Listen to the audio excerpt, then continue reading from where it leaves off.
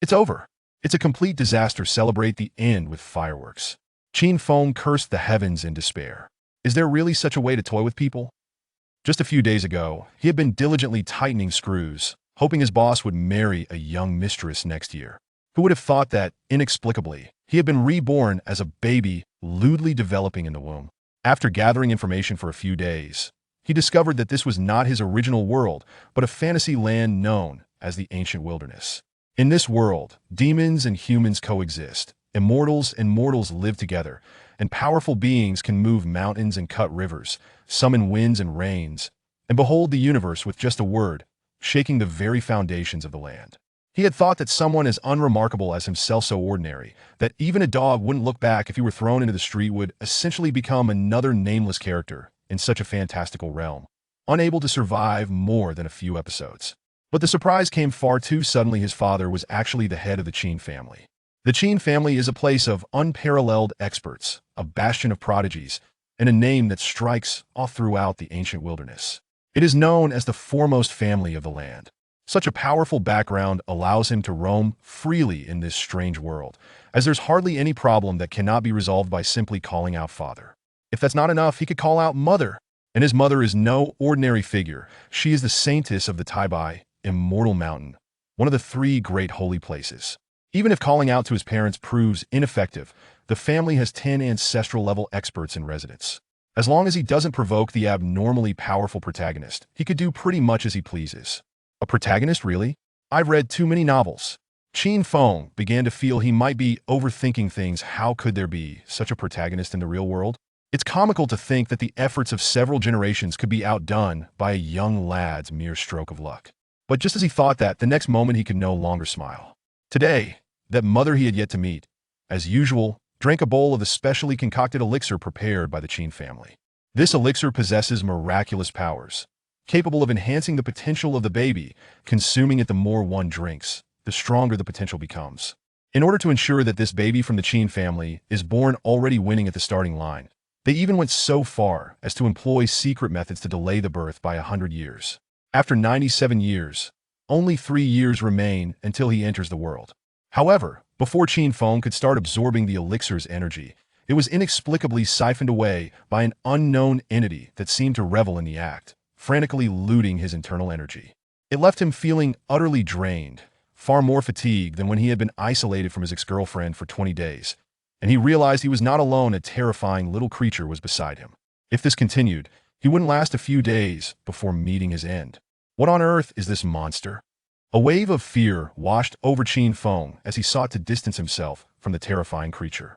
Yet, the womb was hardly spacious, leaving him nowhere to escape as he helplessly watched his energy being devoured little by little. At that moment, a voice echoed in his mind. Ding dong, epic level chosen one detected, system activation commencing. This monster is the protagonist? Qin Feng felt like a deer caught in the headlights, a sudden panic rising within him. It is common knowledge that being related to a protagonist is a high-risk career. Either they are exterminated to propel the plot, or they hinder the protagonist's growth and strength, ultimately meeting a tragic end. Even if one survives until the end, they are mercilessly ground down by fate, left battered and weary, forever unable to reclaim their former glory. As if to confirm Qin Feng's suspicions, he unexpectedly detected the attributes of his younger brother's protagonist aura. Epic-level protagonist aura, a rare emblem of the epic protagonist. Beyond any reasoning to ask, it's just the way it is. Luck value bonus, 99.99. Comprehension value bonus, 99.99. Potential value bonus, 99.99. Charisma value bonus, 99.99. Family reincarnation probability, 50. Note: in the event of a life and death crisis, the aura will trigger additional bonuses. Additional bonus effects. Luck value additional bonus, 99.99. Comprehension value additional bonus, 99.99. Potential value additional bonus, 99.99. Charisma value additional bonus, 99.99. Family reincarnation probability. What the hell? Is there no law or order? Is there no justice? Qin Feng couldn't help but curse, feeling an anguished wail rise within him. He was the one who had crossed over. How did his younger brother become the protagonist? Then what does that make him? A villain? Ding dong. Host detected as the fated great antagonist. The universe's super invincible villain system has been successfully activated. The air suddenly grew quiet. A particular handsome man felt a tremendous shock within. Having a twin brother as the protagonist was already perilous enough. Now, he was supposed to be a fated great antagonist? Wasn't that akin to looking for trouble while seeking out a restroom? At the same time, he couldn't help but ponder what his future actions should be. Not greedy for wealth, not lustful, not taking in disciples, not establishing teachings, just staying low-key, but one could not shy away from being strong. Avoid causing trouble with talented fools, and wouldn't save beauties in distress, steering clear of anyone related to Yulin, Chen Shao, and various other prominent figures. Above all, he absolutely must not let out a cackle of laughter. Ding dong, friendly reminder. Based on the system's analysis of the host character, the host is greedy, lustful, loves to boast, and exudes an overwhelming aura of impudence, centrally embodying a man's essence. There's no way he would be content to hide away, being a simple and honest person. Qin Feng could no longer contain himself and began to vent his frustrations. Damn it, are you kidding me? Doesn't your conscience hurt saying such things? I have always been incredibly kind-hearted. If I saw the girl next door taking a bath, I would kindly open the window for her to get some fresh air. If I noticed that old Wang next door was away, I would help take care of his wife. When I encountered a homeless girl, I would provide her with a warm home. My friends say I have the potential to be a high-ranking official, yet all I want is to be a good boy next door, quietly helping my neighbors fix their plumbing. But just as Qin Feng shared even a fraction of his virtues, the system's voice rang out again. Ding dong, the great antagonist beginner gift pack has been successfully distributed. Ding dong, congratulations to the host for obtaining a divine level aura, the essence of an emperor. Ding dong, congratulations to the host for obtaining a divine level technique, the 33 heavens creation art. Ding dong, congratulations to the host for obtaining a mythical epic item, the maxed out red-haired old monster experience coupon. Essence of an emperor, a mythical aura that grants a tenfold boost to all attributes upon use. Note: the tenfold enhancement will adjust based on original attributes. 33 heavens creation art, a mythical technique born from the cosmic explosion, capable of seizing the heavens and creating miracles. Maxed out red-haired old monster experience coupon, a mythical epic item that allows the user to experience the joys of a maxed out red-haired old monster, suppressing all who dare claim invincibility. Note: effect lasts for 24 hours, 1-year cooldown. Qin Feng stared blankly at the item attributes, suddenly realizing that being a villain might not be so bad after all. If we are brothers, then come cut me down. No, he had been raised on Confucian ideals. Growing up reading the Analects, how could he willingly descend into villainy? Absorb, absorb, absorb. All you know is how to absorb. Qin Feng noticed his younger brother was still siphoning his energy and delivered a kick right to his face. Confucius said, "A gentleman does not impose himself lightly." Note: when a gentleman acts, he must do so with significant effort, otherwise he cannot establish his authority. Chapter 2. My son possesses the qualities of a great emperor with a single step. Not only did my second brother not behave himself, but he also retaliated with a punch. By heavens! This place is not suitable for lingering. Qin Feng's anger surged instantaneously, prompting him to activate the aura of the great emperor. Ding dong! The aura of the great emperor commenced, bestowing a tenfold enhancement to all attributes. Qin Feng could distinctly perceive the transformation within his body, as every part grew imbued with strength.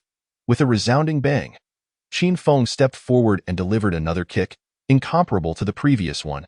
It seemed that the second brother sensed the formidable nature of this kick, realizing that Qin Feng was not to be trifled with, and immediately ceased his attempts to absorb energy from within. What a chosen one! A cowardly creature that preys on the weak.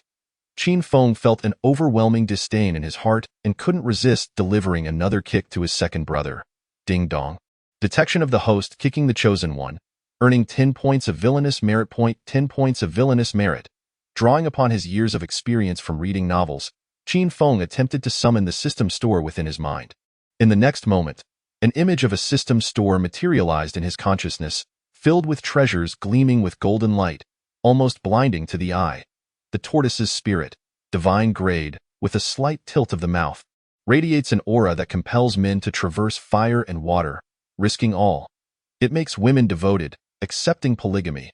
It drives spirit pets into a frenzy, vowing to follow to the death. Even weapon spirits would unconditionally acknowledge it as their master. Priced at $99,999. Villain points. The Heart of Darkness. Divine grade, capable of doubling combat power based on anger levels. Priced at $99,999. Villain points. The Heavenly Sacrifice Law. divine grade, a passive divine skill, can be ignited when a loved one is harmed, granting supreme power, slaying gods and Buddhas alike, disregarding levels, priced at 99,999 villain points. They all seem immensely powerful, but the prices To claim that Qin Feng was not tempted would be a lie. Yet the abundance of ellipses was equally true. As a gentleman well-versed in Confucian thought, one must naturally learn to overcome difficulties. Confucius said, reviewing the old and learning the new, one can become a teacher. Note: one must engage regularly, even if it involves battling the same opponent, to glean new insights, allowing one person to serve as a teacher. Qin Feng sensed that his second brother appeared to be misbehaving again and lifted his small foot to kick him in the face. Ding dong, detection of the host kicking the chosen one, earning 10 points of villainous merit. As Qin Feng was still in the womb, developing in a somewhat sluggish manner, it did not take long before he grew dispirited, prompting him to call upon the system to prepare for the 33 days of creation technique to restore his energy. Ding dong, the 33 days of creation technique began to be imparted. Boom! In an instant, a torrent of immense information surged into Qin Feng's mind, as the meridians within his body materialized in his consciousness. The secrets of how the technique operated seemed indelibly etched in his mind. Impossible to forget this technique formidable. Qin Feng, still unaware of the cultivation system of the primordial world, could not discern the quality of the technique, but began to practice according to the methods in his mind. Boom! Qin Feng instantly entered a meditative state, his mind enveloped in tranquility. The surrounding energy was drawn into his body like a tempest, causing the second brother to cower in the corner of the womb.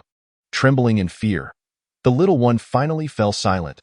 The matriarch of the Qin family, once a saintess of the Taibai immortal mountain, Yunxia, gazed upon her rounded belly with tender affection, softly caressing it.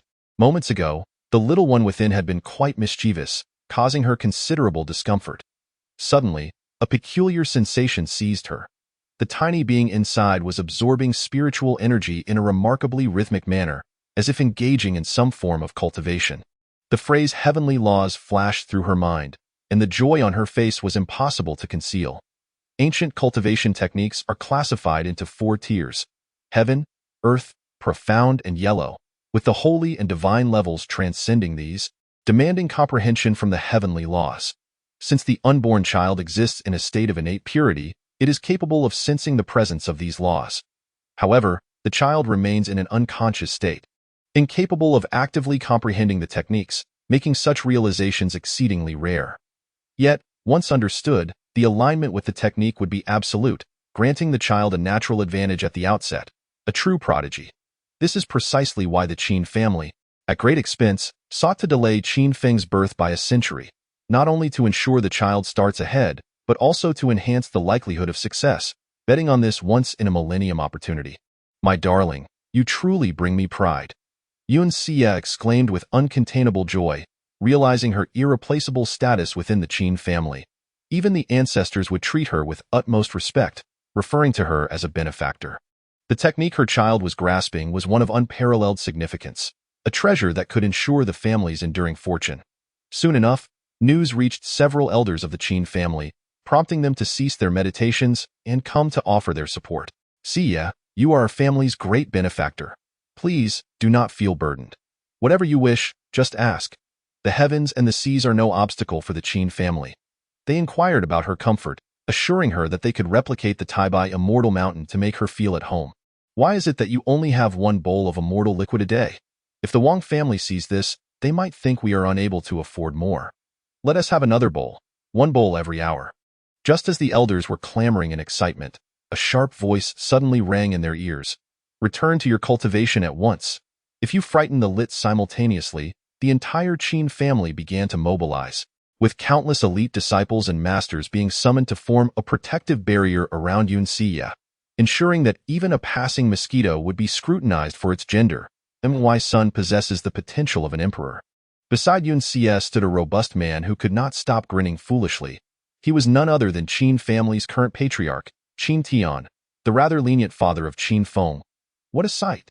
Yunxia cast a captivating glance at him, causing Qin Feng to nearly lose his composure, yearning to impart the lesson that filial piety is born from discipline.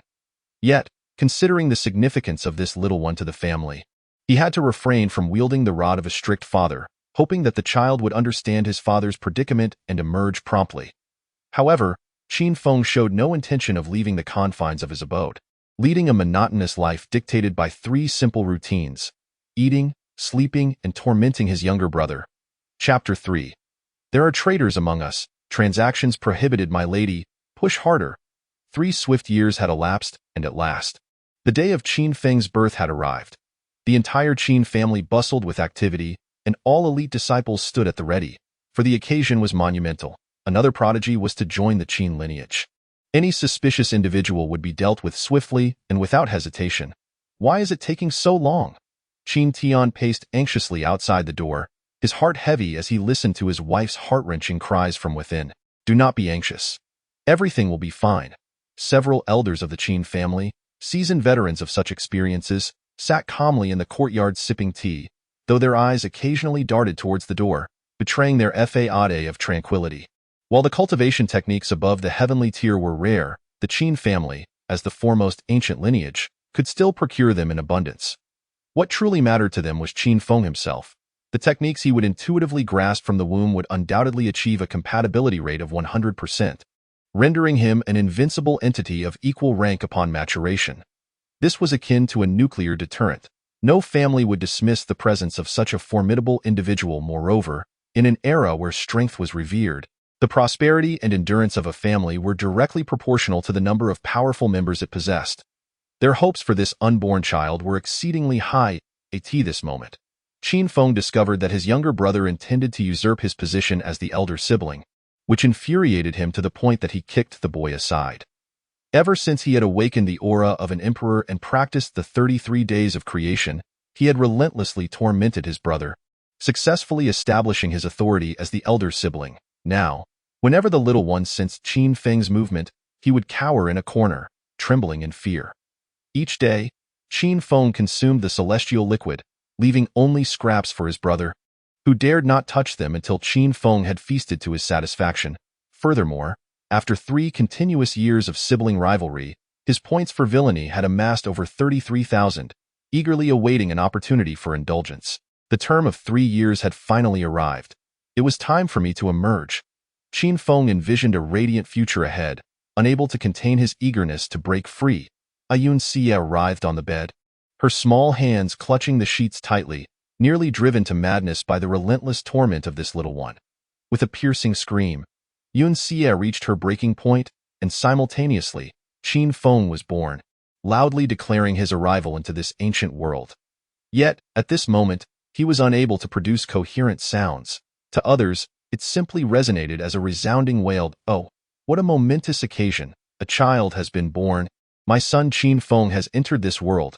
Outside, Qin Tian is overwhelmed with excitement, his heart finally relieved of its burdens.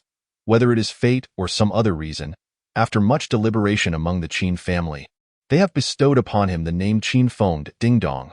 The system has detected the birth of a destined villain, heralding a grand celestial phenomenon. Thunder rumbles. Suddenly, the sky is filled with flashes of lightning. The once clear blue expanse now shrouded in dark clouds, and the atmosphere grows dim. An eerie blood-red moon appears in the heavens. The heavens are awry, and monsters are manifesting. Indeed, with such celestial signs, my son Qin Feng possesses the potential of an emperor. Qin Tian laughs heartily, as if to proclaim this joyous news to the world. The surrounding disciples of the Qin family rush forward, offering their congratulations to the patriarch on the birth of a remarkable son. Yet, the elders of the Qin family, who should be rejoicing, gaze solemnly at the blood moon in the sky. With the emergence of the blood moon, monstrous beings arise. The appearance of the blood moon signals the decline of the nation, foretelling calamity, as if falling into hell. When the moon changes color, disasters shall ensue. Green forewarns of famine and worry. Red signifies strife and warfare. Yellow brings joy from gains. White heralds drought and loss, and black portends water, illness, and death. This presages a weakening of righteousness among humanity, a flourishing of malevolent forces, an abundance of resentment, and a surge of hostility, heralding tumultuous changes, mournful landscapes, and turmoil across the land, with flames erupting.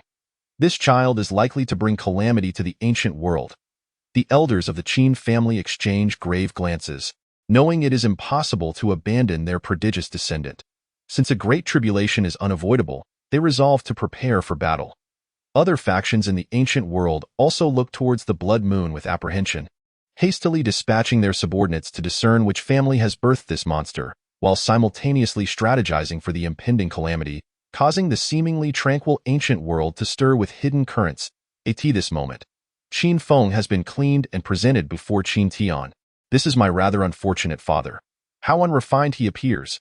Upon seeing his father, Qin Feng's dreams of being a handsome man shatter in an instant, as he doubts whether his mother bore him out of revenge. However, upon glimpsing his pale-faced mother on the bed, his disappointment finds some solace. With brows like emerald feathers, skin as white as snow, a waist slender as silk, and teeth resembling pearls, she is undoubtedly the most exquisite ancient beauty he has ever encountered. It seems his future looks promising in terms of looks. Making a living based on his appearance should pose little challenge. Indeed, my son Qin Feng truly possesses the potential of an emperor. After examining his son's innate qualities, Qin Tian cannot suppress his joy. There is no denying it. His son's foundational talents are astonishing, far surpassing those of any other newborn child by several folds. Moreover, he had unwittingly begun cultivating while still in the womb, emerging with the 6th level of Qi and Blood Realm, a feat that even the most gifted children of 8 or 9 years from the same clan cannot compare to. Just then, the midwife suddenly exclaims, "Oh dear, madam, there is another in your womb. It is twins, twins." The Qin family immediately erupts into a flurry of excitement. They had always believed Yunxia was expecting only one, never imagining she would bear twins. Reflecting on this, the first child is already so formidable, having comprehended techniques above the heavenly tier, inciting celestial phenomena, and exhibiting the potential of an emperor, as a brother born of the same womb. One can only imagine the extraordinary potential he possesses, right? Just as anticipation filled the air, the midwife shook her head after examination, indicating that the second child was reluctant to make his entrance. It was not a matter of proving his individuality. Rather, he was determined to reclaim the nourishment he had lost, firmly establishing his claim to this shared abode. What could his reluctance to emerge possibly signify? Qin Tian, unable to contain himself, extended his robust right hand and seized the midwife by her collar, insisting that she must deliver the second child at all costs. The midwife found herself in a distressing predicament. She had just assessed the situation. The second child was still far too small and evidently malnourished. If she were to force a delivery now, it would undoubtedly result in a premature infant with inherent deficiencies, requiring at least an additional 3 years of care. 3 years. 3 more years. Upon hearing this, Qin Tian was utterly devastated, never anticipating that he would have to wait another 3 years. Yet, even with 100 objections swirling in his mind, he had to consider the greater good, resorting to his secret arts to delay the birth of the second child by 3 years. This fantastical scenario seemed rather absurd. Could one truly give birth to half and leave the other half behind? Qin Feng, standing nearby, was left completely astonished, his mind racing with frantic thoughts. There must be an insider. Hurry, put me back in. I want to continue thrashing my younger brother. Chapter 4. Aspiring to become the fastest man. Good son, call me father, father. Qin Tian teased the swaddled Qin Feng, reveling in the joys of newfound fatherhood. However, Qin Feng showed no regard for this so-called father, responding innocently whenever prompted to call him dad, much to the chagrin of his father, while his mother laughed heartily. Yet, the father remained undeterred, insisting on the call dozens of times each day. What a childish fool! Qin Feng, uninterested in this amusing father, activated the system to access the system marketplace. Ever since his birth, he had noticed a slowdown in his cultivation speed. According to the system, the rapid progress he made while in the womb was due not only to the elixir but also to the assistance of his skilled mother. Now that he had entered the world, he would have to rely solely on himself. Unfortunately, with just over 30,000 villain points, he found it nearly impossible to purchase any effective means to enhance his cultivation swiftly. Suddenly, the system interjected. It is recommended that the host acquire the insight aura, which can enhance one's comprehension. By mastering the first level of the 33 Heavens transformation technique, training will yield significantly greater results. Insight aura doubles the host's comprehension. Exchange price 30,000 villain points. Effect duration 1 month. Insight. After a moment of contemplation, Qin Feng nodded in agreement to the exchange. In comparison to hastily elevating his cultivation, he yearned to swiftly comprehend the 33 heavens transformation technique. According to the records in his mind, mastering the complete set would render him an immortal being. Even if killed, he could resurrect from a drop of blood. It was truly the essential skill for villains who engage in murder, theft, and covet the wives of others. How ridiculous! He was a gentleman of Confucian principles, well versed in the analects. How could he so willingly descend into villainy? Ding dong. Congratulations to the host for spending 30,000 villain points and successfully exchanging for a 1-month insight aura. Boom. Qin Feng suddenly felt an explosion in his mind, as if his soul had momentarily left his body, and all the aspects of cultivation that had previously eluded him now became effortlessly clear. Spring gives way to autumn. 3 fleeting years had passed. Qin Feng had grown into a charming little figure, his exquisite features resembling those of a finely crafted jade statue. With his innocuous demeanor and the social graces acquired from his past life, he greeted everyone he encountered with a warm smile. His presence within the Qin family was nothing short of resplendent. Whether it was single young ladies or married women, they would eagerly lift him up and plant affectionate kisses on his cheeks. As a proper Confucian gentleman devoted to studying the analects, he naturally understood the principle of reciprocity. Thus, after each kiss from the young ladies, he would return the gesture in kind. However, the system unjustly accused him, labeling him a lecher who took advantage of the young ladies, insisting on assigning him villain points. Was he truly that kind of person?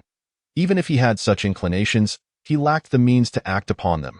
Moreover, he had a fated younger brother, the chosen one, who left no room for such frivolous thoughts. Ever since his younger brother had taken exclusive possession of their shared room, he had soared to extraordinary heights. Akin to a young cow taking flight, his prowess was astonishing. Not only had he successfully comprehended the laws of heaven and earth, but he was also in the process of devising his own unique cultivation methods above the heavenly stage. Occasionally, ethereal images of dragons and phoenixes would encircle him in the skies, accompanied by resounding roars and cries, far surpassing the commotion of Qin Feng's own birth. This brought immense joy to the entire Qin family, who had not anticipated the emergence of 2 prodigies from a single birth. It even stirred their long-secluded ancestor, who personally bestowed the name Qin Hao upon his younger brother, a man bold enough to challenge the heavens even before his birth. Faced with such an unreasonable younger brother, Qin Feng dared not relax in the slightest over the course of 3 years, utilizing every moment to enhance his cultivation. While others might perceive him as a peer to his younger brother, his family understood the truth. He had not grasped the laws of heaven and earth while in the womb. His ability to cultivate there was purely due to extraordinary circumstances. This meant that his compatibility with the 33 heavens transformation technique was far from perfect, rendering him incapable of achieving invincibility at the same level. He had already fallen significantly behind his younger brother from the very outset, and in order to avoid being sacrificed or perished in the future, he needed to hasten his progress. At present, he had comprehended the first layer of the 33 heavens transformation technique, and his cultivation had advanced to the 9th level of vital energy, merely a step away from breaking into the opening yuan realm and establishing his dantian to store his spiritual energy. A 3-year-old in the opening yuan realm would shatter ancient records. Now was the moment for his breakthrough. Sitting cross-legged on his bed, Qin Feng abruptly opened his eyes and shouted, channeling all his spiritual energy to fiercely bombard his dantian. Boom! A terrifying sound of impact resonated within Qin Feng's body, revealing a dim, starry sky within his dantian. The surrounding spiritual energy surged into his dantian like a tidal wave, illuminating the dark expanse with a vibrant life force of creation.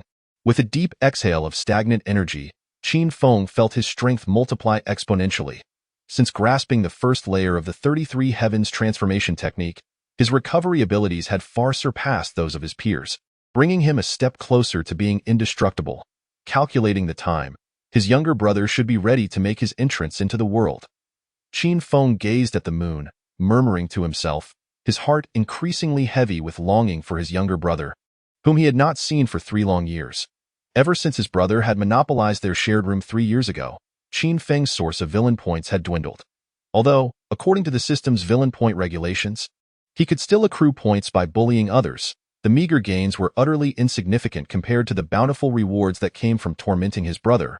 the chosen one. For instance, after being taken advantage of by the ladies of the Qin family and his little wife for 3 years, he had barely managed to scrape together a mere 1,000 points, far less than what he would earn from just a single bout with his brother. Oh, foolish Adudu. Do you have any idea how I have endured these past 3 years?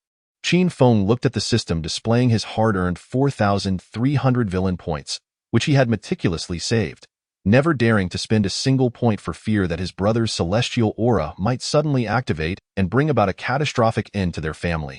However, the moment for his brother's arrival was drawing near, and it was time for Qin Feng to enhance his own abilities. Eagerly, he opened the system shop, his eye already set on a divine movement technique called shadowy elegance. Alas, with his current point total, he could only afford the first volume, Shadowy Elegance. Volume 1, upon completion, would grant him the lightness of a swallow, leaving no trace upon the snow. Redemption cost 4,000 villain points.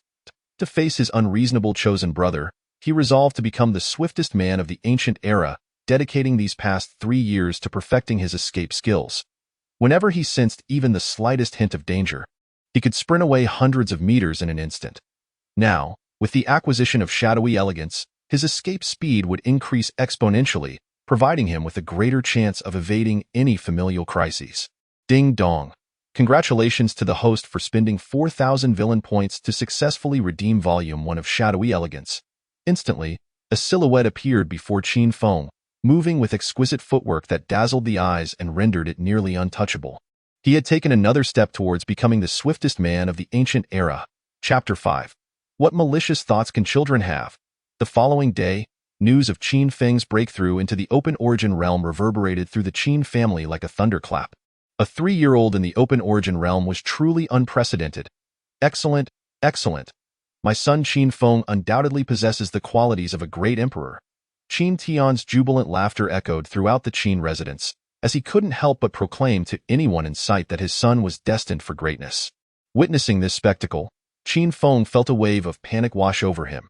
He recalled how a villainous father in his memories would constantly boast of his son's imperial potential, ultimately drawing the attention of the protagonist. Fenger, you are truly remarkable. Yunxia, her belly round with child, approached, affectionately ruffling Qin Feng's hair. She was immensely fond of her dutiful and diligent eldest son. Ever since Qin Feng's birth, he had never caused her a moment's worry. While other children might wail and drive their parents to despair, her son remained calm and collected, even reminding her when he was hungry or needed a change. As he grew, his dedication to training was unparalleled, making him a model child in every sense. Qin Feng couldn't help but roll his eyes, his mind racing with turmoil. Was it a dream? Or a responsibility? Neither. It was simply the burden of having an unreasonable younger brother, and he desperately wished to avoid an untimely demise due to unforeseen circumstances. In a moment of familial bliss, with a father's love and a son's filial piety enveloping the three of them, Yunxia suddenly donned a mask of agony, feeling a tumultuous wave of pain rise within her abdomen. Simultaneously, the outside world erupted into a tempest of howling winds, blinding flashes of lightning, and thunderous roars, as dark clouds gathered ominously, resonating with the echoes of dragon and phoenix cries that reverberated through the void. The ethereal forms of dragons and phoenixes, once mere illusions, began to solidify. The lady was about to give birth. The Qin family, having learned from previous experiences, immediately grasped the gravity of the situation. The well-trained maidservants sprang into action, while the elite disciples of the Qin family entered a state of heightened vigilance, prepared to thwart any threats to the future hopes of their lineage. Oh, foolish Odo, you are finally about to make your grand entrance. Qin Feng felt his excitement mounting, his breath quickening as he eagerly anticipated meeting his younger brother. Even their father, Qin Tian, was overwhelmed with exhilaration, a mixture of anger and joy coursing through him regarding this second son. He was irked that his son had delayed his arrival by 3 years, yet delighted at the prospect of welcoming another promising heir, wondering if he possessed the potential to become a great emperor.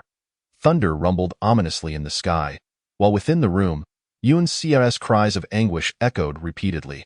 The second child showed no signs of emerging, and the dragon and phoenix apparitions hovered anxiously in the air, as if foreboding some ill fate. How could it still be so difficult to give birth after having a second child? Qin Feng quickly came to realize the severity of the situation, suspecting that his younger brother's ominous aura might have been activated. Once that aura emerged, calamities befell friends and family alike.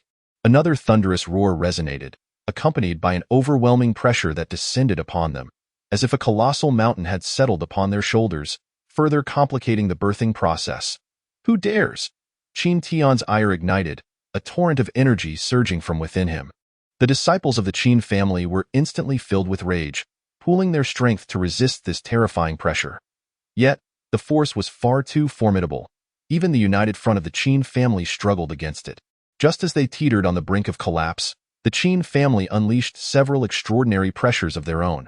The icy voice of the second ancestor echoed ominously, "Old mud eel, do you wish to wage war?" "Hahad, I merely wish to test the cultivation of my esteemed nephews." A white-haired elder clad in a dragon robe materialized in the sky. Had it not been for the display of his earlier might, one might have found it difficult to associate his benign appearance with ulterior motives. A dragon robe? The emperor of the Great Xia. No longer a naive youth, Qin Feng had gained a modicum of understanding about the ancient world over the past 3 years. In addition to his training in the ancient realm, myriad factions mingled. Aristocratic families, sects, tribes, gangs, and countless schools of thought all vied for supremacy, striving to augment their strength and seize greater resources for cultivation. Various forces would unite to form nations, such as the Great Xia dynasty, the largest realm in the ancient world, composed of innumerable noble families, with the Qin family standing as the most formidable among them, thus earning the title of the foremost family in the ancient realm. It mirrored the era of the Sui and Tang dynasties, where aristocratic clans were both revered and reviled, a thorn in the side of the rulers. Understanding the identity of the individual before him elucidated the rationale behind his earlier actions. The Great Xia imperial family could not remain oblivious to the threat posed by the emergence of 2 prodigious talents from the Qin family. This must be the eldest son of the Qin family. Then, the emperor of the Great Xia descended from the heavens with an air of nonchalance, a smiling visage that belied the gravity of the situation. Upon seeing Qin Feng, he could not resist reaching out to touch him. In a swift motion, Qin Feng immediately employed the shadowy whims technique, retreating rapidly to maintain a safe distance. Given his recent thoughts of wishing harm upon his younger brother, he dared not make contact. Risking the potential influence of his brother's ominous aura could lead him to an untimely demise. An extraordinary agility. The emperor's expression shifted abruptly, his mind swirling with tumultuous thoughts. For a master of his caliber, Qin Feng's agility was hardly noteworthy. Regardless of his evasive maneuvers, a single slap could easily extinguish his life. Yet the alarming fact remained that he was merely 3 years old. To achieve a breakthrough to the Kaiyuan realm at such a tender age was unprecedented, and to wield a technique with such fluidity was remarkable. This child possesses the potential of a great sovereign. Simultaneously, he recalled the blood moon from 3 years prior, heralding the birth of a prodigy. Rumors suggested that the emergence of this prodigy foretold the decline of the nation, a harbinger of doom, posing a latent threat to the Great Xia dynasty. Could that prodigy be the eldest son of the Qin family? When did he? Qin Tian was initially taken aback, only to be engulfed by immense joy upon realizing that his precious son had mastered the technique. Although this particular art did not originate from the Qin lineage, he could instantly discern its profound intricacies, undoubtedly derived from the celestial laws, a technique of the heavenly tier. Apologies, the child is merely shy. The esteemed ancestors of the Qin family also made their presence known, dismissively uttering a few words while protectively drawing Qin Feng behind them. No harm. No harm. The emperor of the Great Xia cast a deep gaze upon Qin Feng, lost in contemplation. At that moment, Qin Feng, sensing the backing he had, revealed his true self. "Is this your majesty? I have long heard tales of your majesty's wisdom and martial prowess, your noble character, selflessness, unwavering perseverance, industrious spirit, steadfast resolve, and your capacity to embrace all. Indeed, your righteousness and composure in the face of danger are unparalleled. Today, I witness that your reputation is well deserved." Qin Feng adopted an exaggerated expression akin to that of a starstruck admirer, showering the emperor with a flurry of compliments before shifting his tone. "Your Majesty, as the illustrious and valiant ruler you are, one would not arrive at a friend's abode empty-handed, would they?"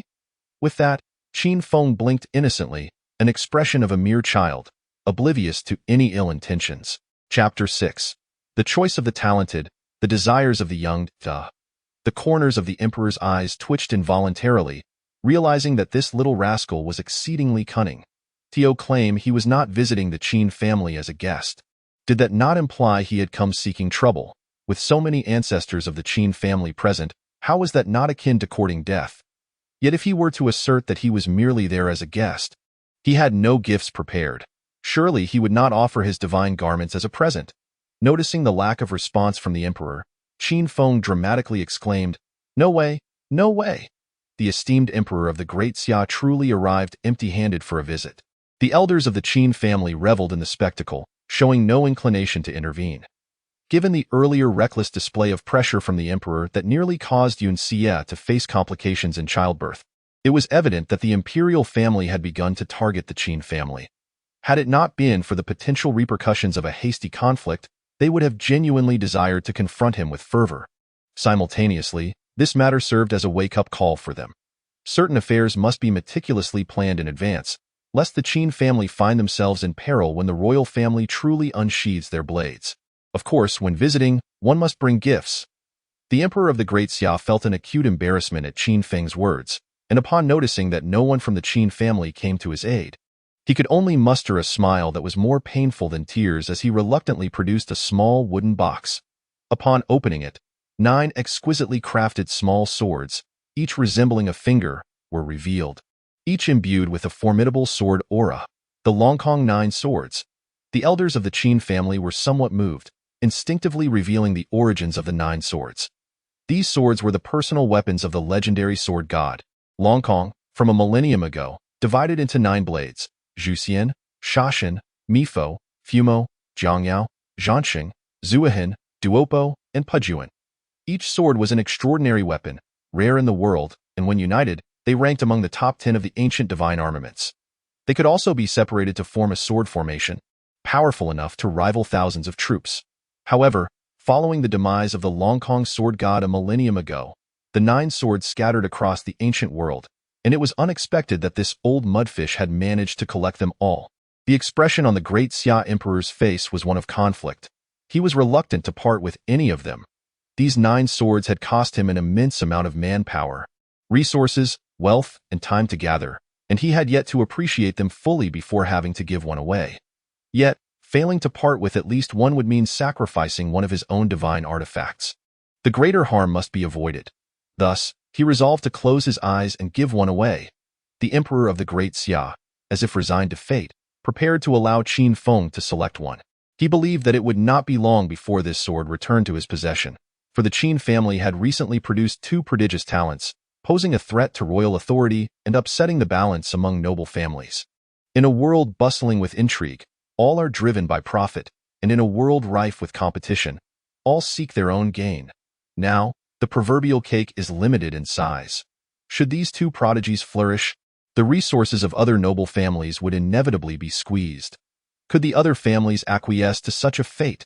However, before the Great Xia Emperor could even utter a word inviting Qin Feng to choose, Qin Feng, with an innocuous smile, snatched the small wooden box containing the 9 swords, not forgetting to exclaim, "Thank you, Your Majesty, for bestowing the 9 swords." Although Qin Feng was still unaware of the origins of the 9 swords, the expressions of the Qin family's elders made their value evident. Good things are for the discerning. A child, of course, would take them all. Your Majesty, the Great Xia Emperor hastily interjected, wishing to clarify his intention to bestow but a single sword. Yet, it appeared that the elders of the Qin family were equally devoid of decorum, immediately showering him with flattery. Your Majesty is truly generous, presenting the Longkong 9 swords with a single gesture. Your esteem for our Qin family moves me to tears. I wish I could transform into a daughter to express my gratitude. A gift of such worth, our Qin family could scarcely repay. Your Majesty is the true dragon son of heaven, rich beyond measure. How could you concern yourself with such trifles? Indeed, to speak of money with Your Majesty would be an affront. As the saying goes, a feather from 1,000 miles away carries weight in sentiment. Our intentions are what matter, and Your Majesty understands this well. Our Qin family shall henceforth look to Your Majesty as our guiding star. Should anyone dare speak ill of you, the Qin family shall be the first to object. You little rascal, Have you no sense of propriety? Hurry and bow to your majesty in gratitude." Qin Feng also complied by bowing 3 times, resembling the ritual of paying respects during festivals. Ding dong. Congratulations to the host for embodying the spirit of a villain by brazenly seizing someone else's rare divine weapon, the Chong Kong Jujian, and earning 1,000 villain points, brazenly seizing. Who has brazenly seized anything? Do not slander the good-hearted. It was clearly a gift from someone. Qin Feng vehemently condemned the system, urging it to refrain from speaking if it had nothing constructive to say. This family, the Emperor of the Great Xia, was so furious he nearly lost his composure. Realizing that the Qin family had utterly disregarded their dignity, it was unclear whether it was to validate his suspicions or because Qin Feng had tasted the sweetness of success, but he innocently looked at him and said, "Your Majesty, have you ever heard of a certain rule in the martial world? When elders meet juniors for the first time, they traditionally present a token of greeting." Pfft. The Emperor of the Great Xia nearly spat out a mouthful of blood from 1982, declaring he had never encountered such shamelessness before. It seemed this rule did actually exist. The elders of the Qin family, eager to sow chaos, were clearly intent on collectively confronting the wealthy. Such audacity. The surrounding disciples of the Qin family felt a wave of embarrassment wash over them. After living in the Qin family for so many years, they had failed to grasp the ultimate essence of their clan. Qin Feng began to exaggerate his astonishment, exclaiming, "Heavens! The supreme nation of the ancient era, the Great Xia dynasty, is reluctant to offer a mere token of greeting to a junior. By heavens! Could this little rascal not possess a shred of dignity? Were it not for the presence of the elders of the Qin family, he was certain he would have beaten this shameless brat to a pulp." The Emperor of the Great Xia felt a twinge of regret for not consulting the almanac before venturing out today, as he had encountered such an audacious little creature who, having extorted the Chong Kong Jujian, was not yet satisfied and sought to extort another item. However, for the sake of preserving his imperial dignity, he begrudgingly retrieved a small jade gourd from his waist, adorned with golden threads intricately carved into cloud-like patterns, exuding an air of elegance. The Tian Bao gourd. The elders of the Qin family were instantly captivated, silently exclaiming that the royal family was indeed wealthy. This Tian Bao gourd was not merely an offensive or defensive treasure.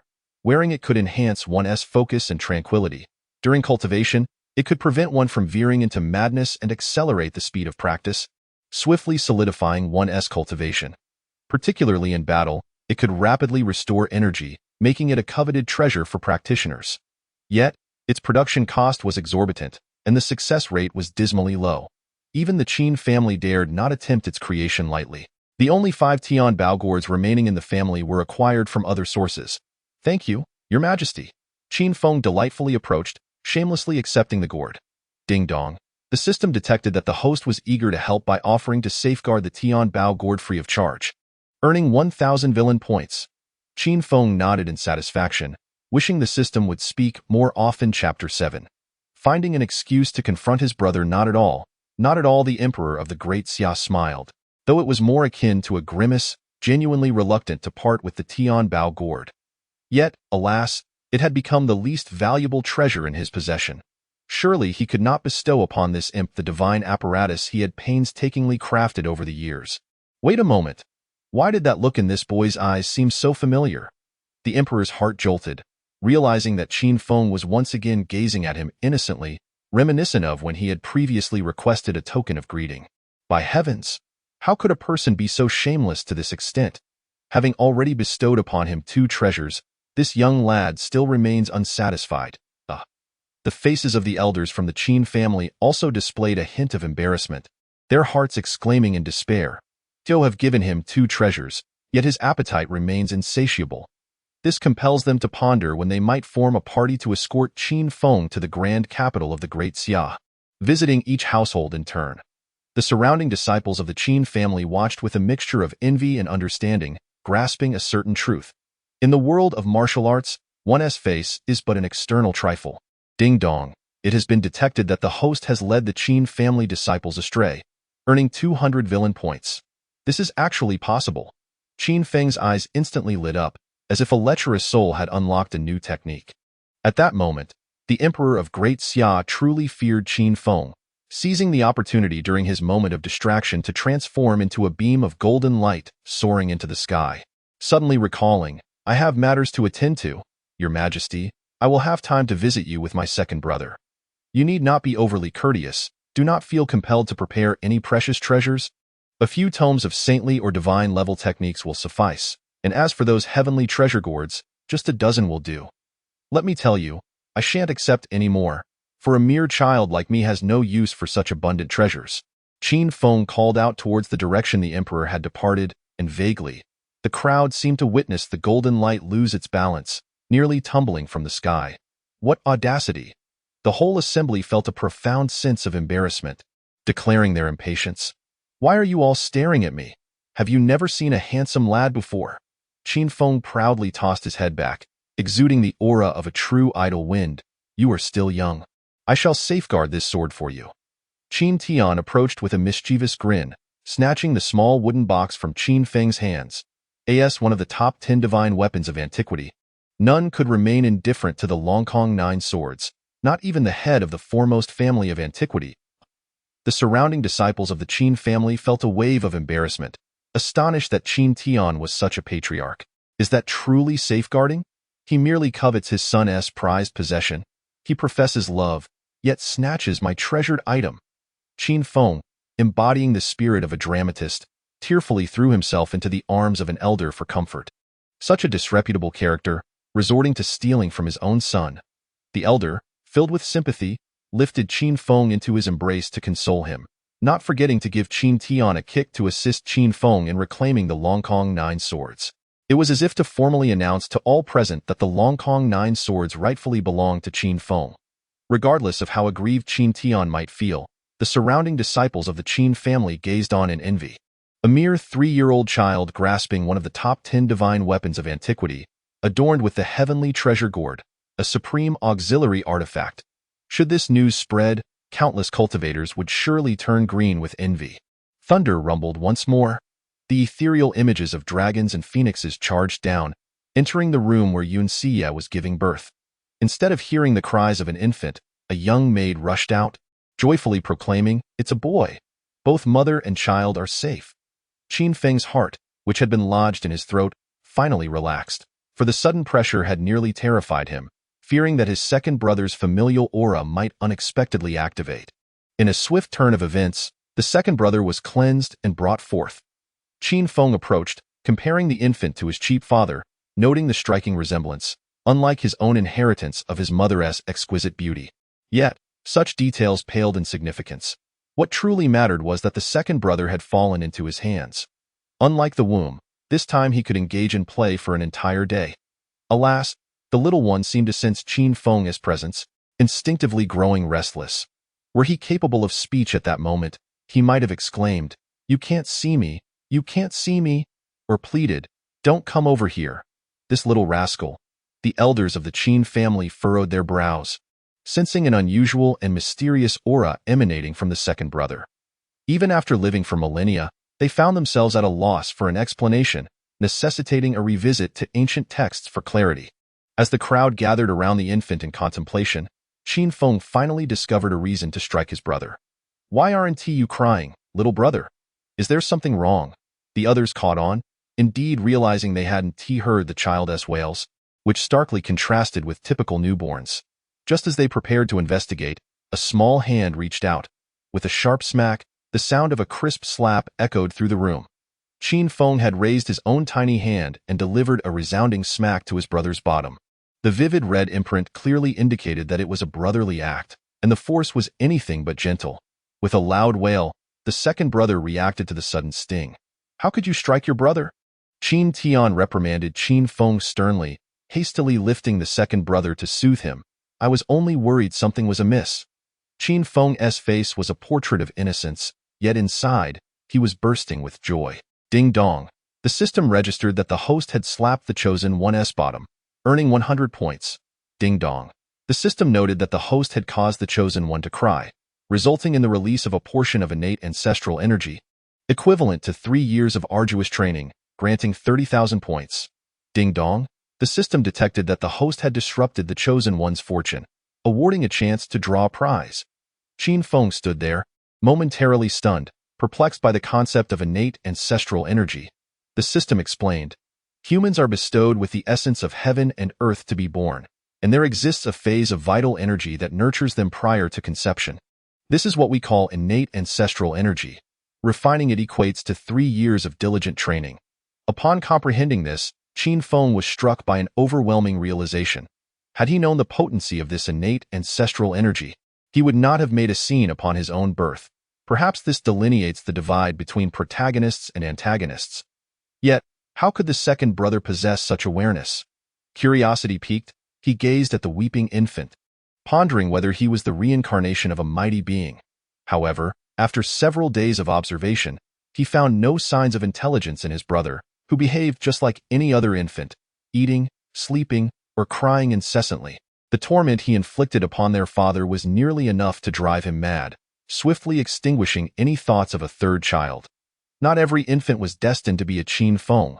Yet, the way his mother looked at their father was unmistakably peculiar, as if conveying that her purpose in marrying him was solely to bear him more sons as a form of retribution. That night, the flickering candlelight intermittently crackled with explosive sounds. In the adjacent room resides the illustrious Qin Feng, who faintly hears someone softly reciting Ode to the Goose. On this particular day, Qin Feng is seated in his small courtyard, engaged in meditation and cultivation. Ever since he ascended to the first level of the Kaiyuan realm, his pace of advancement has notably decelerated, primarily due to the inadequacy of the 33 Heavens Creation Sutra. It is akin to having acquired a new vehicle that surpasses the former in power, yet its engine remains outdated and underwhelming. He must swiftly comprehend the second layer to progress further. Fortunately, with the birth of my foolish Odo, I am now free to pursue my ambitions. Qin Feng accessed the system, which displayed a staggering 32,400 villain points and a singular opportunity for a lottery draw. According to the system, the only way to earn a chance at the lottery is by disrupting the fate of the chosen one, with the rewards being extraordinary, including divine physiques, unique supernatural abilities, and formidable martial arts techniques. What will he draw? Filled with anticipation, Qin Feng summoned the system to commence the draw. With a resounding clang, a spinning lottery wheel materialized before him, adorned with a plethora of prizes: Supreme Physique, Celestial Dominance Body, Battle Saint Body, Chaos Saint Body, Double Pupils, Supreme Bones, True Dragon Treasure Arts, and the Transformative Heavenly Path. Ding dong. Congratulations to the host for drawing the Celestial Slashing Sword technique. A thunderous roar reverberated in Qin Feng's mind. Akin to his soul transcending into another realm, a figure cloaked in black emerged. Uttering no superfluous words, with a nod, he unsheathed his sword. The crisp, resonant sound of the blade being drawn echoed through the heavens, revealing a breathtaking sword light that stood apart from the world. A chilling aura engulfed the surroundings. The sword light danced like a startled swan and soared like a wandering dragon, seemingly poised to cleave the heavens in twain. The terrifying strike etched a profound mark in Qin Feng's consciousness, ensnaring him in a reverie from which he could not extricate himself. How fearsome! Upon regaining his awareness, Qin Feng found himself drenched in cold sweat. True swordsmanship does not require flamboyance. The blade, once unsheathed, possesses the power to sever the heavens and obliterate the earth, distinguishing victory from defeat. However, despite the formidable nature of the celestial slashing sword technique, given Qin Feng's current cultivation and age, even if he comprehended its usage, he would be unable to execute it. Thus, he must prioritize enhancing his cultivation and physical prowess without delay. In his heart, Qin Feng called upon the system to exchange for a month of enlightenment aura. Ding dong. Congratulations to the host for spending 30,000 villain points to successfully acquire a month of enlightenment aura. After a 3-year interval, Qin Feng once again experienced that ethereal sensation as if his soul had transcended. Many aspects of cultivation that previously eluded his understanding now became effortlessly clear. At that moment, an elderly man appeared in Qin Feng's courtyard. Upon closer inspection, it was the 10th ancestor of the Qin family, who, in terms of lineage, was Qin Feng's great-grandfather, the paternal grandfather of his father. As for his biological grandfather, it was said he had ventured out for training, and for centuries no news had reached them, leaving the family in perpetual debate over whether to hold a feast in his honor. My dear great-grandson, your great-grandfather has come to see you. The 10th ancestor, with a face full of affection, lifted Qin Feng into his embrace, expressing profound fondness for this obedient, diligent, and earnest descendant. Ever since Qin Feng's breakthrough to the Kaiyuan realm, the elders of the Qin family had been filled with astonishment and delight. The joyous news of the emergence of an extraordinary talent within the Qin family was met with astonishment. It was indeed remarkable that Qin Feng managed to achieve a breakthrough without any guidance, a perilous undertaking that could easily lead to ruin.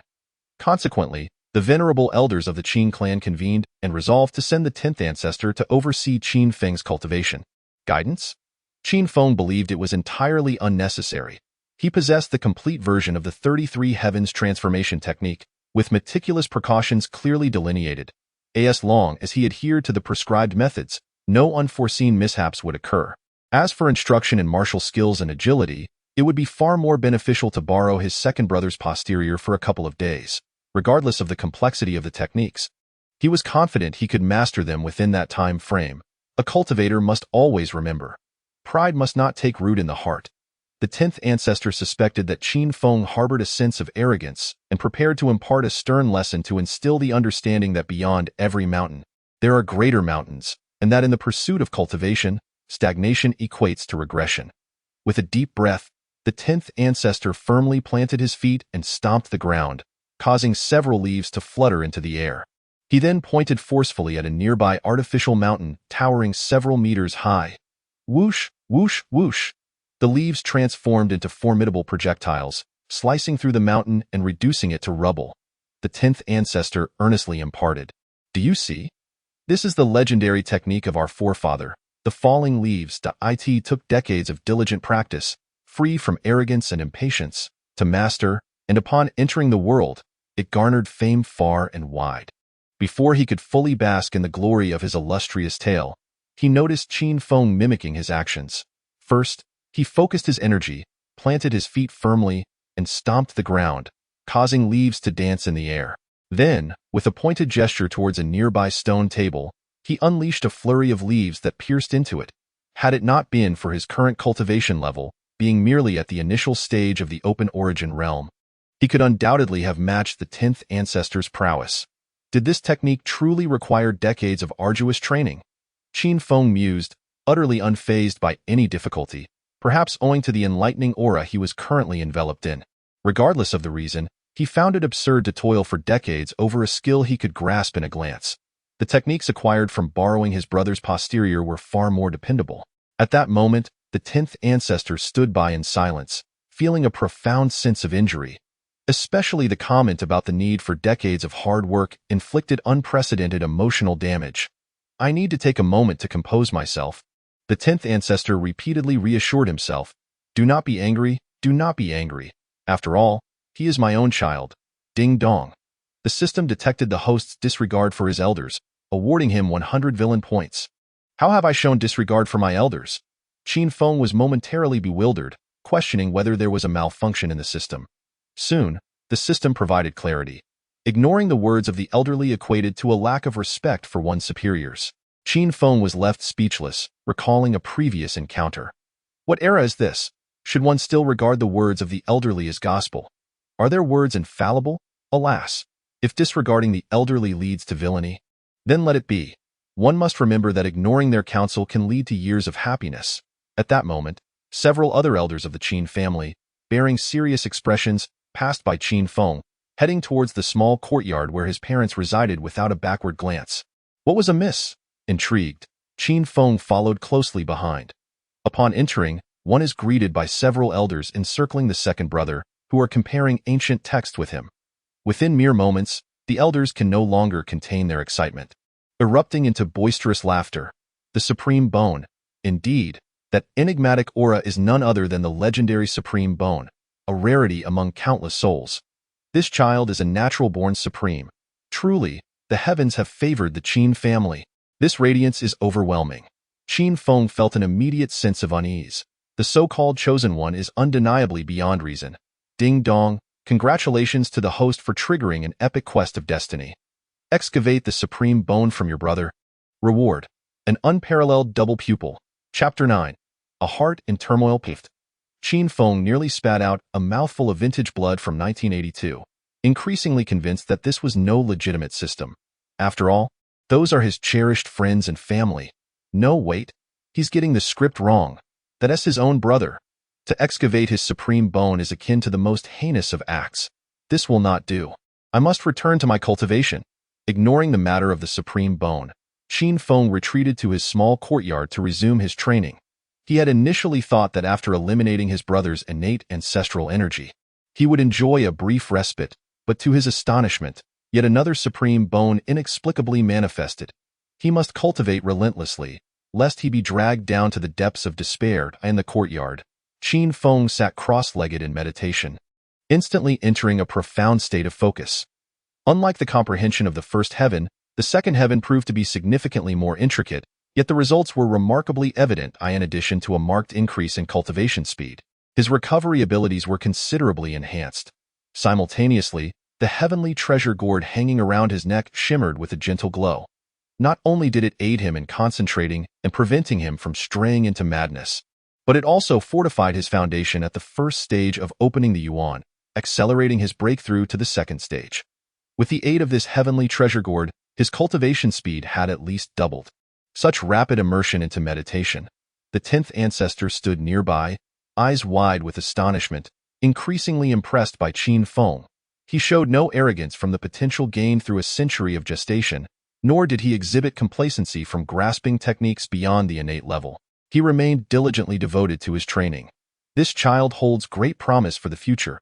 As spring gives way to autumn, 5 years have swiftly passed. At the age of 8, after comprehending the second heaven, Qin Feng's cultivation surged forward dramatically, breaking through to the 9th stage of opening the yuan in a mere 5 years, just a step away from the extraordinary realm. Unlike the opening the yuan stage, which entails opening the dantian and moving with the grace of a swallow, the extraordinary realm allows for the external projection of spiritual energy capable of striking down foes from 1,000 meters away. At this moment, Qin Feng is seated in a specially prepared medicinal bath, curated by the Qin family to aid in refining his physique and solidifying his foundation, a privilege bestowed upon him by virtue of his noble lineage. Ouch! Qin Feng winced involuntarily as he attempted to project his spiritual energy outward. With a resounding bang, a deep sound resonated from within, and as his body quivered, a terrifying current of energy surged forth, scattering the items in the room haphazardly. He actually broke through. The 10th ancestor stood by, utterly bewildered, staring at the 8-year-old Qin Feng in the bath. An extraordinary realm achievement, once again shattering ancient records. However, the 10th ancestor merely paused for a moment before regaining composure, not due to a heart cultivated over millennia, but rather because Qin Feng's younger brother, Qin Hao, was even more extraordinary. At merely 3 years of age, Qin Feng set the record for the fastest breakthrough into the opening origin realm. Astonishingly, his younger sibling shattered that record at just 2. Now, although he is only 5, his cultivation has already reached the 5th level of the opening origin realm. It seems effortlessly achievable for him to surpass Qin Feng's record for the swiftest ascent into the extraordinary realm before he turns 8. Neither of these brothers is remotely normal. The 10th ancestor's confidence suffered a severe blow, making him feel as though he had lived like a dog in comparison to these two siblings. With a mighty roar, Qin Feng rose to his feet, channeling his spiritual power to shatter the bath barrel. Though merely 8 years old, his height was comparable to that of a 12 or 13-year-old child, and his youthful frame boasted 8 perfect abdominal muscles, radiating a primal explosive energy. The first thing he intended to do after his breakthrough was to deliver a sound thrashing to his younger brother. Despite the fact that their father was his father, their mother was his mother, and their ancestors were the same, it did not deter him in the slightest from administering a beating. Over the past 5 years, he had frequently used the pretext of sparring to repeatedly pin his younger brother to the ground, accumulating villain points to an impressive total of over 240,000. However, the younger sibling was truly unreasonable. The fights had become increasingly arduous. Even though he was merely at the 5th level of the opening origin realm, he could still challenge Qin Feng, who was at the 9th level, presenting a significant challenge. This made him acutely aware of the terrifying nature of a perfectly compatible cultivation technique, rendering him invincible among peers. He had inquired with the system about achieving such perfect compatibility, and the answer was quite simple. Purchase a compatibility card for 1 million villain points. In order to expedite his progress, he felt it necessary to confront his younger brother sooner rather than later. This child, The 10th ancestor rubbed his temples in exasperation, fully aware that chaos was about to ensue once again. However, he had no intention of intervening. His younger brother had not lost confidence in failure, but had instead become more fervent in his training. Even if the older brother won, he would continually spur himself to strive harder. This positive feedback loop was something they both delighted in. Young master. The disciples of the Qin family greeted Qin Feng with smiles. However, upon sensing the unstable fluctuations of spiritual energy surrounding him, a wave of astonishment surged within them. Was this a jest? Had he truly broken through to the extraordinary realm? In their understanding, even prodigies typically reach this milestone at the age of 15 or 16, just beginning to emerge in the ancient world, with the most talented gaining a modicum of renown. Yet here was Qin Feng, achieving this at merely 8 years of age. Had they not witnessed it with their own eyes? Who would dare believe such a feat? What a monster! The disciples of the Qin family swallowed hard, awed by Qin Feng's innate talent. Paying no heed to their astonishment, Qin Feng was solely focused on swiftly locating his younger brother to deliver a well-deserved thrashing. Ultimately, leveraging his experience from the past 5 years, he successfully found his younger brother at the entrance of the Qin family estate, where a small figure was napping against the crooked tree at the gate. Just as he suspected, Qin Feng circled the gnarled tree in confusion, recalling that his younger brother often napped there. If it were any other child, he might have assumed they were merely playing. But facing his unreasonable younger brother, he sensed that there was something extraordinary at play. Often, what others overlook as insignificant may very well be the key to the protagonist's triumphant turn of fate. Could it be that I am overthinking? Qin Feng gazed for a long while, unable to discern any hidden meaning, his gaze involuntarily drifting towards his slumbering younger brother. To others, he may appear to embody a tranquil existence.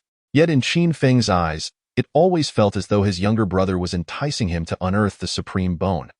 Initially, my aspiration was to become a dandy, indulging in a life of decadence and excess. But due to this little one, I am compelled to diligently cultivate for self-preservation. The more Qin Feng pondered, the more his anger simmered, his hand rising high. With a resounding smack, Qin Feng's hand struck heavily upon Qin Hao's small bottom, startling the little fellow awake, who, upon seeing that Qin Feng was not angry, joyfully called out to him as brother. Despite enduring countless spanks, he still relished playing with his brother. This left Qin Feng's heart in a state of turmoil. As is well known, the more idyllic childhood memories are, the more tragic the fate in adulthood. Barring the female protagonist, the more interaction the main character has with others, the quicker they depart. Once the halo of time opens and Yama smiles, it will be time for the younger brother to come. Chapter 10. The promising talent brother, let us go outside. Qin Hao looked up at Qin Feng with eyes full of anticipation, hoping that his brother would take him out for some amusement. Go out? Qin Feng could not help but roll his eyes, thinking highly of himself. As the future hope of the Qin family, the brothers were afforded comprehensive protection, and at the age of 8, he had yet to set foot beyond the confines of the Qin residence. Of course, he had no need to venture out. It was not that the family's ancestors forbade him from leaving, but rather that the Qin estate was simply too vast. The reason the Qin family could claim the title of the foremost family in the ancient wilderness was not only due to the protection of their ancestors, but also because their bloodline boasted millions, all residing within a single city. Coupled with a family tradition of martial prowess, every member of the Qin family possessed cultivation, which solidified their status as the leading family of the ancient wilderness. Unless under extraordinary circumstances, there was no necessity to leave the Qin estate. Furthermore, due to the overwhelming martial strength of the Qin family, they were the true rulers of the eastern region of the Great Xia dynasty. Those making a living here might be oblivious to the imperial family, but they could never be unaware of the Qin name. Brother. Qin Hao pleaded pitifully, tugging at Qin Feng's arm, attempting to play the sympathy card to achieve his aim. Unfortunately, Qin Feng was not swayed by such tactics. Had it been a sister, he might have faltered. However, in a bid to ensure his younger brother could experience a complete childhood, he ultimately nodded in agreement to his request, instructing him to wait outside the city while he went to inform their mother. Wonderful! Qin Hao, still naive to the treachery of human hearts, joyfully skipped away. Mother, my younger brother has run away from home. Qin Feng transformed from a gentle older brother to a scheming boy, dashing into the house to report to Yun Siya. Ding dong. The system detected the host slandering the chosen one, and awarded 200 villain points. The surrounding guards remained expressionless, accustomed to such antics by now. Over the past 5 years, Qin Feng had devised one scheme after another against his younger brother, and if their guesses were correct, this young master would soon present his mother with a feather duster. Before long, Yun Xia, resembling someone carrying a little chick, angrily brought back Qin Hao. Qin Feng transformed once more into a gentle elder brother. Stepping forward with concern to explain, "Mother, please do not be angry. It was I who promised to take Erdi out to play, not him who wished to run away from home." Yes, yes, Qin Hao nodded vigorously, his eyes filled with gratitude as he looked at his older brother. Yet, the more Qin Feng spoke, the less his mother believed him, convinced that the eldest son, out of affection for his younger brother, sought to shield him from punishment by shouldering the blame himself. She simply could not comprehend how, despite being twins born of the same parents, the disparity between them could be so vast. The eldest had always been sensible and obedient, while the youngest was a perpetual mischief-maker, the kind that would wreak havoc if left unchecked for even 3 days.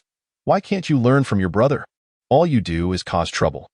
Yun Xia activated her stern maternal mode, launching into a lecture directed at Qin Hao.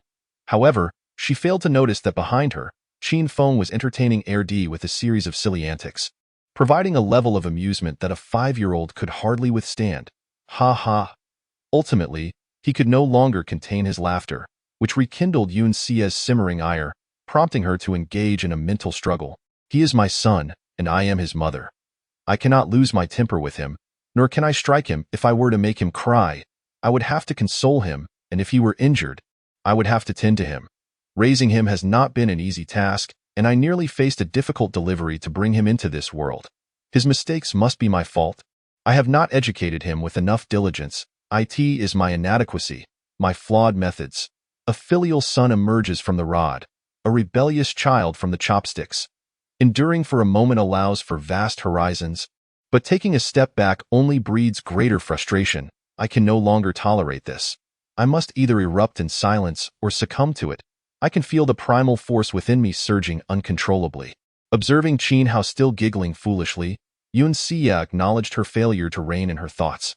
Mother, Erdi is still just a child. Qin Feng quickly interjected, attempting to play the peacemaker, though he was inadvertently clutching a willow branch. Stand back, today. I must teach him a good lesson. In her fury, Yun Xia snatched the willow branch, believing that a couple of strikes on this mischievous child would alleviate her frustration. The willow branch. The expressions of the surrounding guards shifted slightly, as their expectations of a feather duster had been proven wrong. Just as Qin Feng awaited the villain's retribution, a melodious sound suddenly resonated from the heavens. In the distance, a grand procession approached, led by 9 formidable beasts pulling an opulent carriage, with a contingent of riders soaring through the sky on their own extraordinary mounts.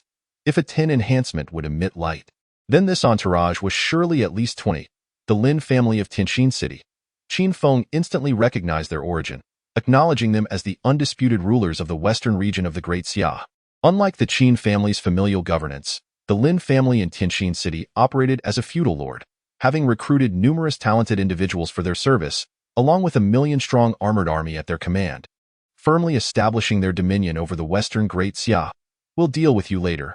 Yun Xia shot a glare at Qin Hao and ushered her 2 sons back home. Simultaneously, the sounds of bells and drums heralding a warm welcome echoed throughout the Qin family fortress.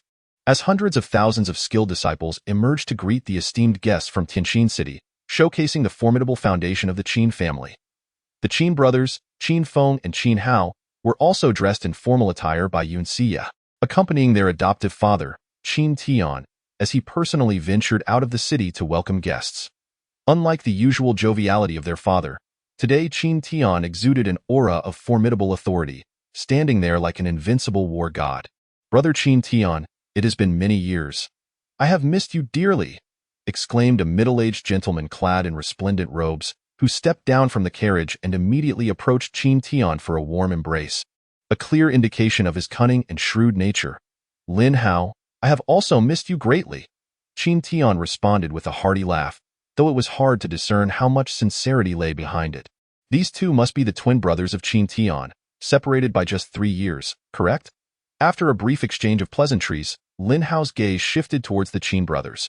His journey to the Qin family was motivated by a desire to establish an alliance with the city of Tianqin, specifically to select one of the brothers to be betrothed to his precious daughter. Ever since the Qin family produced two outstanding talents in succession, breaking ancient records, the royal family of the Great Xia had grown increasingly anxious. In a bid to secure their power, they began reaching out to various influential families, preparing to take action against the Qin family. To safeguard their own interests, the Qin family, too, had to seek allies. Indeed, the elder brother Qin Feng possessed the potential of an emperor, while the younger brother Qin Hao was blessed with an extraordinary constitution. Qin Tian proudly introduced his exceptional sons. While it was a rare fortune for any family to produce a single prodigy, his family had astonishingly given rise to two. A haughty little girl emerged from behind Lin Hao. She was Lin Exiner, the little princess of Tianqin City. Though merely 6 or 7 years old, she possessed eyebrows like emerald feathers, skin as fair as snow, a waist like a delicate silk ribbon, and teeth resembling pearls. An unmistakable beauty in the making. Exiner, mind your manners, Lin Hao admonished, urging her to be aware of her surroundings. Yet, the proud little girl paid no heed to decorum, casting a provocative glance at Qin Feng and snapping her fingers to summon a strikingly handsome youth of around 14 or 15 years. This is my newly acquired servant, Lin San. Do you dare to face him in a duel to prove yourself? Lin Exiner challenged Qin Feng with a defiant look. Lin San. Qin Feng scrutinized the young man, realizing he was no ordinary individual, but rather someone of remarkable talent. Chapter 11. The Era of Great Strife. Ding dong. A chosen one has been discovered, classified as an epic level. Qin Feng's eyes lit up, his heart brimming with joy. Qin Hao was his younger brother. He had always refrained from exerting his full strength in their previous encounters, fearing repercussions from their parents, resulting in him accumulating only 240,000 villain points over 5 years. Now, facing someone unrelated, he could finally unleash his prowess. If memory served him correctly, his younger brother was also an epic-level chosen one. How intriguing! Qin Feng couldn't help but scrutinize his opponent, suspecting he might possess some unique constitution. According to ancient texts, such special physiques were exceedingly rare, making overcoming challenges as effortless as drinking water, an unparalleled prodigy sought after by all major powers. Meanwhile, both families exchanged awkward smiles, yet there was no indication of halting the impending duel. Though Lin Hao arrived here with the intention of forming an alliance, he harbored no desire for his daughter to wed a good-for-nothing. In order to secure the alliance, Qin Tian naturally wished for his son Qin Feng to demonstrate his prowess. If he were to lose, it would not be a matter of great concern, considering he was merely 8 years old, while his opponent was already 13 or 14, having attained an extraordinary third tier of cultivation. However, should he emerge victorious, it would indeed bring great honor. Very well, let us engage in this contest. Qin Feng grasped his father's intentions, which aligned perfectly with his own aspirations. A powerful aura surged around him, causing the fallen leaves on the ground to gently levitate. Extraordinary first tier. The expressions of Lin Hao and the other experts from Tianqin City shifted dramatically, their hearts murmuring that this child possessed the potential of an emperor, an 8-year-old at the extraordinary realm, unprecedented in history. Especially notable was his ability to levitate the leaves.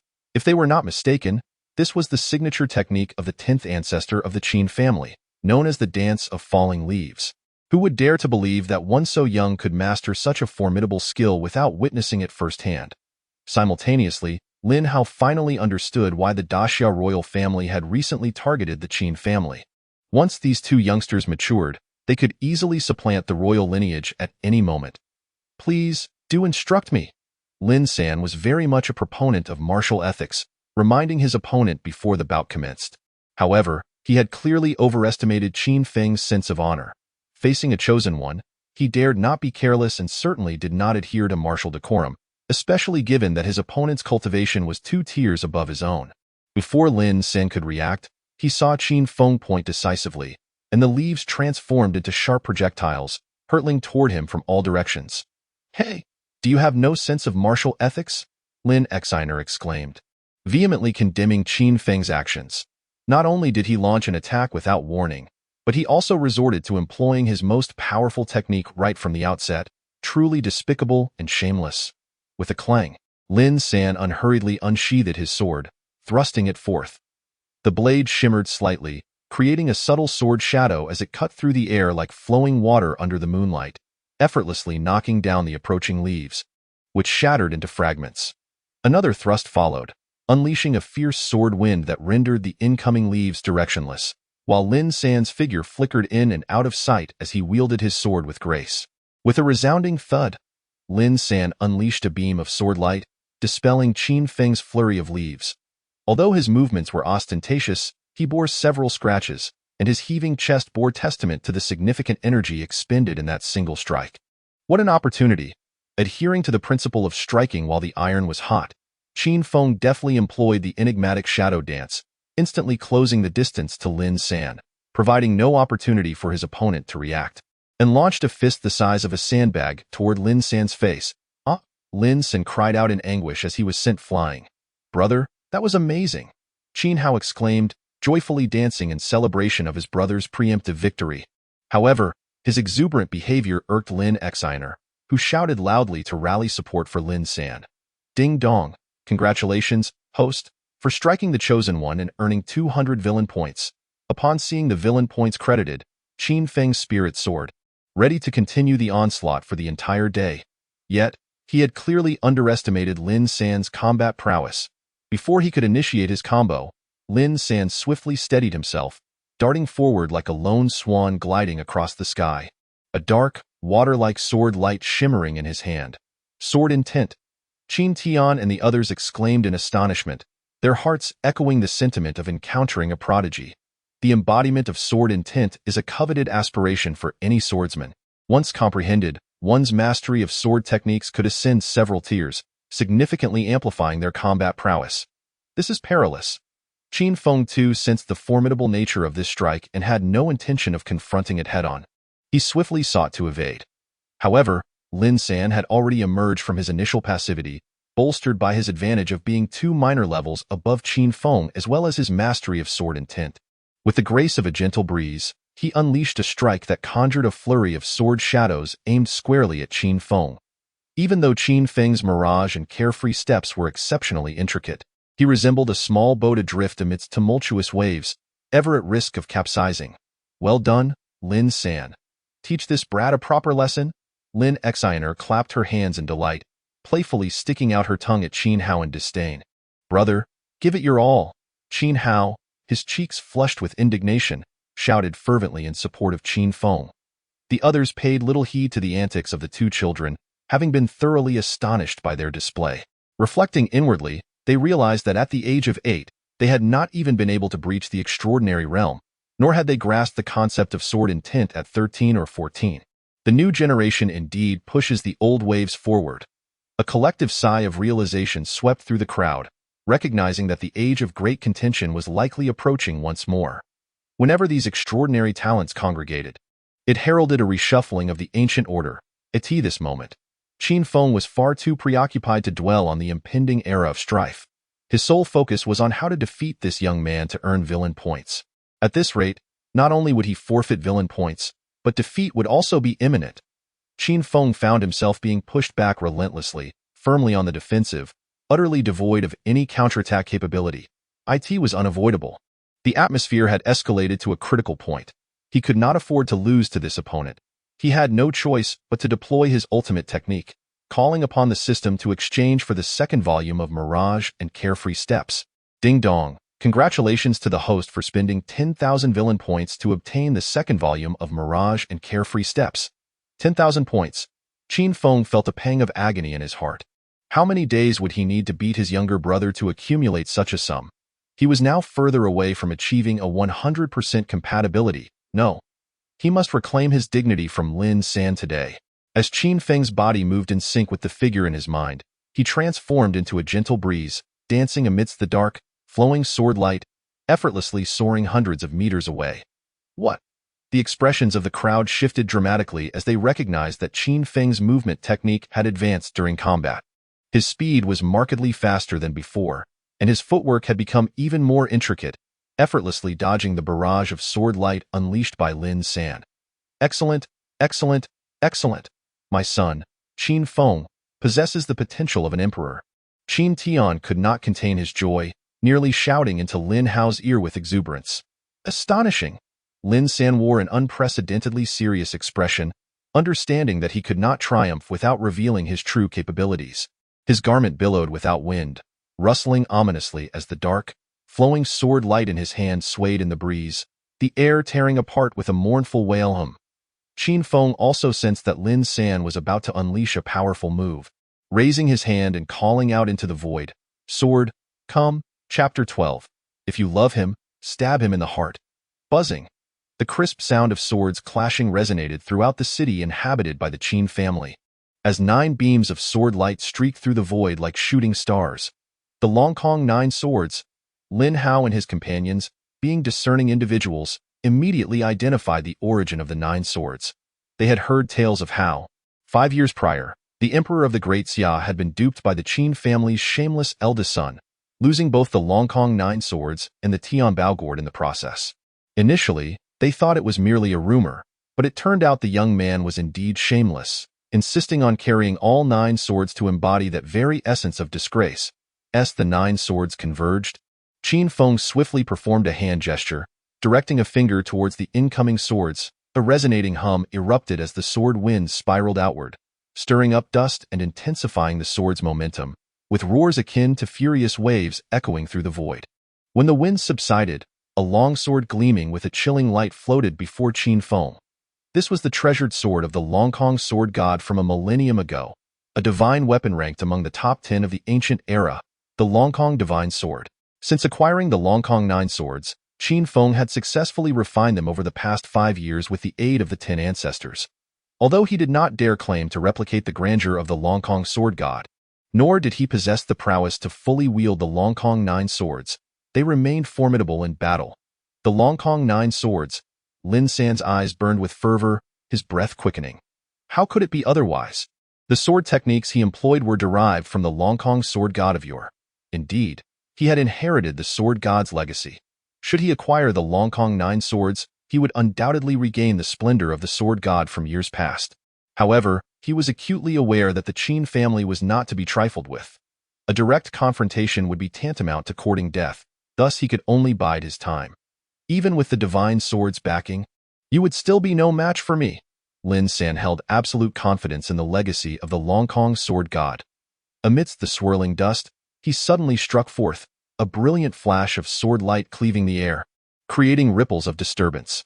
The Longkong sword technique, a divine sword technique comprehended from the laws of heaven and earth by the Longkong sword god, wielding the might to slay gods and Buddhas alike. It was unrivaled in the ancient world. This is Qin Tian and Lin Hao, both formidable figures, immediately recognized the Longkong sword technique.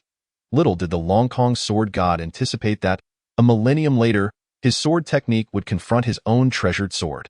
Regardless of your swordplay, witness my Tianzhong sword technique.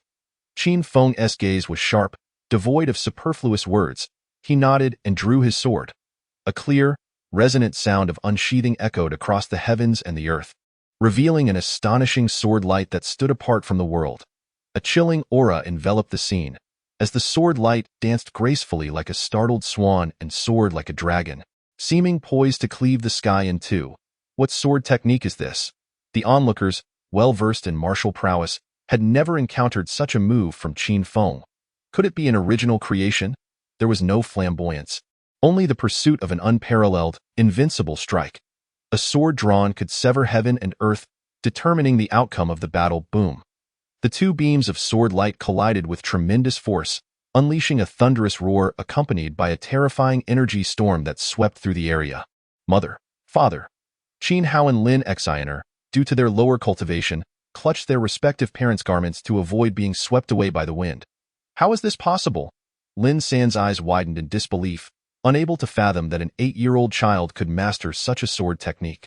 He initially believed that his cultivation was superior to that of his opponent, armed with the legacy of the Longkong sword god, and having comprehended the essence of the sword, defeating an 8-year-old child would be a mere formality. Little did he know that the other party would impart a lesson, revealing to him the disparity between himself and the scions of noble families. With a resounding crash, Lin San's sword shattered on the spot. Unable to withstand the sharpness of the Longkong divine sword, he possessed the Longkong sword art, while Qin Feng wielded the celestial sword technique. He had grasped the concept of sword intent, and Qin Feng possessed the divine longsword. Though his cultivation was 2 minor realms above Qin Feng's, Qin Feng boasted a tenfold enhancement of imperial talent, compounded by the heavenly treasure gourd's restorative effects. There was no reason for him to lose. What? Lin San's face bore an expression of disbelief. He had actually been defeated by an 8-year-old child. Throughout his journey, he had consistently triumphed over stronger foes, and an indomitable will had gradually taken shape within him. Yet today, he fell to the hands of a mere child, causing a fissure to appear in his once invincible resolve, plunging him into self-doubt. Ding dong, congratulations to the host for inducing a crack in the invincible resolve of the Chosen One, earning 100,000 villain points. A fissure yields 100,000. If I were to stab him in the heart, wouldn't that net me several billion in mere moments? At this moment, Qin Feng was brimming with fighting spirit, his feet dancing upon the ever-changing phantoms of freedom, while his long sword, like a wraith, lunged toward Lin San's chest. To love him is to stab him in the heart, oh no. Even though Lin San's invincible resolve had begun to take form, he was merely a 13 or 14-year-old child. After receiving a lesson from Qin Feng, his rhythm was thoroughly disrupted, leading to a series of retreats. With each new sword mark upon his body, Qin Feng's affection seemed to grow. Ding dong, congratulations to the host for injuring the Chosen One, earning 500 villain points. Ding dong, congratulations to the host for injuring the Chosen One, earning 500 villain points. Due to Qin Hao being his younger brother, he had never experienced such joy in a fight as he did today. My brother is the best. Qin Hao proudly lifted his little head, eager to proclaim to the world that this was his brother. Lin Exiner, beside them, was so furious that she stamped her feet, wishing to rush up and give the little brat a beating, but was instead scooped up by Yunxia, who adored the proud little girl. The outcome was clear. Qin Feng's son indeed possessed imperial talent. Lin Hao chuckled and waved his hand, pulling Qin Feng back just as he was about to stab Lin San's heart. Initially, he hadn't thought much of Lin San, merely considering him a servant whimsically chosen by his precious daughter. However, he was astounded to discover that Lin San was a successor of the Longkong sword god. If properly nurtured, he would undoubtedly become a formidable general of Tianxin City in the future. Humph! Qin Feng was quite displeased with Lin Hao's intervention, as it had cost him his score-boosting device. Nevertheless, he refrained from voicing his discontent, for the Chosen One was an enigmatic being. Attempting to forcibly retain such a figure would inevitably trigger some form of powerful intervention.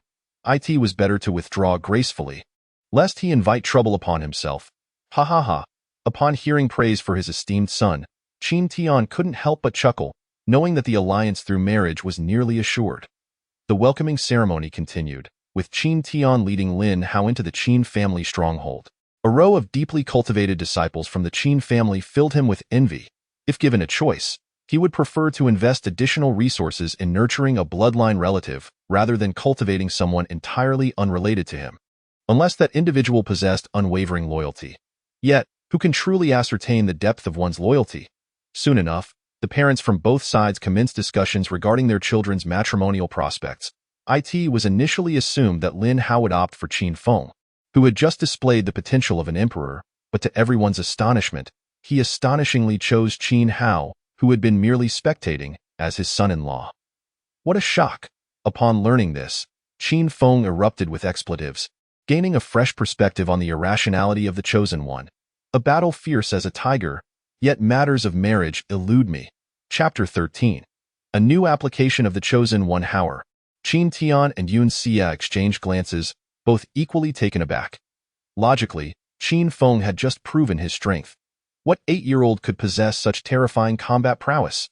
In contrast, although Qin Hao possessed the rarest of supreme bones, his combat capabilities remained unknown since they had yet to be activated. Regarding this, Lin Hao merely smiled, offering no explanation. His choice of Qin Hao was far from arbitrary. It was a decision made after careful consideration of pros and cons. It is well known that Qin Feng and Qin Hao are twins, and their talents are unlikely to differ significantly. Observing that as soon as elder brother Qin Feng broke various records, younger brother Qin Hao was poised to do the same indicates that Qin Hao's potential is evidently slightly superior to that of Qin Feng.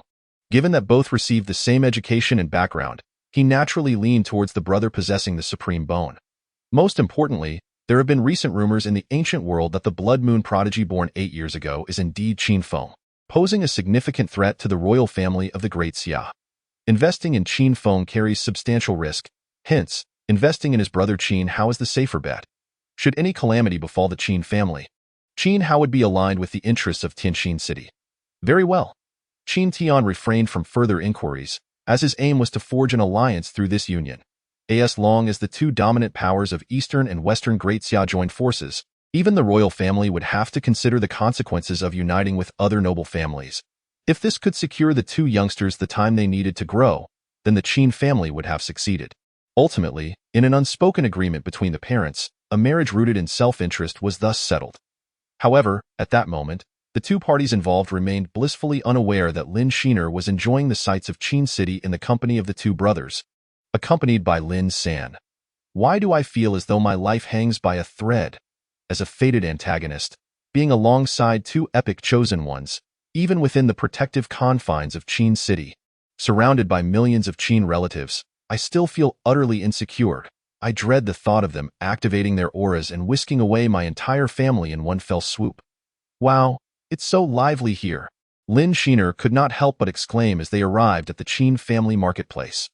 Unlike the mundane markets where mere mortals sell vegetables, this was a marketplace for cultivators, filled with treasures such as spiritual herbs, elixirs, and magical artifacts for cultivation. Given that the Qin family is the undisputed ruler of the Eastern Great Xia, the safety of Qin City is undoubtedly beyond question. Every day, throngs of external practitioners converge here to engage in trade, and the Qin family relies on these transactions to strengthen their disciples, gradually giving rise to a vibrant marketplace of free exchange. At that moment, both Qin Hao and Lin San's eyes gleamed simultaneously, their gazes drawn to a dilapidated small cauldron. Qin Feng, too, felt a surge of vitality, as if a hidden potential had been unlocked. Rather than fret over being overshadowed by these two chosen ones, it would be far more prudent to exploit their unreasonable fortune to seek treasures.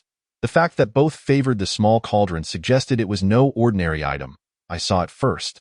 No, I saw it first. Qin Hao and Lin San exchanged fierce glances, neither willing to concede their claim to the cauldron. Yet, as they engaged in this standoff, Qin Feng transformed into the opportunistic fisherman, inquiring of the vendor the price. Originally set at 1,000 spirit stones, how about 888 spirit stones if the eldest son is interested? The stall owner tentatively presented the offer, keenly observing Qin Feng's expression, as if ready to lower the price at the slightest frown. After all, the Qin family was the local overlord. Who would dare to offend them? 888 spirit stones. Passers-by among the practitioners halted, exclaiming that the vendor must have lost his senses. It is well known that a single spirit stone could sustain a mortal's livelihood for a lifetime, and for a practitioner, its worth equated to a week of arduous training. Yet here, a mere small cauldron dared to demand 888 spirit stones. At that moment, the vendor grew anxious. He had no intention of viewing Qin Feng as a fool. The origins of this small cauldron were simply too extraordinary. Once, he had been a minor leader within the Tiger Head Gang, which boasted a following of over 100,000. One day, the gang leader discovered the location of a ruin and led his vast contingent to excavate it. Tragically, over 100,000 lives were lost before they finally penetrated the depths of the site. Contrary to their expectations of shimmering treasures, they found only a small cauldron enshrined upon a stone pedestal.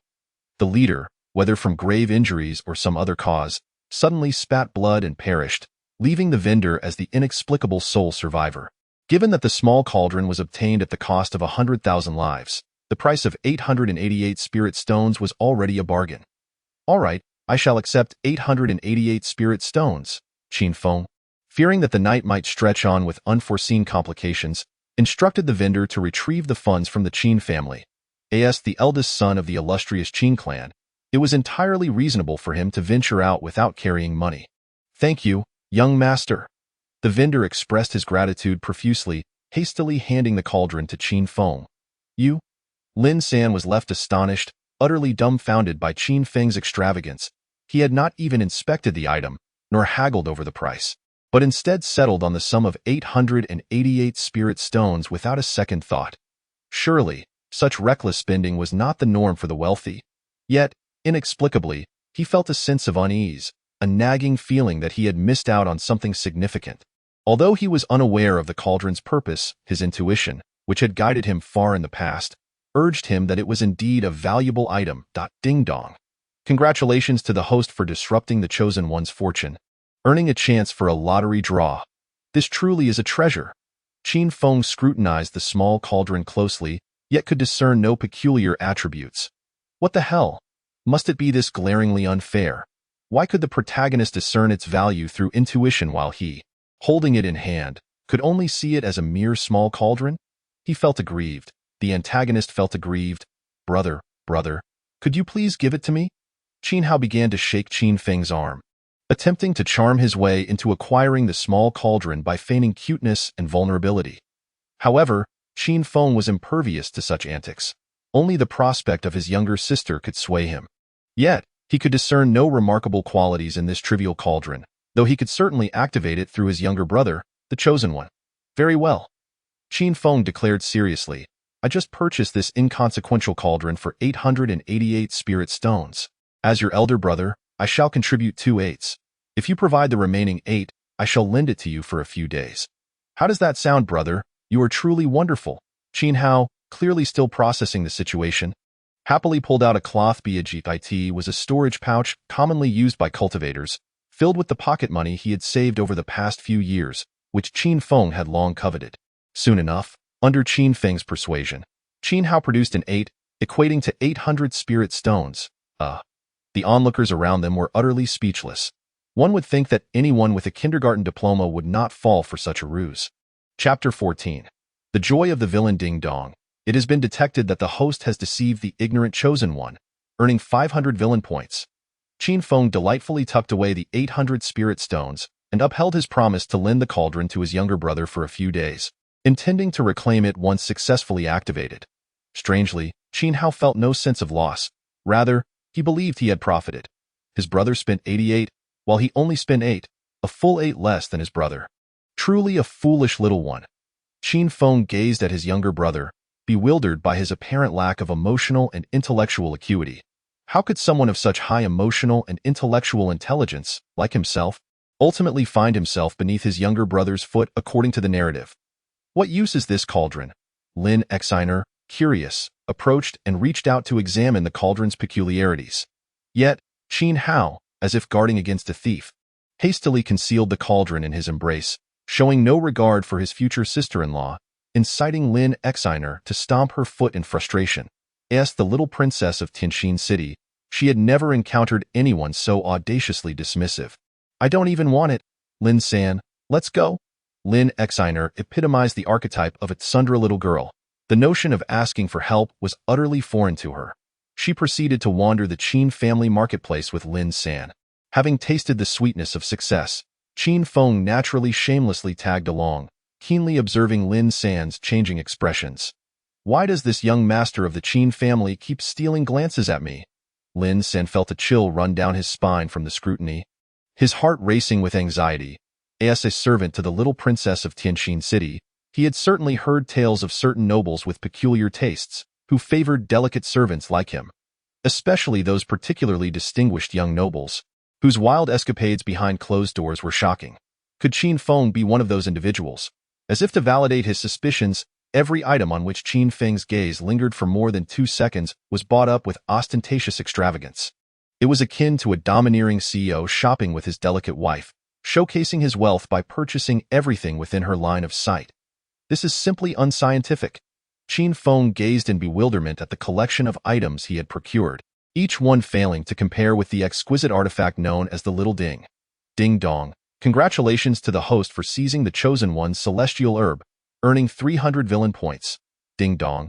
Congratulations to the host for acquiring the chosen one's elixir, earning another 300 villain points. Although these treasures were indeed rare and bestowed him with villain points, it was evident that Qin Feng yearned for the opportunity to partake in the system's lottery. I refuse to believe that I cannot unearth a genuine treasure in such a vast Qin family marketplace. In the days that followed, Qin Feng tirelessly dragged Lin San through the bustling streets. Undeterred by inclement weather, Lin San, feeling increasingly uneasy, was convinced that Qin Feng harbored ulterior motives, causing him sleepless nights as he clutched his sword in vigilance, fearful of inadvertently losing his purity. He was resolute in his aspiration to be an exceptional servant. Not a mere plaything, is this truly the eldest son of the Qin family? The denizens of the Qin family marketplace whispered and pointed at Qin Feng, for the name of the Qin family's eldest son was indeed well known. Previously, they had only heard tales of his imperial potential, never having witnessed his prowess firsthand until the arrival of talents in Tianxin City. At the tender age of 8, he broke through to the extraordinary realm, displayed astonishing agility in battle, and invented the formidable technique known as the heaven-slaying sword art. Defeating the disciple of the Longkong sword god with a single strike at it is likely that no other prodigy in the ancient wilderness could boast such extraordinary achievements. His imperial potential was truly well-deserved. Simultaneously, keen observers noted the treasures Qin Feng had acquired, easily recognizing them as rare finds, each one remarkable in its own right. Impressive. The onlookers were left in awe, their admiration for the Qin family's eldest son reaching unprecedented heights.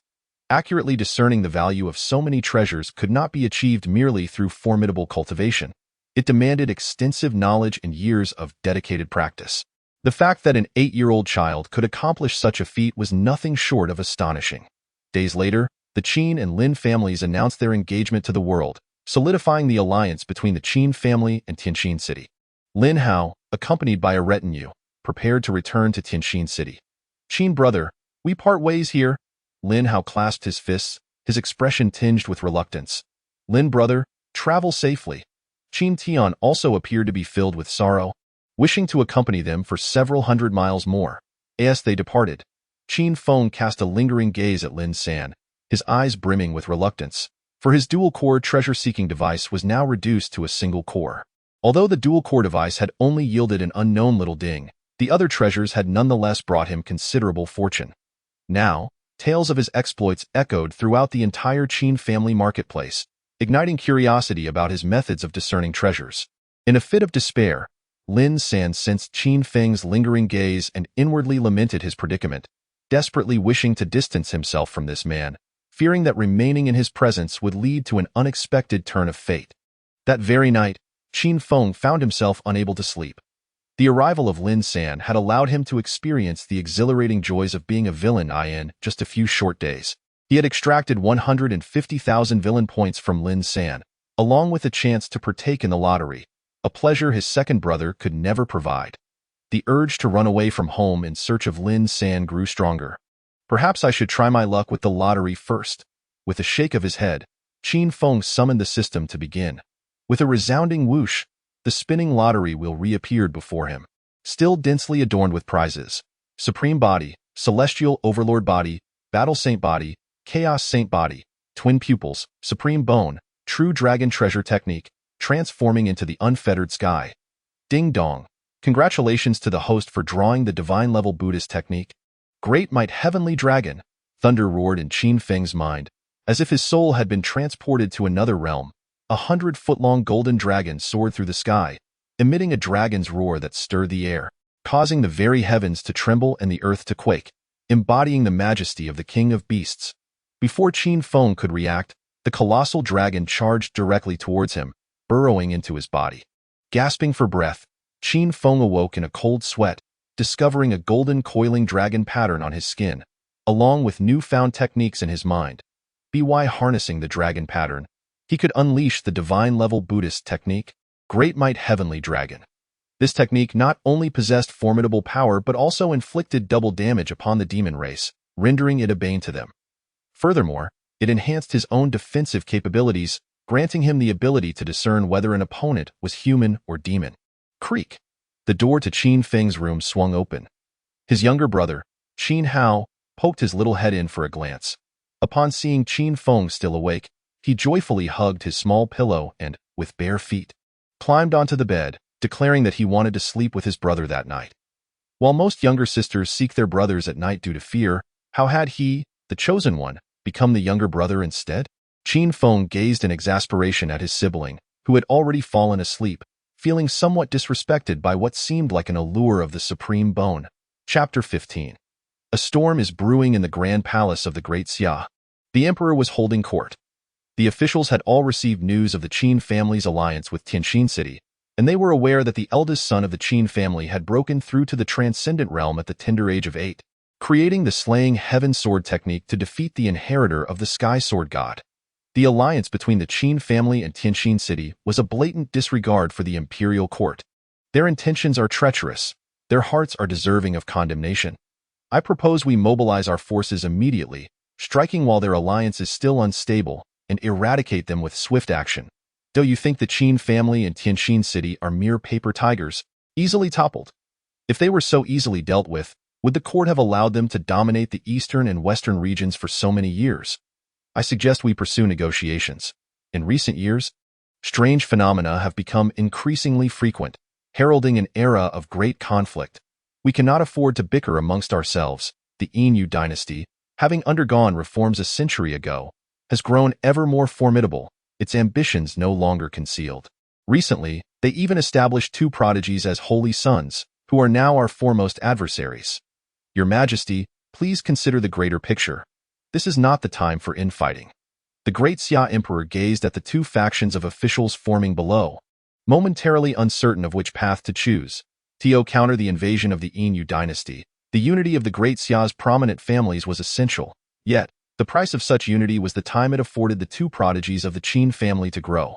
If only the imperial family of great Xia could produce a few prodigies of their own, such measures would be unnecessary. The emperor sighed, lamenting the twilight of his own heroism, fully aware of the root of the problem. As the ages perpetually shift, one can accept the changes, yet it is lamentable that the predecessors fade away, leaving no successors in sight. Qin Feng sat cross-legged in his modest courtyard, enveloped by an array of esoteric runes. Ever since he transcended to the extraordinary realm, the 33 heavens creation technique could no longer keep pace, compelling him to expend 30,000 villain points to activate a month-long enlightenment aura to comprehend the third heaven. What a terrifying aptitude for comprehension! The 10th ancestor stood nearby, his expression one of astonishment, acutely sensing the transformations within Qin Feng's body. This transformation stemmed from his cultivation technique. As it reached deeper levels of understanding, it manifested physically. Now, not only was Qin Feng's physique becoming increasingly formidable, but it also possessed remarkable self-healing capabilities. While one might not dare claim he could resurrect from death, regrowing severed limbs should pose little challenge. What profound laws of heaven and earth has this child grasped? The 10th ancestor confessed he had never encountered such a technique. Merely attaining the third level granted the ability to regenerate limbs. If fully comprehended, would he not become immortal, reborn from a drop of blood? With a resounding thud, a deep sound reverberated within Qin Feng's body as the surrounding runes erupted in blinding golden light, signifying that he had not only comprehended the third heaven, but had also broken through to the second level of the extraordinary realm. A prodigy indeed. The 10th ancestor could not help but exclaim, reminiscing about the moment of Qin Feng's birth. Truly, he was a blood moon prodigy capable of stirring the winds and clouds of the world, a level of genius beyond ordinary imagination. Bang bang. A series of bell tolls resonated throughout the entire Qin family city, causing all to change countenance. This was the urgent bell that had not sounded for centuries, signifying a grave crisis for the Qin family. All clansmen were required to prepare for battle at the highest level. A war concerning the very survival of the Qin family was about to commence. What has transpired? The 10th ancestor's expression turned grave as he transformed into white light and vanished. The survival of the family? I suspect this matter is somewhat related to my second brother. Qin Feng seized the opportunity to chastise his second brothers behind and rose to seek out the whereabouts of Qin Hao. In truth, he did not desire such a predicament. Initially, his dream was merely to be a dandy, indulging in a life of revelry and extravagance. Yet, due to this little troublemaker, he was compelled to diligently cultivate for self-preservation. Now facing the looming threat of annihilation, it would be utterly unsatisfactory not to give him a good thrashing. Within the grand hall of the Qin family, Qin Tian, as the head of the family, sat prominently in the upper seat, while below him were the leaders from various branches of the Qin family, numbering no less than 13, collectively referred to as the 13 guardians of the Qin family. Reports from their insider within the Daxia imperial palace indicated that after much deliberation, the Daxia emperor had decided to take action against the Qin family. Damn it, let the battle commence. Who is afraid of whom? A brawny leader could barely contain his excitement, his great sword quivering in anticipation. Logically speaking, having just allied with Tianxin City while the Inui dynasty lurked menacingly outside. The Daxia royal family could not possibly act so unwisely. However, a scholarly leader furrowed his brow and voiced his concerns, filled with trepidation regarding this war. If they were to rely solely on warfare to achieve victory, the outcome would only lead to mutual destruction, ultimately benefiting the Inui dynasty. The best course of action would still be to buy time, granting brothers Qin Feng and Qin Hao the opportunity to grow. The royal family of the Great Xia is indeed engaged in a desperate struggle. Qin Tian, with a grave expression, remarked. Given the prestige of the Qin family within the Great Xia, once we reach our full potential, we could easily supplant them. Thus, he intends to strike preemptively, aiming for a swift resolution. If embroiled in a protracted conflict, we could still steadfastly defend half of our territory. In their quest for the throne, they are truly risking everything. The 13 leaders bore unusually solemn expressions, acutely aware that this battle was now unavoidable. However, warfare cannot simply be instigated at the whim of the Great Xia Emperor. It requires the prior appeasement of influential clans, ensuring mutual benefits, for who would be willing to lay down their lives otherwise? This implies that no immediate hostilities are forthcoming, providing ample time for preparations. War truly imminent. Qin Feng could distinctly sense the alterations within the Qin family, an oppressive atmosphere akin to the calm before a storm.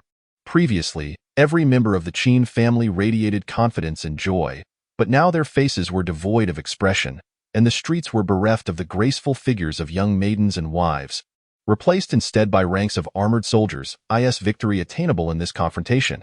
Qin Feng, no child, could naturally analyze the current predicament.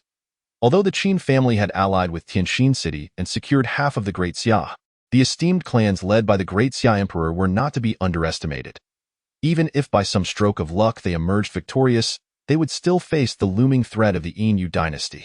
Most crucially, they had a chosen one among them. It is widely acknowledged that a chosen one does not require the backing of a powerful family at the outset. Even if born into one, circumstances may drive them away. It could result in the family's downfall or a rift between them. Hence, the likelihood of their triumph in this battle is virtually non-existent. The pressing question arises, should he make a hasty retreat? No, that is out of the question. They are all my dear friends and brothers. Qin Feng vigorously shook his head, contemplating how to turn the tide in their favor. Suddenly, a flash of inspiration struck him as he recalled the system's task to excavate his brother's supreme bone. Perhaps he could legitimately obtain his brother's supreme bone. Chapter 16. Almost moved to tears in the ancestral hall of the Qin family, where the spirits of ancestors who fought for the Qin lineage were venerated. There were countless memorial tablets, numbering over 100,000. An elderly man with silvery hair sat cross-legged on a mat.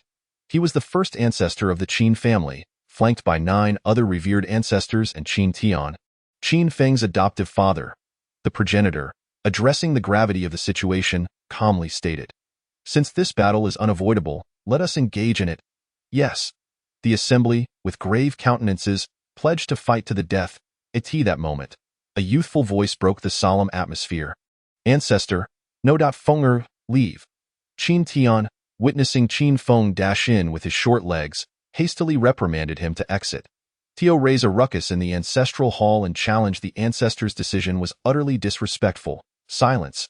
However, the progenitor not only refrained from chastising but instead rebuked Qin Tian, then turned with a broad smile to beckon the rushing Qin Feng. "Come." Qin Tian was feeling utterly aggrieved. How could there be such a vast disparity among the descendants of the same ancestors? Was it merely because he lacked the endowment of an emperor? "Fenger, what did you mean when you said not possible just now?" The patriarch gazed at Qin Feng with a face full of indulgence, clearly fond of this junior who had been exceptionally astute from a young age, often visiting him with delightful treats. Unlike other unfilial descendants, who only sought to engage him in conflict, Qin Feng's small face grew serious as he proclaimed, "Only a fool would think that victory could be achieved through warfare. Winning depletes one's energy, while losing would spell disaster for the Qin family." "Fool." The elders present all turned to look at Qin Tian, as if silently conveying that they would not take the blame for such folly. After all, he was the head of the Qin family. Qin Tian's eyelids twitched involuntarily, a profound exclamation rising within him. How could one possibly achieve victory without resorting to war? The patriarch suddenly became intrigued, eager to hear what this 8-year-old child had to say. It was not the Qin family that sought to instigate war. Rather, it was the royal family of the Great Xia that intended to strike against them, a conflict rooted in self-interest, devoid of right or wrong, and devoid of any possibility of negotiation. Indeed, Qin Feng replied confidently, the root cause of this entire situation lies in the emergence of my second brother and me, which has disrupted the balance and instilled a sense of threat within the royal family. If we can devise a way to conceal ourselves, the war will naturally lose its justification to continue. That all. This was the narrow perspective of a child. Even if the two brothers were hidden away, the royal family of the Great Xia would never simply let it go, unless they were either dead or rendered incapable. Precisely, rendered incapable. Qin Feng's small face took on an unusually grave expression as he produced a weathered ancient tome. This was a text he had exchanged from the system, detailing various rare physiques, and it contained clear instructions regarding the supreme bone, including the correct method to awaken it. Excavate the bone, break it, and then rebuild. The elders present could not help but gasp in astonishment, taken aback by the method to awaken the supreme bone. In other families, if a supreme bone were to manifest, it would be cherished as a treasure. Who would be cruel enough to excavate a child's supreme bone, and then rely on immense willpower to break and rebuild it in pursuit of supremacy? The patriarch remained silent for a long while before finally speaking. This method is indeed feasible. What? The elders gasped in unison, astonished that the patriarch had agreed. I oppose this. Qin Tian immediately exclaimed, Howard is only 5 years old. He is still a child, and this is not a burden he should bear at his age. The patriarch replied unhurriedly, to achieve the status of supremacy, one cannot rely solely on a supreme bone. Immense willpower and great ambition are also necessary, and in the grand scheme of things, there exists a certain destiny. A certain destiny? The elders exchanged glances, questioning whether the patriarch had glimpsed some celestial insight. However, Qin Tian understood the reasoning behind it all, yet he could not bring himself to act against his own son. The patriarch ignored Qin Tian and looked at Qin Feng with keen interest, asking, Howard, while you can conceal yourself through the excavation of your bone to eventually break and rebuild in pursuit of supremacy, how do you intend to hide yourself to later exhibit the qualities of an emperor? With righteous indignation, Qin Feng declared. The eldest son of the Qin family, consumed by jealousy of his younger brother's extraordinary talent, maliciously extracted the supreme bone of his sibling for his own gain. Upon discovery by the Qin family, he fled in haste, inciting the wrath of the ancestral patriarch, who cast out this rebellious son from the family forever and issued a death warrant throughout the ancient wilderness. As his words resonated, the assembly was left in stunned silence. They could scarcely fathom that this child, merely 8 years of age, not only exhibited cruelty towards others but was equally relentless upon himself. If Qin Hao endured only the physical agony of having his bone extracted, then Qin Feng would bear the dual torment of both body and spirit. Not only branded a traitor of the Qin family, he would also suffer the relentless pursuit of his enemies without the protection of his kin, awaiting the day when Qin Hao would mature enough to restore his name, contingent upon his own survival until that fateful day. Yet, Qin Feng felt no pressure. The formidable elder with crimson hair was no mere decoration. No. Qin Tian, as a father, could not accept this plan under any circumstances. His elder son was to shoulder the weight of the family's expectations while struggling to survive in the outside world, while his younger son was destined to endure unspeakable suffering in his arduous journey of growth. No parent would wish such torment upon their children. To act heroically and bear the scorn of generations for the sake of the family. I am willing. Qin Feng stood resolute, almost moved to tears by his own conviction. In a mere 17 characters, he nearly left the ageless ancestors present at a loss for words. He was but 8 years old, a mere child, yet unwavering in his commitment to shield his family from war, even at the cost of eternal disgrace. With such a descendant, how could the Qin family ever fear a future devoid of strength? Ding dong, such a hypocritical villain deserves applause. Congratulations, host, you have acquired a personal space. Qin Feng instantly sensed the presence of this personal space, which appeared to encompass around 1,000 square feet, truly an essential asset for home, travel, and even for unspeakable deeds. The ancestral figure, striving to maintain composure, spoke with a trembling voice. The ancestors know you are a good child, but do you comprehend the consequences of your actions? You will have no opportunity for regret. I do not regret it. The sharpness of a sword emerges from the grinding, and the fragrance of plum blossoms arises from the bitter cold. Without enduring storms, how can one behold the rainbow? Qin Feng's gaze was clear and steadfast.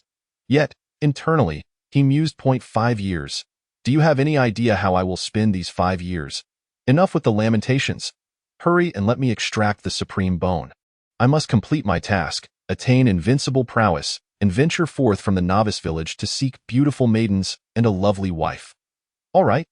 The ancestral figure reluctantly uttered a single word, as if expending all his strength in doing so. He understood that Qin Feng's proposal was indeed the most prudent, capable of minimizing the losses to the Qin family. Even in the worst-case scenario, it would only entail the sacrifice of Qin Feng himself. However, should he withstand until that day, the Qin family would emerge even stronger because of him. Ancestor, I implore you. Qin Tian, in desperation, hastily knelt and bowed, his eyes filled with humble supplication. He simply could not bear to witness his beloved son being hunted while he maintained a facade of indifference. Such anguish was unbearable for any father. Rest assured, father, I shall return safely. With an emotional countenance, Qin Feng assisted the elderly man to his feet, and for the first time in 8 years, he sincerely called out to him as father. This utterance of father was not merely a term of endearment, but a solemn promise that he would return to personally remove the oxygen tube from him.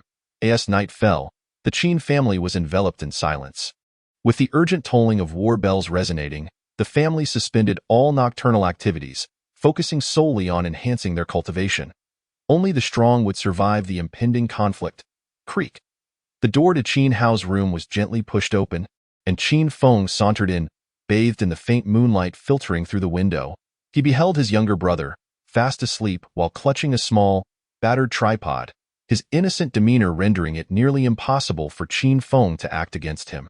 Brother, I am doing this for your own good. Qin Feng repeatedly reassured himself in his heart, feeling helpless in his course of action. It was only by extracting his brother's supreme bone that the vital essence of the Qin family could be preserved. By transitioning from light to darkness, he could ensure his brother endured trials that would hasten his growth, all while aiding himself in fulfilling his mission. A trifecta of benefits. Forgive me, my foolish Odo. Qin Hao, groggy, rubbed his eyes and awakened to find Qin Feng standing at the foot of his bed. Before he could joyfully leap into his brother's embrace, a searing pain shot through his chest. Looking down, he was horrified to see his brother's hand piercing through his body. Brother, in disbelief.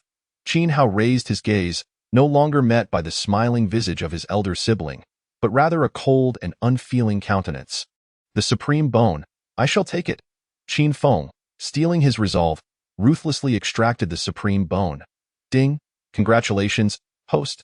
You have wounded the chosen one, teetering on the brink of death, and earned 800,000 villain points. Ding, congratulations, host. You have excavated the supreme bone of the chosen one, disrupting his fate, and earned a lottery opportunity. Ding, congratulations, host. You have unearthed the supreme bone of the chosen one, completing an epic mission of destiny, and received the invincible double vision. The cascade of rewards left Qin Feng momentarily dazed. Simultaneously, his eyes underwent a transformation, his pupils splitting into two, granting him the ability to perceive the essence of the world, while also allowing him to revert to normalcy at will. Clatter. The small tripod slipped from Qin Hao's grasp, and he collapsed onto the beds. The invincible double vision. Qin Feng's gaze fell upon the tripod. Unlike the last time he observed it, he now discerned a frail soul residing within, presumably the protagonist's exclusive elder. This must be a deception. It has to be. Qin Hao struggled on the bed, utterly unable to fathom that his brother would extract his supreme bone. Yet, regardless of his disbelief, reality remained unchanged. He could only watch helplessly as his brother departed, the supreme bone in hand, without a backward glance as for the tripod. Qin Feng chose not to take it, setting aside whether the elder would acknowledge him as master. Even if he did, it was unnecessary. His system was far more formidable than the elder. It would be better suited for his younger brother. Exchanging a bone for an elder, he had certainly profited. After Qin Feng's departure, a sigh emanated from within the tripod. The double vision is the path to invincibility. Why then must one rely on another's bone? And with that, the voice faded into silence. A gentle radiance emanated from the small, enveloping Qin Hao in a healing embrace. This moment, in the chamber of Qin Feng's parents, Xia, upon hearing the fates that awaited her two sons, wept uncontrollably, shaking her head in despair. She implored Qin Tian not to proceed with such a course. As a mother, she could not bear to witness her child suffering in the outside world. He is merely 8 years old. He is still but a child. Furthermore, the truth of the situation could not be disclosed to her younger son, Qin Hao, which meant she might one day witness her two sons turn against one another. A cruelty too harsh for any mother to endure. We must believe in him. Qin Tian exerted great effort to restrain his emotions. Holding his wife tightly in his embrace, he understood all too well the unbearable anguish that came with being a parent, yet as the head of the Qin family, he could not stand idly by as his kin marched towards death, nor could he allow the Qin family to suffer mutual destruction. The current dormancy of the Qin family was but a prelude to a future of soaring triumph. Thud, thud, thud. The sound of 3 respectful bows echoed from outside the door. It was Qin Feng, paying his respects to his parents. Fenger. Xia could no longer maintain her composure, yearning to open the door for one last glimpse of her son. However, Qin Tian restrained her, knowing that allowing Xia to see Qin Feng would undoubtedly spiral the situation out of control, potentially drawing in other clan members and rendering their efforts futile. Father, mother, I must depart. Without a moment's hesitation, Qin Feng rose and left the Qin family behind without looking back. My son. Xia sobbed in Qin Tian's embrace, her small fists pummeling his chest in anguish. He was a piece of her very being, and now she was to watch him suffer, pursued by countless adversaries. How could she possibly endure such a fate? Upon reaching the entrance of the Qin estate, Qin Feng felt the cool night breeze and turned back for one last look at his home. After 8 years in this world, he had experienced the warmth of family and the affection of relatives and friends. To protect this home, he must now leave. Ancient wilderness, sister, little wife, I, Qin Feng, have arrived. Suddenly, Qin Feng was struck dumb by the sight of the crooked tree at the entrance.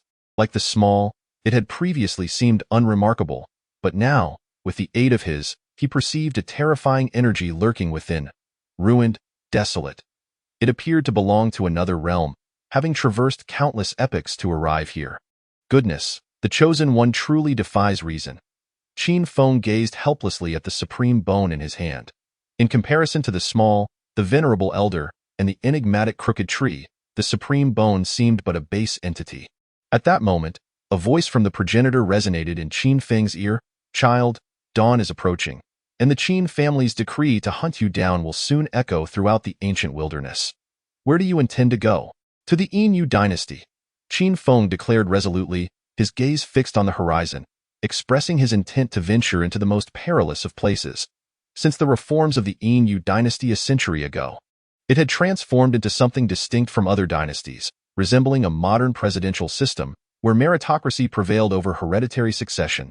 As a traitor of the Qin family, he believed they would surely take a keen interest in him. Most importantly, following the reforms, the Yin dynasty has grown increasingly powerful, making it inevitable to challenge the once dominant Xia. Embedding oneself as an undercover agent could be seen as a means to fortify the future of the Qin family. As for the notion that 3 out of the 4 legendary beauties of antiquity hail from the Yin dynasty, he expressed not the slightest interest. Child, you must return alive. The patriarch struggled to restrain his emotions, profoundly moved by Qin Feng's unwavering dedication at merely 8 years of age. He constantly considered the family's welfare. How could the family bear such guilt towards him? Ding dong. Such a hypocritical villain deserves applause. Congratulations to the host for the expansion of their spatial realm by a factor of 2. Who on earth is being hypocritical? He is the hope of the Qin family. Qin Feng harbored a deep disdain for the system, wishing it would remain silent. Just then, a cry of alarm erupted from the Qin household. Quickly, someone come. The second young master has been attacked. Chapter 18. Exile from the Qin family. The once tranquil night was suddenly filled with commotion. Upon learning of the attack on the second young master, Qin Hao, the entire Qin family immediately suspected that the Xia royal family had engaged in treachery, and they furiously armed themselves, prepared to enact brutal vengeance. Yet, upon witnessing Qin Hao, their rage reached unprecedented heights. How could such a heartless individual exist in the world, brutally extracting the supreme bone from a living 5-year-old child? This was not merely cruelty. It was a severance of their family's future hopes. Such indignation was intolerable. If the ants could endure, I could not. However, when the crowd learned the identity of the assailant, they were utterly dumbfounded. Qin Feng. How could this be possible? Who does not know that the eldest young master of the Qin family is known for his politeness, grace, diligence, and exemplary character, having demonstrated remarkable poise from a young age? It was inconceivable that he could commit such a heinous act, personally unearthing his brother's supreme bone. Impossible, absolutely impossible. The members of the Qin family shook their heads in disbelief, refusing to accept that Qin Feng could be responsible. Although Qin Feng often teased Qin Hao, they regarded it as mere playful sibling rivalry. The two brothers appear to be quite close, so how could he possibly engage in such brutality? It is he. This ungrateful wretch. Qin Tian's face twisted in a tumult of anguish and fury, his body trembling uncontrollably. He once had a happy and harmonious family, yet the machinations of the Xia royal family had torn them apart. He could only watch helplessly as his 8-year-old son struggled to survive alone, unable to offer any assistance, while his 5-year-old son endured the agony of having his bones extracted, suffering the pain of destruction and rebirth. As a father, how could he not feel profound rage? Qin Tian could no longer contain himself and spat out a mouthful of blood. As the head of the Qin family, he bore an immense burden, yet could not confide in anyone, carrying these heavy weights alone. Family head. The members of the Qin family were taken aback, finally believing that Qin Feng was indeed the perpetrator. As the patriarch of the ancient first family, Qin Tian's cultivation was undoubtedly unfathomable, yet he was still driven to the brink of bloodshed by this incident, highlighting the deep wounds it inflicted upon him. Both hands bore the marks of flesh, yet they turned against each other. Even the most resilient guardian could not withstand such betrayal. At that moment, the voice of the second ancestor of the Qin family resonated, as Qin Feng was consumed by jealousy, committing the heinous act of extracting his younger brother's supreme bone for his own gain. When the truth came to light, instead of feeling remorse, he violently injured a guard and fled the Qin family. In the name of the second ancestor of the Qin family, I hereby declare that Qin Feng, the ungrateful son, is to be expelled from the Qin family, and a decree of pursuit is issued. Life or death shall be of no concern. Expelled from the family? Life or death shall be of no concern. The members of the Qin family were taken aback, hoping that the second ancestor would show leniency. Now that Qin Hao's supreme bone had been rendered useless, if they were to lose Qin Feng, a talent of imperial potential, what leverage would the Qin family possess in the tumultuous world of competition? This child's character is unworthy of being a disciple of the Qin family. The second ancestor struggled to suppress the tremor in his voice as he uttered the most disheartening words of his life. If Qin Feng is unworthy, then who among them could claim the title of a Qin family disciple? At that moment, the sun slowly rose above the horizon. The ancestors of the Qin family stood atop the high tower, watching the distant figure of the child fade away. He would bear the hopes of the entire Qin family, enduring countless trials, dancing on the edge of a blade, where one misstep could lead to his utter destruction and a fall into the abyss. Yet, they could not aid him. Everything would depend solely on him and the frail shoulders of his youth. Was this decision not too cruel? He was but 8 years old. The 10th ancestor could no longer contain himself, tears welling in his eyes. As Qin Feng's great-grandfather, having raised him since childhood, his bond with the child was naturally profound. Watching the child struggle to survive in the world outside was like a knife twisting in his heart. Historically, great talents have faced numerous hardships. True, he was only 8, but his intellect and cultivation were beyond that of an ordinary child.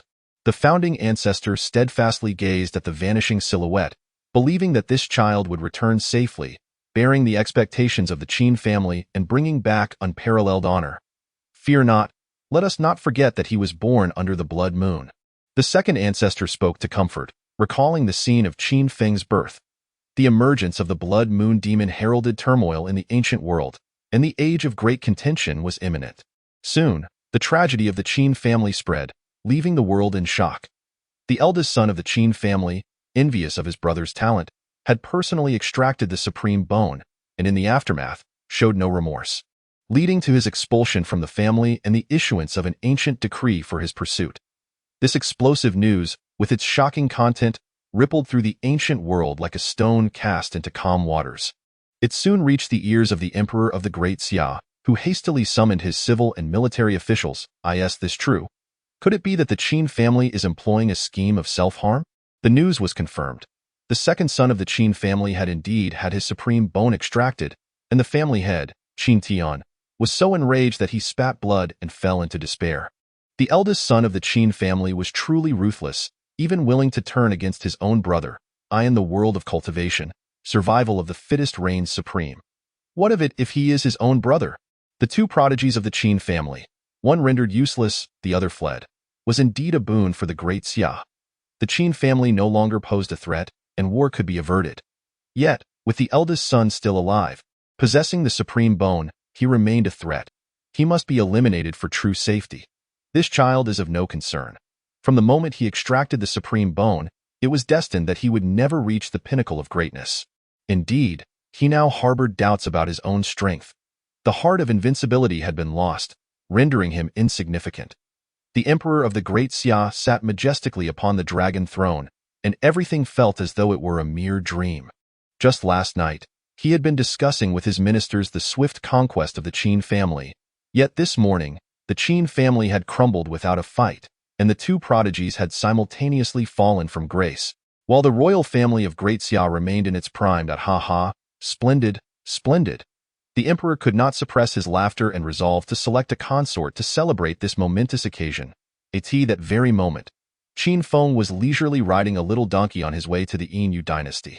At last, he had amassed 1 million villain points. Qin Feng gazed at the system's display of 1,156,500 villain points and decisively spent 1 million points to exchange for a card granting 100% compatibility. Ding dong. Congratulations to the host for spending 1 million villain points to redeem a 100% compatibility card. Ding dong. Congratulations to the host for utilizing the 100% compatibility card. The 33 days of transformation technique has achieved 100% compatibility. In Qin Feng's mind, it was as if thunder had erupted, plunging him into a state of unconsciousness. Yet he could distinctly perceive the laws of the universe and had attained a deeper understanding of the 33 days of transformation technique. In simpler terms, he was now able to wield 100% of his strength, a qualitative leap in his power compared to the previous 60% he could muster. This is what 100% compatibility means.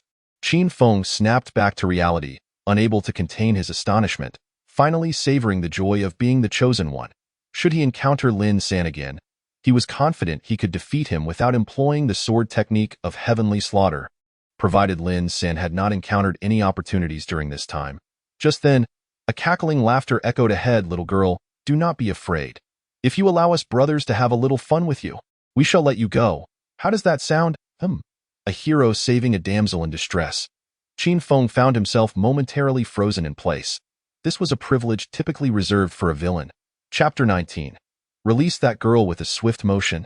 Qin Feng leaped from the little donkey, landing atop a large tree several hundred meters away. From afar, he spotted a group of burly men encircling a girl in purple attire, whose features were exquisite and captivating. Clad in a flowing violet gown that shimmered like moonlight cascading to the ground, revealing her delicate, fair legs. Goodness, my youth has returned. Qin Feng was nearly moved to tears, having not seen such an elegant ensemble in years.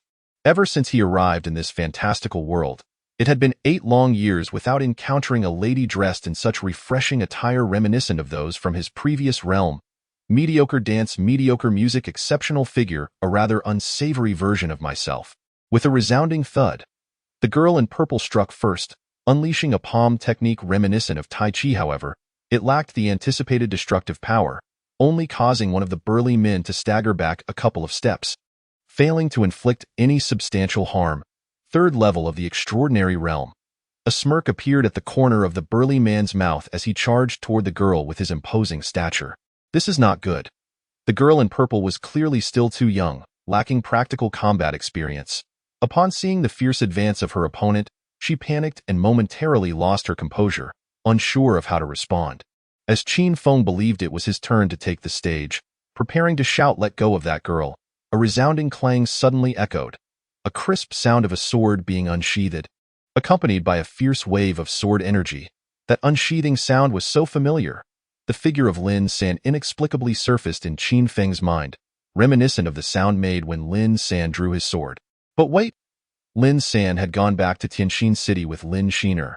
How could he still linger in the eastern region of Daxia?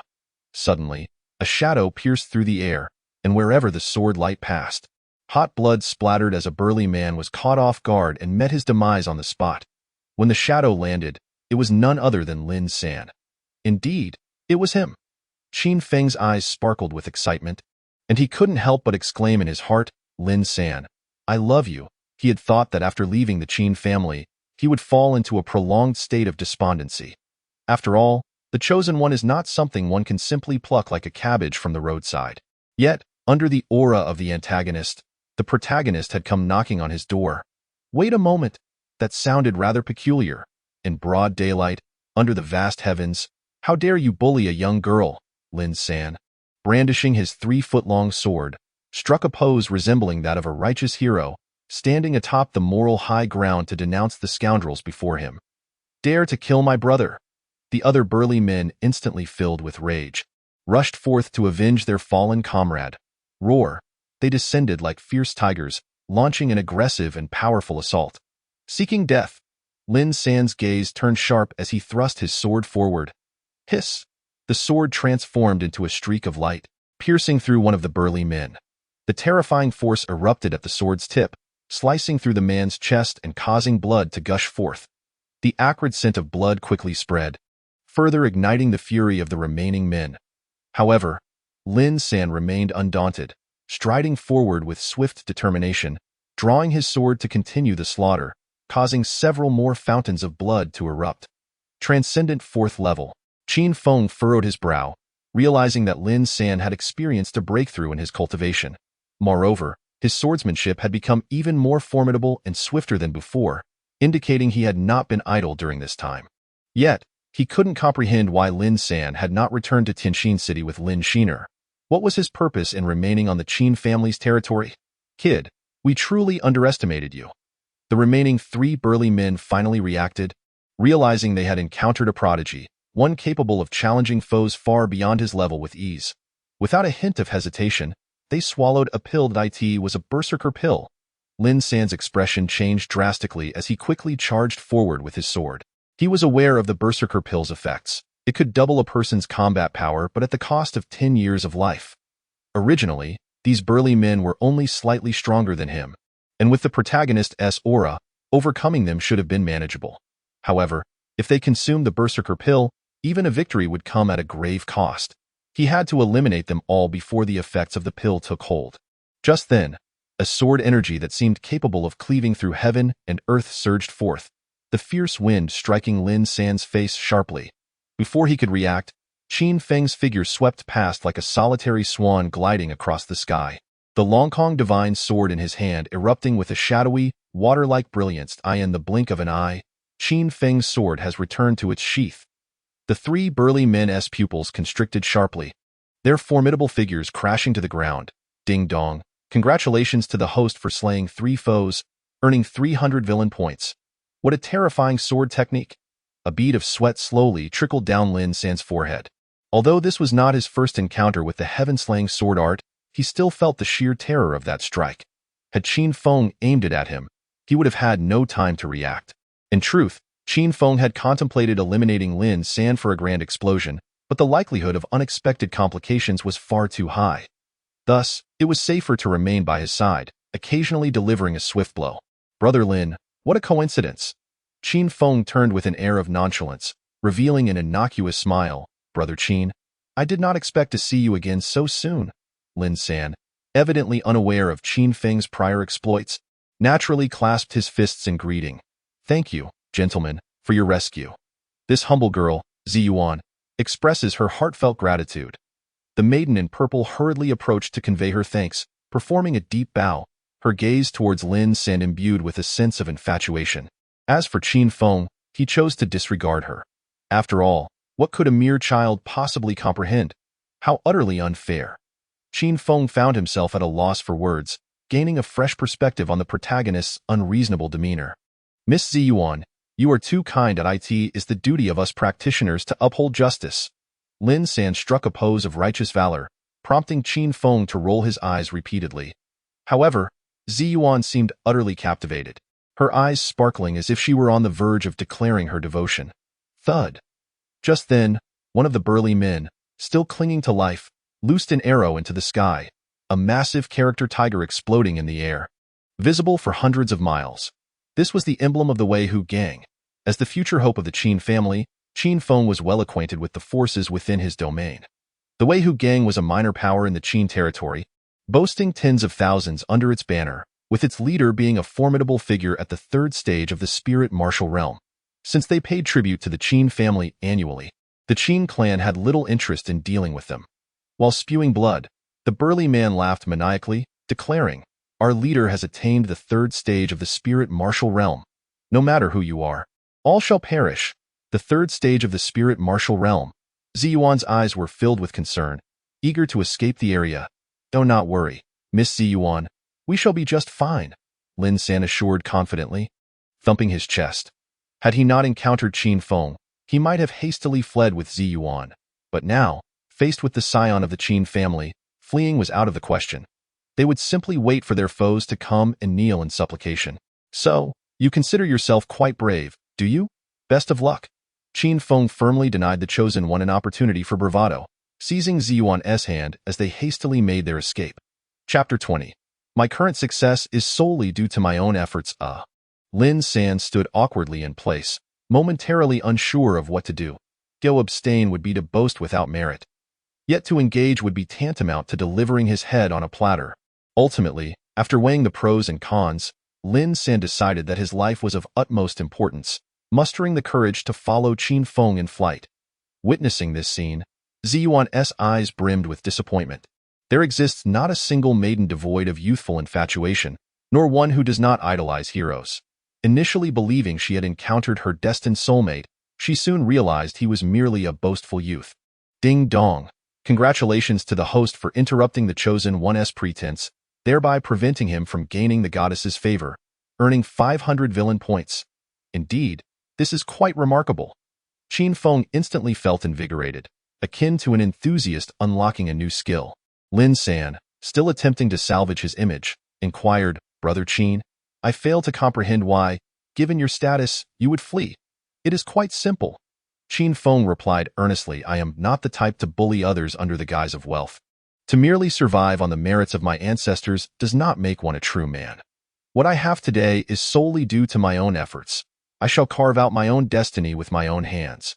Brother Qin, Lin San began to harbor a newfound admiration for Qin Feng, a caliber of second-generation individual he had never encountered before.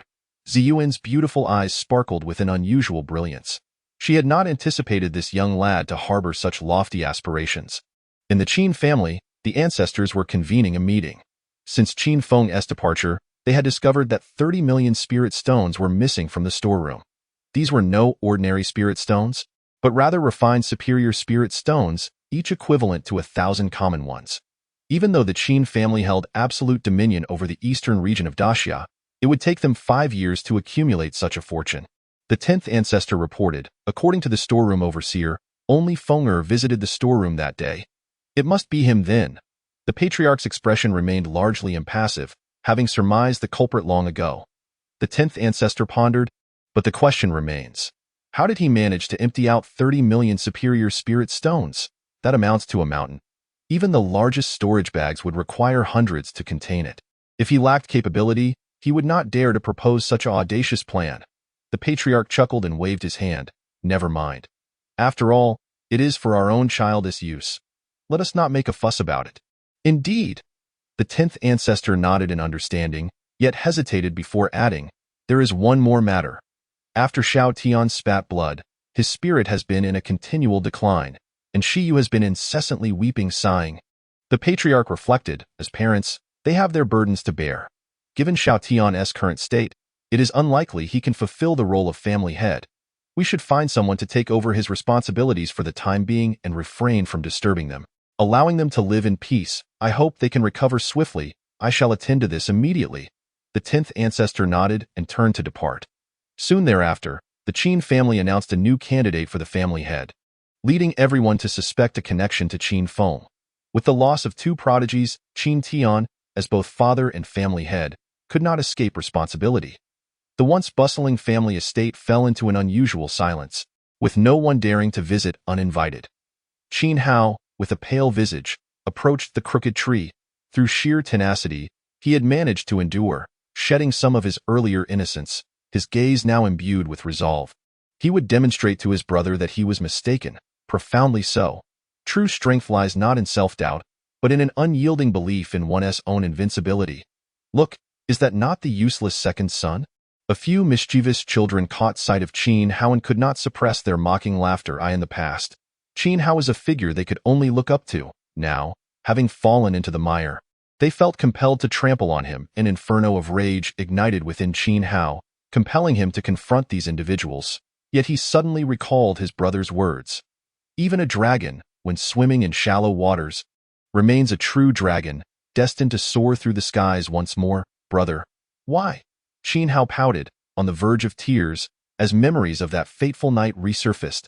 At that moment, Qin Feng, unable to quell his curiosity, inquired of Lin San why he had not returned to Tianxin City with Lin Xhonor. I intend to hone my skills before returning, Lin San replied swiftly, as if rehearsed.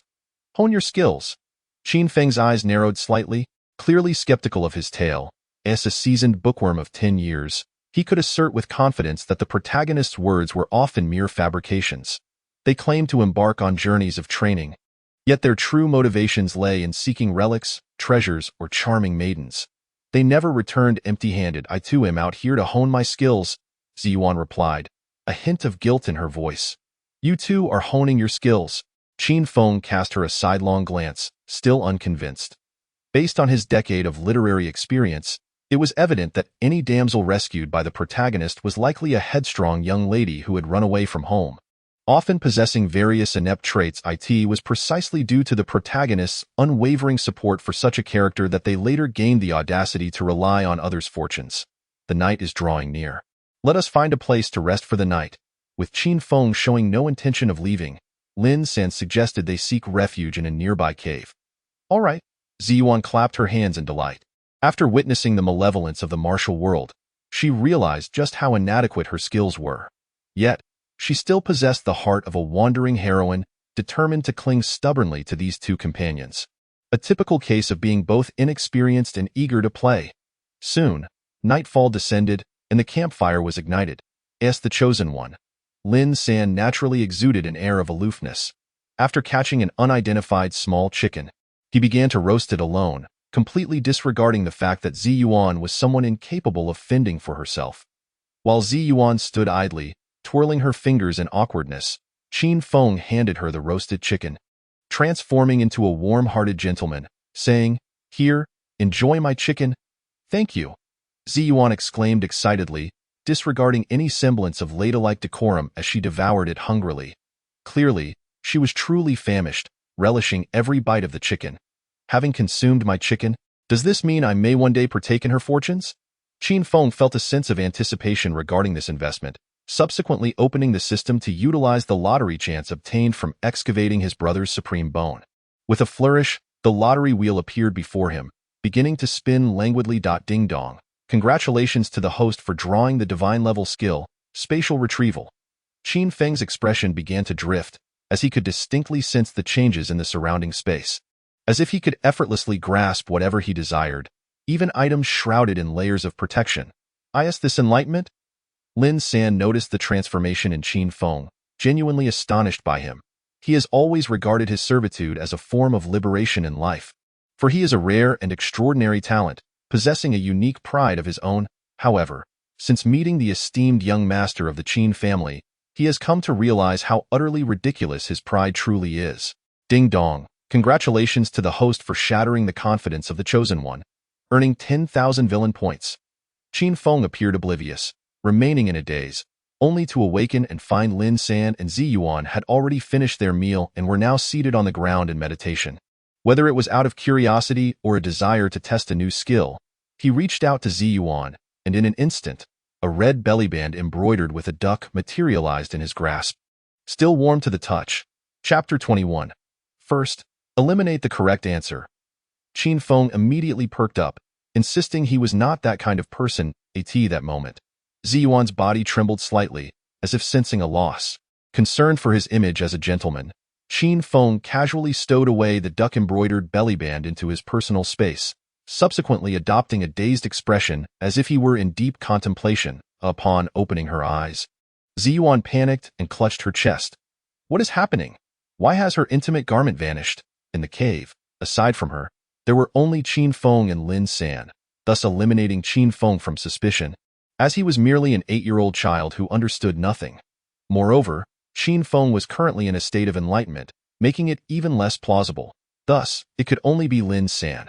Still pretending here, Ziyuan glared at the meditating Lin San, her anger surging uncontrollably, her fair face flushed with a mixture of maidenly shyness and indignation. She could not believe he was such a base individual. Shameless, rogue, return my belongings. Eventually, Ziyuan's fury reached its peak as she stood and delivered a resounding slap to Lin San. What is this? Lin San awoke in bewilderment, utterly confused as to why Ziyuan struck him. Sister Ziyuan, what did brother Lin take from you?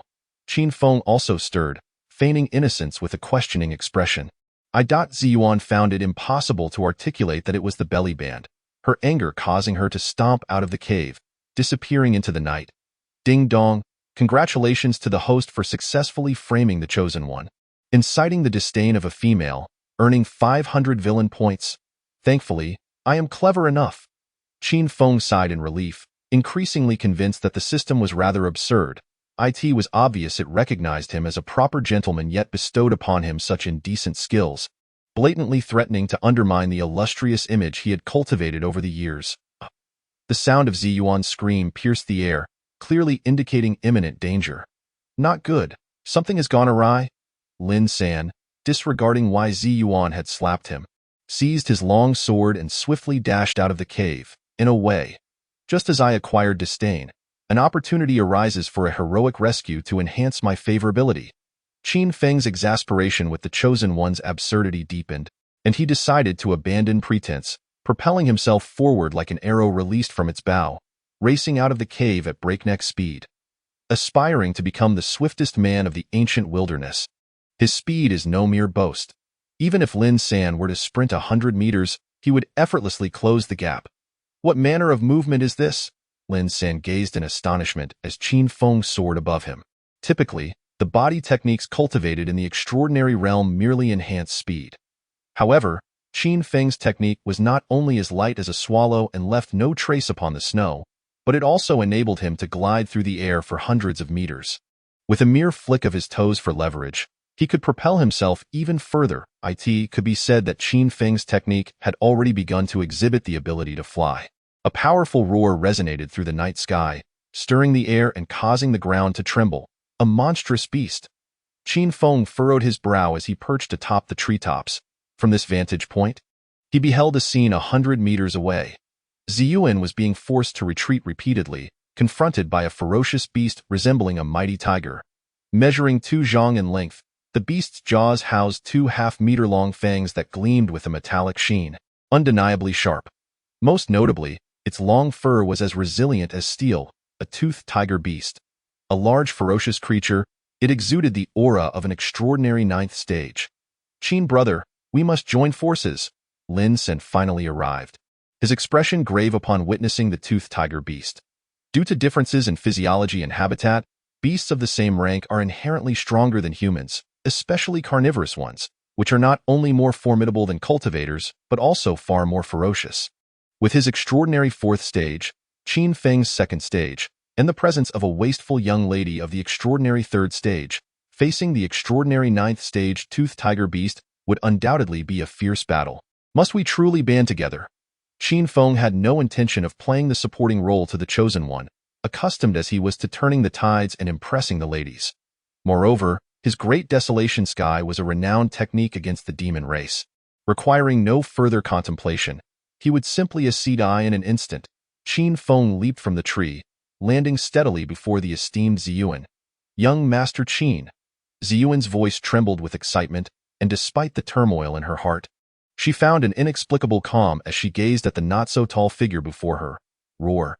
Immediately, the toothed tiger beast emitted a powerful roar upon sighting Qin Feng, its chilling aura flooding the woodland like a raging river rushing toward him.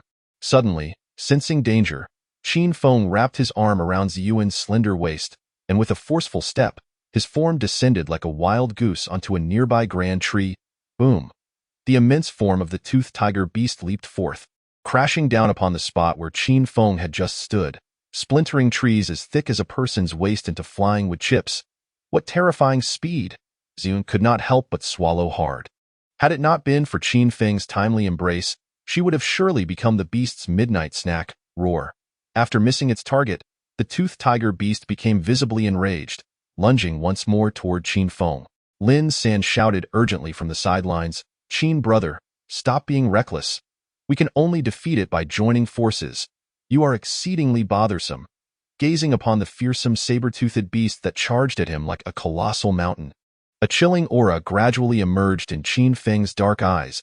If his earlier gaze had been as sharp as a blade, at this moment, it was venomous and piercing like that of a serpent. Just as the beast's razor-sharp claws were about to strike him, the Longkong sword in Qin Feng's hand was unleashed like a flash of lightning. The technique of sword drawing to slice the heavens.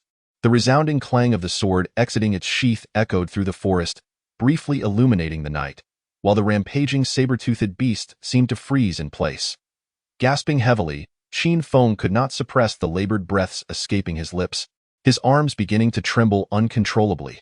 Suddenly, a deep, bone-exposing wound erupted from the beast's body, blood gushing forth as if it were a fountain.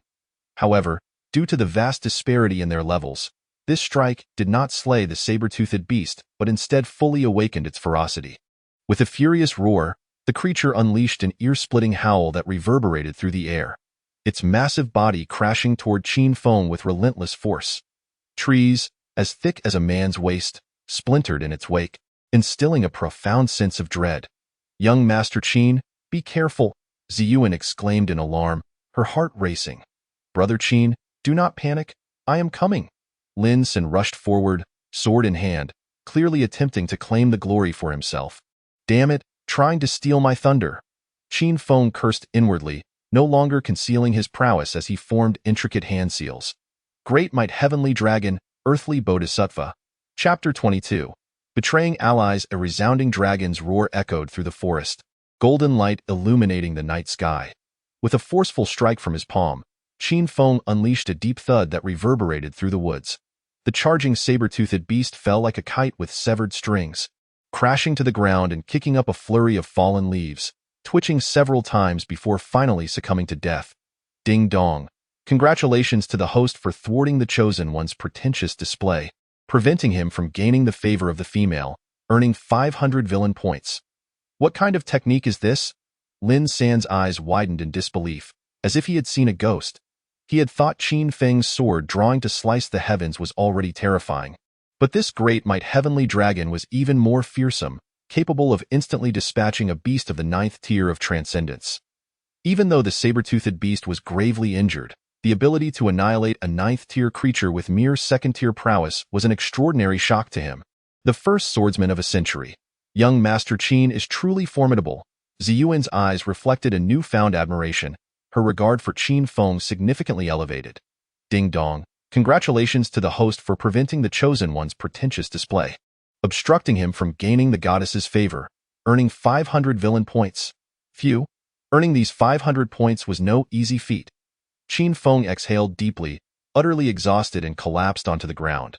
The great might heavenly dragon indeed inflicted severe damage to the demonic creatures, but its consumption was equally terrifying, akin to enduring a series of cold wars with an ex-girlfriend, leaving his legs weak and feeling as though he might float away. Applause erupted suddenly, and the three immediately fell into a defensive stance. Emerging from the forest was a scarred man accompanied by a group of followers. Their attire unmistakably marked them as members of the Weihu gang. "Young hero, your skills are truly remarkable." The scarred man cast a cold, steely gaze over the three individuals and inquired, "If I am not mistaken, you are the ones who have slain a disciple of my Weihu gang. Should you fail to provide an explanation today, it seems you may find it difficult to leave. An explanation." Before Lin San could utter a word, Qin Feng arrogantly interjected, "You think you can demand an explanation from my elder brother Lin San? Surely, you jest. Allow me to clarify. This is how we conduct our affairs." Lin San nearly spat out a mouthful of blood. signifying his complete unfamiliarity with Qin Feng. "Elder brother, I shall take my leave for a brief respite. These few wretches are yours to handle."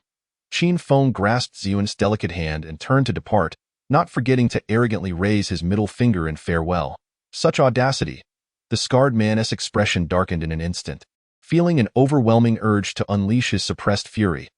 He had initially witnessed Qin Feng's battle against the fierce beast, the toothed tiger, and recognized him as an extraordinary prodigy. All he sought was a mere formality, a way to save face in front of his subordinates. Yet, instead of granting him any respect, the other party had the audacity to slap him twice in front of his men. This is intolerable. If my aunt can endure, I cannot. Mistake, mistake.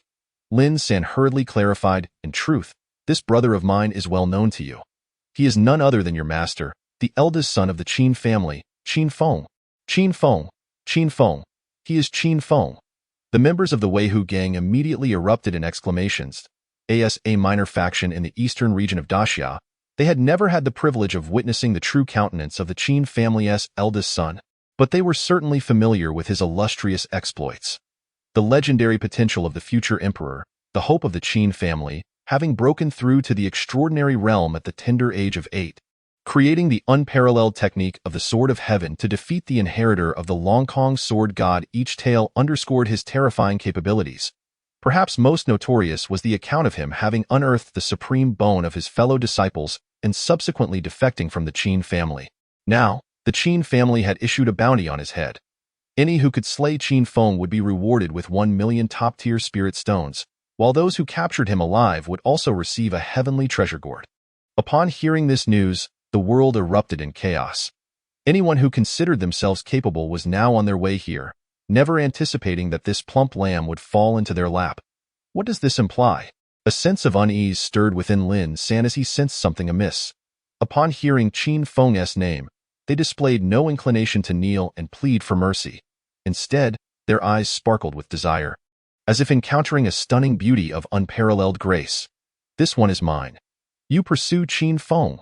The scarred man's gaze bore heavily upon Lin San. Having witnessed Qin Feng's terrifying prowess in vanquishing a 9th-tier extraordinary beast, he dared not underestimate such prodigies. Moreover, he was the man whom the monstrous eldest son of the Qin family had referred to as elder brother. One could only imagine the extent of his combat abilities. Even a lion must exert its full strength when hunting a rabbit. Understood. The disciples of the Weihu gang promptly took their leave to pursue Qin Feng and his companion. Whoosh! A terrifying aura surged from the scarred man, causing the air around him to quiver as a phantom of a roaring tiger materialized behind him. By the heavens, a 3rd-tier spirit martial realm. He is the leader of the Weihu gang, Lin San exclaimed, cursing under his breath, inwardly lamenting his dire predicament. The scarred man wasted no time in granting Lin San a moment's respite. He abruptly lunged forward, initiating his assault with remarkable ferocity, like a tiger descending from the mountain. A rather commonplace maneuver, yet the scarred man executed it with an alarming degree of proficiency, instilling a palpable sense of dread.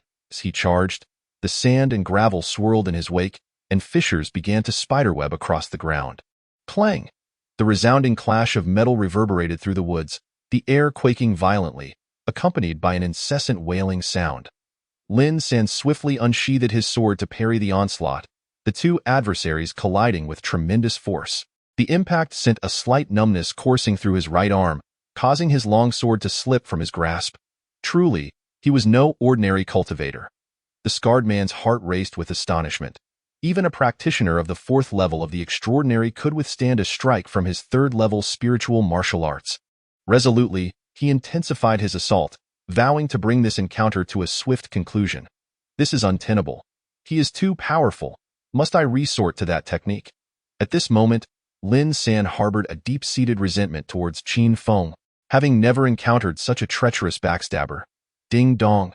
Congratulations to the host for outsmarting the chosen one, earning 2,000 villain points. Meanwhile, Qin Feng was sprinting through the forest with Ziyun, fervently praying that Lin San would muster some spirit and buy them more time. If we continue like this, what will become of young Master Lin? Ziyun's face was etched with concern, her aversion to betrayal palpable. Rest assured, he will be fine.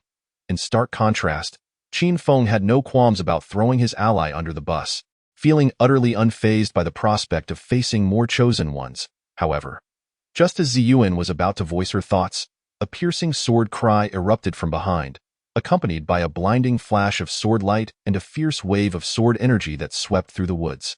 Neither the pursuing members of the Weihu gang nor Qin Feng and Ziyuan had time to react before they were engulfed by the tempest of sword energy.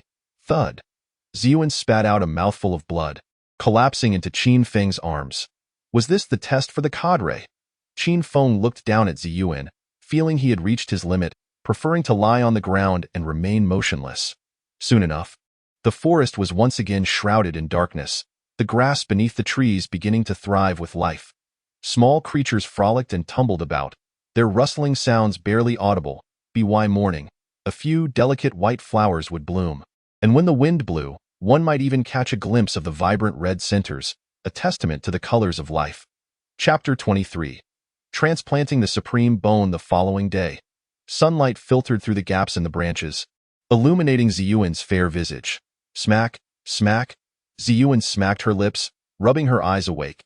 Yet, the next moment, she froze, severely doubting her own senses, for she found herself nestled in Qin Feng's embrace, their position decidedly intimate, and his hand resting in an inappropriate place. If her memory served her right, and it surely did, her little duckling was absent. A piercing scream shattered the tranquil morning, startling the creatures of the forest. Why such a loud commotion? Qin Feng awoke from his sweet dream, utterly oblivious to any wrongdoing. What could a mere child understand, and what ill intentions could he possibly harbor? You? Ziyuan struggled to articulate her words, feeling utterly exasperated and rendered powerless against this little brat named Qin Feng. Ding dong, congratulations to the host for taking advantage of the young lady, earning 200 villain points. Qin Feng raised an eyebrow, sensing the approach of someone. He hurriedly covered Ziyuan's mouth with his hand and swiftly pulled her into the bushes. The sword light that had suddenly appeared last night still haunted his thoughts, imbued with an extraordinarily terrifying sword intent that seemed otherworldly. Could it be Lin San's hidden card? A murmur of suspicion arose within Qin Feng. An inexplicable feeling that it was indeed Lin San. It is well known that Lin San had received the legacy of the celestial sword god, and it was entirely reasonable for him to retain some means of self-preservation to ensure the safety of his disciple. Thud, thud, thud. A series of hurried footsteps echoed nearby. 5 subordinates of the Tiger Gang rushed over, and unlike the previous night, they bore various injuries, indicating they had also been caught in the blade storm. The leading lackey spoke. It must be that girl from last night. They likely haven't gone far. We should hurry back and call for help. However, before he could finish his words, Qin Feng surged forth from the bushes like a bolt of lightning. After a night of recovery, his health was fully restored, and he was ready to revel once more. With a nod, he drew his sword. The crisp sound of the blade being unsheathed resonated, and a chilling aura swept through the forest. Whoosh! A shadowy flash of sword light darted ahead, the fierce sword wind slicing through the air. Blood gushed forth as the 5 figures fell to the ground like kites severed from their strings, their eyes slightly narrowing before gradually turning pale, devoid of life.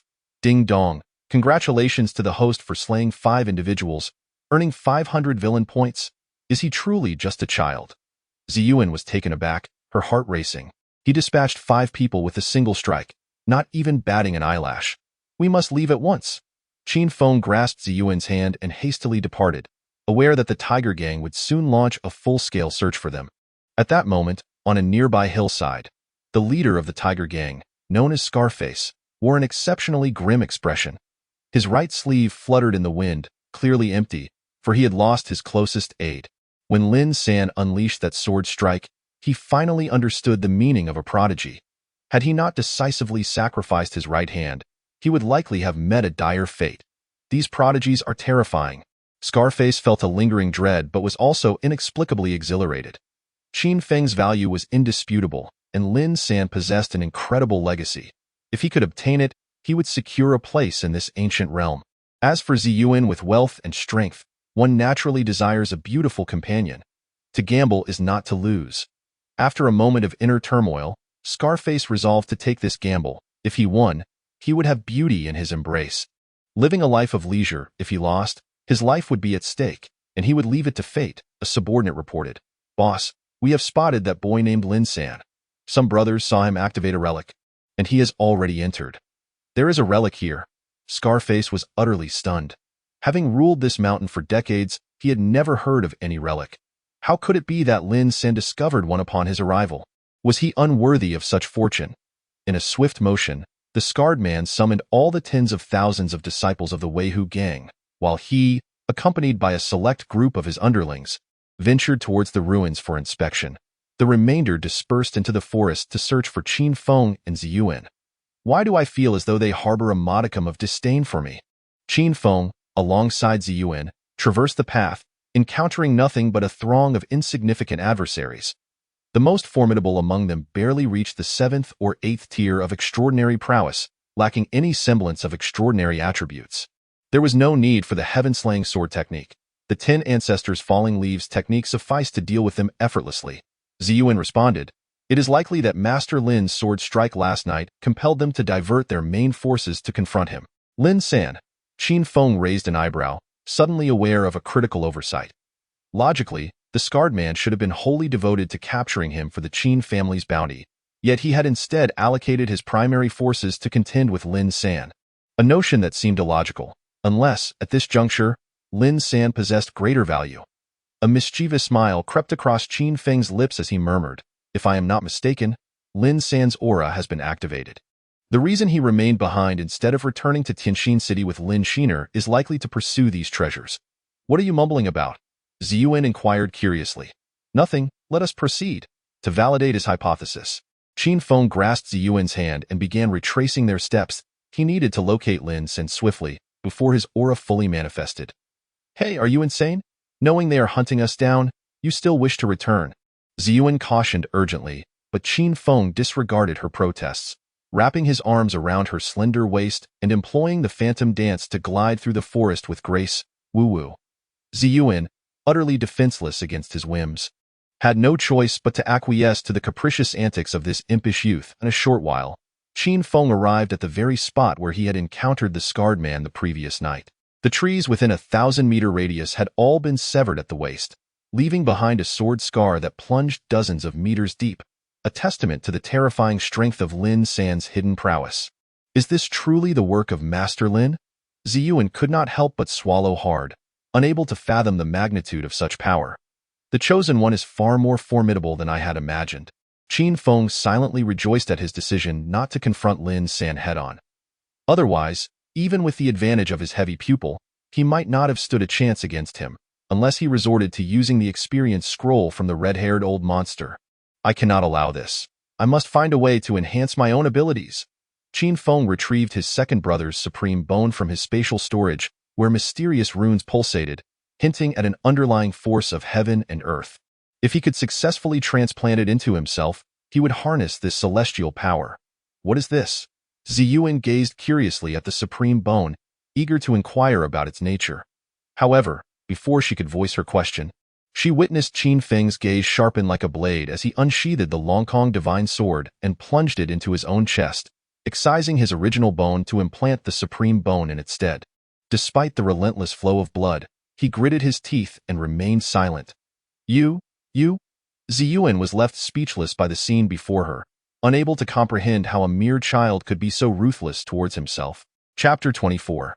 Let the bullets fly for a while as blood brothers. The supreme bone should not reject me, should it? The pain contorted Qin Feng's visage, yet he gritted his teeth and persevered. He understood that to continue living recklessly in this world, one must be ruthless not only towards others, but even more so towards oneself. If he could not endure this modicum of suffering, how could he hope to roam freely in the future? Have you lost your mind? Who would stab themselves with a sword? Ziyuan finally emerged from her stupor and hurriedly approached to tend to Qin Feng's wounds. However, before she could make a move, the injuries on Qin Feng's body began to heal at a visibly astonishing pace, completely mending within 10 minutes, leaving no scars behind. Ever since he comprehended the third layer of the 33 Heavens transformation technique, Qin Feng's self-healing ability had become increasingly extraordinary. While he could not claim to possess the power of regrowing severed limbs, regenerating lost fingers was certainly within his capabilities. "What manner of monster are you?" Ziyuan was left utterly dumbfounded. Her mind in turmoil. It was one thing for an 8-year-old child to challenge foes beyond his level. It was another to wield terrifying techniques such as the sky-slaying swordsmanship and the great might of heaven. Now, he also possessed an unparalleled self-healing ability, goodness. Any one of these abilities would cause even the ancient monsters of the primordial era to break into a sweat. Yet, all of them were concentrated in the form of a mere 8-year-old child. Reflecting on Lin San's terrifying sword strike from the previous night, it was clear that a true era of great contention had arrived. The current generation of prodigies boasted strengths that were excessively formidable. You are the real monster. Your entire family is monstrous. Qin Feng rolled his eyes in exasperation and began to trace the path Lin San had taken the night before. Wait for me. Ziyuan hastily followed, unwilling to venture alone. She needed to stay close to Qin Feng, ensuring she could cling to him for support at any moment. Before long, the duo evaded the search efforts of the Wei Hu gang disciples and arrived before a stone wall deep within the forest. Upon closer inspection, they noticed a black vortex upon the wall, resembling a black hole capable of devouring all an ancient relic. Qin Feng's eyes sparkled, his heart racing with excitement. He had heard from the 10 ancestors about relics being small worlds created by powerful beings, often housing their legacies and artifacts previously utilized. Even in the absence of legacies and artifacts, these places could still nurture precious materials. Ding dong. Congratulations to the host for triggering the villain quest. Seize the fated child's opportunity and treasure. Reward. Golden treasure chest X1. In a wonder they ignored me and rushed to find Lin San. Qin Feng couldn't help but sigh inwardly. It seemed the chosen ones were truly unreasonable, as if the heavens were feeding them without effort, while he, the villain, could only rely on his own endeavors to complete tasks. What are we waiting for? Let us enter swiftly, Ziyuan exclaimed with unusual enthusiasm. As a heroine venturing into the world, how could she resist the allure of an ancient relic? This is not the time. Qin Feng glanced at the time and sought a concealed spot to sit and meditate. As a seasoned bookworm of 10 years, he could confidently assert that teaming up with the protagonist to tackle a dungeon was more challenging than enduring the trials of heavenly tribulations. Allies were prone to becoming sacrificial pawns, and enemies were mere tools. Once the halo was activated, distinctions between friend and foe blurred. Better to let the dust settle for a moment. Haste makes waste. What do you mean by that? Ziyuan quickly caught up, inquiring. However, Qin Feng showed no intention of responding. He had already entered a meditative state, immersing himself in cultivation, while the surrounding spiritual energy gradually flowed into his body. The supreme bone that had been implanted within him exhibited no signs of rejection, and the mysterious runes swirling upon it began to circulate through his being, nurturing within him a divine ability known as the celestial calamity light. Is this the divine ability contained within the supreme bone? The 1-month enlightenment halo that Qin Feng had exchanged for previously still lingered, prompting him to attempt to comprehend the celestial calamity light within the supreme bone. Bang! The void trembled as the vast power of the cosmos surged toward Qin Feng, rendering everything in the world minuscule in comparison. Qin Feng struggled to breathe, akin to a climber striving upwards. Each step forward met with multiplied pressure, his footing precarious as his form swayed unsteadily. Yet, with this struggle came a deepening understanding of the cosmic force, and the clarity of insight within his heart grew ever sharper. Though the celestial calamity light of the supreme bone was remarkable, it could only serve as an auxiliary means. Qin Feng did not expend excessive effort on the supreme bone. Instead, he directed his focus toward his indomitable. Presently, due to his limited cultivation, many capabilities of the remained undeveloped. Aside from perceiving the essence, he had only unlocked the abilities of decomposing actions and slowing down time. These prodigies have nothing else to occupy their time but cultivation? Ziyuan, with a frown and her chin resting on her hand, sat off to the side, yearning to venture into the ruins but too apprehensive to do so, left to wait for Qin Feng to awaken and take her inside. Gurgle, her stomach protested, longing for Qin Feng's chicken once more. Within the ruins, Lin San held a sword in one hand, vigilant, while the other clutched a map as he advanced. Initially, he intended to return to Tianxin City alongside Lin Xir, but midway, he inadvertently acquired a tattered map that coincidentally completed the one he possessed. What a stroke of luck! Thus, he separated from the main group, choosing to return alone in search of the ruins.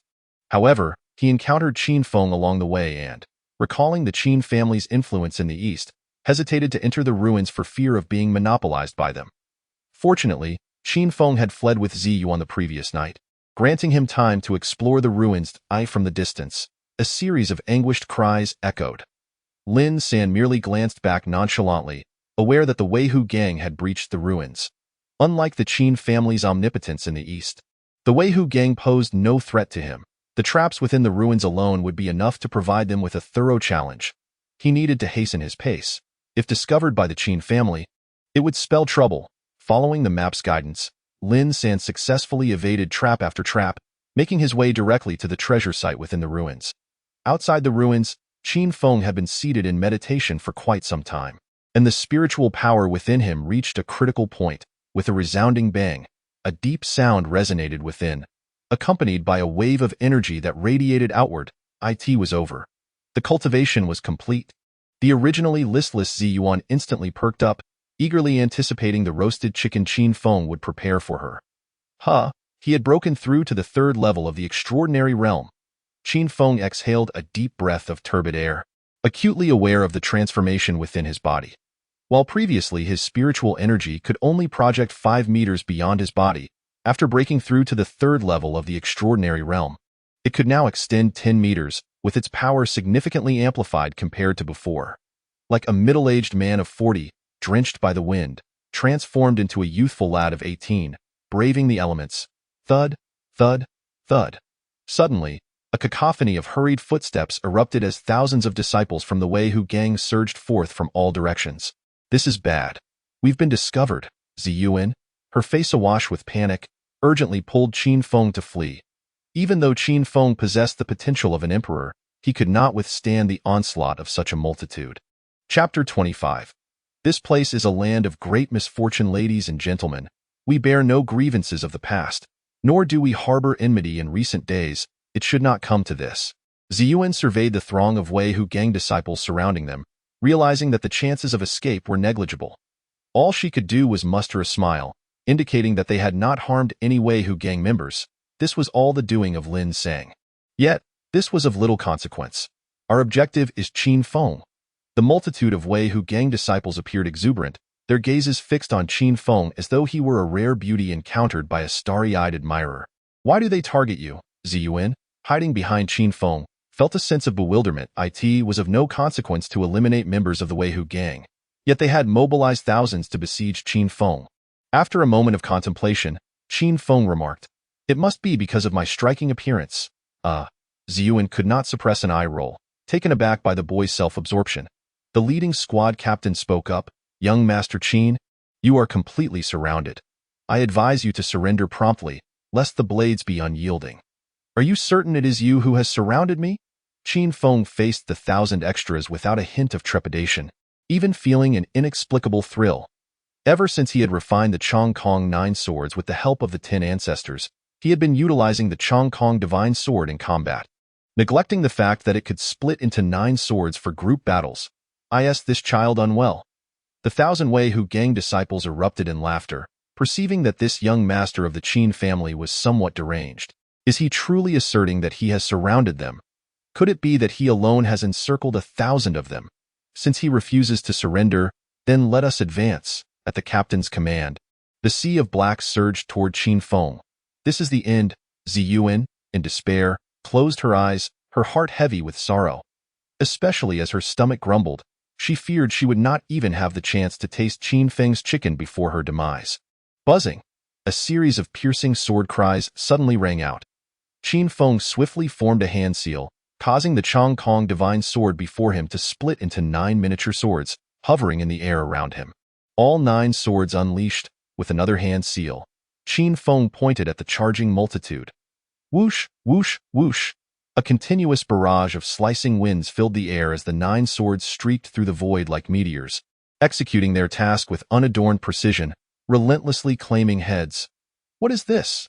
The crowd quickly sensed that something was amiss, watching in horror as more and more fell to the ground, their fear spreading like wildfire. The 9 swords, diminutive and elusive, rendered any defense futile, and in no time, they had claimed hundreds of lives, with none able to approach Qin Feng. Ding dong, congratulations to the host for slaying one, earning 100 villain points. Ding dong, congratulations to the host for slaying one, earning 100 villain points. As the heads continued to be harvested, the system's notifications echoed relentlessly. Run.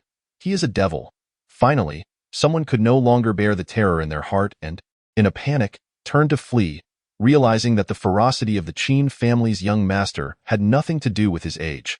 The swift and decisive speed of his swordplay rendered the presence of many utterly futile. With the first to escape, there came the second, the third. The tide of fear began to spread, and no one thought of the Qin family's bounty anymore. All they could think of was to hastily distance themselves from this great demon. My goodness! Ziyuan gasped in astonishment, utterly stunned by the scene before her. This the legendary peerless prodigy. Even when besieged by thousands, he was not a foe to be trifled with. Who? Qin Feng exhaled deeply, summoning back the 9 small swords with a wave of his hand. Despite the ease with which he dispatched these insignificant characters, controlling the 9 swords consumed considerable energy. Even with the rapid recovery provided by the Tianbao gourd, it could not be sustained for long. Ding dong. Congratulations to the host for slaying a total of 232 individuals, earning 23,200 villain points. Who? Qin Feng exhaled again, striving to calm his emotions. Although the rewards from slaughter were quite substantial, the addiction to killing could easily lead one down a dark path, prompting cultivators to exercise great restraint to avoid such a fate. Of course, some individuals, in pursuit of power, might willingly descend into darkness. However, he possessed both a formidable background and external advantages, and there was truly no need to tarnish himself, rendering himself neither human nor ghostly. Just then, a dozen figures appeared in the sky, their feet treading upon flying swords as they floated above. Taoist realm cultivators. Ziyuan could not help but exclaim, taken aback by the unexpected arrival of these formidable beings. Taoist realm cultivators were powerful entities beyond the spirit martial realm, and their very existence signified a comprehension of the Tao, marking their genuine entry into the pursuit of longevity through cultivation. We have found you, Qin Feng. The group of Taoist realm cultivators gazed at Qin Feng with the same gaze reserved for an unparalleled beauty. Why are they seeking you again? Ziyuan hurriedly hid behind Qin Feng, acutely aware of the malevolent intent emanating from the newcomers. It was obvious. Lin San must be using my name to swindle others. From the perspective of a 10-year veteran reader, Qin Feng was all too familiar with the shameless tactics employed by protagonists. They often resorted to defaming their adversaries when they could not defeat them, leveraging the villain's name to stoke animosity. After all, he would never admit to being a wanted criminal. Who would have thought that young Master Lin was such a person? Ziyuan, having yet to experience the harsh realities of society, naively believed the words of this great villain. We must leave. Observing the approaching Taoist realm cultivators, Qin Feng grasped Ziyuan's hand and swiftly dashed into the ruins, intending to present Lin San with a challenge. Or rather, to provide the protagonist with a plethora of formidable swords, the ruins. The Taoist realm cultivators' eyes lit up at the mention of the ruins, showing no resistance whatsoever as they hastened to propel their flying swords into the ancient site. As a whirlwind of chaos ensued, Qin Feng and Ziyuan entered the ruins, finding themselves in a realm not unlike the outside world, complete with mountains, rivers, forests, and the alternating cycles of day and night. Is this the space created by a mighty being? Qin Feng was utterly astonished by the scene before him. He could hardly fathom what kind of cultivation could conjure a miniature world. We must hasten our departure. Those individuals are about to catch up, he urged. Ziyuan, however, was not overly surprised. She grasped Qin Feng's hand and swiftly dashed into the forest. Simultaneously, the cultivators pursuing the Qin family due to the bounty arrived in succession, easily gleaning Qin Feng's whereabouts from the fleeing members of the Weihu gang, and they soon discovered the ruins. In an instant, word of the ruins spread, attracting countless treasure-seeking cultivators. I have calculated, and this place is indeed a site of great peril. Qin Feng observed the throngs entering the ruins in search of treasure and, without a doubt, surmised that the dungeon's difficulty must be exceedingly high. Coupled with Lin San's protagonist aura, the chances of survival were decidedly slim. You can divine the future as well? Ziyuan inquired with curiosity. No. Qin Feng shot her a sidelong glance. This is truly a site of great peril. Chapter 26. Do not show mercy. No, are you still pretending? Ziyuan could not help but roll her eyes at Qin Feng, her youthful visage already radiating an enchanting charm. You wouldn't understand. Qin Feng asserted with unwavering confidence, "I in any dungeon associated with a protagonist. The more companions who entered, the more unforeseen dangers they would encounter. In the end. Only a scant few would manage to escape, haunted by their memories and spreading tales of the protagonist's ostentation." Ding, ding, ding. The sound of fervent combat erupted nearby, clearly indicating that a struggle for treasures was underway. Given that this ruin had been sealed for an extensive period, numerous rare materials had flourished within. Upon entering the forest, Qin Feng and Ziyuan had also stumbled upon some, albeit of ordinary quality, far from warranting a fight. "Shall we take a look?" Qin Feng tentatively suggested, to which Ziyuan eagerly nodded her head in excitement. To ensure they would not be recognized, Qin Feng smeared a bit of dirt on his face and clothes, giving him a travel-worn appearance, far removed from that of a young master from a wealthy family. Before long, the duo stealthily approached the scene, where several factions were entrenched in a bloody frenzy, with dozens of corpses strewn across the ground, the earth itself stained crimson with blood. Not far from them was a vine bearing dozens of small, tomato-like fruits that shimmered with a red glow. "Nice blood, Bodhi," Ziyuan exclaimed, nearly crying out in delight, only managing to restrain her excitement by grasping Qin Feng's arm. Her exuberance was entirely understandable. Blood Bodhi was exceedingly rare. If heavenly treasures were classified into 4 grades, heaven, earth, profound, and yellow, then blood Bodhi would undoubtedly belong to the heavenly tier, and a rare variety at that. Consuming it not only healed injuries but also enhanced one's cultivation, possessing properties for strengthening and nurturing. Most remarkably, it could be used indefinitely without diminishing in effect, making it a coveted treasure among cultivators. However, once harvested, the vine would wither rapidly, rendering cultivation and transplantation impossible. Only those with extraordinary fortune could encounter it, which was another reason for its extreme rarity.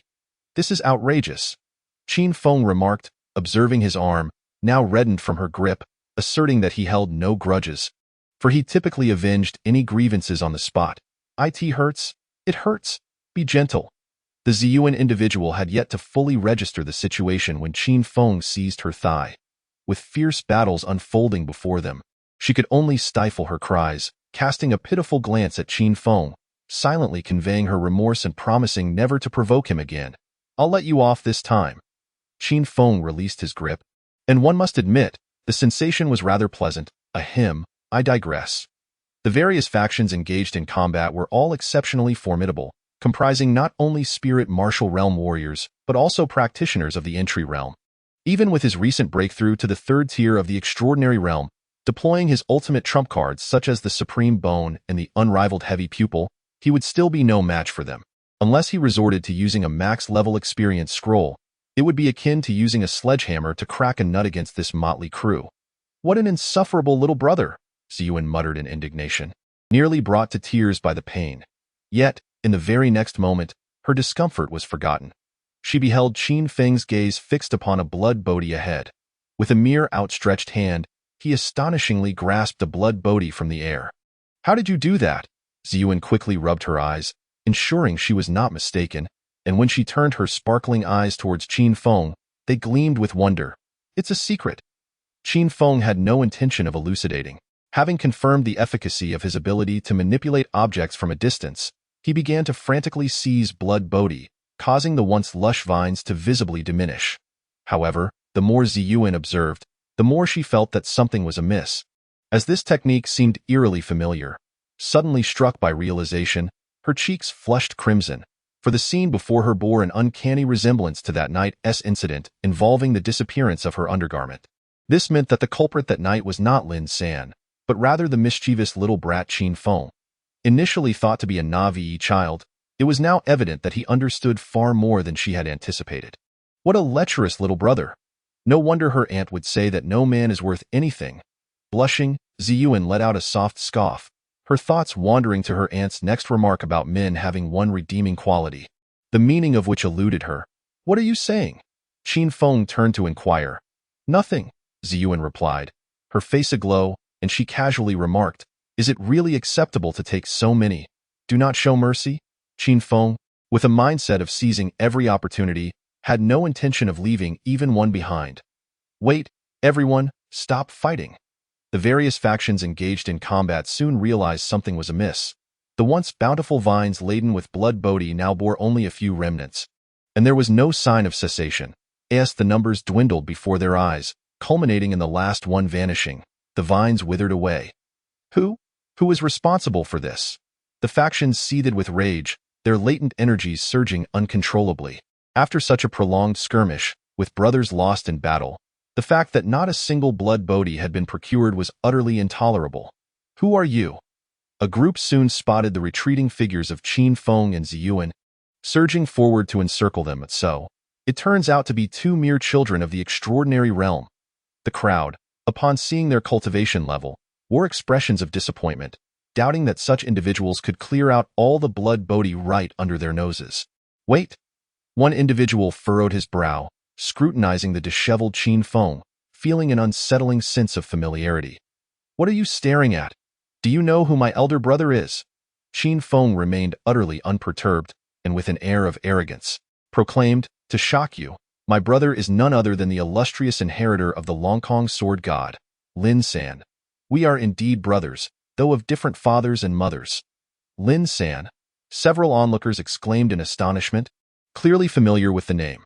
Renowned as the foremost swordsman of the century to come and the heir of the Longkong sword god, he had recently engaged in a clash with Qin Feng, the scion of the Qin family, who was said to possess imperial potential. He was undoubtedly a celebrated figure, a prodigy amidst a world rife with contention, backed by the formidable Tianjin city. Not someone to provoke. Indeed, brothers of different parents, Ziyuan could not help but roll her eyes, realizing that Qin Feng was quite the fabricator. Seizing the opportunity to further incite the crowd, Qin Feng declared, moreover, I am unafraid to inform you that my brother activated this relic 3 days ago, and he discarded the blood bodhi. Should you offend me, you may contemplate the consequences on your own. The crowd exchanged glances, deliberately disregarding his final remark. From the disciples of the Weihu gang, they had indeed learned that a certain Lin San had opened the relic, thus affirming the veracity of Qin Feng's claims. This implied that Lin San must have discovered unparalleled treasures within the relic, deeming even the blood bodhi unworthy of his attention. With a flurry, the crowd scattered in search of Lin San, much like birds taking flight. Chapter 27. I can tell at a glance that you are not human. What a mischievous younger brother, Ziyuan observed, utterly speechless, pondering what grievance Lin San could have caused. Soon enough, news of Lin San's acquisition of extraordinary treasures spread throughout the relic, prompting every cultivator to seek out Lin San's whereabouts, which left Lin San cursing under his breath, frustrated by the truth spoken by some ill-fated soul. Achoo! Qin Feng involuntarily sneezed, suspecting someone was maligning him behind his back. However, his attention was swiftly captivated by the blood bodhi, having amassed a total of 32. After consuming one, an immense surge of energy erupted within him. The tonic's restorative properties solidified his foundation, which had been somewhat unstable after recently breaking through to the 3rd level of the extraordinary realm. Truly, it was a rare heavenly-grade treasure, remarkably potent. After consuming one herself, Ziyuan was equally astonished by the effects. At that moment, a woman clad in ancient white garments appeared, her gaze toward the blood bodhi in Qin Feng's hand laden with complexity. Excuse me, miss, do you require assistance? Ziyuan inquired curiously. Miss? Qin Feng abruptly seized Ziyuan's arm, his expression icy as he admonished, you fiend. I can tell at a glance that you are not human. Not human? Then that makes you a monster. Ziyuan was taken aback, hastily retreating behind Qin Feng. Unlike the toothy tiger demon they had encountered previously, this being, capable of assuming human form, was undoubtedly a formidable beast among beasts. Her power described aptly as terrifying. Indeed, she is a monster. Since acquiring the ability to discern between humans and demons through his mastery of the great, might heavenly dragon, Qin Feng was certain that the white-clad woman before him was a shape-shifting demon. Do not misunderstand. I harbor no ill intentions. The white-clad woman expressed her astonishment, taken aback that Qin Feng could so readily identify her as a demon. Do you believe we would trust this? Qin Feng dared not relax for even a moment, his fingers deftly forming the incantation of Doi Tianlong. He had long heard from the 10 ancestors that in the ancient wilderness, myriad races thrived, among which the conflicts between the human and demon clans were the fiercest. It was surely not a matter that could be resolved over a drink devoid of malice. The woman in white hesitated for a moment before continuing. In truth, I entered the ruins to seek heavenly materials for my newborn child. However, I have just given birth and am still quite weak, unable to contend with others for the blood bodhi. I do not require much. Merely 10 would suffice. Upon finishing her plea, her gaze was filled with earnest entreaty as she looked at Qin Feng as a shape-shifting great demon. Revealing her recent childbirth was an exceedingly perilous act. One must understand that great demons are treasures in themselves. Should outsiders learn of her weakness, they would undoubtedly seize the opportunity to capture her, either to skin her alive for materials to forge magical artifacts or to concoct elixirs. If she were to encounter beast tamers, her fate would be even graver, as she could be ensnared with a beast collar, losing her freedom. Thus, she was wagering on the hope that Qin Feng was not of such a nature. Gazing into the beseeching eyes of the woman in white, Qin Feng momentarily envisioned his mother. Over the past 8 years, Yun Xia had cared for him with utmost dedication, and now, as he chose this path, it was perhaps this very mother who would be the most deeply hurt. In the spirit of profound maternal love, I can, on humanitarian grounds, offer you 10. Qin Feng shifted his tone. Yet, as a mother, you surely do not wish for your child to harbor thoughts of unearned gains. A gesture of goodwill would suffice. I shall accept 1 blood bodhi in exchange for 100,000 top-tier spirit stones. Ziyuan nearly spat out a mouthful of blood. Realizing just how cunning Qin Feng truly was, he spoke of humanitarianism while his heart brimmed with commercial intent. I have no spirit stones. The woman in white's face reflected genuine distress, as she was indeed financially constrained. And no money? Not to worry, we can discuss resources. Qin Feng replied with a smile, confident that a shape-shifting great demon would possess some valuable items. For instance, there were places rich in heavenly materials, locations of powerful relics, and secrets that certain individuals wished to keep hidden. The woman in white still felt immensely troubled, having no resources to offer in response to Qin Feng's propositions. Why goodness. I have encountered the impoverished before, but never have I seen such a destitute great demon. Qin Feng was thoroughly impressed, utterly perplexed as to how she had managed to transform into a great demon. Just then, a shout echoed from a distance. We found Lin San and discovered an incredibly powerful treasure. So soon they have found it. Qin Feng's eyes lit up, and he hastily pulled Ziyuan along. Before departing, he couldn't help but glance back at the woman in white, noticing her gaze filled with confusion about the future and the remorse of a mother. Ultimately, he couldn't resist and tossed her a small package. What is this?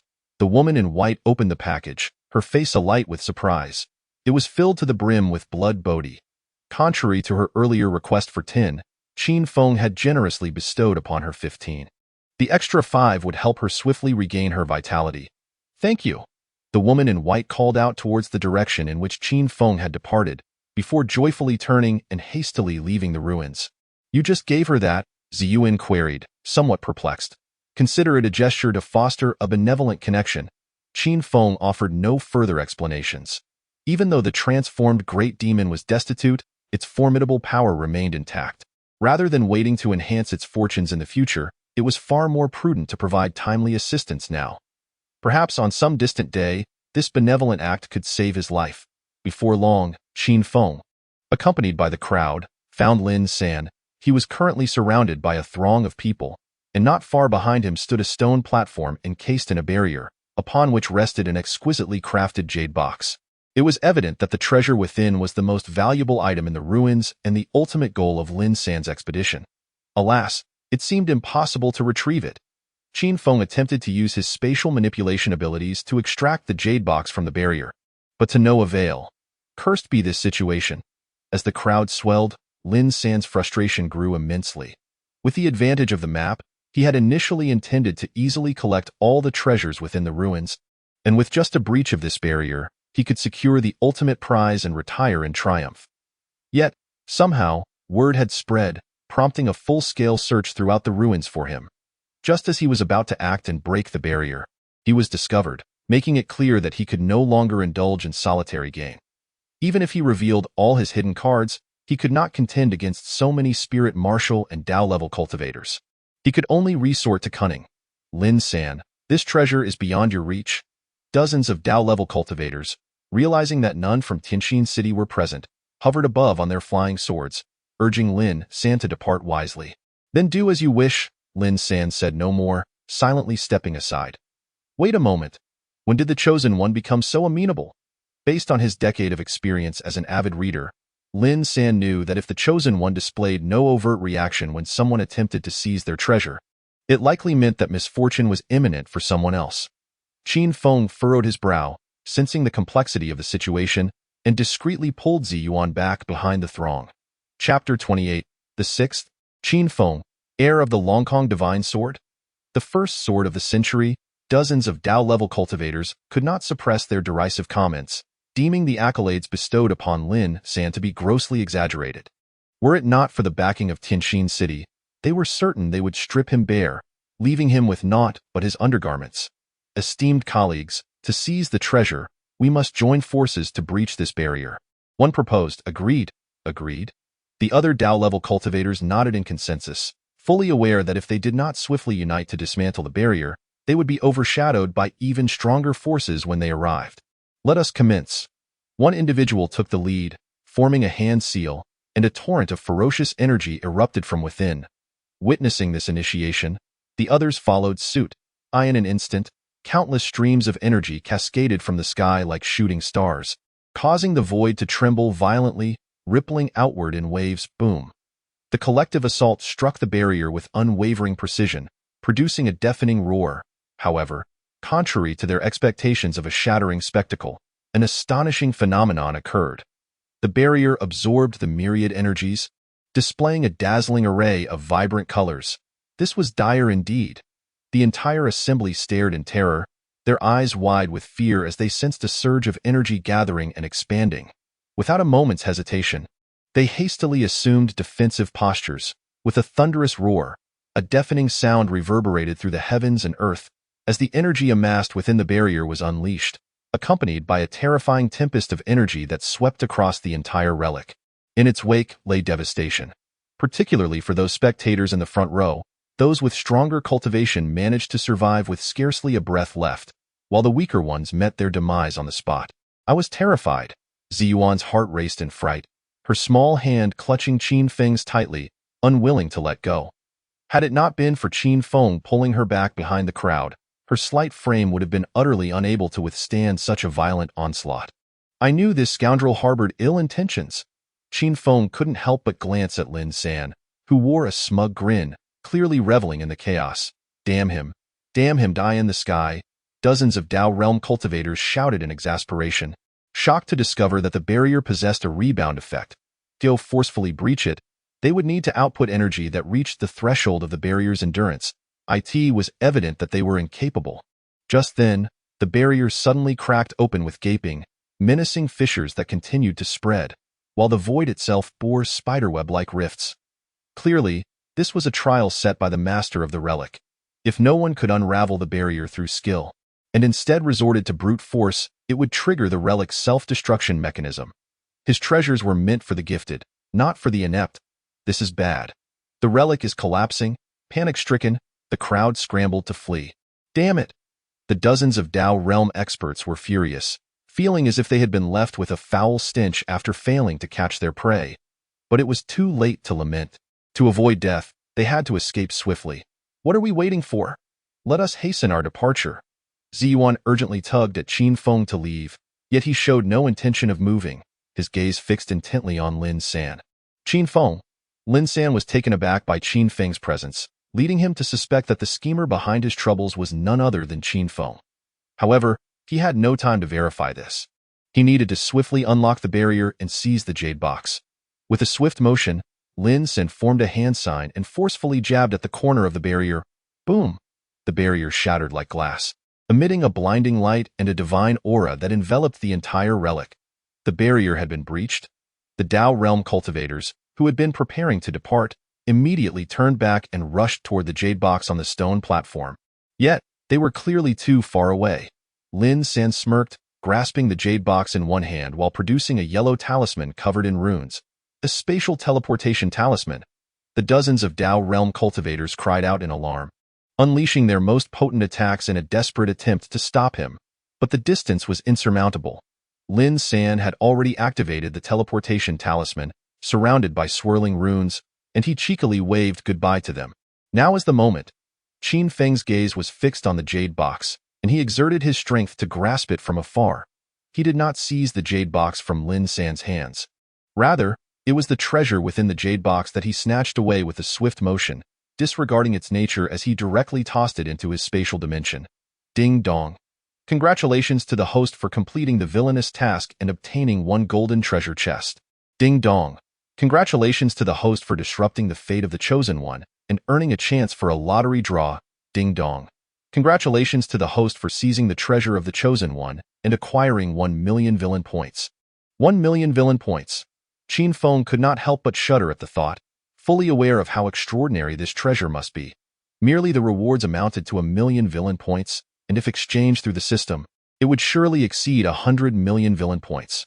Rumbling, the attack from the Dao entry realm finally arrived, but it merely echoed in futility, as Lin San had long since utilized a spatial teleportation talisman to escape. The teleportation talisman did not take him far. Pursue! Dozens of Dao entry cultivators shouted in frustration, astonished that such a multitude could be outwitted by a mere child. We must depart swiftly. After securing the treasure, Qin Feng did not linger, urgently pulling Ziyuan towards the exit. The ground around them continued to collapse, replaced by an abyss of darkness. Falling into it would mean being torn apart by spatial forces. Help! The ruins echoed with cries of despair, as countless souls were devoured before they could flee. Once again, he was proven right. This was indeed a cursed place. Ziyuan swallowed hard in terror, witnessing too many trials of humanity along their escape. Some sacrificed their companions as stepping stones for survival, while others preferred to perish together with their loved ones, and couples led each other into calamity, choosing to fly apart. Rumbling, just as Qin Feng and Ziyuan were about to reach the exit, the ground beneath them suddenly caved in, causing both to lose their balance and plummet. Ziyuan immediately screamed, hiding in Qin Feng's embrace, too frightened to open her eyes. Damn it! Qin Feng could not suppress an expletive. Exerting the full extent of his shadowy freedom technique, climbing upwards on the falling stones. Alas, with the surroundings collapsing, he found himself with no path of escape. It was a shame not to use such a scene to charm a girl. Qin Feng forcefully propelled Ziyuan towards the exit, while he himself wore a smile as he fell downwards, ready to activate the maximum level red-haired elder's self-rescue at any moment. Qin Feng. Ziyuan let out a heart-wrenching cry, yearning to grasp the falling Qin Feng, but the distance between them grew ever wider, stirring within her an unexpected emotion towards this little brat. Whoosh! A white figure suddenly darted into the ruins, swiftly pursuing the falling Qin Feng. Chapter 29. Purely forced by circumstances, it was her. The delight on Ziyuan's face was unmistakable. The newcomer was indeed the transformed great demon. You truly are my sister from another mother? Arriving at the perfect moment, tears of gratitude streamed down Qin Feng's face, almost leading him to use the red-haired elder's experience scroll, which would mean he would be unable to indulge freely for the next decade. Whoosh! The white-clad woman soared through the air without the need for any magical artifacts, swiftly seizing Qin Feng and racing out of the ruins entrance, just as the entire structure collapsed thunderously, vanishing from existence. Stinky little brother, you nearly scared me to death. With tear-filled eyes, Ziyuan rushed towards Qin Feng, enveloping him in her embrace. Having endured so much together, and in moments of peril, she had unhesitatingly given him the chance to survive, which irrevocably transformed the nature of their relationship. Ding dong, the system detected the host deceiving the goddess of love while taking advantage of her, earning 1,000 villain points. Who took advantage of her? Qin Feng vehemently condemned the system's nonsense. It was clearly Ziyuan who was taking advantage of him, holding him so tightly that he could scarcely breathe, his head buried in her embrace. That moment, Qin Feng inexplicably felt a chill run down his spine. He looked up to see that only a few hundred had survived. While some were relieved to be alive, others regarded him with strange glances. Indeed, he was Qin Feng. Suddenly, someone shouted his name, instantly drawing the attention of the crowd. Why now? His likeness had circulated widely, and the true purpose of their gathering was to capture him, coincidentally encountering the opening of the ruins. Although Qin Feng was disheveled, a closer inspection would confirm his identity. Want to capture me? Come on, come on, Qin Feng flaunted, standing confidently before the woman in white, relishing the moment. Everyone had witnessed her descending to rescue him. Not only they, but even if they called for reinforcements, they would struggle to summon someone of her caliber. Damn it. Observing Qin Feng's smug demeanor, the survivors couldn't help but curse. They had hoped that surviving the calamity would allow them to capture Qin Feng for a reward. Yet now they realized a powerful protector stood by his side, capable of crushing them as easily as squashing ants. Enough of this, let's go. Ziyuan urgently tugged at Qin Feng, signaling him to cease his antics. Why should we leave? Qin Feng retorted, turning back to see his half-sister's forehead glistening with sweat. She appeared weak, having just given birth.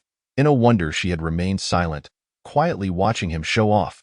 Some survivors began to stir with newfound determination upon noticing her condition. Third brother, I don't want this either. It is purely a matter of circumstance. Qin Feng silently apologized to Lin San in his heart, yet continued to exude arrogance, declaring, What are you staring at? Let me tell you, you don't even need my sister to deal with you. I have a half-brother, Lin San, who has already seized the treasure amidst the chaos, and his strength will soon ascend to greater heights. Lin San obtained the treasure. After weighing the pros and cons swiftly, some turned without hesitation to seek out Lin San.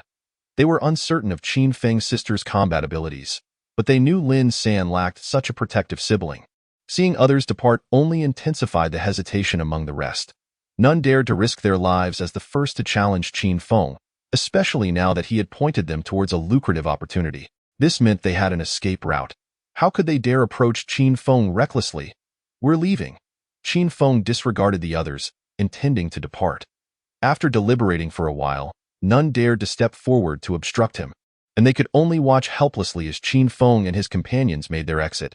Just as the crowd was preparing to disperse, a figure plummeted from the heavens, landing squarely before Qin Feng and his companions. With a resounding crash, the individual descended from above, stirring up a cloud of dust. It was him. Qin Feng furrowed his brow. He was an old acquaintance. The notorious leader of the Weihu gang, known for his scarred visage, had transformed from his previous exuberance. Now, not only had he lost his right hand, but his left eye was also blinded, and his body bore numerous wounds. It was evident that he had fared poorly at the hands of Lin San and had not fared any better within the ruins. Young Master Qin, you shall not escape today. The scarred man's gaze was fierce, clearly prepared to fight to the death. He had entered the ruins expecting to unearth treasures, but instead, he found himself ensnared by Lin San's deceit, continuously led into traps, resulting in the loss of many lives. With the recent collapse of the ruins, he had lost everything. Seeing Lin San had caused him to panic. Thus, he had no choice but to gamble on Qin Feng. Given your current state, you still wish to capture me? Qin Feng scoffed dismissively, hardly regarding the scarred man as a threat. Had he been in his prime as a fully fledged third-tier spirit martial realm practitioner, perhaps he would have considered seeking assistance from San Ge. Yet, in his present condition, he was nothing more than a cripple, and a severely injured one at that, rendering Sanji's intervention unnecessary. I can handle you with ease. The scarred man's eyes suddenly sharpened, and an overwhelming aura erupted from him, causing the surrounding air to ripple behind him. A fierce phantom of a roaring tiger faintly materialized, so formidable.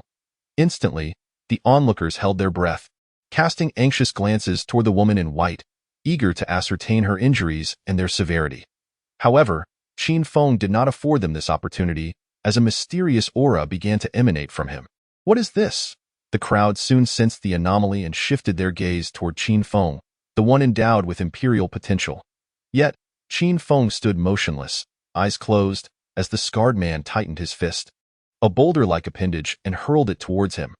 Just as the man's fist was about to strike Qin Feng, the crowd braced for a fatal blow, but in that instant, Qin Feng's eyes flew open, and a mysterious golden light erupted from within him. Heaven's calamity light. The radiance sliced through the air with the precision of a sword that could sever gold and stone, striking towards the scarred man like a bolt of lightning. Bang! A muffled thud resonated in the stillness as the rushing scarred man seemed to freeze in time, before slowly collapsing to the ground like a mountain crumbling, sending dust swirling into the air. The spectators' eyes widened in disbelief, and soon, the air was filled with a cacophony of astonished murmurs. What was that light? What martial technique was that? Unbelievably powerful, capable of obliterating a third-tier spirit martial practitioner. Country bumpkin, that was no mere martial technique. It was a divine ability. Divine ability? Only those with exceptional physiques possess such powers. If I am not mistaken, that was the divine ability of the supreme bone. Utterly terrifying. No wonder he could even turn against his own brother. After witnessing Qin Feng's terrifying prowess, none dared to impede him any further. As they watched the trio depart, on the other side, Lin San was seething with anger, cursing under his breath, realizing that a profoundly unscrupulous individual was scheming against him from the shadows, disseminating the news of his breakthrough in the barrier to acquire treasures. Chapter 30. Impossible. Absolutely impossible in the Qin family. Any news regarding Qin Feng would be swiftly delivered to the 10 ancestors and others. The annihilation of the Tiger Gang's leader occurred in the blink of an eye. The 10 ancestors could not help but gasp in astonishment, struck by the terror of Qin Feng. They were aware of his exceptional talent, but never anticipated it to reach such heights, effortlessly dispatching a foe of the spirit martial third level with the prowess of the transcendent third level. It was truly unheard of, befitting one with the potential of an emperor, in stark contrast to the elation of the other ancestors. The primordial ancestor's visage was etched with concern. From the reports received, it appeared that Qin Feng had harnessed the power of the supreme bone. Should he become enamored with this foreign strength, it could significantly affect his temperament. It should not happen. The 10 ancestors mused. Having guided Qin Feng for many years, this child possesses a unique pride and has always believed himself to be the strongest. He would not be easily swayed by the supreme bone. Let us hope so. The primordial ancestor's heart remained heavy with worry. After all, Qin Feng was merely an 8-year-old child, and his mindset could shift at any moment. Yet, there was no turning back. They could only choose to trust in this child. That moment, Qin Feng and Ziyuan, following the elder demoness, arrived at a secluded thicket. The elder demoness gently parted the grass, revealing a bamboo basket containing 3 freshly born pure white rabbits. Unlike the rabbits from Qin Feng's memories, these resemble the anthropomorphic rabbits from cartoons, capable of walking on 2 legs, with adorably round heads and large, expressive eyes. What adorable little rabbits! Ziyuan's eyes sparkled with affection as she could not resist approaching to cradle one. These are my children, the elder demoness beamed with joy, observing that the little ones were devoid of any fatigue. Children? Qin Feng was taken aback, realizing that the entity before him was a rabbit demon. He wondered if she could transform into a rabbit-eared maiden. If she desired, he would adopt one. The elder demoness gazed at Qin Feng with pleading eyes, selecting the plumpest rabbit and placing it in his hands. Qin Feng and Ziyuan were utterly bewildered. They merely complimented the cuteness of the children, yet the demoness promptly gifted one to them. Were they ignorant of local customs, or was the local culture simply too fierce? Before Qin Feng and Ziyuan could voice their refusals, the elder demoness had already shouldered the bamboo basket and soared into the sky. Before departing, she glanced back at the little creature in Qin Feng's hands. Filled with reluctance, but ultimately steeled herself to part ways, as a mother who would willingly give away their child unless compelled by dire circumstances. Only by relinquishing this child could she ensure the survival of the remaining 2 and herself. Yaya the little one seemed to sense its mother's abandonment, persistently calling out in the direction she had departed. However, when Qin Feng presented a blood bodhi before it, the rabbit immediately forgot about its biological mother and began to relish the treat with delight. What is happening? Qin Feng felt utterly perplexed, having unwittingly become a caretaker. He had heard of individuals who nourished stray cats as a gift for children, and even tales of those who fed stray dogs for the same purpose, but he had never encountered anyone who raised a formidable rabbit to bestow upon a child. Ding dong. The system detected that the host had acquired a beast cub, with qualifications of epic level. Binding successful, epic level. Wasn't that on par with my second brother? Qin Feng immediately felt invigorated. Even if the great demon sister returned, he wouldn't relinquish it. However, he quickly regretted his enthusiasm. This little creature was no ordinary beast, but rather a rare variant among beasts that appeared once in a millennium. Unlike other cubs, it did not consume milk, but feasted solely on heavenly materials and earthly treasures. A single blood bodhi could sustain it for merely a day. My heavens, this is nothing short of a glutton. Qin Feng lamented as he counted the remaining blood bodhi, now only 7 left. He had only consumed one himself. The rest had all been devoured by this little rascal. Simultaneously, he finally understood why its mother had entrusted it to him. and why she had, in her weakened state, scoured the world for heavenly materials and earthly treasures right after giving birth. Even a wealthy household could not afford to nurture it.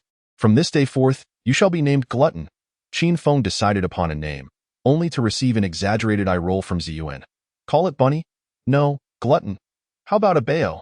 No, Glutton. Let's name it Xiaobai. Very well, its grand name shall be Bai Fondo. Regardless of Ziyuan's protests, Qin Feng was resolute in his choice of the name Glutton. Not even Jesus could sway him. Suddenly, Qin Feng furrowed his brows, sensing an influx of individuals nearby. Without a doubt, they were drawn by the bounty placed on the Qin family. Now that the great demon's sister had departed, their intimidation was no longer effective. It wouldn't be long before a fierce pursuit ensued. I must bolster my strength. Qin Feng, pulling Ziyuan along, swiftly evaded their pursuers and sought refuge in a concealed cave, where he activated the system. This time, in addition to acquiring 1,000,000 villain points, he had also obtained a golden treasure chest, an opportunity for a lottery draw, and a precious item within a jade box. First, I shall open the golden treasure chest. Qin Feng summoned the system to unveil the golden chest. Ding dong! Congratulations, host, for opening the golden treasure chest and acquiring sword intent. A sudden chill enveloped him, and before Qin Feng's eyes, a figure seemed to materialize. Bowing his head, he drew his sword, buzz. The crisp sound of the sword echoed in Qin Feng's mind, accompanied by a sense of solitary pride and elegance. As a stunning sword light emerged, standing apart from the world, it was resplendent, yet not ostentatious, ethereal yet undeniably exquisite, ensnaring one's senses and rendering them utterly captivated. Qin Feng could not help but feel as though he were transforming into a moth. Only by breaking free from the cocoon before him could he emerge as a butterfly in the end. Qin Feng's aura surged dramatically, sharp as a drawn sword, capable of slicing through gold and stone, causing the surrounding weeds to fall away in droves. Sword intent? Ziyuan gasped in astonishment, her heart racing, exclaiming that Qin Feng was no mere mortal. If her memory served her right, Lin San was renowned as the foremost swordsman of a century precisely because he grasped sword intent at the age of 12, shattering records that had stood since antiquity. Yet now, this record had been eclipsed in a mere 2 years by Qin Feng, a mere 8-year-old. My heavens! The current era of great contention is filled with prodigies of astonishing caliber, sword intent. Qin Feng's eyes suddenly opened wide, revealing pupils as dark as ink, in which a glimmer akin to substance flickered. Now enhanced by the intent of the sword, his sky-slaying sword technique had become even more formidable. However, he found himself unsatisfied and summoned the system to exchange for a card of perfect compatibility. Although he had mastered the sky-slaying sword technique, its effectiveness had not achieved 100% compatibility, preventing him from unleashing the strongest damage enhancement. Ding dong. Congratulations to the host for spending 1,000,000 villain points to exchange for the perfect compatibility card. Ding dong. Congratulations to the host for using the perfect compatibility card. The sky-slaying sword technique has now reached a perfect compatibility level. Qin Feng's expression began to drift again, leading him to a deeper understanding of the sky-slaying sword technique. Meanwhile, Lin San, having exerted great effort to shake off his pursuers, excitedly opened the jade box to HM. The expression on Lin San's face instantly froze, as he felt certain that he had opened it incorrectly. Close it, open it, close it, open it, he repeatedly confirmed, only to find it utterly empty. Impossible, absolutely impossible. Lin San could not accept the reality and pondered which step had gone awry. Chapter 31. You believe such nonsense? Within the cave, Qin Feng's enhancement was not yet complete. He called upon the system to initiate a lottery draw. With a whoosh, the lottery wheel reappeared, beginning its languid spin. Ding dong. Congratulations to the host for drawing the invincible sword heart. Invincible sword heart. The ultimate form pursued by sword practitioners, devoid of any distractions. The sword naturally responds to the heart, granting a tenfold damage enhancement to sword techniques. The hem of Qin Feng's attire began to flutter without wind, and his aura shifted dramatically, exuding a solitary pride akin to a snow lotus standing tall against the wind on a sheer cliff, imbued with a power that struck deep into the soul. What is happening? Ziyuan quickly rubbed her eyes, feeling inexplicably that she might influence Qin Feng's sword-drawing speed. Sword intent, sword heart. Qin Feng realized that he indeed had a profound affinity with the sword. Having consecutively drawn 2 buffs that stacked sword technique damage, coupled with the recently exchanged perfect compatibility, it was unfathomable to imagine just how terrifying the sky-slaying sword technique had become. He truly wished to find someone to test the blade against. Suppressing the urge bubbling within him, Qin Feng waved his hand to retrieve a bamboo scroll from his spatial pocket. This was the treasure obtained from Lin San's jade box, devoid of any characters yet exuding an aura that calmed the mind and spirit. Could this be the sage's bamboo scroll? Ziyuan, with a serious expression, took the scroll and meticulously examined it several times to confirm. Indeed, it is the sage's bamboo scroll. It is said that the sage's bamboo scroll was passed down from ancient sages, consisting of 3 volumes: Heaven, Earth, and Humanity. Those with affinity could glean the supreme path from the scroll, while those without would see not a single character. This thing is the sage's bamboo scroll. Qin Feng had heard of it mentioned by the 10 ancestors and knew it was highly sought after. Each time it manifested, it would incite a storm of bloodshed. Anyone who could derive something from it was invariably a renowned and unparalleled figure in history. Yet, after gazing at it for quite some time, he had not comprehended anything. This is unscientific. Qin Feng was quite puzzled.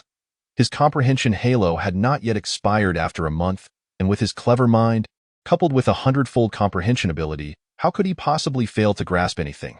Ziyuan responded, the sage bamboo slip is not merely about high comprehension. It also requires destiny, much like the Buddhist concept of having a connection with the Buddha. Rubbish! Qin Feng looked at the sage bamboo slip with disdain, deeming anything he could not utilize as worthless. Xiaobai seemed to sense something, waddling over on its unsteady little legs, then sprawled atop the sage bamboo slip, wearing a look of utter satisfaction. Using the sage bamboo slip as a cooling mat, this little creature is quite inventive. Qin Feng showed no intention of stopping it, allowing Xiaobai to use the slip as a makeshift resting place. Ziyuan observed this with exasperation, for while others fought for their lives over the sage bamboo slip, he had the audacity to let a rabbit use it as a mat. Ding, ding! A commotion erupted outside the cave, accompanied by faint shouts calling out Lin San's name. What a coincidence! Qin Feng's spirits were immediately lifted. He missed Lin San dearly. Ever since they parted ways, he had been unable to focus on anything, his mind consumed by Lin San's image. Let us go see.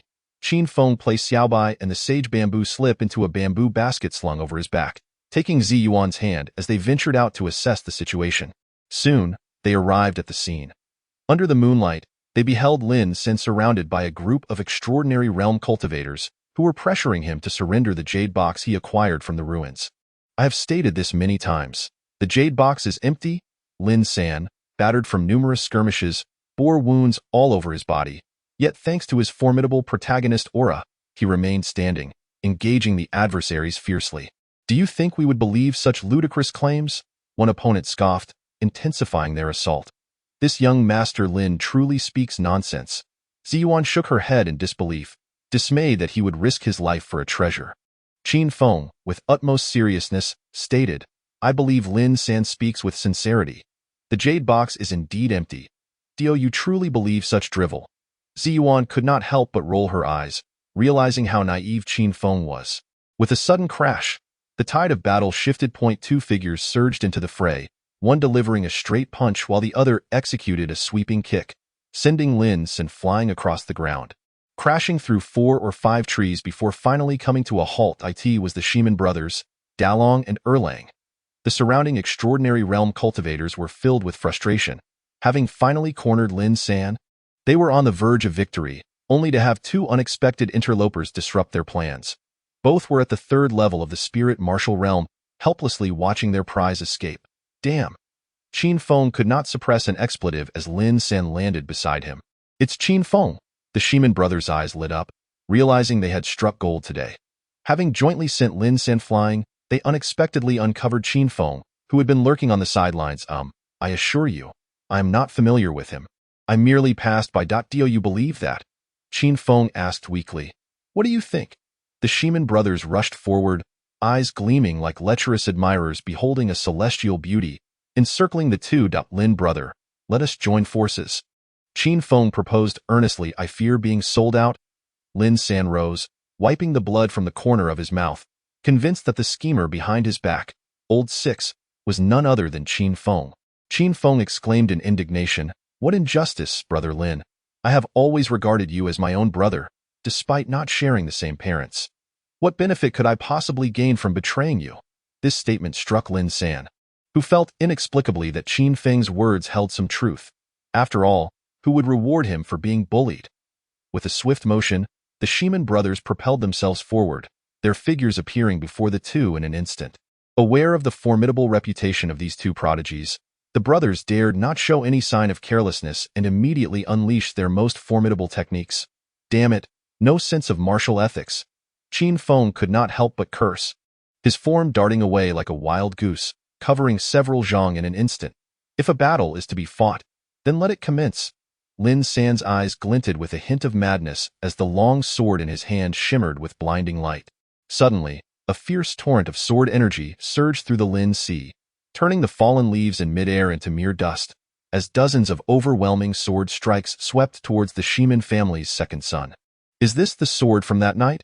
Qin Feng's heart involuntarily skipped a beat, acutely aware of the terror contained within that strike. Swish, swish, swish. The piercing sword energy surged forth like an unstoppable tide, seemingly tearing apart the very air itself, annihilating all in its path with an overwhelming momentum. This is bad.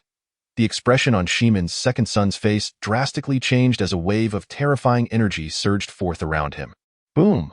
The two forces collided heavily, unleashing a tempest of sword energy that ravaged the Lin Sea. Pfft.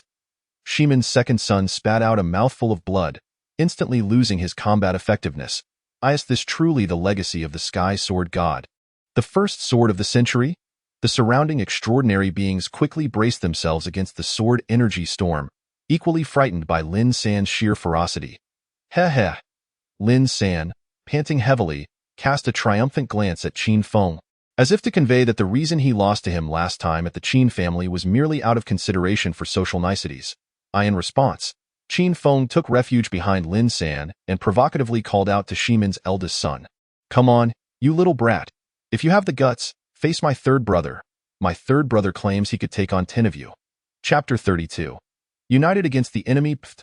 Lin San nearly spat out a mouthful of aged blood from 1982. Utterly astonished at Qin Feng's utter lack of decorum. Wasn't the agreement to jointly fend off the enemy? Yet, here was Qin Feng, merely running his mouth without taking action. Did he truly believe that his ultimate move had no cooldown? Even if the cooldown had expired, each use would cost him 10 years of his lifespan. He was essentially gambling with his life, and he would never employ such a technique unless it was a matter of life and death. Damn it! Meanwhile, Shiman's eldest son cared little for Lin San's thoughts.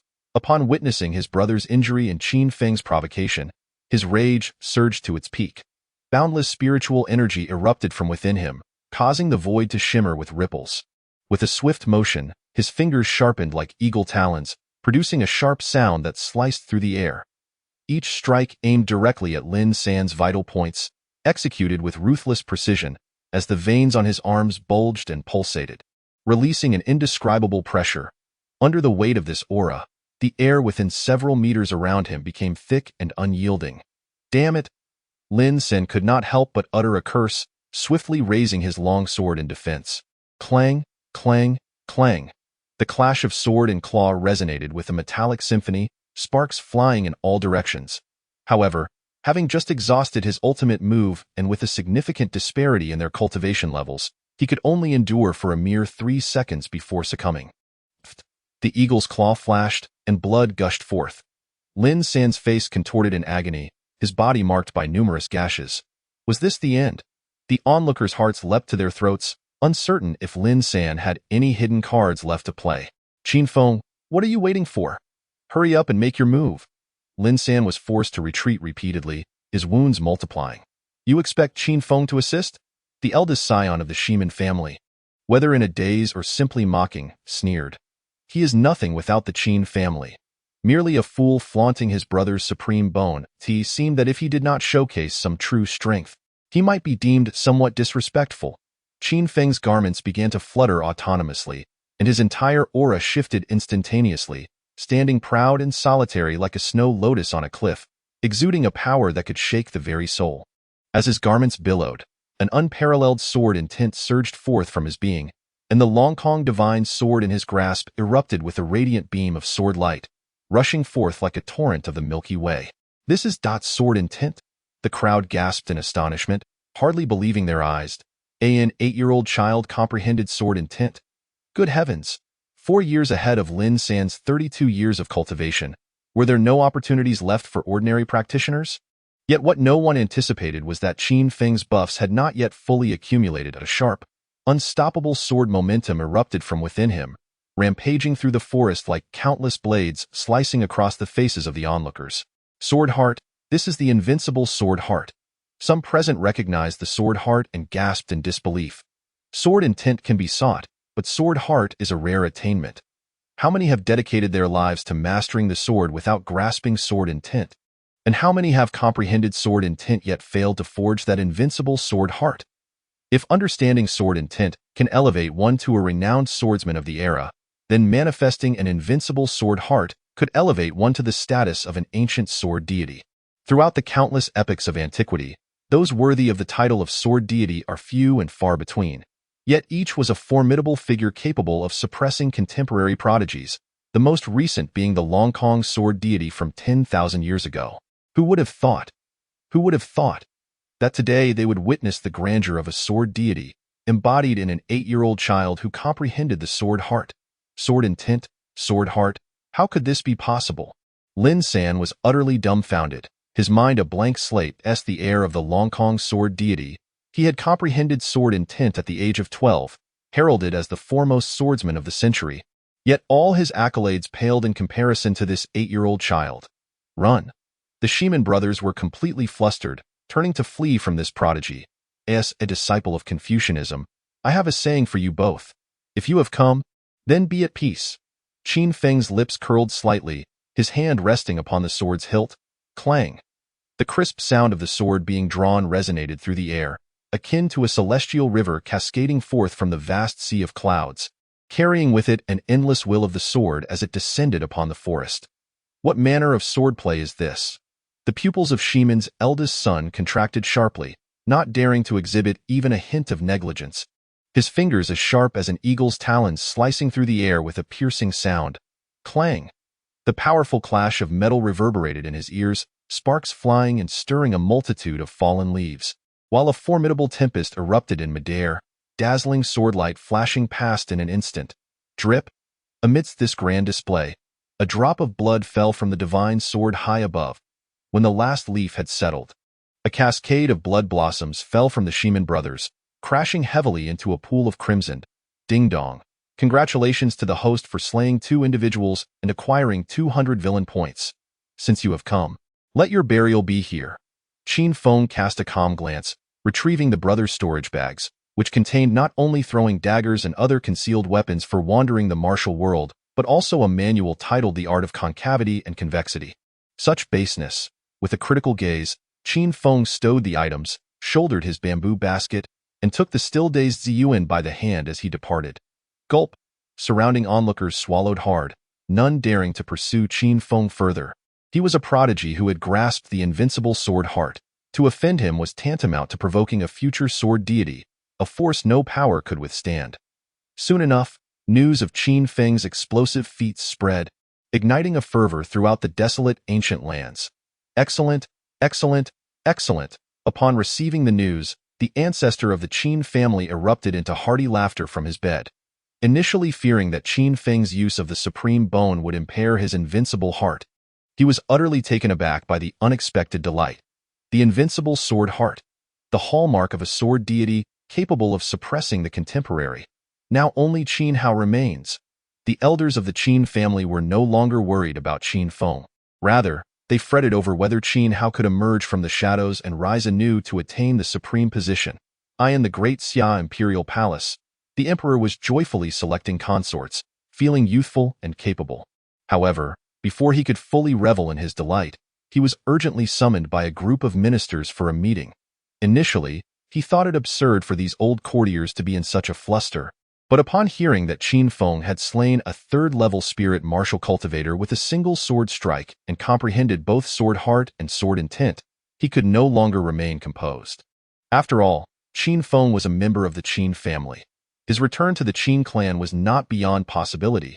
Grasping the invincible sword heart could overshadow even the gravest of offenses. The supreme bone, the invincible sword heart, the potential of an emperor converging within one individual, the old ministers could scarcely fathom. Currently, the Qin family's decree to hunt down Qin Feng had yet to be rescinded, providing a legitimate justification to slay him. Your Majesty, to hesitate is to invite chaos. The expression on the great Xia Emperor's face shifted continuously before he ultimately decreed that no expense be spared to eliminate Qin Feng. Chapter 33. A convergence of great figures by a small stream. Lin San gazed with a complex expression at Qin Feng, who was frolicking and playing with Ziyuan. He never imagined that an 8-year-old child could surpass him in the way of the sword. The combination of sword intent and sword heart in the heaven-slaying sword technique was indeed terrifying. It is essential to note that his ultimate move originates from the celestial sword god, whereas Qin Feng has independently devised the technique known as the heaven-slaying sword draw, despite being merely an 8-year-old child. How could he possibly avoid succumbing to self-doubt? Ding dong. Congratulations to the host for instilling a sense of insecurity in the chosen one, leading to self-doubt and earning 100,000 villain points. Is it truly worth 100,000 points? Qin Feng immediately perked up, turning to ask with a beaming smile, Brother Lin, your swordsmanship is so impressive. Could you perhaps teach me the fundamental techniques of swordplay? Fundamental sword techniques.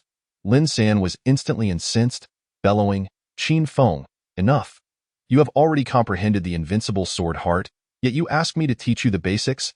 Is this not a humiliation to me? Sister Ziyuan, he is being mean to me. Qin Feng pouted, tears welling in his eyes as he nestled into Ziyuan's embrace, feeling utterly aggrieved. I truly do not know any basic sword techniques. I only know how to draw the sword. Drawing the sword? The heaven-slaying sword draw. Lin San's eyes twitched involuntarily, his mind echoing with cries akin to a groundhog's lament. How can one be so demoralizing? A person who only knows how to draw the sword, lacking even the most basic techniques, has somehow grasped the legendary invincible sword heart. Ding dong. Congratulations to the host for instilling a sense of insecurity in the chosen one, leading to self-doubt and earning 100,000 villain points. Lin San, why are you being so fierce? He is still just a child. Ziyuan, like a mother tiger protecting her cub, gazed at Lin San with increasing disdain. It would be one thing to lack gentlemanly decorum, but to obtain treasures without acknowledging them, to ruin relics and cause the demise of so many, and now to dare bully her future husband whom she intended to nurture herself. Did he truly believe that having the backing of the Heavenly Heart City granted him the freedom to act as he pleased? While others may fear the Heavenly Heart City, she had never regarded it with any trepidation. That is not what I meant. Lin San, realizing his words had gone too far, felt quite vexed as he replied. I merely did not expect him to comprehend the invincible sword heart while lacking the most basic sword techniques. It is simply hard to believe. Qin Feng approached with heartfelt consolation, saying, Brother Lin, you needn't wear that expression. You are undoubtedly the foremost swordsman of the century, and I have faith that you will also grasp the invincible sword heart. You see, I merely had to pass gas last night to comprehend it. So that was the reason behind your expression last night. You were merely concealing your flatulence. Ziyuan's face was filled with disdain as she began to playfully tussle with Qin Feng. She gave no thought to Lin San's feelings nearby. While it may be one thing to flaunt affection and tease a single dog, why must they comfort him, and why emphasize the title of the century's foremost swordsman? Does he even deserve it now? To liken the comprehension of the invincible sword heart to a mere flatulence, how utterly absurd. How can one be so cruel, as if rubbing salt into his wounds? Ding dong. Congratulations to the host for instilling a sense of insecurity in the chosen one, leading to self-doubt and earning 100,000 villain points. By the way, Brother Lin, Qin Feng turned his head once more and said, I first comprehended the sword intent last night, and then the invincible sword heart. It was actually quite simple. Ding dong. Congratulations to the host for instilling a sense of insecurity in the chosen one, leading to self-doubt and earning 100,000 villain points. Lin San picked up his longsword and silently turned away. He must now distance himself from this troublesome child. Should he remain in his company any longer, he fears his heart may not withstand the strain. Brother Lin, where are you heading? Qin Feng hurriedly dashed ashore, donned his shoes, and pursued him. What a jest! Earning 400,000 villain points with just a few words, How could he allow him to escape so easily? He must embody the spirit of a relentless adhesive, clinging tenaciously to him. Thunderous roars erupted across the heavens, as ominous clouds surged forth like a tidal wave, enveloping the sky in an instant. A terrifying pressure surged through the vast expanse, causing the void to tremble violently. Under the command of the Emperor of the Great Xia, the Marquis of Changri, Chang Kuan, had come expressly to claim Qin Feng's head. A formidable figure, mounted on an unknown beast, floated in the air, accompanied by thousands of well-trained armored guards, radiating an aura that compelled even the divine to retreat. Changri Marquis, Chang Kuan, nearby cultivators pursuing Qin Feng gasped in astonishment at the scene before them. They were well acquainted with Chang Kuan, the leader of the Imperial City Guard, an elite bodyguard of the Great Xia Emperor, whose formidable prowess required no further elaboration. The entire Imperial City Guard had mobilized, personally led by Chang Kuan, all for the sake of capturing an extraordinary 8-year-old child with a mere third-tier cultivation. What an extravagant display! Qin Feng realized that this matter would not resolve amicably and prepared to fully unleash his formidable power. Another thunderous roar resonated through the skies as yet another group descended like clouds, the overwhelming pressure blatantly consuming the heavens and the earth. Qin Feng belongs to the Qin family.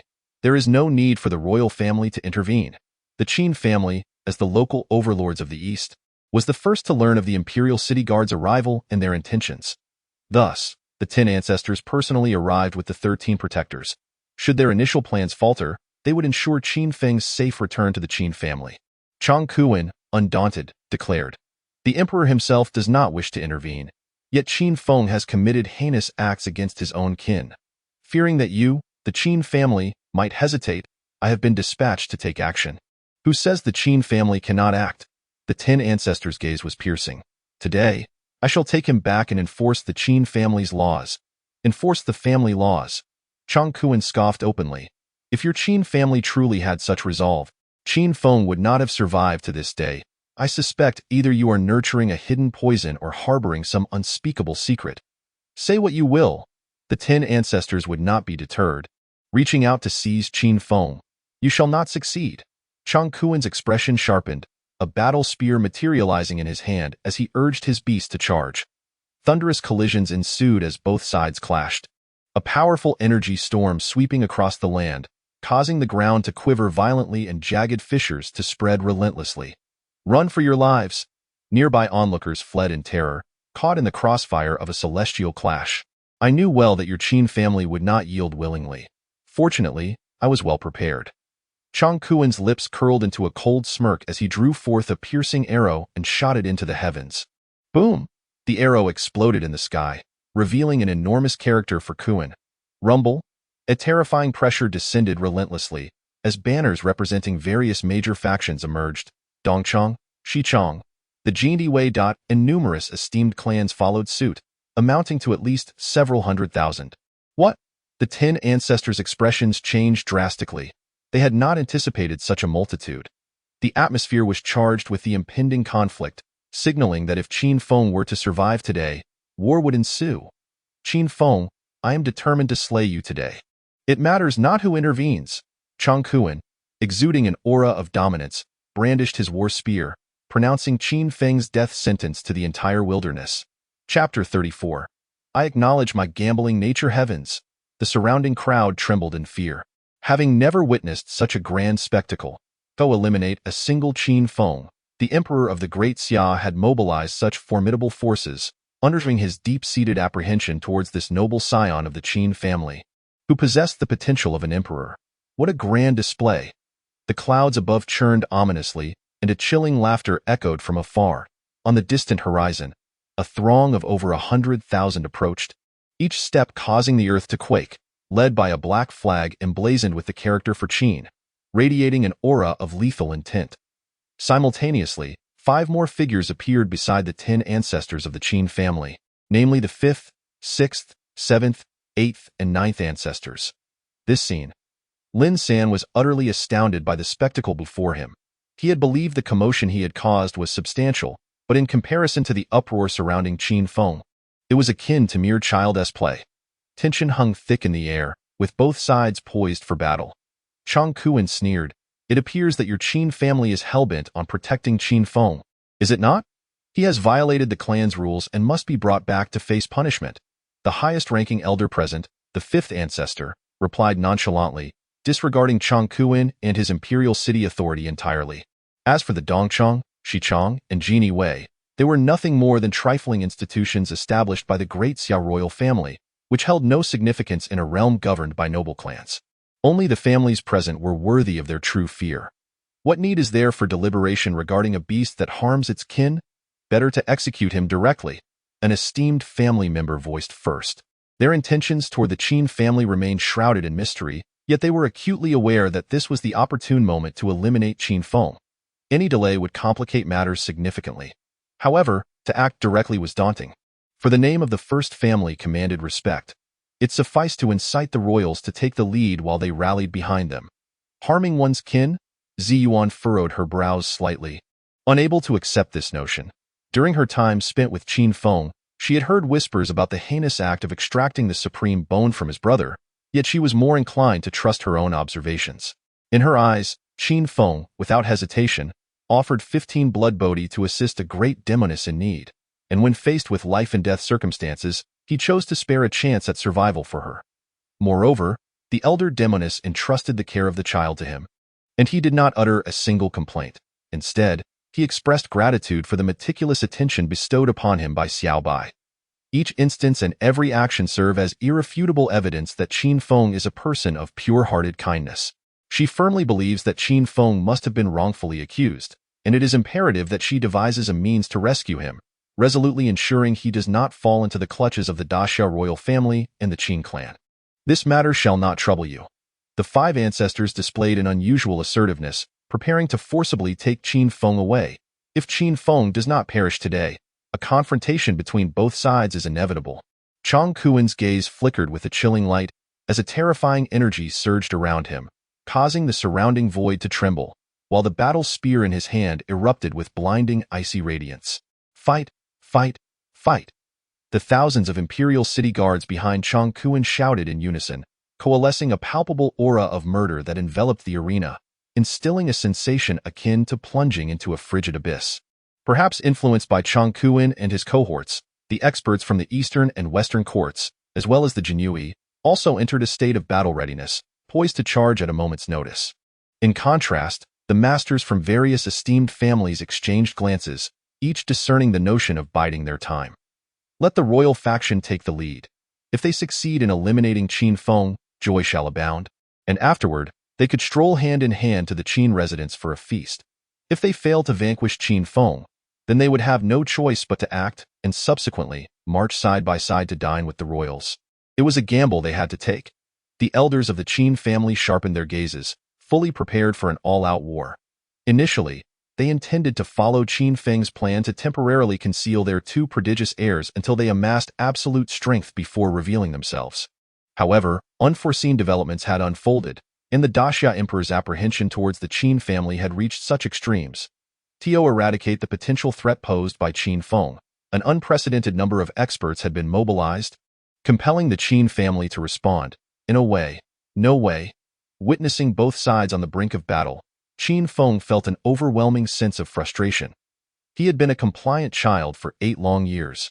At last, he had managed to break free from home and embrace his own identity. If conflict were to erupt now, he would inevitably be dragged back under the control of the red-haired old monster, returning to a decade of being a dutiful child. Oh, let it be war. Chang Kuan urged his mount, a formidable beast, to charge towards Qin Feng. Kill, kill, kill. The deafening roar of slaughter reverberated throughout the heavens and the earth. As countless warriors with ferocious auras began their advance, in the midst of it all, Lin San and his companions trembled, already cursing their fate inwardly. While it was true that Qin Feng was a source of calamity, they were utterly innocent. I dare anyone to harm Qin Feng. Ziyuan resolutely positioned herself before Qin Feng, clutching a purple jade token tightly in her hand. The life token? Instantly, both factions gasped in astonishment, halting their attacks. The life token, granted by a powerful being to their descendants, is akin to a golden token conferred by an emperor to his subjects, signifying the presence of the sovereign. The sole distinction lies in the fact that while the golden token relies solely on the authority of the emperor, the shattering of a life token can be sensed by the respective powerful entity, allowing them to tear through the void and descend. I concede that there was an element of chance in my gamble, yet I did not anticipate that I would be fortunate. Qin Feng could not help but feel he had struck a bonanza. Henceforth, he would have a reliable source of support. After all, it was merely a life token. Consequently remained defiant, dismissing Ziyuan's threat with disdain. The life token is indeed an artifact only those powerful beings can create, but that does not imply that the Daxia lacks individuals of such caliber. In the present era of the Great Xia, the reigning monarch, along with the reclusive supreme emperor and the foremost ancestors of the Qin family, both first and second, are all masters of this caliber. Indeed, among the elite, is that not so? Ziyuan, too, shows no leniency, abruptly casting the life token to the ground. With a resounding crack, the token shatters. Damn it! Consequently exclaimed, taken aback by the unexpected turn of events. Even amidst hostility, one would expect a dialogue. Must it devolve into such hasty actions? A low, thunderous roar suddenly echoed, as a colossal claw emerged from the void, shrouding the heavens and the earth. Wrathful lightning danced around it, ancient patterns materializing, intertwining to form the very trajectories of cosmic order, radiating a dazzling brilliance as if torn from the fabric of primordial time. Boom! The earth-shattering rumble surged through the realms, a formidable force potent enough to plunge the vast expanse into utter oblivion. Crushing all existence beneath its might, the true form of the giant claw materialized. All present forgot to breathe. A gigantic tortoise, enveloping the entire world, or rather, the legendary divine beast Xuanwu. Perched upon the head of Xuanwu stood an enchanting fairy maiden, adorned in crimson, her gaze enchanting, lips slightly parted, exuding an irresistible allure with every subtle smile and frown. Chapter 35. The Fated Confrontation, Moon Goddess of the Qin Moon Dynasty. The pupils of Consequently and his companions abruptly contracted, astonished to discover that the visitor was none other than her. The Moon Goddess ranks among the top 5 masters of the Qin Moon Dynasty, and with the ancestral divine beast Xuanwu at her side, even the emperor of the Qin Moon Dynasty must engage her with utmost courtesy. Furthermore, she is one of the 4 legendary beauties of antiquity, pursued by many, including numerous unparalleled masters. This represents the apex of ancient combat prowess. Lin San was struck with awe at the Moon Goddess's terrifying strength, realizing the lengthy road that lay ahead of him. With her sole power, she exerted pressure over hundreds of thousands, including formidable masters of the Qin family. The elders of the Qin family exchanged shocked glances, baffled as to how Qin Feng had befriended such a remarkable young lady, capable of summoning the Moon Goddess herself. Yet, this was fortuitous, allowing them to send Qin Feng to study abroad in the Qin Moon Dynasty without raising suspicion. Ah, how lively it is! Observing the tens of thousands below, the Moon Goddess gently parted her red lips, her sultry voice causing all male beings present to tremble. Moon Goddess, this is the realm of the Great Xia. You have no authority to act so brazenly. Consequently's thunderous voice resonated, jolting all the males awake, their hearts racing as they realized the enchanting presence of the legendary beauty almost led them to perdition. I am so frightened. The Moon Goddess feigned a delicate demeanor, raising her slender hand and flicking it lightly towards Consequently. Puff! Consequently immediately spat out a mouthful of blood, crashing heavily to the ground. His breath was faint, life hanging by a thread. The crowd watched in astonishment, shaken by the Moon Goddess's display of power. Tio resort to violence over mere words.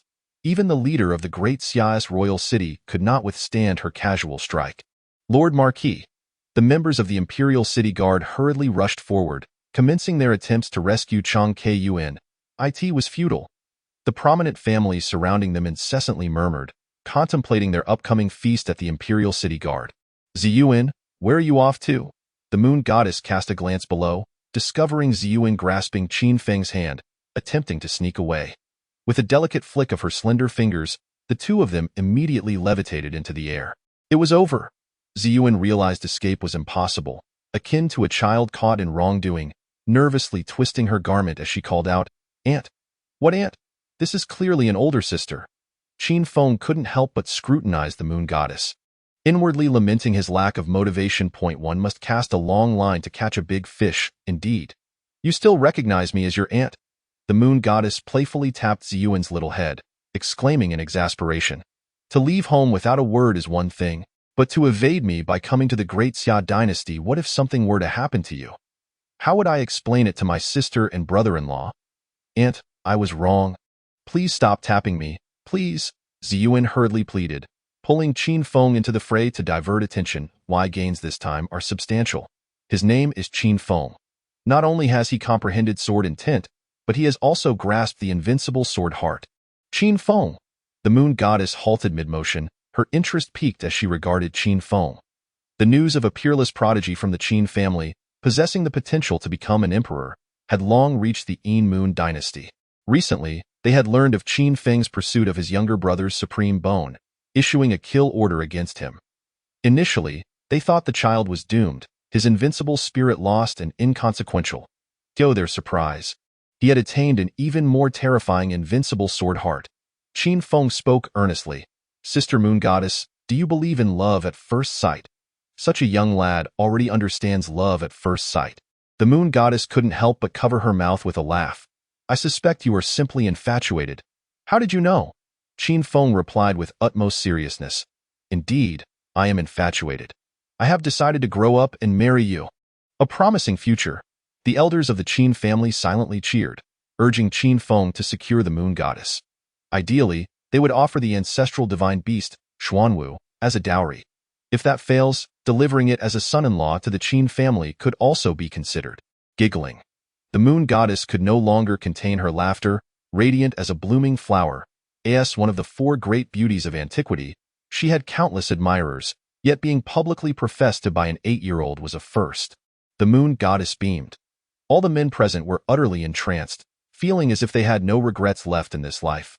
Humph!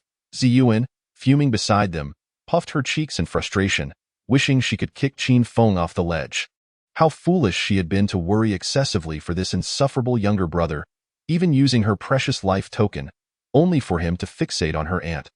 The moon goddess chuckled and inquired, Little brother, I find it amusing that although you are small in stature, your confidence is quite remarkable.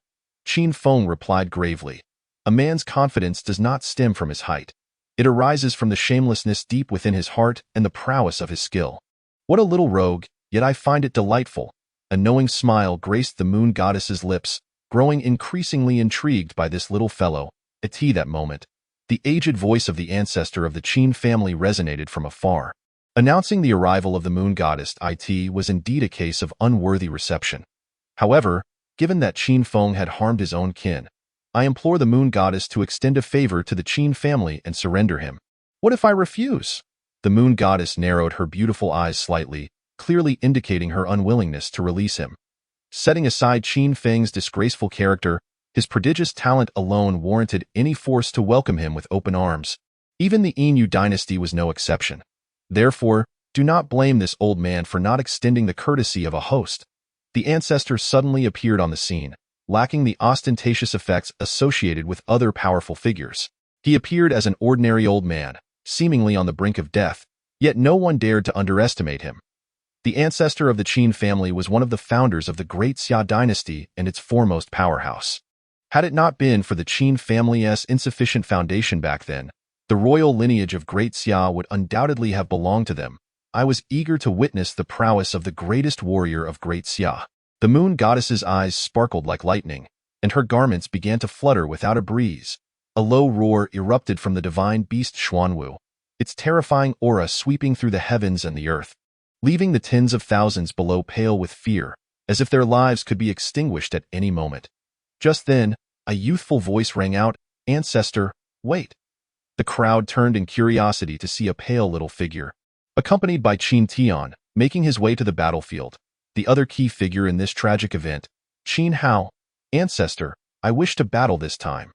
Despite his tender age, Qin Hao's gaze was resolute as he looked up at his elder brother, believing that even without the supreme bone, he could triumph over him. Are you certain? The ancestor's voice was light, yet his heart swelled with joy akin to that of a 200-pound man. Not only had he successfully sent Qin Feng abroad for schooling, but he had also ignited Qin Hao's fighting spirit, thereby averting a war and laying a solid foundation for future usurpation. I am certain.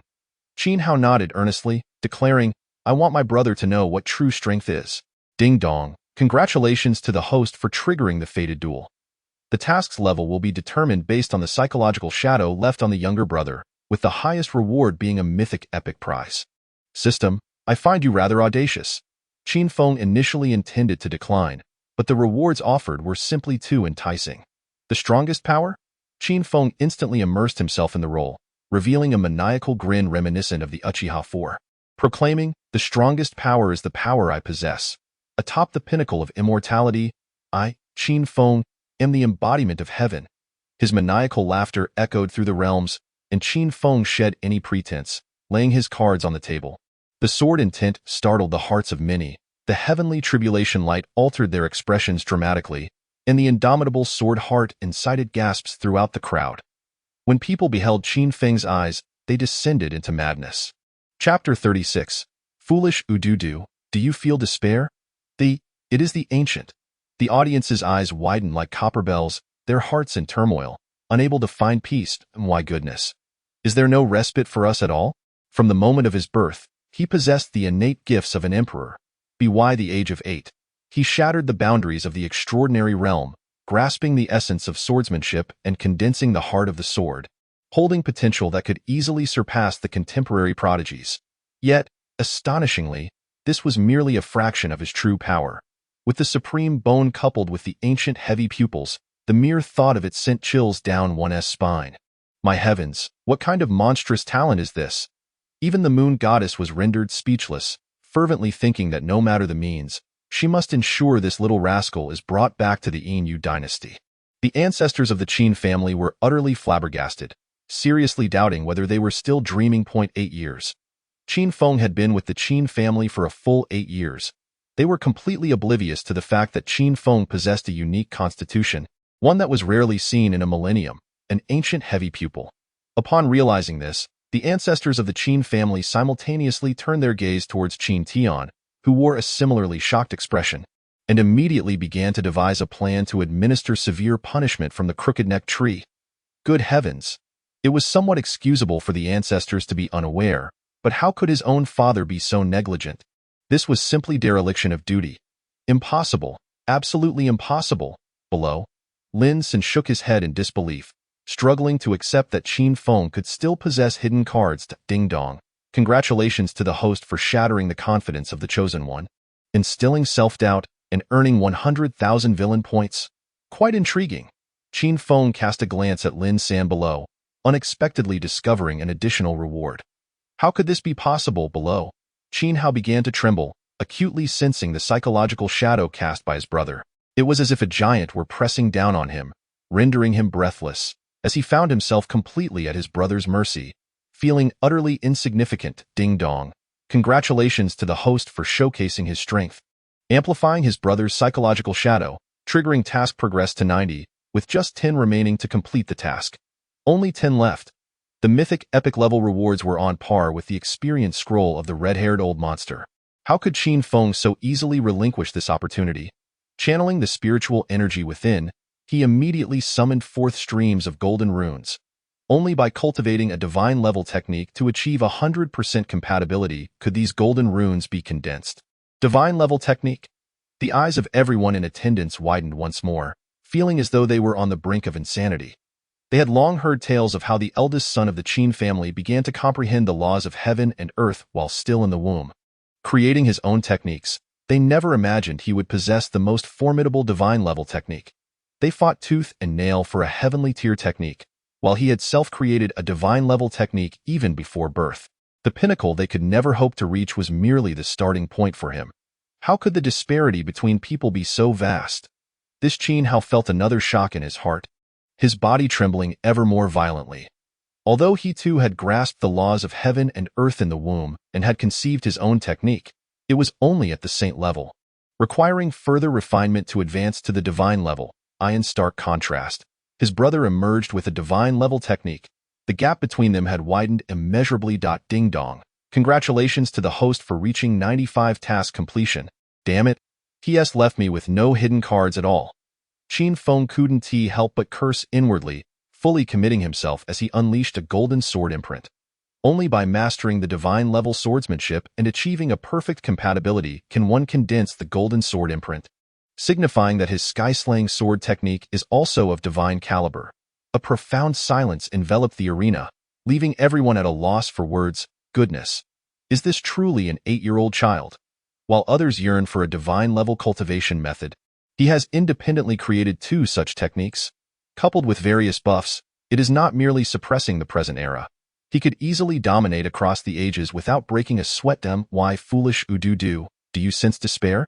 A wicked smile danced upon Qin Feng's lips, nearly compelling him to unleash a sinister laugh. Ding-dong.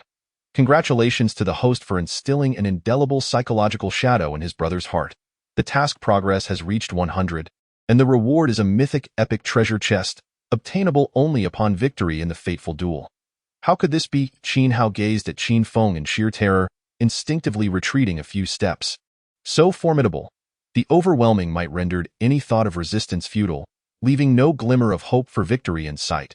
With a resounding clap, Qin Tian placed his hand on Qin Hao's shoulder, uttering not a word but offering a smile that conveyed unwavering belief in his abilities. I can do it, I can. I will surely triumph over you. Qin Hao, feeling enveloped in paternal love, flushed crimson as he boldly proclaimed to the world, his voice faint yet brimming with resolute determination. Nevertheless, the crowd shook their heads, harboring little faith in Qin Hao. Even without the loss of his supreme bone, the prospect of defeating a monstrous opponent like Qin Feng seemed exceedingly bleak. Yet, the elders of the Qin family expressed immense satisfaction, finally igniting this child's fighting spirit, rendering their collective efforts to accompany him in this charade worthwhile. Especially Qin Feng's performance, which was simply outstanding. One might easily mistake him for an irredeemable villain. Qin Feng, Ziyuan looked at him in disbelief, feeling an unfamiliar sensation. The Qin Feng she knew possessed talent, but was pure-hearted and kind. Yet now, he appeared unscrupulous in his pursuit of power, even willing to harm his own brother. What manner of person is he? This sparked a profound curiosity within her, prompting a desire to delve deeper into Qin Feng's true nature. Thunderous roars. Another wave of terrifying pressure descended, rending the void asunder, from which emerged 2 elderly figures clad in dragon robes, the current emperor and the grand emperor of the great Xia dynasty. These 2 ancient beings have also arrived. The moon goddess, with a raised eyebrow, sensed impending trouble. If it were solely the ancestor of the Qin family, she could effortlessly take Qin Feng away. However, with the addition of the 2 imperial lords, even with the divine beast Xuanwu by her side, she would have to kneel and sing a mournful tune. Qin, old man, is this junior of yours betraying the great Xia? The grand emperor directly cast a heavy accusation, instantly tightening the atmosphere. The ancestor of the Qin family replied calmly, Qin Feng has already harmed his kin. He is no longer one of us. Whatever he intends to do has no bearing on the Qin family. Good, that is precisely what I wish to hear. The grand emperor wasted no time, launching a punch with lightning speed, the sound of his strike reverberating like a cataclysmic tide, each blow following the last, piercing through the void, as if seeking to shatter the very fabric of existence. Thunderous roars. A thunderous roar erupted, shaking the very fabric of the surroundings as if the void itself were collapsing, sending ripples through space with astonishing speed. I shall join in. The emperor of the great Xia entered the fray, vowing to capture Qin Feng at all costs. You 2 old geezers, just wait for me. The moon goddess, her teeth clenched in frustration, could only strategically withdraw. Meanwhile, Qin Feng, the instigator, seized the opportunity to cling to the moon goddess's long leg, exclaiming, Sister Moon Goddess, I'm so scared. Chapter 37. The music continues. The dance resumes. This fellowed, Ziyuan showed her little tiger teeth in anger, inexplicably wanting to give this mischievous child a good thrashing. She hesitated to expose his true intentions. Was he truly afraid? No, he was merely coveting her aunt's figure. Boom. Another resounding blast echoed. There stood the great Xia's supreme emperor and the current monarch, radiating infinite brilliance, resembling ancient deities, unleashing a barrage of attacks against the moon goddess. Roar. The deep growl of the divine beast, Xuanwu, suddenly reverberated, carrying the moon goddess and her companions through the rift in space, thunder and lightning parting the heavens for their passage. The divine might loomed over the world, gazing down upon all living beings, causing the very universe to tremble. Ladies and gentlemen, why do you hesitate to strike? The Supreme Emperor and the current sovereign of the Great Xia grew anxious, fully aware of the dire consequences should Qin Feng escape. The Great Xia dynasty was already in decline. Allowing Qin Feng to return to the Qin family would threaten their thrones and enable the Yin dynasty to gain an ally in Qin Feng, jeopardizing the safety of their realm. Therefore, they must not allow him to see the light of tomorrow. The major families remained indecisive, each calculating their own interests. Qin Feng was a ruthless character who would even harm his own brother for power. If they could eliminate him once and for all, it would be ideal, but should he escape, it would be they who suffered in the future. Moreover, what relevance did the change of dynasty hold for them? Wouldn't they simply continue to play their music and dance under a new master? With this thought in mind, the major families finally joined the fray, launching a flurry of attacks with the ferocity of tigers, only to discover that their damage output was a mere 0.5, having completely mastered the art of feigning effort. They fulfilled the royal command while also doing a favor for Qin Feng. Those cunning old foxes, the ancestors of the Qin family, though aware of the ruse, chose to remain silent. Evidently, as heads of their families, they too had indulged in such tactics in the past. What do these old geezers mean? The moon goddess cast a sidelong glance at the ancestors of the Qin family, noting their utter lack of intent to engage. However, this alleviated some of her pressure. Facing 3 old codgers would be daunting, yet dealing with 2 was manageable, damn it. Though the 2 emperors fought valiantly to obstruct her, they were ultimately at a disadvantage against the moon goddess, primarily due to Xuanwu's formidable defense, which withstood their relentless bombardment. With a cohort of lackluster allies, it would have been more remarkable had they managed to impede her in the end. They could only watch helplessly as Xuanwu tore through the void, elegantly vanishing from sight. Let us depart. The Emperor of the Great Xia wore an exceedingly grim expression as he led the royal city guard and the eastern and western censors away. Though he longed to issue orders for immediate war against the Qin family, he recognized the slim chances of such an endeavor succeeding. Let us not even speak of the lack of justification. Even if fabricated accusations were employed, those distinguished families would hardly extend their assistance. In the past, they could have leveraged the emergence of 2 prodigies from the Qin family as a pretext for dividing their spoils. But now that the second son of the Qin family has been rendered worthless and the eldest has sought opportunities abroad, the notion of sharing benefits has become obsolete. It would be more peculiar if they were to pledge their loyalty to him. Let us depart. The progenitor cast a reluctant glance back at the direction from which Qin Feng had vanished. Henceforth, his journey within the Yin Empire must be undertaken alone, for even if they wished to assist, they would be powerless to do so. Brother, I shall surely triumph over you. Qin Hao's small visage bore an unusual gravity, having resolved to engage in perilous cultivation. Qin brother, I will not be bested by you. Lin San's eyes glimmered with an unprecedented determination. The next time they met, she vowed to surpass this extraordinary man in the Moon God Palace of the Yin Empire. The Moon God returned, riding the Xuanwu and tearing through the void, accompanied by Qin Feng and Ziyuan. We welcome the Moon God and the Divine Maiden. The entire palace was filled with women, who knelt and paid homage to the Moon God and Ziyuan. Divine Maiden. Qin Feng could not restrain himself from turning to look at Ziyuan, who proudly lifted her small head, as if to declare, Indeed, I am the Divine Maiden of the Moon God Palace, the next generation Moon God. Alas, the Moon God Palace is destined for decline. Qin Feng recalled the image of Ziyuan in battle, akin to an exhilarated fistfight against wrongdoers. He could hardly fathom what would become of the Moon God Palace under her stewardship. What did you say? Ziyuan, incensed, stamped her foot, vowing to teach this little brat a lesson today, and the 2 soon engaged in a playful chase within the Moon God Palace. The female disciples within the palace regarded the scene with disbelief. The Moon God had actually brought back a young boy. Since the establishment of the Moon God Palace, there had been strict regulations forbidding the entry of men, and the fact that the Moon God herself had brought a male, regardless of his youth, was nothing short of astonishing.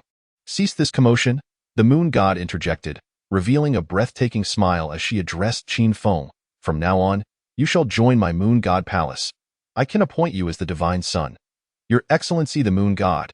The entire assembly within the palace quickly voiced their concerns, reminding the Moon God of the regulations prohibiting the acceptance of male disciples.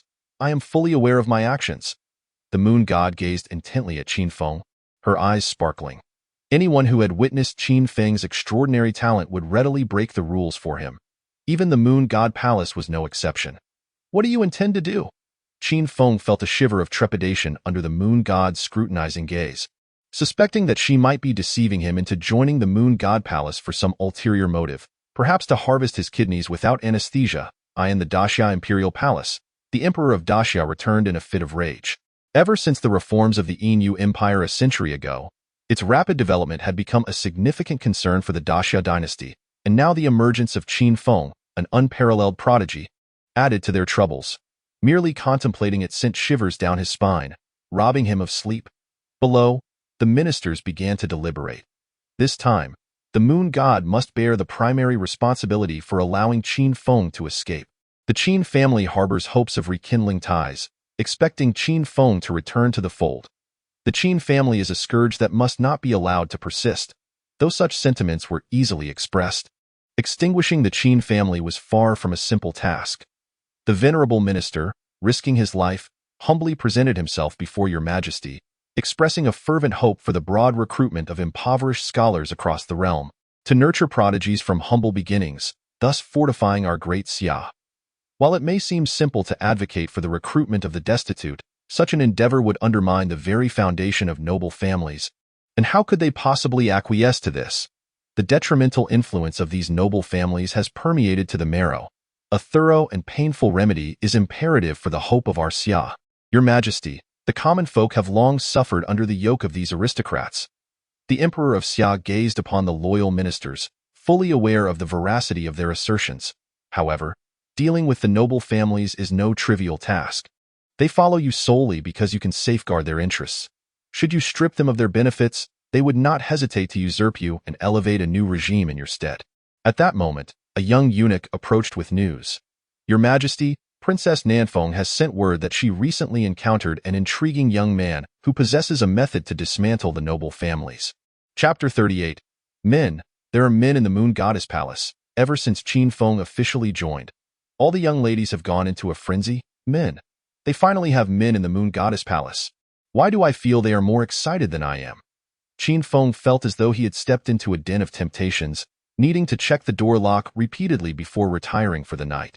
With a leap, Xiaobai landed on Qin Feng's shoulder, nuzzling against him like a kitten, making its intentions clear. It was time for a meal. Even the landlord's household cannot sustain such voracious appetite. Can it? With a sigh of resignation, Qin Feng produced a small pouch containing only a single blood bodhi seed. Once consumed, he would need to purchase more or venture into the wild forests to seek them. Yet, the wilderness is the territory of fierce beasts. Even if rare treasures are present, formidable creatures guard them, making acquisition a daunting challenge. Suddenly, the system interjected. Host can exchange for pet food from the system. Spirit Pet Carrot, exclusive feed for rabbit-type spirit pets. Prolonged usage can enhance various attributes. Exchange price. 10 villain points. 10 points for a single carrot. Qin Feng inwardly lamented the extortion, feeling as though he were being robbed. Given the insatiable appetite of his white rice bucket, he would need at least 4 or 5 carrots daily, amounting to 40 or 50 points. Over 10 days, that would be 400 to 500 points. Over 100 days, 1 to 2,000 points. And within a year, it could total tens of thousands of points. He has never treated his own parents with such generosity.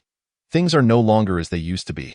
Until he encounters the next victim, or rather, the chosen one, he must conserve those villain points. Qin Feng accessed the system, noting he currently possessed 692,500 villain points. As he had not reached 1 million, he could not exchange for 100% compatibility, nor elevate other martial skills to that threshold. However, spending 30,000 points each month to activate a 100-fold comprehension aura was still feasible. It would suffice for a year or two. He hoped that within this time frame, he might encounter the chosen one. Seizing the last blood bodhi seed from Xiaobai's mouth, he tossed it a carrot obtained through the system for 10 villain points. I rabbit, no, I do not want to eat this, Xiaobai exclaimed in frustration, momentarily speaking in human tongue. While this carrot is indeed edible, it pales in comparison to the blood bodhi. Much like dog food cannot be equated with succulent ribs. The pickiness of a child is often a result of indulgence. Qin Feng drew the Longkong divine sword and placed it against Xiaobai's neck, startling the little creature into devouring the carrot with remarkable speed. Its tiny mouth nibbled away until nothing remained. Even the carrot leaves were consumed. Well done. Satisfied, Qin Feng sheathed the Longkong divine sword and swallowed the last blood bodhi in a single gulp. Boom! Qin Feng's body trembled violently, and he hurriedly sat cross-legged on the bed, entering a state of cultivation. The energy derived from the blood bodhi surged through him like a torrent, madly merging with his flesh and blood. Ya Xiaobai whimpered in grievance, waving its hand to produce the sage's bamboo slip, a naturally possessed independent space, and nestled beside Qin Feng, falling asleep with the slip in its embrace, in the city of heavenly heart. Lin San, having endured numerous trials, finally returned safely, bringing with him the complete form of Qin Feng. Sword intent, heart of the sword, supreme bone, ancient, as well as self-created divine-level techniques and sword arts. Upon hearing this, City Lord Lin Hao struck his feet in frustration, filled with regret. Had he chosen Qin Feng as his son-in-law, given his current plight of being cornered by the Qin family, he would have surely found refuge in Qin Feng's embrace. Alas, it was too late to lament, for Qin Feng had already been taken back to the Yin Moon dynasty by the Moon Goddess.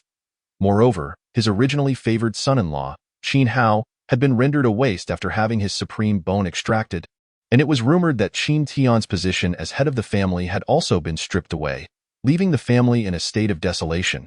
I married my daughter for profit. How can I possibly marry her off now?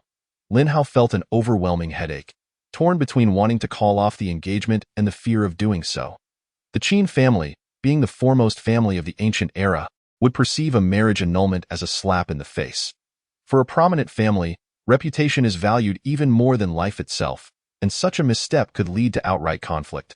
Yet, the thought of marrying his daughter to a waste brought him immense dissatisfaction. Time flew by. 7 years had passed. During these years, prodigies continued to emerge, and the competition grew ever more fierce, showcasing talents that were truly formidable. The records set by Qin Feng, such as breaking through to the extraordinary realm at the age of 8 and comprehending sword intent, were successively shattered by numerous other prodigies. Since being appointed as the divine son of the Moon Goddess Palace 7 years ago, Qin Feng had maintained a low profile, rarely appearing in public, and no news of his battles had circulated. However, the sword intent, heart of the sword, supreme bone, and ancient he had displayed during his time in the Great Xia dynasty had astonished the entirety of the ancient world, earning him the title of the foremost prodigy of the ancient era. Even after 7 years of absence, his reputation remained unassailable. At this moment, behind the Moon Goddess Palace, a colossal waterfall cascaded like a silver river. A strikingly handsome youth, with bright eyes and sword-like brows, sat cross-legged beneath the waterfall, his bare torso adorned with a golden dragon tattoo. As he practiced amidst the crashing torrents, the resonant sounds echoing around him. This individual was the 15-year-old Qin Feng. In these 7 years, his cultivation had only ascended to the 9th level of the extraordinary realm, progressing a small level only once every year or so. It is not that he lacks the desire to break through, nor is it that he is incapable of a swift advancement. Rather, he has chosen to lay a solid foundation, channeling his primary efforts into the cultivation of the Zhongtong and Zhizuangu. After 7 years of introspection, the celestial calamity light of the Zhizuangu has grown even more formidable. Beyond merely slowing down speed, deconstructing movements, and perceiving the essence, the Zhongtong has also comprehended the divine light, capable of emanating the dual energies of yin and yang from his eyes. Though his cultivation level currently stands at the 9th stage of the extraordinary, he could undoubtedly slay a practitioner of the Tao realm in a full-scale battle. However, the sole regret over the past 7 years has been the absence of a chosen one. With nearly 700,000 villain points, no matter how frugally he has managed, they were ultimately exhausted 2 years ago. Now, he can only scrape by exploiting the ladies of the Moon God Palace to earn meager villain points. This has left him perpetually yearning for Lin San, to the point of almost pining for her. Don't crowd, let me take a look. Not far off, a group of ladies from the Moon God Palace were stealthily watching, and upon catching sight of Qin Feng's abdominal muscles, they erupted into excited screams. The only man of the Moon God Palace has finally matured. Tickets, tickets. Buying a ticket grants you 5 minutes with the man. A youthful voice chimed in, and upon closer inspection, it belonged to a charming little white rabbit, the pet Qin Feng had nurtured for 7 years. Ever since Qin Feng fed it carrots 7 years prior, It had taken to raising rabbits itself, yearning for a taste of authentic, heavenly materials. Initially, it encountered challenges. After all, heavenly materials are not easily obtained. However, under Qin Feng's tutelage over the years, it soon recognized a lucrative opportunity. Men are a scarce commodity in the Moon God Palace. Thus, whenever Qin Feng practiced beneath the waterfall, it would start selling tickets. 1 spirit stone for 5 minutes, fair to all. Naturally, Qin Feng did not frequently showcase his physique beneath the waterfall, so the rabbit would also auction off his worn underwear to supplement its household finances. Chapter 39. The son of the emperor, O my rabbit, what a diligent and frugal creature you are. Little White joyfully counted the spirit stones earned, producing a pair of original underwear stolen last night. Once auctioned, it could purchase a heavenly material. Qin Feng's adolescent underwear had a starting bid of 20 spirit stones. I bid 25 spirit stones. The ladies of the Moon God Palace took their admiration for men seriously. As soon as the original underwear was revealed, it triggered a chorus of excited shrieks. Suddenly, a sharp sound of rushing wind echoed through the vast forest, and beneath the waterfall, Qin Feng abruptly opened his eyes. Emanating a fierce aura as invisible sword chi surged around him. Bang! The intangible sword chi instantaneously tore through the waterfall, colliding with an incoming energy, causing the water to explode and spray everywhere. 2 beautiful figures appeared beside the waterfall, the Moon Goddess and Ziyuan. Unlike the youthful Ziyuan of 7 years ago, she had now shed her innocence, exuding an enchanting charm with every smile and frown. It was said that over the years, she had cultivated powerful techniques exclusive to women alongside the Moon Goddess. Indeed, your understanding of sword intent and sword heart has deepened significantly. The Moon Goddess regarded Qin Feng with great satisfaction, feeling justified in breaking palace rules to appoint him as the divine son of the Moon God Palace. Undoubtedly, this would render the palace even more formidable in the future, if you aren't strong. How can you marry me? Qin Feng, with a playful lift of his brow, flaunted his physique before the Moon Goddess. Suddenly, with a splash, Ziyuan, infuriated, marched forward and swiftly kicked Qin Feng into the waterfall, exclaiming in exasperation, "You've been pining for my aunt since childhood. Am I not an exquisite beauty standing right beside you? Indeed, I am quite impressive." Qin Feng emerged from the water, glancing over at Ziyuan, and couldn't help but notice how, over the years, she had undeniably grown more voluptuous, to the extent that he could scarcely grasp her with one hand. Rogue, Ziyuan's cheeks flushed with indignation as she playfully tussled with Qin Feng. "Enough of your antics, both of you." The Moon Goddess, accustomed to Qin Feng's mischief, remarked coolly, "Qin Feng, in just a few days, the decisive elimination tournament of the Yin Moon Dynasty will commence. Are you interested in participating?" The decisive elimination tournament? Qin Feng's brow furrowed at the mention of this competition. He had heard of it before. Ever since the reforms of the Yin Moon Dynasty a century ago, this tournament had become pivotal to its ascendance. It could be likened to a national examination, where various factions within the dynasty would send their most talented individuals to compete. Those who succeeded would receive focused training from the dynasty. With an abundance of esteemed mentors and rich cultivation resources, it was a veritable treasure trove. The sole distinction from a traditional examination was that, while one could retake the ladder upon failure, the decisive elimination tournament, as its name suggests, held a much graver outcome. Only the living would traverse the narrow bridge, while many would remain forever in the arena. Qin Feng was not overly concerned with life and death. Rather, he was more interested in the possibility of encountering his beloved chosen one. At that moment, the jubilant cheers of a young lady echoed from a distance, seemingly celebrating her acquisition of underwear for 100 spirit stones. "Rice bucket." Qin Feng lightly skimmed over the water and landed behind Xiaobai. Upon hearing that name, Xiaobai immediately erupted in fury, exclaiming in a fit of rage, "I am Rabbit King Xiaobai, King Xiaobai, King Xiaobai. If anyone dares to call me Rabbit Rice Bucket again, I shall certainly bite them to death." "Very well, Rice Bucket." Qin Feng nodded in acknowledgement, though he had no intention of changing his habit. He pondered how his underwear had mysteriously disappeared without being washed, only to discover that this mischievous rabbit had taken it out for a public auction. As the Moon Goddess, a group of young ladies, akin to frightened elementary students encountering their stern teacher, hastily fled the scene. "Xiaobai, you have gone too far."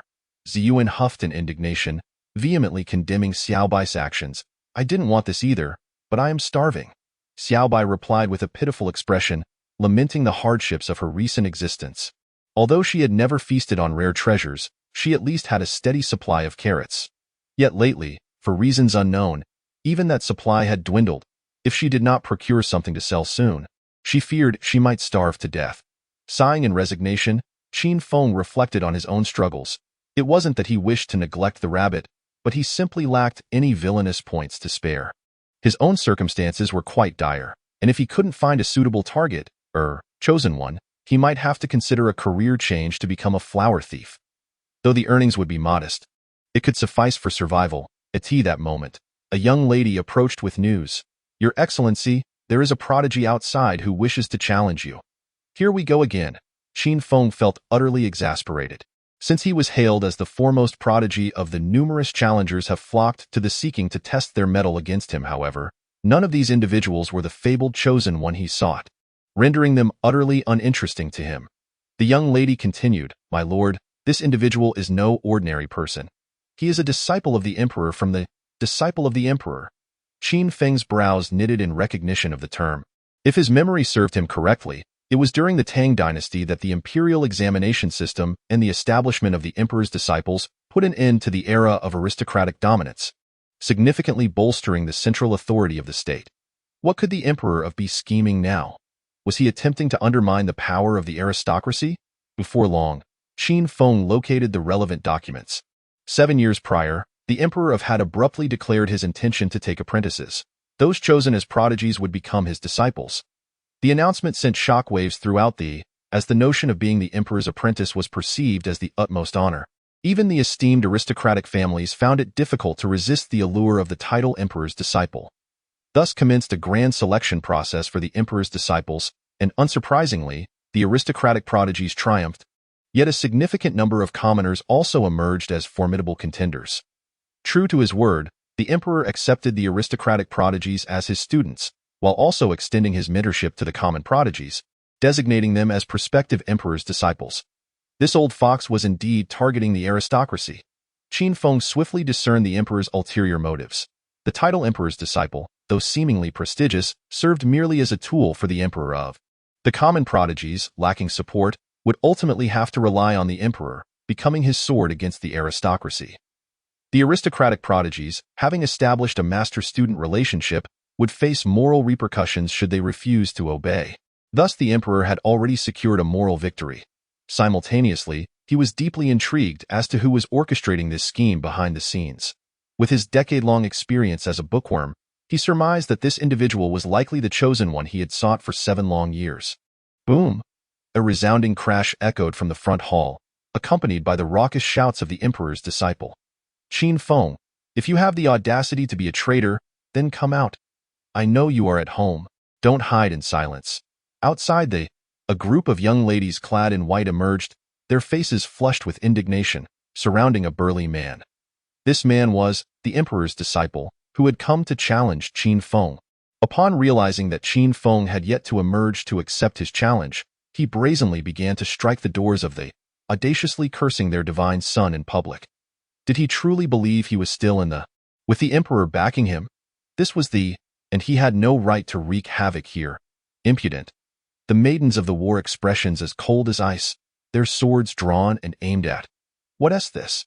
Qin Feng dares not to face the challenge, attempting to take advantage of numbers. Remained unabashed, exuding arrogance and showing no regard for his opponents.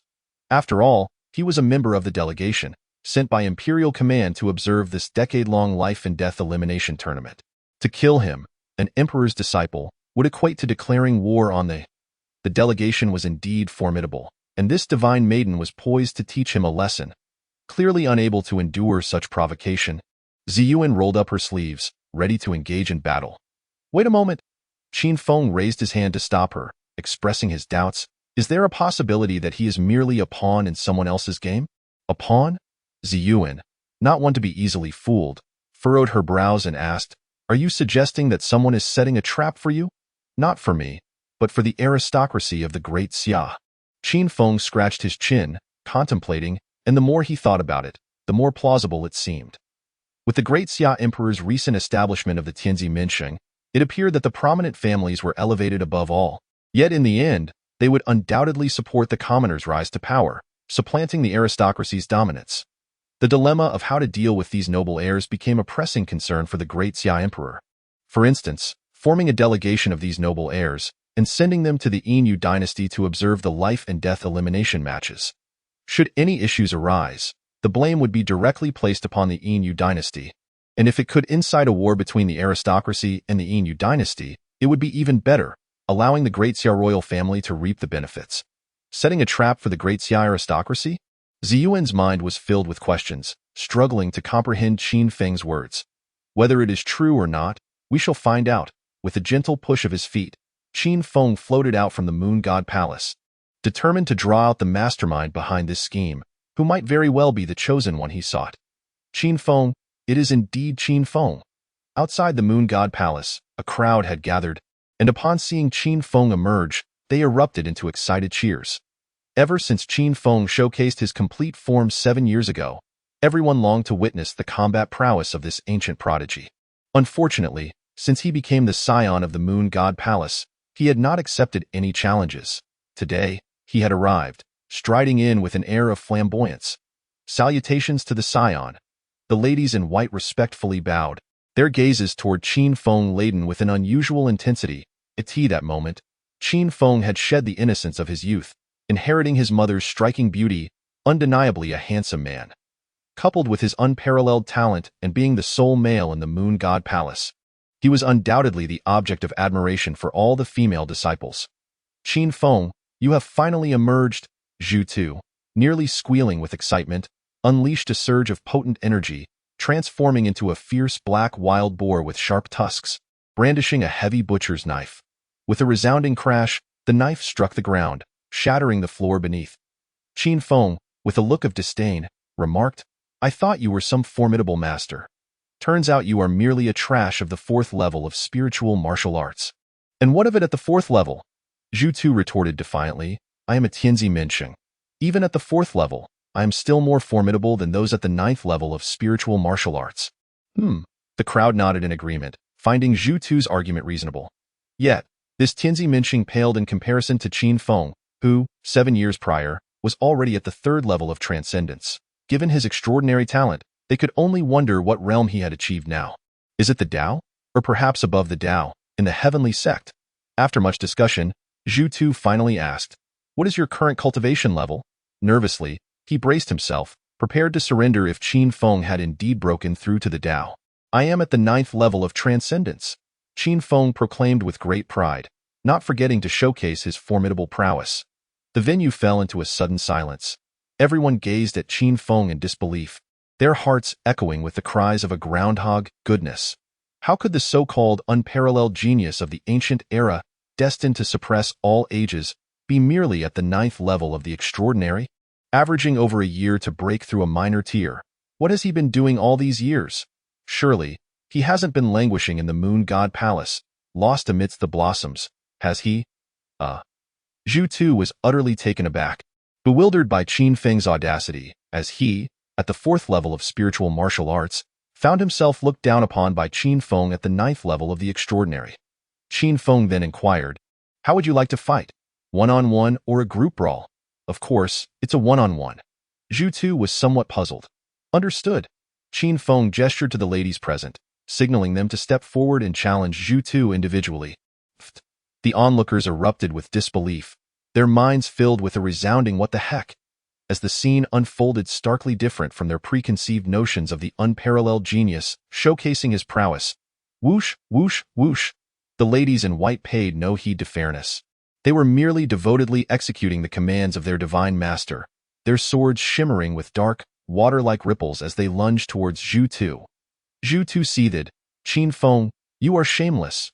You promised a one-on-one. Yet it turned into a group assault. Indeed, you are facing us all alone. Qin Feng feigned innocence, flashing a toothy grin to prove his dentition. The spectators were left utterly speechless, realizing that Qin Feng bore no semblance of the idolized figure of the ancient era.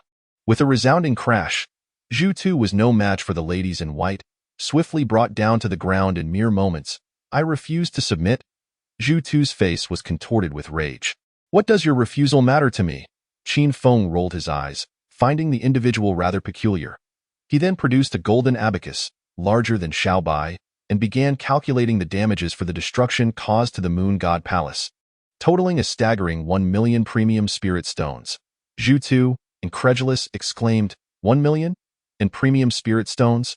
All of you combined wouldn't amount to even 1 stone. Qin Feng, with an earnest expression, replied, indeed. I simply wish for you to compensate me with 999 premium spirit stones. The venue fell silent once more. Goodness, what an honest response. They were momentarily at a loss for words. This is robbery. I have no money.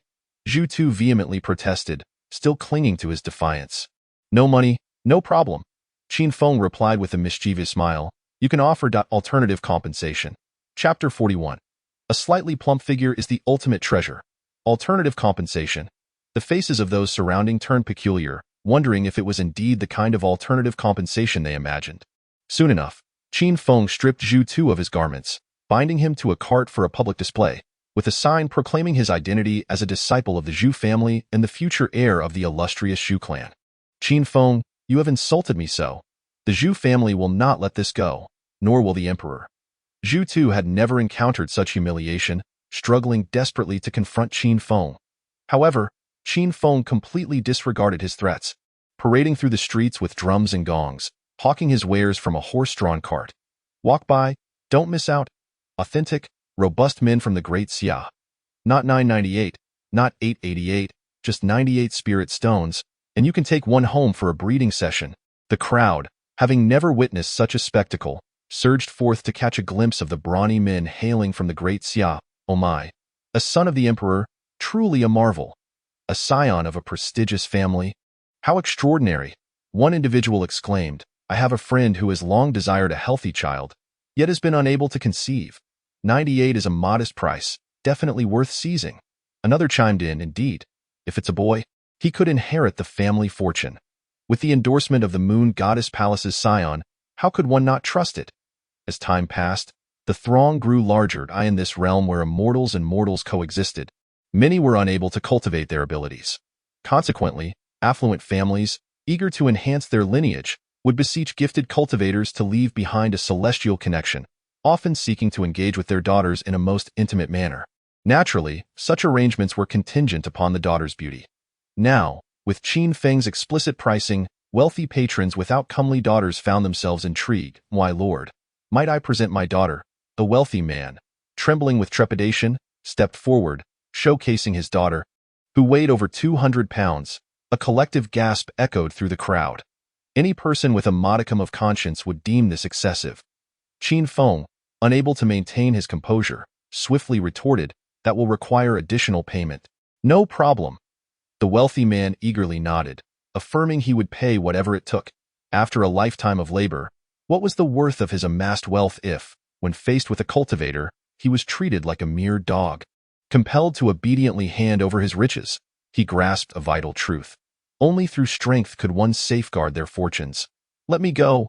Let me go! Zhu Tu struggled fiercely, declaring that he would rather perish than submit. Observing Zhu Tu's vehement resistance, Qin Feng attempted to soothe him, saying, do not wear such an expression. This is a carefully selected, pleasantly plump girl for you. Remember, pleasantly plump is the pinnacle of desirability. Pleasantly plump. The crowd's eyes twitched in disbelief, as if to inquire, does your conscience not ache? To finalize this transaction, he audaciously referred to a 200-pound woman as pleasantly plump. Qin Feng, you shall not succeed. Zhu Tu's spirit energy surged, rendering him untouchable to mere mortals. The wealthy man, now displaying a countenance of disappointment, realized that celestial connections could not be coerced. Fear not, I pride myself on integrity in business. Qin Feng reassured the affluent patron with a smile, producing a small jade vial inscribed with the words, even the sow goes wild. This concoction, crafted from the formula he had discovered while studying the art of transformation, promised to expedite the cultivation process.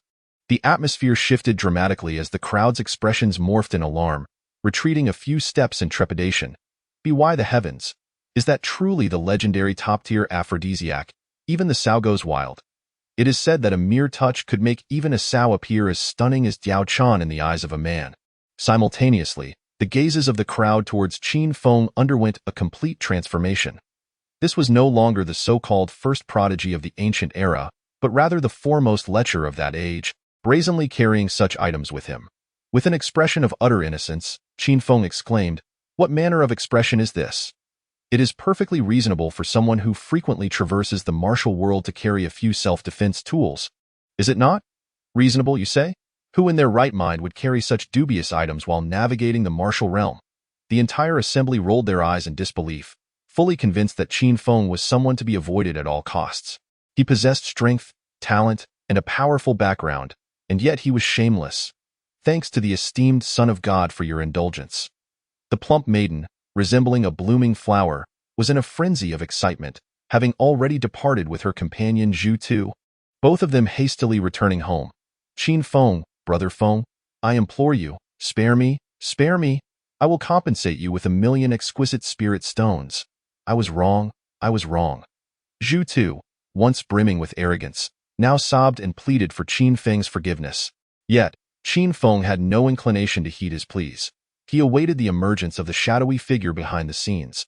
Should he indeed eliminate Zhu Tu, he would unwittingly fall into the opponent's trap, not only eliminating this scion of a noble family, but also drawing the enmity of the Zhu clan upon himself. Conversely, if he refrained from killing Zhu Tu and chose instead to humiliate him, the mysterious figure would have no choice but to intervene, for they were all part of the same diplomatic mission to the Yin dynasty.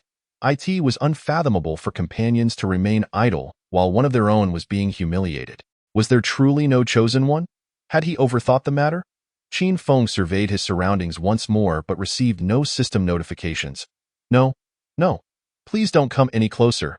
Zhu Tu's pitiful cries echoed from the small courtyard, prompting the entire assembly to silently mourn for him for 3 minutes. Here was a distinguished disciple of the Dacia's emperor, a paragon of a noble family, utterly debased by a mere mortal like Hua. The psychological trauma inflicted upon him would likely remain unhealed for eternity. Ding dong. Congratulations to the host for degrading another's dignity, earning 1,000 villain points. Qin Feng instantly perked up, akin to a lecherous individual who had unlocked a new technique.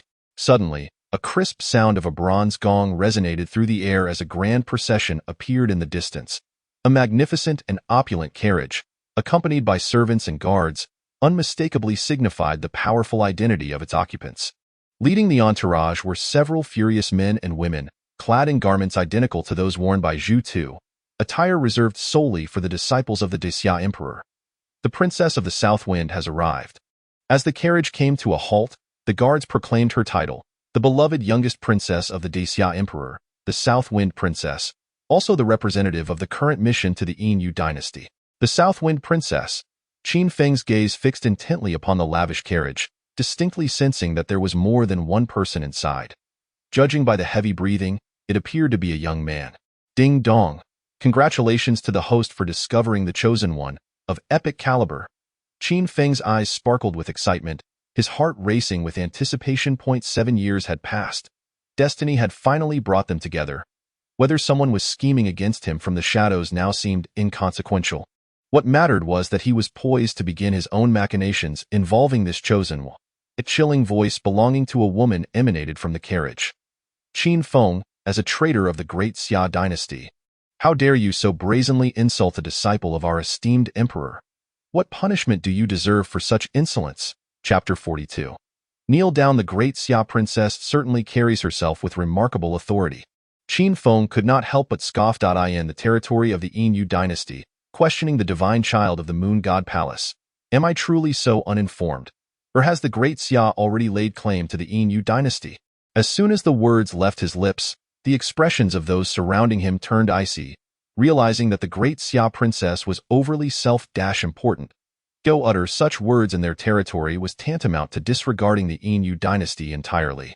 "Impudence!" Princess Nan Feng exclaimed in a fury. "Someone, bring me Qin Feng's head." Yes. The princess's guards brandished their long blades in unison, while the proud members of the entourage readied their weapons. "Tio, kill on my turf. What audacity do you possess?" Qin Feng found himself rather impressed by the protagonist's unwavering loyalty to his allies. Before he could even speak, dozens of maidens from the moon god palace surged forth, encircling their adversaries. This was going to be entertaining. The onlookers' eyes sparkled with intrigue, and they quickly retreated to maintain a safe distance. A sigh escaped from within the carriage, and as the curtain was lifted, a man clad in splendid attire emerged, cupping his fists in greeting. "You must be the illustrious Qin Feng, the foremost prodigy. I apologize. The princess has misspoken. I am here to extend my apologies on behalf of Princess Changde." "That's him." Qin Feng recognized him at once as the fabled chosen one. Drawing from his decade-long experience as a bookworm, he discerned that this individual was unlike the servant-type protagonists such as Lin San, nor was he akin to the passionate, aspiring heroes like Qin Hao. Rather, he was a favored minister of the emperor, destined either to marry a princess or to cultivate her into an empress. This further solidified Qin Feng's suspicion that the emperor's disciples were indeed orchestrated by this very man, who was undoubtedly scheming against him from the shadows. Without an ounce of deference, Qin Feng unleashed his biting retort. "I had thought the great Xia princess to be a paragon of virtue. Yet it seems she harbors a man in her carriage, living a life devoid of propriety." A collective gasp nearly caused the audience to choke on their disbelief. Who would dare to declare such a thing about the great Xia princess in such a brazen manner? And with her present? "Say that again if you dare." Princess Nin Feng, unaccustomed to such affronts, stormed out from the carriage.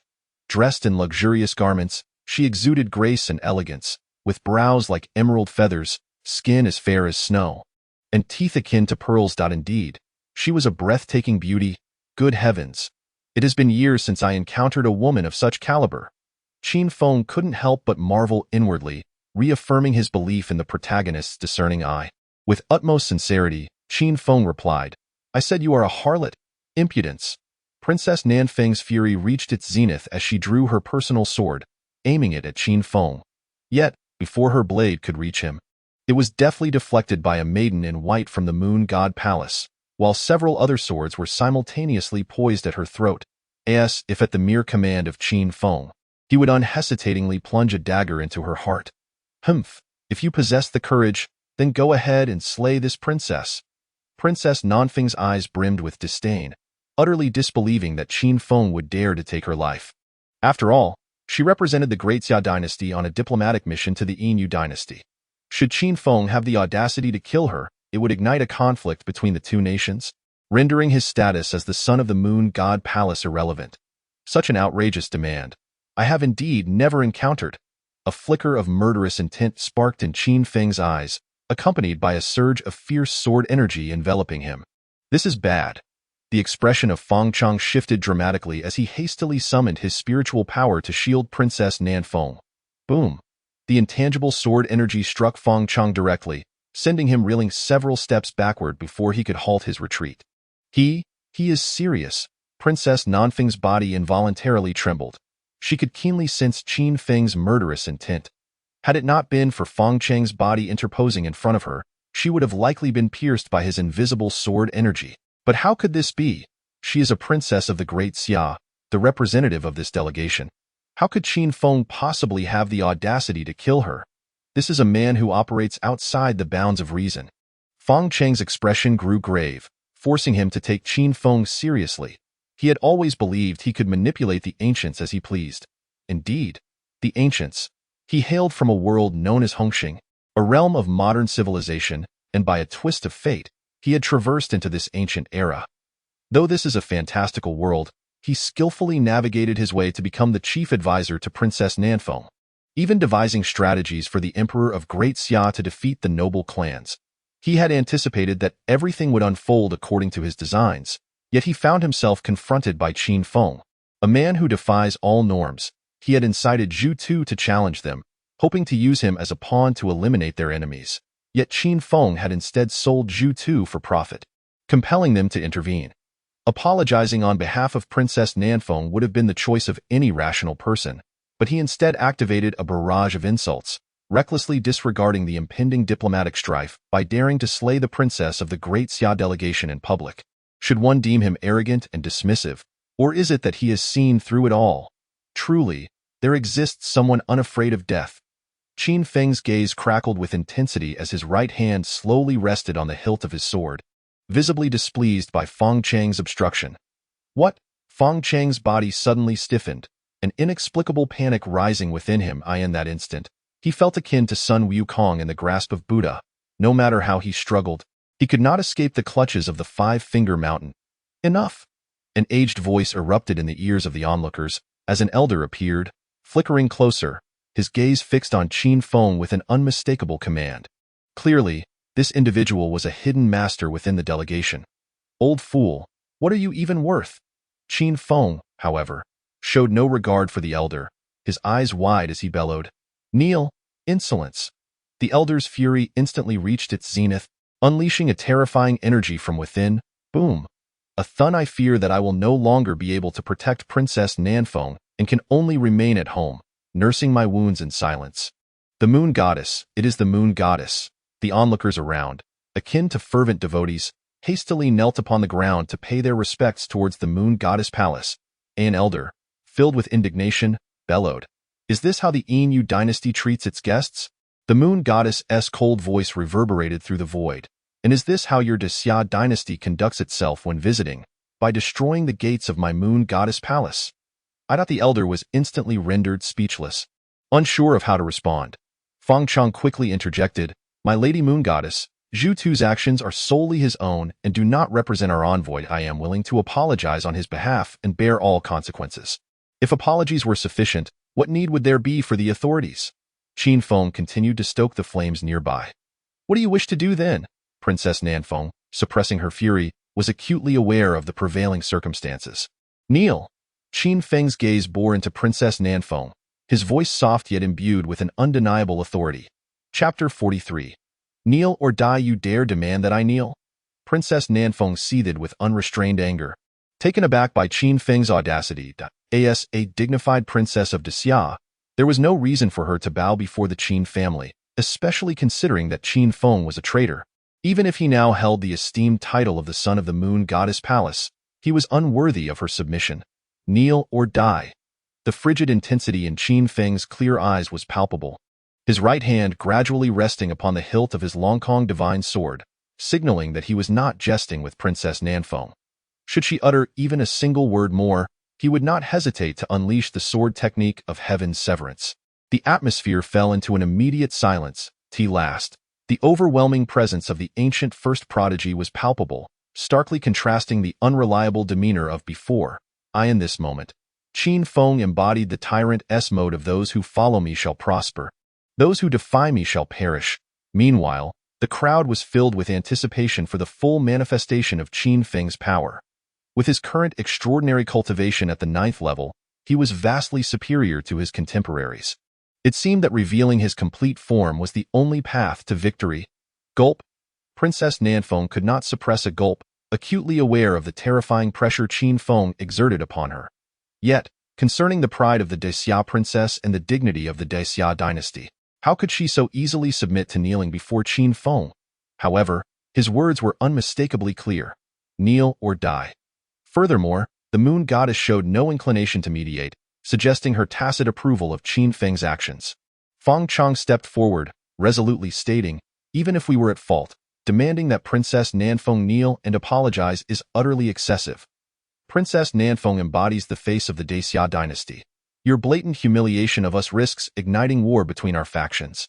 Suddenly, a chilling wind swept through the heavens as Fang Chang's words hung in the air. With a clang, Qin Feng forcefully gripped the sword hilt. The Longkong divine sword, sealed for 7 years, surged forth like a soaring dragon, its might akin to thunder, casting a cold light that sent shivers through the crowd. "This is bad." Fang Chang's pupils suddenly constricted. He was astounded by Qin Feng's overwhelming arrogance. Ignoring their diplomatic rebukes entirely, Qin Feng was ready to draw his sword and wage war if they did not comply with his demands. Confronted by the terrifying presence of Qin Feng, who had mastered the invincible essence of the sword, Fang Chang dared not show the slightest negligence. He immediately summoned his most formidable defensive technique, manifesting a golden bell that enveloped his entire body. This technique, known as the Golden Bell Shield of the Buddhist sect, was an ancient divine skill he had inadvertently acquired. If fully comprehended, it could culminate in an indestructible golden body. He believed that this technique would adequately withstand an assault from someone of the extraordinary 9th layer. "Buddhism? I am of Confucianism," Confucius stated. I have never encountered a person whose physical strength I could not defeat. A faint smile curled at the corner of Qin Feng's lips as the sword's light, partially unsheathed, surged toward the golden bell shield. With a resounding crash, the shield shattered instantly, as if struck by a tremendous blow, and Feng Chong was thrown violently to the ground. With the sword half returned to its sheath, the chilling aura dissipated. The entire street fell into a profound silence, the fluttering edges of garments rustling in the wind. What had just transpired? Before they could even comprehend the onset, Qin Feng had already concluded the encounter. How is this possible? Feng Chong gaped in disbelief at Qin Feng, unable to fathom how a mere half-drawn sword had obliterated his prized golden bell shield. Feng Chong, are you all right? Princess Nanfeng rushed forward in alarm, only exhaling in relief after confirming he was unharmed. These two truly harbored an illicit connection. Qin Feng's eyes narrowed slightly. He understood precisely how to handle Feng Chong. Ding dong, congratulations to the host for inflicting severe injury upon the Chosen One, earning 5,000 villain points. Ding dong, congratulations to the host for discerning the Chosen One's activation, earning 5,000 villain points. Ding dong, congratulations to the host for thwarting the Chosen One's pretentious display, earning 5,000 opposition points. At long last, a substantial influx of villain points had arrived. Qin Feng was nearly moved to tears.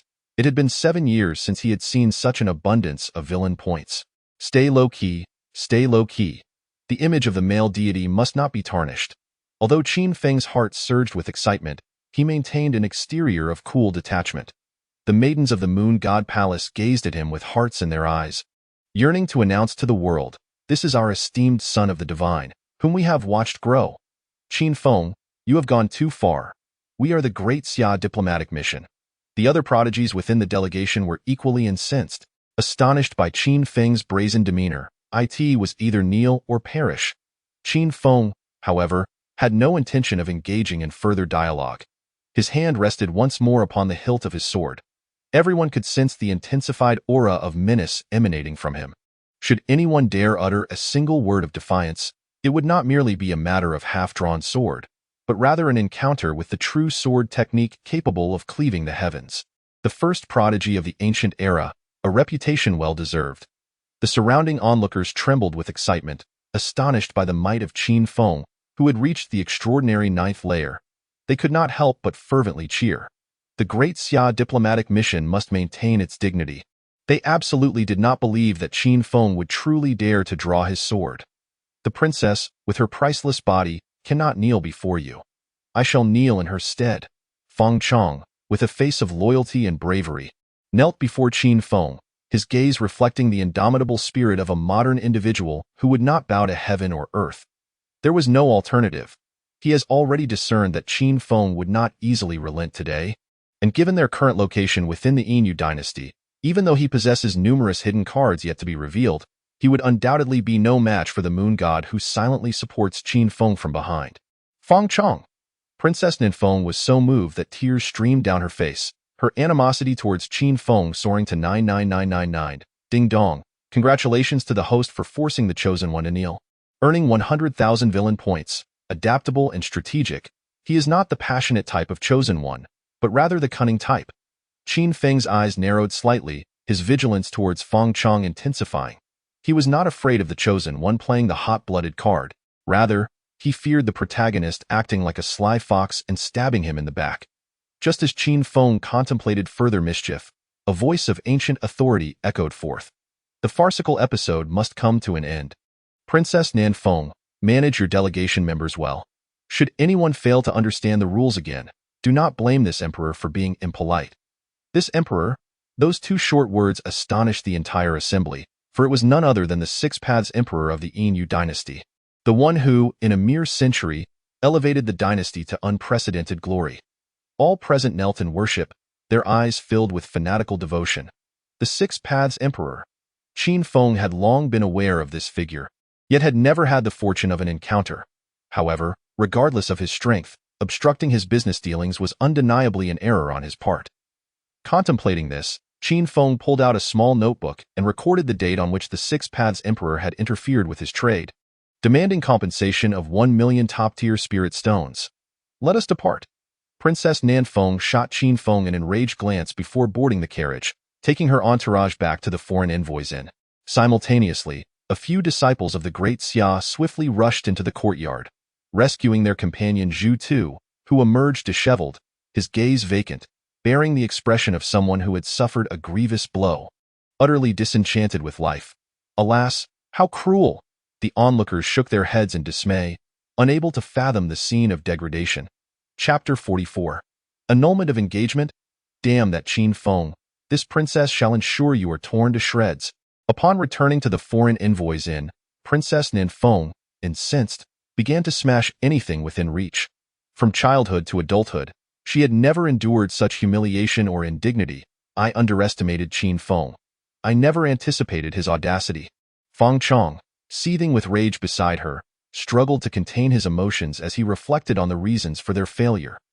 He had thought that if Qin Feng dared to dig up his own brother's supreme bones, he would undoubtedly have no hesitation in slaying Zhu Tu. When provoked, it would have been even better if a few young prodigies from noble families could perish in the process, allowing him to return and justifiably promote a few talented commoners, thus using the knife of betrayal to incite the noble family's hatred towards Qin Feng.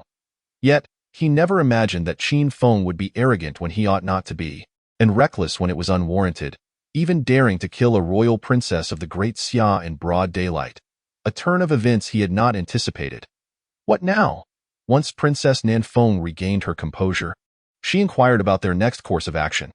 Ever since Qin Feng had revealed his complete form 7 years ago, her father had been unable to sleep at night, fearing that Qin Feng would rise to power and assist the Yin dynasty in obliterating the great Xia dynasty. Thus, her mission to the Yin dynasty this time not only aimed to weaken the power of the noble families, but also sought to seize the opportunity to eliminate Qin Feng, thereby enhancing her stature in her father's eyes.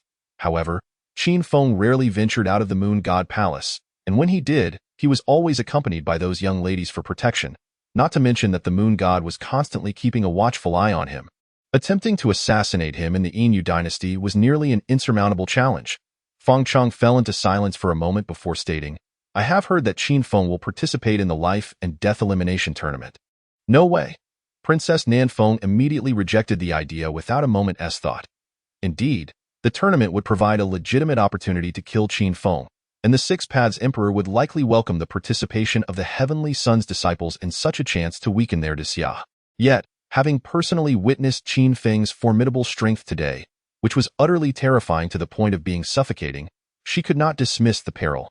Moreover, the participants would not only include Qin Feng but also countless other cultivators, each of whom would need to engage in life and death struggles. Let us discuss the tournament later.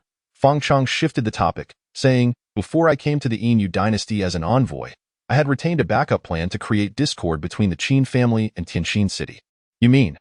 Princess Nan Feng seemed to have an inkling, a knowing smile gracing her lips. Apart from using the Heavenly Sun's disciples to scheme against the noble families, Feng Chong was also devising ways to sow discord among them. After 7 years of meticulous plotting, fissures had indeed begun to appear between the noble families. The Qin family. The little princess of Tianjin City, Lin Exiner, arrived with a group of formidable experts, precisely to withdraw from her engagement with Qin Hao. 7 years prior, her father Lin Hao had betrothed her to Qin Hao solely due to his possession of the supreme bone, as well as the fact that his father was the head of the Qin family, his mother the former saintess of the Taibai Immortal Mountain, and his brother possessed the potential of an emperor. Yet now, with his supreme bone extracted, his father's position as head of the family usurped, and his brother having defected to the Yin dynasty, Qin Hao himself had, over the past 7 years, achieved nothing remarkable in his cultivation. In contrast, she, the little princess of Tianjin City, had now become a disciple of the Heavenly Sun. How could she possibly resign herself to marrying the so-called waste that was Qin Hao? Ultimately, under the long-term, intentional influence of Feng Chong, who advocated that women should seize their own happiness and pursue their own love, she arrived at the decision to come to the Qin family to annul the engagement without reporting to her father, Lin Hao. Annul the engagement. Qin Tian's expression darkened instantly, nearly losing control of his primal strength. For noble families, face held paramount importance, especially when the other party personally came to annul the engagement. It was a blatant slap in the face to the Qin family. If word of this spread, how could they continue to navigate the noble circles? Furthermore, His son Qin Hao was not truly a waste. He merely bore the burden of patience and sacrifice for the sake of strengthening the Qin family. Indeed, annul the engagement, Lin Exiner showed no fear. Previously, Tianxin City might have been wary of the Qin family's power, but now, as a disciple of the Heavenly Sun, she stood firmly backed by the royal family. With the support of these two mightiest forces, she had no reason to fear the Qin family. Impudence. Qin Tian slammed his hand on the table and rose, a tsunami of overwhelming aura emanating from him. This was dire. The group of royal experts' expressions changed dramatically, hurriedly shielding Lin Exiner behind them. However, Qin Tian's strength was too formidable. Even united, they would struggle to withstand him. What should be done now? Lin Exiner's face showed a hint of panic. Clearly unprepared for such a turn of events, at that moment, a youthful yet resolute voice echoed, "Father, may I take charge of my own marriage?" The crowd turned their gaze towards the entrance of the grand hall, where a strikingly handsome youth stood, his brows sharp, his stature tall, and his muscles already hinting at the formidable traits of a beast. His eyes exuded an unyielding determination beyond the comprehension of ordinary people. This was Qin Hao, now 12 years of age. It was evident that during these 7 years, he had undergone significant growth, particularly in his temperament, facing the prospect of a broken engagement with remarkable composure. "Why are you here, Hao?" Qin Tian, suppressing his own imposing aura, could not help but reveal a pained expression. Both of his sons were unfortunate souls. The elder bore the burden of family disgrace while venturing alone in a foreign land, and the younger endured physical agony, persevering through unimaginable training each day, now further humiliated by the other party's proposal to annul their engagement. As a father, he felt utterly helpless. Qin Hao fixed his gaze upon Lin Exiner, his voice steady as he spoke. "I recall my brother once telling me, in 30 years, the East shall prevail, and in 30 years, the West shall rise. Do not underestimate the youth in poverty. I may be downcast now, but that does not signify I shall not rise again. Is that so?" Lin Exiner, startled by the earlier scene, feigned calmness as she replied, "Very well then. Let us settle this in 3 years in the imperial capital. Should you lose, you will publicly annul our engagement." Why complicate matters to annul the engagement? Qin Hao strode confidently to the table and effortlessly pinned a letter of dissolution. "You dare to annul our engagement?" Lin Exiner exclaimed, her eyes wide in disbelief, questioning her own sanity. Given Qin Hao's current situation, devoid of familial support, how could he possibly be willing to sever ties with her, the little princess of Tianxin City? Did he not realize that his only value to the Qin family lay in his engagement to her? "In 3 years, we shall meet in the imperial capital." Qin Hao's eyes sparkled with determination, unafraid of any challenge. Hao, Qin Tian, overwhelmed with emotion, shed tears of joy, recognizing that his younger son's indomitable spirit had been forged. The next step would be to rise from the ashes and reclaim his supreme status. This thought also brought to mind his elder son, Qin Feng, and he wondered if he faced any bullying while alone in the outside world. Moon Goddess Palace. The music resumed, and the dance continued. Qin Feng felt no pressure as he prepared for examinations. Instead, he was teaching young ladies the intricacies of traditional dances. At that moment, a young lady approached with news regarding his brother's broken engagement. A broken engagement? Qin Feng nearly choked, exclaiming that this plot was all too familiar. Hadn't he already extracted the supreme bone from his second brother? How could another broken engagement arise? Was he stacking buffs or something?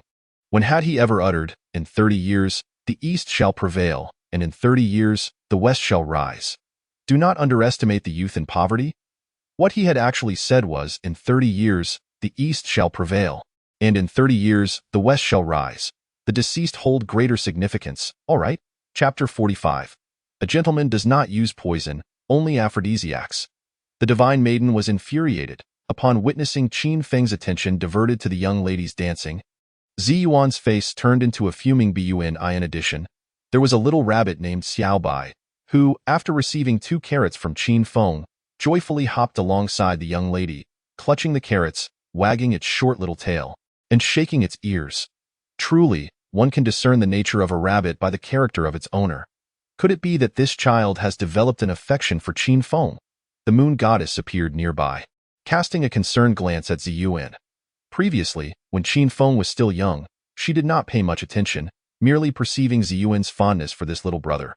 However, it now seemed evident that her feelings were indeed deeper. She had never doubted Qin Feng's innate talent and firmly believed that he could bring unparalleled glory to the Moon Goddess Palace. Yet, she hesitated to endorse his character. How virtuous could a person be who would dare to excavate their own brother's supreme bone in pursuit of power? Such a person was hardly a suitable match. At this moment, within the palace of the Six Paths Emperor of the Yin Moon Dynasty, Princess Nanfeng had come to pay her respects to the Six Paths Emperor, expressing her desire to participate in the life and death elimination tournament of the Yin Moon Dynasty. Initially, after witnessing Qin Feng's terrifying prowess, she had resolved not to partake in such a perilous contest. However, upon reflection, she realized that if she championed the cause of restoring the dignity of the Great Xia by leading the charge into the life and death tournament, the talented scions from noble families would undoubtedly rally to her side. If a few were to perish, it would conveniently fulfill her objectives. If she emerged victorious, it would effectively redeem her family's honor, enhancing her standing in her father's eyes and her influence among the civil and military officials, thereby paving the way for her ascension to the throne. Regardless of the outcome, she stood to gain. So why not seize the opportunity?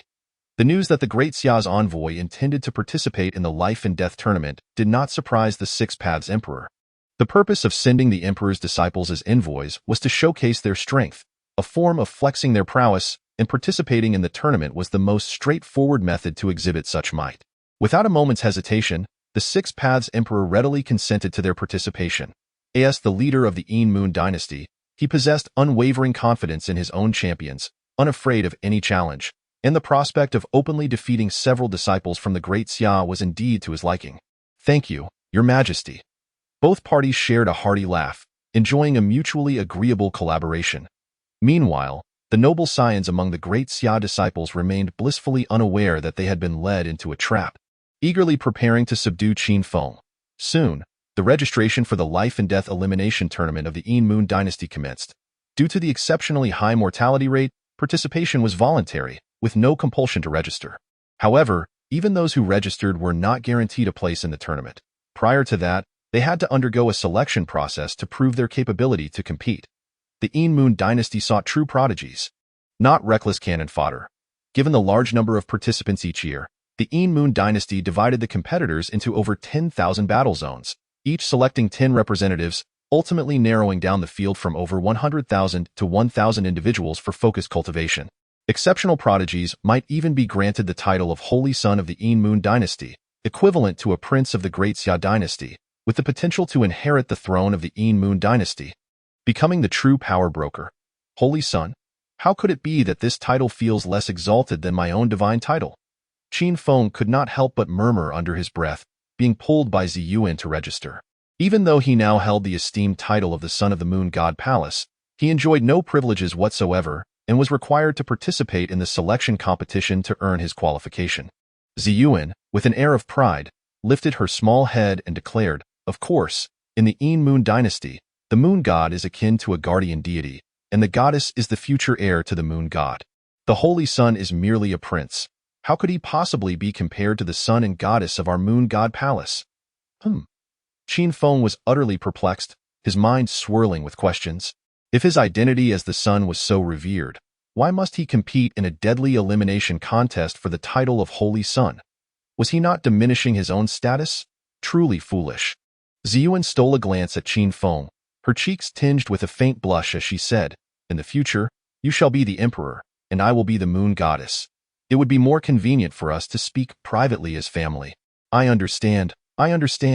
Suddenly, Xiao Bai, perched on Qin Feng's shoulder, exclaimed, "This is what they call collusion and mutual protection among officials. What outrageous words!" Ziyuan rolled her eyes in frustration, the previously romantic atmosphere now shattered. Just then, a wave of gasps erupted from the registration area, and all eyes turned to Qin Feng. "Look, it's Qin Feng from the Moon God Palace. Is he participating too? I recall he is only 15. Isn't that a bit too young? The age limit for the life and death elimination contest is 25, and the age gap is substantial. Rumor has it that this year alone, there are over 1,000 at the entry realm. His extraordinary 9th level cultivation is hardly sufficient. With neither age nor cultivation as advantages, it seems rather premature. He should wait for the next realm. In 10 years, he will be exactly 25, and the first place would surely belong to him." Being young and having low cultivation does not equate to weakness. Have they forgotten the terror of the half-drawn sword from a few days ago? Under the weight of his fame, there are no weaklings. He is, after all, the first prodigy of the ancient times. As many in the crowd witnessed Qin Feng registering, they hastily made their way to other battlefields to enlist. A name carries weight, and the sheer magnitude of Qin Feng's complete form was indeed terrifying. Few wished to encounter such a monster in the selection contest. Yet, some remained undeterred, eager to clash with Qin Feng. After all, the participants of the life and death elimination contest were all under 25, and their youthful fervor instilled within them a sense of invincibility, believing themselves to be the masters of their own fates. Only upon reaching middle age do they come to realize they are merely here to make up the numbers. Clang!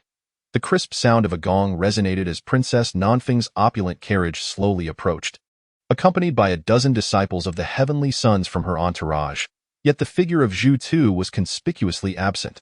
What business do they have here? Ziyuan questioned suspiciously. We are here to register. Princess Nanfeng, today clad not in her lavish attire but in a practical martial arts outfit, proclaimed, we are here to wash away the shame. The prodigies from noble families echoed her sentiments, their eyes brimming with an unmistakable desire for vengeance.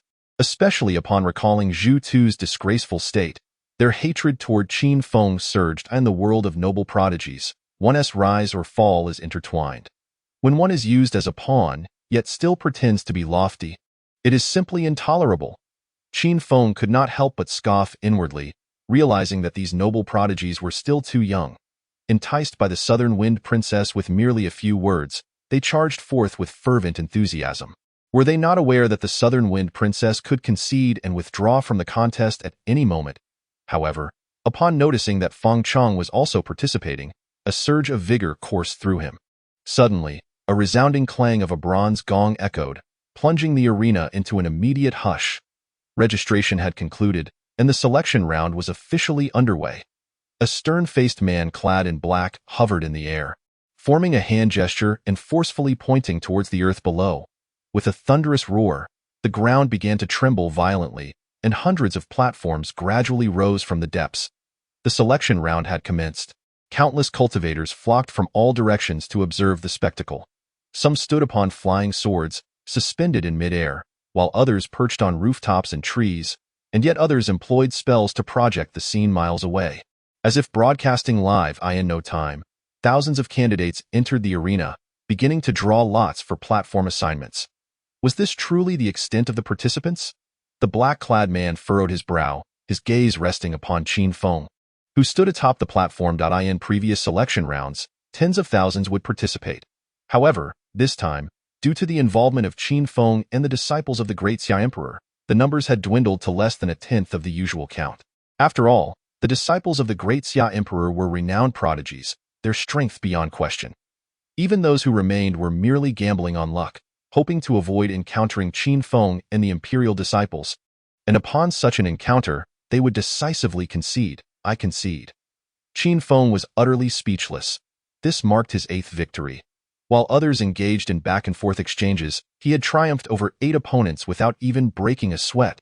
Effortlessly advancing to the top 16. It seemed as though the heavens had heeded Qin Feng's prayers, for in his 9th match, he faced a youth named Wang Peng, a disciple of the great Xia Emperor. Unlike others, he did not choose to concede. Instead, he charged at Qin Feng with an iron rod. Truly a disciple of the emperor, Wang Peng wielded that iron rod with remarkable ferocity. Qin Feng could distinctly sense the power behind the strike and deftly evaded, like a wraith, while simultaneously hurling a few concealed silver needles towards his opponent. Despicable. Wang Peng's eyes brimmed with disdain, caught off guard by Qin Feng's use of hidden weapons.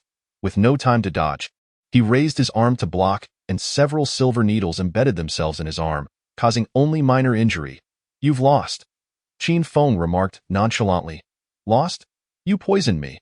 Wang Peng's expression shifted dramatically, hastily pulling out the needles for inspection. I am a gentleman. How could I possibly resort to poison? Qin Feng replied with an air of solemnity. Wang Peng let out a sigh of relief. As long as there was no poison involved, all was well. Yet, Qin Feng's next words sent him into a fit of rage. I did administer an aphrodisiac. Even a sow would go wild. Chapter 46. He truly is insufferable. Pfft. The audience erupted in laughter, taken aback by Qin Feng's audacity. Here stood the foremost prodigy of the ancient world, capable of defeating his adversaries through sheer prowess, yet he resorted to such underhanded tactics. Where was the moral compass? Where was the dignity? Where was the integrity? They gazed upon him with scorn, prepared to vehemently denounce such a concoction. What? Even a sow would go wild. Wang Peng was so frightened that his face turned pale, and the image of his companion Zhu Tu being rescued flashed involuntarily in his mind. His gaze vacant, clothes disheveled, exuding an aura of despair towards life. Referee, I protest. Wang Peng hurriedly raised his hand to complain, asserting that Qin Feng had employed underhanded tactics during the match. The man in black, floating in the air, furrowed his brow and remarked, Qin Feng of the Moon God Palace, the life and death elimination match is a realm devoid of rules. Everything is a matter of survival. There, one may employ any means to achieve victory, but this is a selection competition, where fairness and justice are paramount. Understood, I shall assist him in detoxifying. Qin Feng nodded obediently, propelling himself forward with a powerful leap, his figure resembling a charging leopard. Whoosh! The sharp sound of wind slicing through the air startled Wang Peng, who saw Qin Feng appear before him with a fierce gust. Before he could react, Qin Feng executed a move known as the severing offspring kick. With a resounding bang, disaster struck. Wang Peng's eyes widened in horror as searing pain engulfed his entire being. From that moment forth, he would be known as Wang Peng. The man in black involuntarily twitched at the corner of his eye, his mind resonating with the anguished cry of a prairie dog. How can detoxification be done in such a manner? This is a complete and utter eradication. However, knowing that Qin Feng had the moon god backing him, the referee could only turn a blind eye, pretending not to witness the spectacle, for the victim was not one of their own from the Inu Empire. The mournful wails of Wang Peng echoed throughout the arena, sending chills down the spines of all the male spectators. Ding dong, congratulations to the host for severing the lineage, earning 1,000 villain points. Qin Feng's eyes lit up instantly, as if he had discovered a new world. Unlike the 100 villain points earned for murder, shattering an egg granted him a staggering 1,000 villain points. Reflecting on the years missed in pursuit of such gains, he could not help but feel a deep sense of regret, a tenfold increase. Princess Nanfeng, disregarding her image, yelled furiously like a shrew. Qin Feng, you shameless scoundrel, how dare you ambush? Who is shameless? Who ambushed? Qin Feng retorted immediately, I already stated that I was helping him detoxify. If you don't believe me, try feeding him a kilogram of sow and observe the madness that ensues. If he still shows any reaction, I will concede defeat. I extend a helping hand, and yet you scold me for it, truly uncultured. The audience was left utterly speechless, their understanding of shamelessness profoundly challenged. If he has any reaction, it counts as your loss. He has already been thoroughly cured. If he were to still react, that would indeed be a strange occurrence. Simultaneously, everyone reminded themselves never to oppose Qin Feng. Others might be merely wealthy yet unkind, but he was genuinely despicable. Gasping for breath, Princess Nanfeng struggled to maintain her composure, fearing that Qin Feng would drive her to madness. The man in black glanced at the transformed Wang Peng, his expression unchanging as he declared, Wang Peng, disciple of the great Xia Emperor, is unable to continue the fight. Qin Feng of the Moon God Palace emerges victorious. As his words fell, a wave of sighs swept through the arena. Is this truly the legendary first prodigy of the ancient times? After waiting so long, one would have expected a fierce battle. Yet, what a twist of fate. Engaging in combat with aphrodisiacs, I feel as though my perspective has broadened immensely. The subsequent detoxification phase was simply a stroke of genius, impossible to defend against. At last, I have come to comprehend the origins of his illustrious title as the foremost prodigy of the ancient world. As tales of Qin Feng's dubious exploits circulate, doubts begin to arise regarding whether he truly deserves the epithet of the greatest prodigy of antiquity. The rumored sword intent, the invincible sword heart, the divine calamity of the heavens, the ancient, and the two self-created divine arts remain unseen. Instead, all that is evident is how he has audaciously transcended the basest limits of humanity. Soon, the 16-strong competition concluded, advancing into the quarterfinals. It remains uncertain whether the number of participants in this region was sparse or if the disciples of the Daxia Empire were indeed formidable. As apart from Wang Peng, who was transformed into Wang Peng by Qin Feng, all others made it into the top 16, including the renowned Princess Nanfeng. Qin Feng, just wait. The disciples of the imperial court gazed at Qin Feng with eyes filled with venomous hatred, wishing nothing less than to devour him whole. In response, Qin Feng merely glanced at them with indifference, his gaze gradually descending until it unexpectedly halted upon a rather sensitive spot, a wicked smile involuntarily curling at the corners of his mouth. A shiver ran through the disciples, as they suddenly felt an icy chill beneath them, prompting thoughts of conceding and fleeing from this devil. That moment, a man clad in black floated in midair, his expression devoid of emotion, announcing, in the first match, the Moon God Palace's Qin Feng faces the Daxia Empire's Princess Nanfeng. It is he. It is she.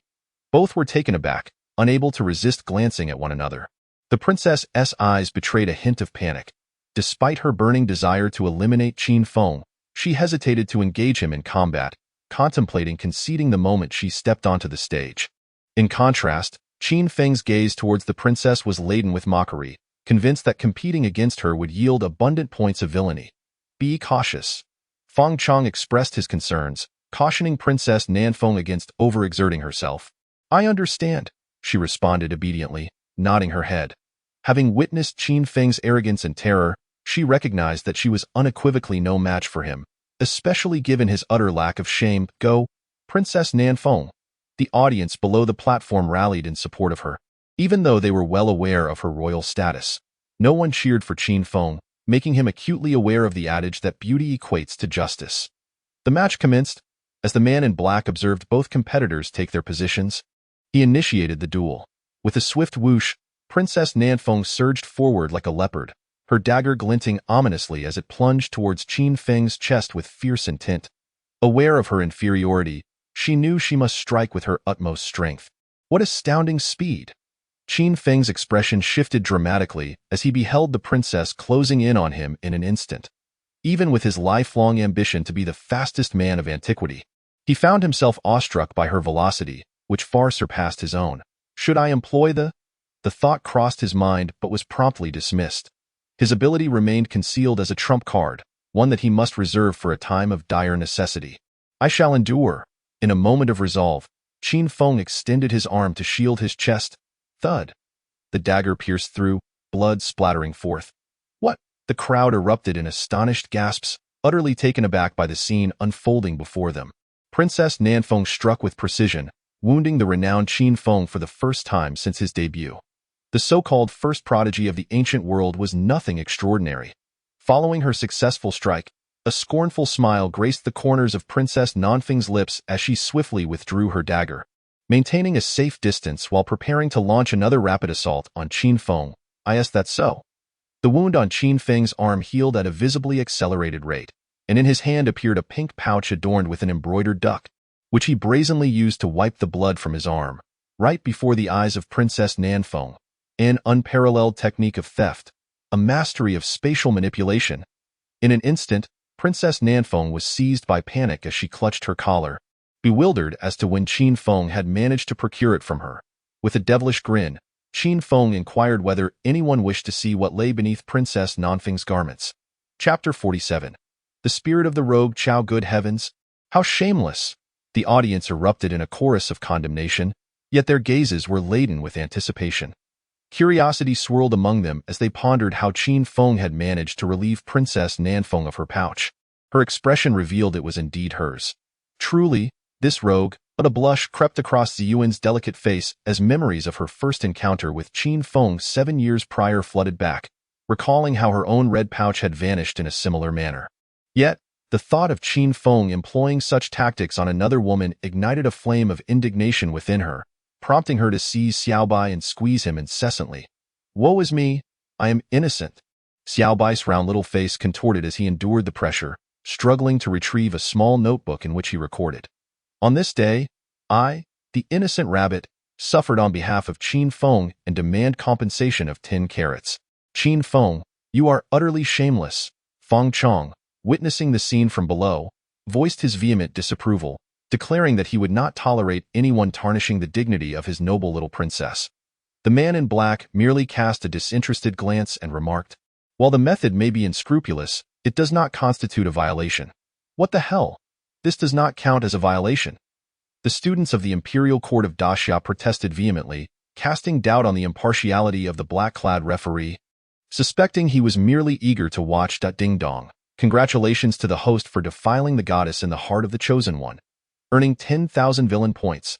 Qin Feng, noticing Feng Chang's anxious demeanor from the arena, realized he had struck at his vulnerable point. "Princess, concede." Feng Chang could not bear to see the noble princess being so bullied by Qin Feng, understanding that Princess Nanfeng was no match for him. Conceding now was her best option, I understand. Princess Nanfeng's face flushed with indignation, her desire to end the match palpable. However, before she could utter a word, Qin Feng's shameless voice echoed, "Would you rather concede quickly? Or shall I strip you of your garments faster?" "What do you intend to do?" Panic flickered across Princess Nanfeng's face, for she perceived that Qin Feng's smile bore the semblance of a demon. The manner in which he had stealthily relieved her of her pouch indicated that he could undress her without a moment's hesitation. Thus, if she uttered the words of concession, she would stand exposed before the world. This was an unbearable notion for a princess of her stature, especially one of the Daxia dynasty. As soon as the words were spoken, the entire venue erupted in fervor. "How shameless Qin Feng is! I simply cannot believe he would dare to strip. Indeed, Princess Nanfeng, you must have faith in yourself. Qin Feng would never have the audacity to do so. You are a princess of the great Xia. And what is Qin Feng, after all? He is undoubtedly just boasting. I would believe that Qin Feng could kill, but I find it hard to accept that he would strip you of your garments. Should he dare to lay a hand on me, I, Wang Gang, hereby vow to reverse my surname. A friend of mine has asked me to inquire, where did Qin Feng acquire such skills?" The male audience was in a frenzy, vocally encouraging Princess Nanfeng to stand strong against malevolent forces. "Qin Feng, do you dare?" Feng Chang was thoroughly incensed, bellowing that he would confront Qin Feng with all his might. However, the man in black hovering above cast a penetrating gaze, and a terrifying pressure descended from the heavens, rendering Feng Chang immobile, forbidding him from causing any disturbances in the contest. Ding-dong. Congratulations to the host for defiling the goddess in the heart of the chosen one, earning 10,000 villain points. If one can earn, then let it be ample. Qin Feng, with a sidelong glance at Feng Chang, paid no heed to the latter's murderous intent and strode directly to Princess Nanfeng. "What do you intend to do?" Princess Nanfeng feigned composure as she regarded Qin Feng approaching her, her heart longing to devour this scoundrel alive. She was, after all, the esteemed princess of the great Xia. Yet she found herself repeatedly threatened by Qin Feng, utterly powerless against him, which was indeed quite vexing. "What say you?" A wicked smile curled upon Qin Feng's lips as he brazenly leaned in and kissed her before the eyes of all. Woe betide. Princess Nanfeng's beautiful eyes widened in disbelief, her mind blank.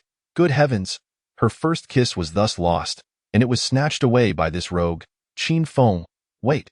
What is this scoundrel doing? He is actually using his tongue. He is kissing that woman. The audience below erupted in outrage, with Ziyuan losing all composure, seizing Xiaobai and squeezing it furiously. "Woe is me, my rabbit is innocent." Xiaobai's round little face was squished into a distorted shape. Yet it managed to pull out a small notebook, recording, on a certain day of a certain month, Qin Feng's wanton plucking of wildflowers, resulting in my rabbit being ruthlessly trampled by his childhood sweetheart, and demanding compensation of 15 carats. The surrounding spectators also voiced their condemnation. In broad daylight, under the vast sky, the world is in decline, and the youth of today. According to the rules of the martial world, whoever kisses it owns it. Not only was Ziyuan incensed, but also Feng Chang, the chosen one, upon witnessing his beloved goddess being wronged. Feng Chang's inner cosmos ignited with fury, and his strength at the 5th level of the spirit martial realm erupted in full force. With unwavering willpower, he began to rise even under the oppressive weight of the man in black. "Qin Feng, I shall slay you." Feng Chang threw his head back and unleashed a roar, a terrifying golden light bursting forth from within him. "What?" The man in black's expression shifted dramatically, finally realizing that Feng Chang was no ordinary talent, but a prodigious figure embodying immense fortune and willpower. "Remarkable." The audience around gasped in astonishment, retreating in shock. If there remains anyone in this battleground capable of contending with Qin Feng, it would surely be this individual known as Feng Chong, a disciple of the Celestial Emperor. Outrageous! Princess Nanfeng, her face flushed with indignation, forcefully pushed Qin Feng away, wishing fervently to sink her teeth into this man. Ding dong, congratulations to the host for tarnishing the image of the Chosen One's goddess, instigating feelings of resentment, and earning 100,000 villain points. Resentment? Bah, scoundrel. He knows all too well that these Chosen Ones harbor certain fixations. The disdain on Qin Feng's face was palpable, as he believed the epitome of a true gentleman was none other than himself. He could admire the youthful charm of the East Wu while also possessing the ambition befitting a chancellor of Wei. Roar. Feng Chong let out a thunderous roar, his body radiating a golden light that coalesced above his head into a solemn statue of Buddha, the air resonating with the sound of sacred chants. Feeling emboldened, does he truly think I fear him?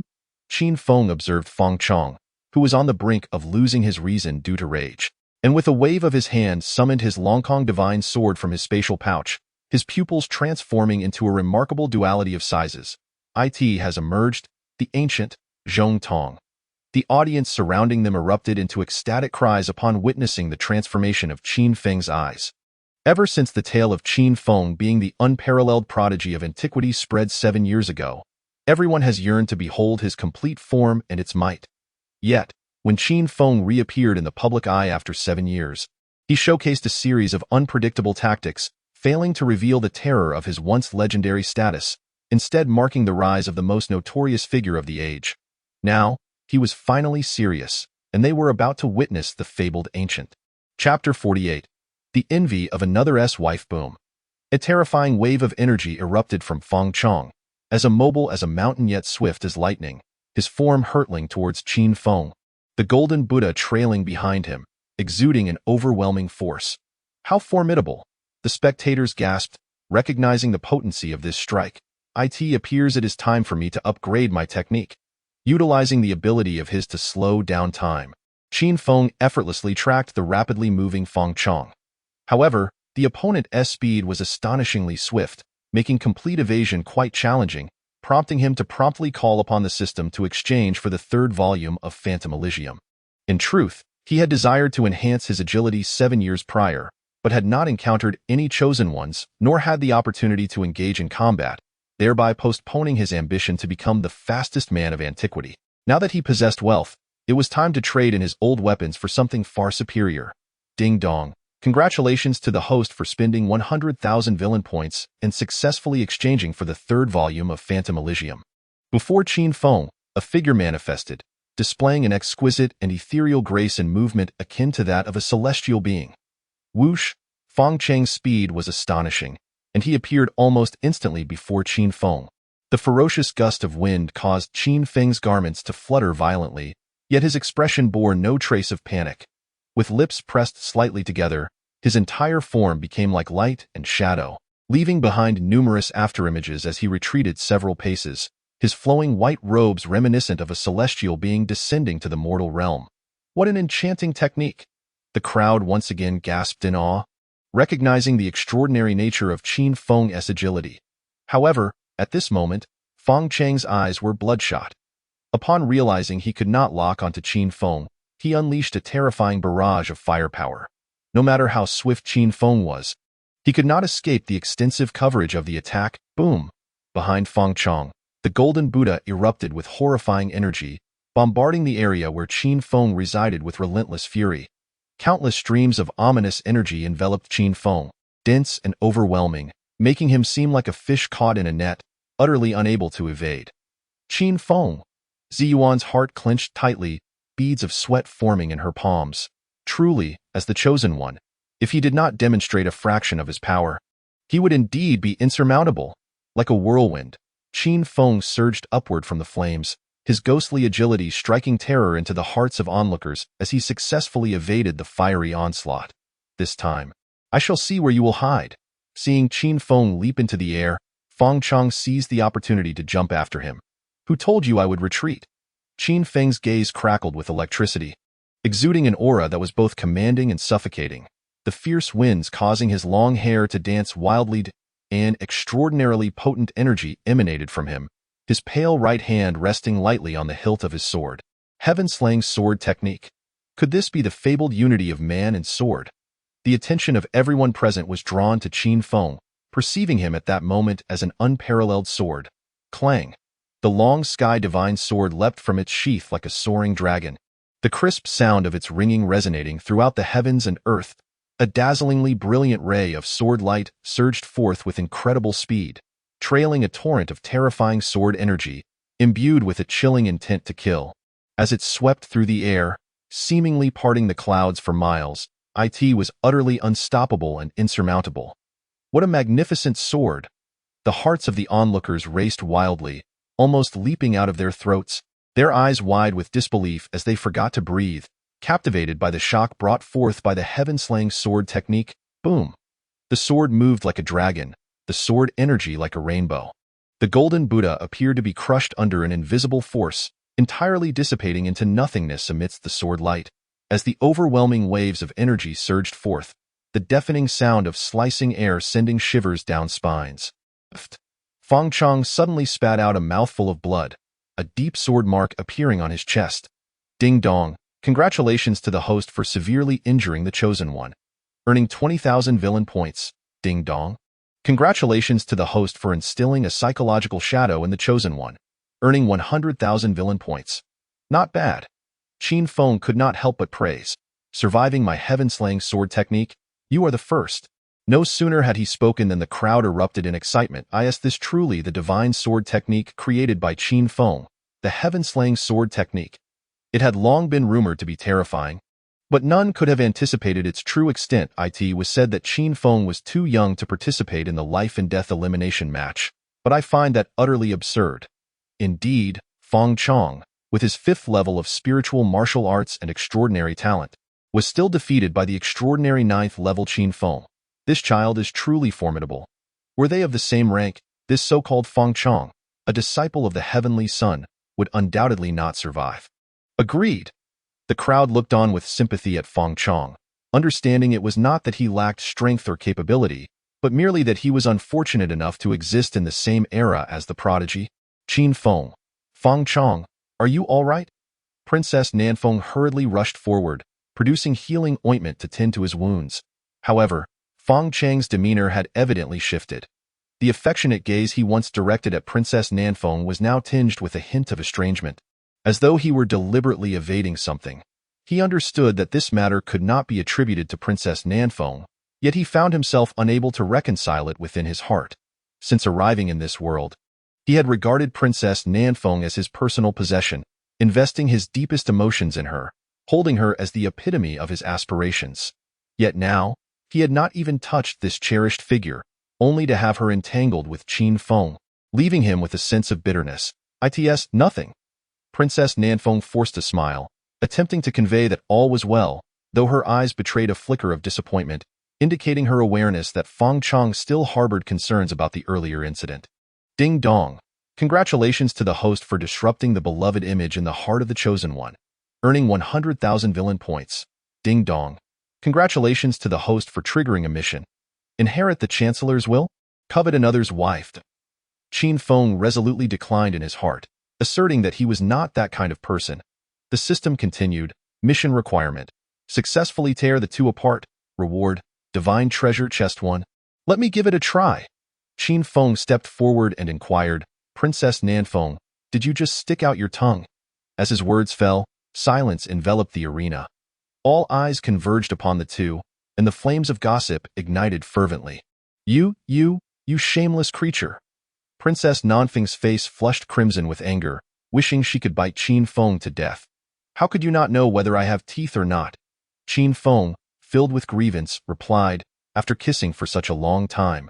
I suspect you might have counted how many teeth I have. What the hell? How utterly shameless. They had never encountered someone so brazen.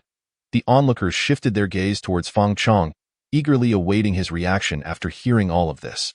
Yet, contrary to expectations, Feng Chong did not lose his composure and engaged Qin Feng in a furious confrontation. Instead, he cast a deep glance at Qin Feng before turning on his heel and departing the scene. A barking dog does not bite. Qin Feng watched Feng Chang's retreating figure, aware that his opponent still held cards close to his chest. Ding dong. Congratulations to the host for sowing discord between the two parties. Mission completed. 5. Chapter 49. On a dark and windy night, teasing another wife, only 5. Qin Feng was evidently dissatisfied with the progress of the mission, yet he could discern that Feng Chang was not as calm as he appeared. At this moment, the man in black, floating in the air, maintained an impassive expression and stated blandly. In the Great Xia, Princess Nanfeng faced off against Qin Feng of the Moon God Palace. With Qin Feng emerging victorious, the competition shall continue. However, having witnessed the battle between Qin Feng and Feng Chang, the audience found the other matches utterly uninspiring. The two were simply not on the same level. The competition continues. The disciples of the Emperor of Great Xia exchanged uncertain glances, beginning to hesitate about whether to proceed with the contest. Their motivation for participating was clear: to defeat Qin Feng and redeem the honor of their noble families. Yet who could have anticipated the sheer terror of Qin Feng, who had reached the extraordinary 9th level? In truth, Qin Feng's formidable strength was not without merit. They, too, as scions of noble families, were not to be underestimated. It was merely the boundless shamelessness of Qin Feng that instilled fear and trepidation in them, leaving them apprehensive about associating with Zhu Tu and Wang Peng. Thus, after a deliberation, the disciples of the Great Xia Emperor collectively conceded defeat. The restoration of their companion's dignity was of little consequence compared to the preservation of their own honor. A chorus of disdainful murmurs arose from the audience, deriding this group of royal disciples. Let us depart. Princess Nanfeng was so incensed she was on the verge of her monthly cycle, harboring a deep-seated animosity towards Qin Feng. She had aimed to bolster her influence through the life-and-death elimination round while simultaneously dealing with a few prodigies from noble families. Yet, unexpectedly, Qin Feng not only claimed her first kiss, but also caused a rift in her relationship with Feng Chang. It was as though she had suffered a double loss. Your Highness, are we truly leaving now? Qin Feng smirked mischievously, even licking his lips in a brazen display before Princess Nanfeng. He produced a pink handkerchief to wipe his mouth. How utterly despicable! The onlookers could no longer restrain themselves, itching to give Qin Feng a resounding slap. Qin Feng, Princess Nanfeng, suppressing her boiling fury, vowed that she would make him pay dearly. Ding dong. Congratulations to the host for sowing discord between both parties. The task is now 10 complete. Qin Feng was momentarily taken aback, not anticipating that discord could arise unilaterally. Unlike the demure and obedient girls of his past life, the women here, although schooled in similar virtues, lacked prowess in martial arts. Humph! Ziyuan huffed indignantly, clutching Xiaobai as she returned to the Moon Goddess Palace. Was the goddess feeling jealous? The surrounding crowd exchanged knowing glances, acutely aware of Ziyuan's ire. According to their gathered intel, it was indeed because of Ziyuan that Qin Feng chose to join the Moon Goddess Palace. Their childhood companionship was well known, making her emotional response hardly surprising. The youth of today, in contrast to Qin Feng's terrifying talent, the world was more captivated by his scandalous exploits. With a childhood sweetheart like the goddess Ziyuan and a public kiss with the Great Xia Princess Nanfeng, one could only speculate who else might become embroiled in rumors. They were convinced that Qin Feng was certainly not a man prone to solitude. Meanwhile, a man in black in the sky was experiencing an overwhelming headache. Due to Qin Feng's actions, Feng Chang had stormed off, Ziyuan had been angered, and the disciples of the Great Xia Emperor had collectively retreated in fear, rendering the selection round's top 16 a mere farce. It seemed they would have to start anew. The man in black pondered for a moment, reserving a spot for Feng Chang. He had an inkling that the battle between Qin Feng and Feng Chang was far from over. The resentment over the humiliation of a wife would undoubtedly require resolution, and the life-and-death elimination round seemed an apt venue. As for Ziyuan, her participation was unnecessary. Any unfortunate incident would be difficult to explain to the moon goddess. On a moonless night, while teasing a married woman, Qin Feng resembled a parched old ox, suddenly encountering a chosen one, eager to indulge without restraint. This must be the envoy's rest house. Following the guidance of experts, Qin Feng arrived at the location where the Great Xia envoy was lodged, channeling his spirit power to leap effortlessly over the several-meter-high wall, his figure gliding through the envoy's residence like an ethereal being. What brings us here at such a late hour, when we should be resting? Xiaobai perched upon a shoulder, stifling a yawn. could not resist the urge to produce a small notebook in which he inscribed, "On a certain year and month, Qin Feng disturbed my slumber, and thus must compensate me with 3 carats." Naturally, this was a pursuit for profit. Qin Feng, intrigued, cast his gaze around and discovered that the garden of Princess Nan Feng exuded an air of tranquility. Profit! Xiaobai was instantly invigorated, asserting his familiarity with this line of business.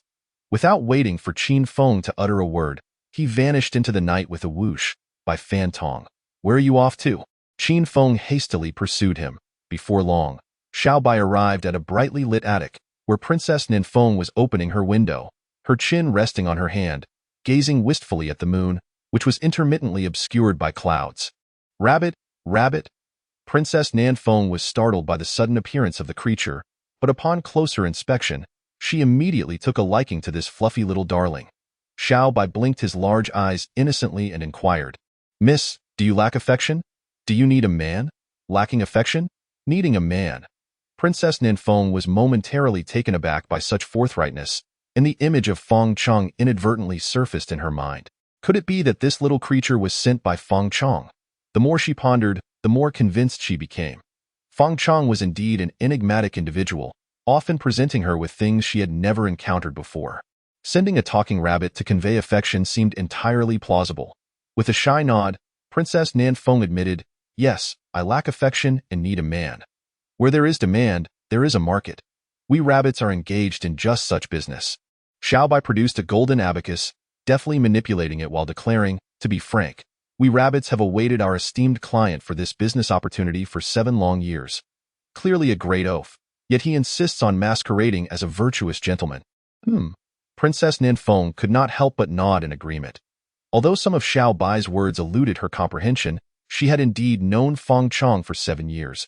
Had it not been for Feng Chang's persistent ambiguity over these years, her first kiss would not have been squandered on that scoundrel Qin Feng.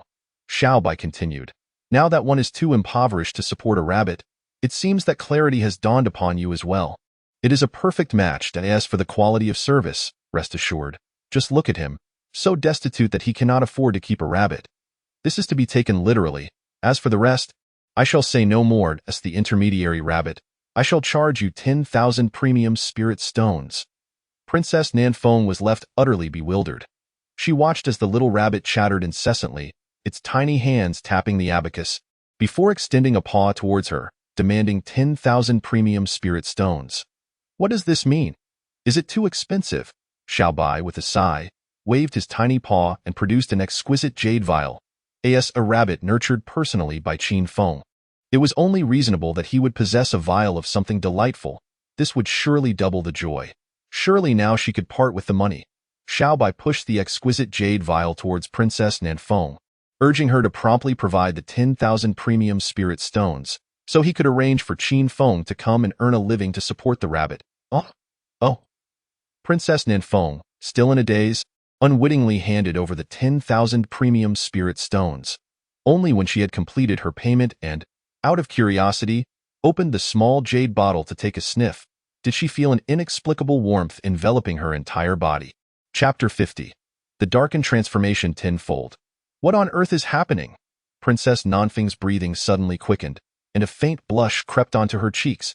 At that moment, with a swish, Qin Feng, in pursuit of the white rice bucket, appeared within the confines of the pavilion. "Qin Feng." Princess Nanfeng's expression shifted dramatically, and she hastily drew her sword, pointing it at Qin Feng. Yet, inexplicably, upon seeing him, her breathing became even more rapid, and her mouth grew increasingly parched. Previously, she had harbored a desire to devour him, but tonight, for reasons unknown, he appeared increasingly appealing, as if she yearned to draw him into her boudoir. "No. What am I thinking?" Startled, Princess Nanfeng quickly shook her head, forcing herself to regain control at the last. "I have you cornered." Qin Feng paid no heed to Princess Nanfeng, seizing the ears of the little white rabbit. He had nearly been frightened to death. This was his beloved rabbit. Raised for 7 years, it surely weighed several pounds. Just in time. "My rabbit has successfully concluded a deal, and now it is your turn to make an appearance." Little Bai hurriedly boasted to Qin Feng about his accomplishments, celebrating his first significant business venture in his rabbit life. "Make an appearance." Qin Feng wore a puzzled expression, utterly baffled by the meaning. The master you speak of is Qin Feng. A look of alarm flickered across Princess Nanfeng's face as she urgently inquired, "What was in the small bottle you just gave me? Even a sow can go mad." Little Bai replied innocently, You? Princess Nanfeng was utterly flustered, her spirit nearly shattered, as she quickly summoned her inner energy to suppress herself. She never anticipated that this rabbit was, in fact, raised by Qin Feng, and she had been completely duped while caught off guard. A mere 10,000 top-tier spirit stones was insignificant. If she truly lost control, death might be preferable. However, with her level of cultivation, it was evident that she could not withstand it. Her will crumbled within mere seconds. Qin Feng. Princess Nanfeng's gaze grew dazed, her emotions surging uncontrollably as she flung herself into Qin Feng's embrace. "Hey, calm down." Qin Feng half-heartedly attempted to deter her. Asserting that he was not the type, she deliberately leaned closer to her ear and inquired, "Did you truly mean it when you said you liked me just now?" "Of course I did." Princess Nanfeng's gaze became hazy, ensnared in a web of emotions from which she could not extricate herself. Feng Chang felt as though his mind had been struck by a colossal hammer, his body losing balance as he staggered backwards several steps. How could this be possible? The radiant star in his heart, how could she possibly harbor feelings for that scoundrel? Qin Feng. They had only crossed paths twice. How could that ever compare to their 7 years of shared affection? Ding dong. Congratulations to the host for sowing discord between the two parties. Task completed at 50. Ding dong. Congratulations to the host for taking action against the chosen 1's radiant star, earning 200,000 villain points. What the hell? A direct 50 plus 200,000 villain points. Qin Feng's eyes sparkled with excitement as he continued to whisper, "Between Feng Chang and me, who do you dislike the most?" Feng Chang. Upon hearing his name, Princess Nanfeng's body momentarily stiffened, as if doused with a bucket of cold water, a flicker of rationality returning to her gaze. However, the question posed by Qin Feng, coupled with her utterance of Feng Chang's name, transformed into an answer that resonated painfully in Feng Chang's ears. A thunderous boom echoed in his mind. Feng Chang felt as if a bolt of lightning had struck him. The red rose he held fell to the ground, and he seemed to be drained of all spirit, moving like a soulless automaton. Ultimately, he had misallocated his affections. Ding dong. Congratulations to the host for completing the Chancellor's will task, earning a divine treasure chest 1. Ding dong. Congratulations to the host for causing the chosen one to lose faith in love, earning 500,000 villain points. 500,000. What a bonanza. Qin Feng's eyes gleamed with golden light, his excitement reaching a fever pitch. Feng Chang departed like a mere shell of his former self, having lost all his previous vibrancy. Especially upon hearing Qin Feng's jubilant exclamations from the loft, he tilted his head back in impotent fury. Why? Why did their 7 years of affection pale in comparison to mere meetings with Qin Feng? Qin Feng, I shall tear you to shreds. Feng Chang bellowed in rage, his hair disheveled and his appearance terrifying. His aura shifted instantaneously, turning exceedingly malevolent, the energy within him surging several-fold. The once golden Buddha now transformed into a dark silhouette. It is difficult to cultivate goodness, yet easy to embrace evil. A millennium of cultivation cannot rival a single night of becoming a fiend. Ding dong. Congratulations to the host for forcing the chosen one into darkness, earning a chance to draw a lottery. This is how one falls into darkness. Qin Feng felt utterly bewildered, a huge what the hell bubbling up within him. Previous protagonists typically succumb to darkness only after being ground under the heel of life. Yet now, a mere romantic entanglement led to such a transformation, with the world itself at stake. Who, pray tell, is the true villain here? However, the darkened Feng Chang was indeed formidable. Even from a distance, one could sense an overwhelming aura of terror. The power of his darkness had increased tenfold. Qin Feng couldn't help but exclaim. As a seasoned reader of 10 years, he was acutely aware of the dread that accompanied such transformation. He would need to muster every ounce of his focus when next encountering Feng Chang. Qin Feng, you despicable scoundrel. Princess Nanfeng, upon hearing Feng Chang's name, finally wrested her will from the depths of madness, shoving Qin Feng away, desperately suppressing the urge to lose herself. What does it have to do with me? Qin Feng felt utterly innocent as he grasped the rabbit's ears, his voice laced with grievance. It was you who insisted on trading with the rabbit. You took so much advantage of me earlier.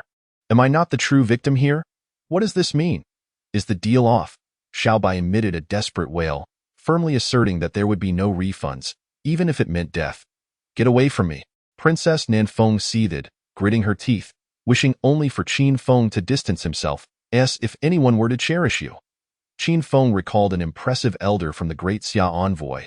Now that the task was complete, he ought to hasten back to upgrade his weaponry before returning to teach Princess Nanfeng a lesson why rabbit won't issue refunds.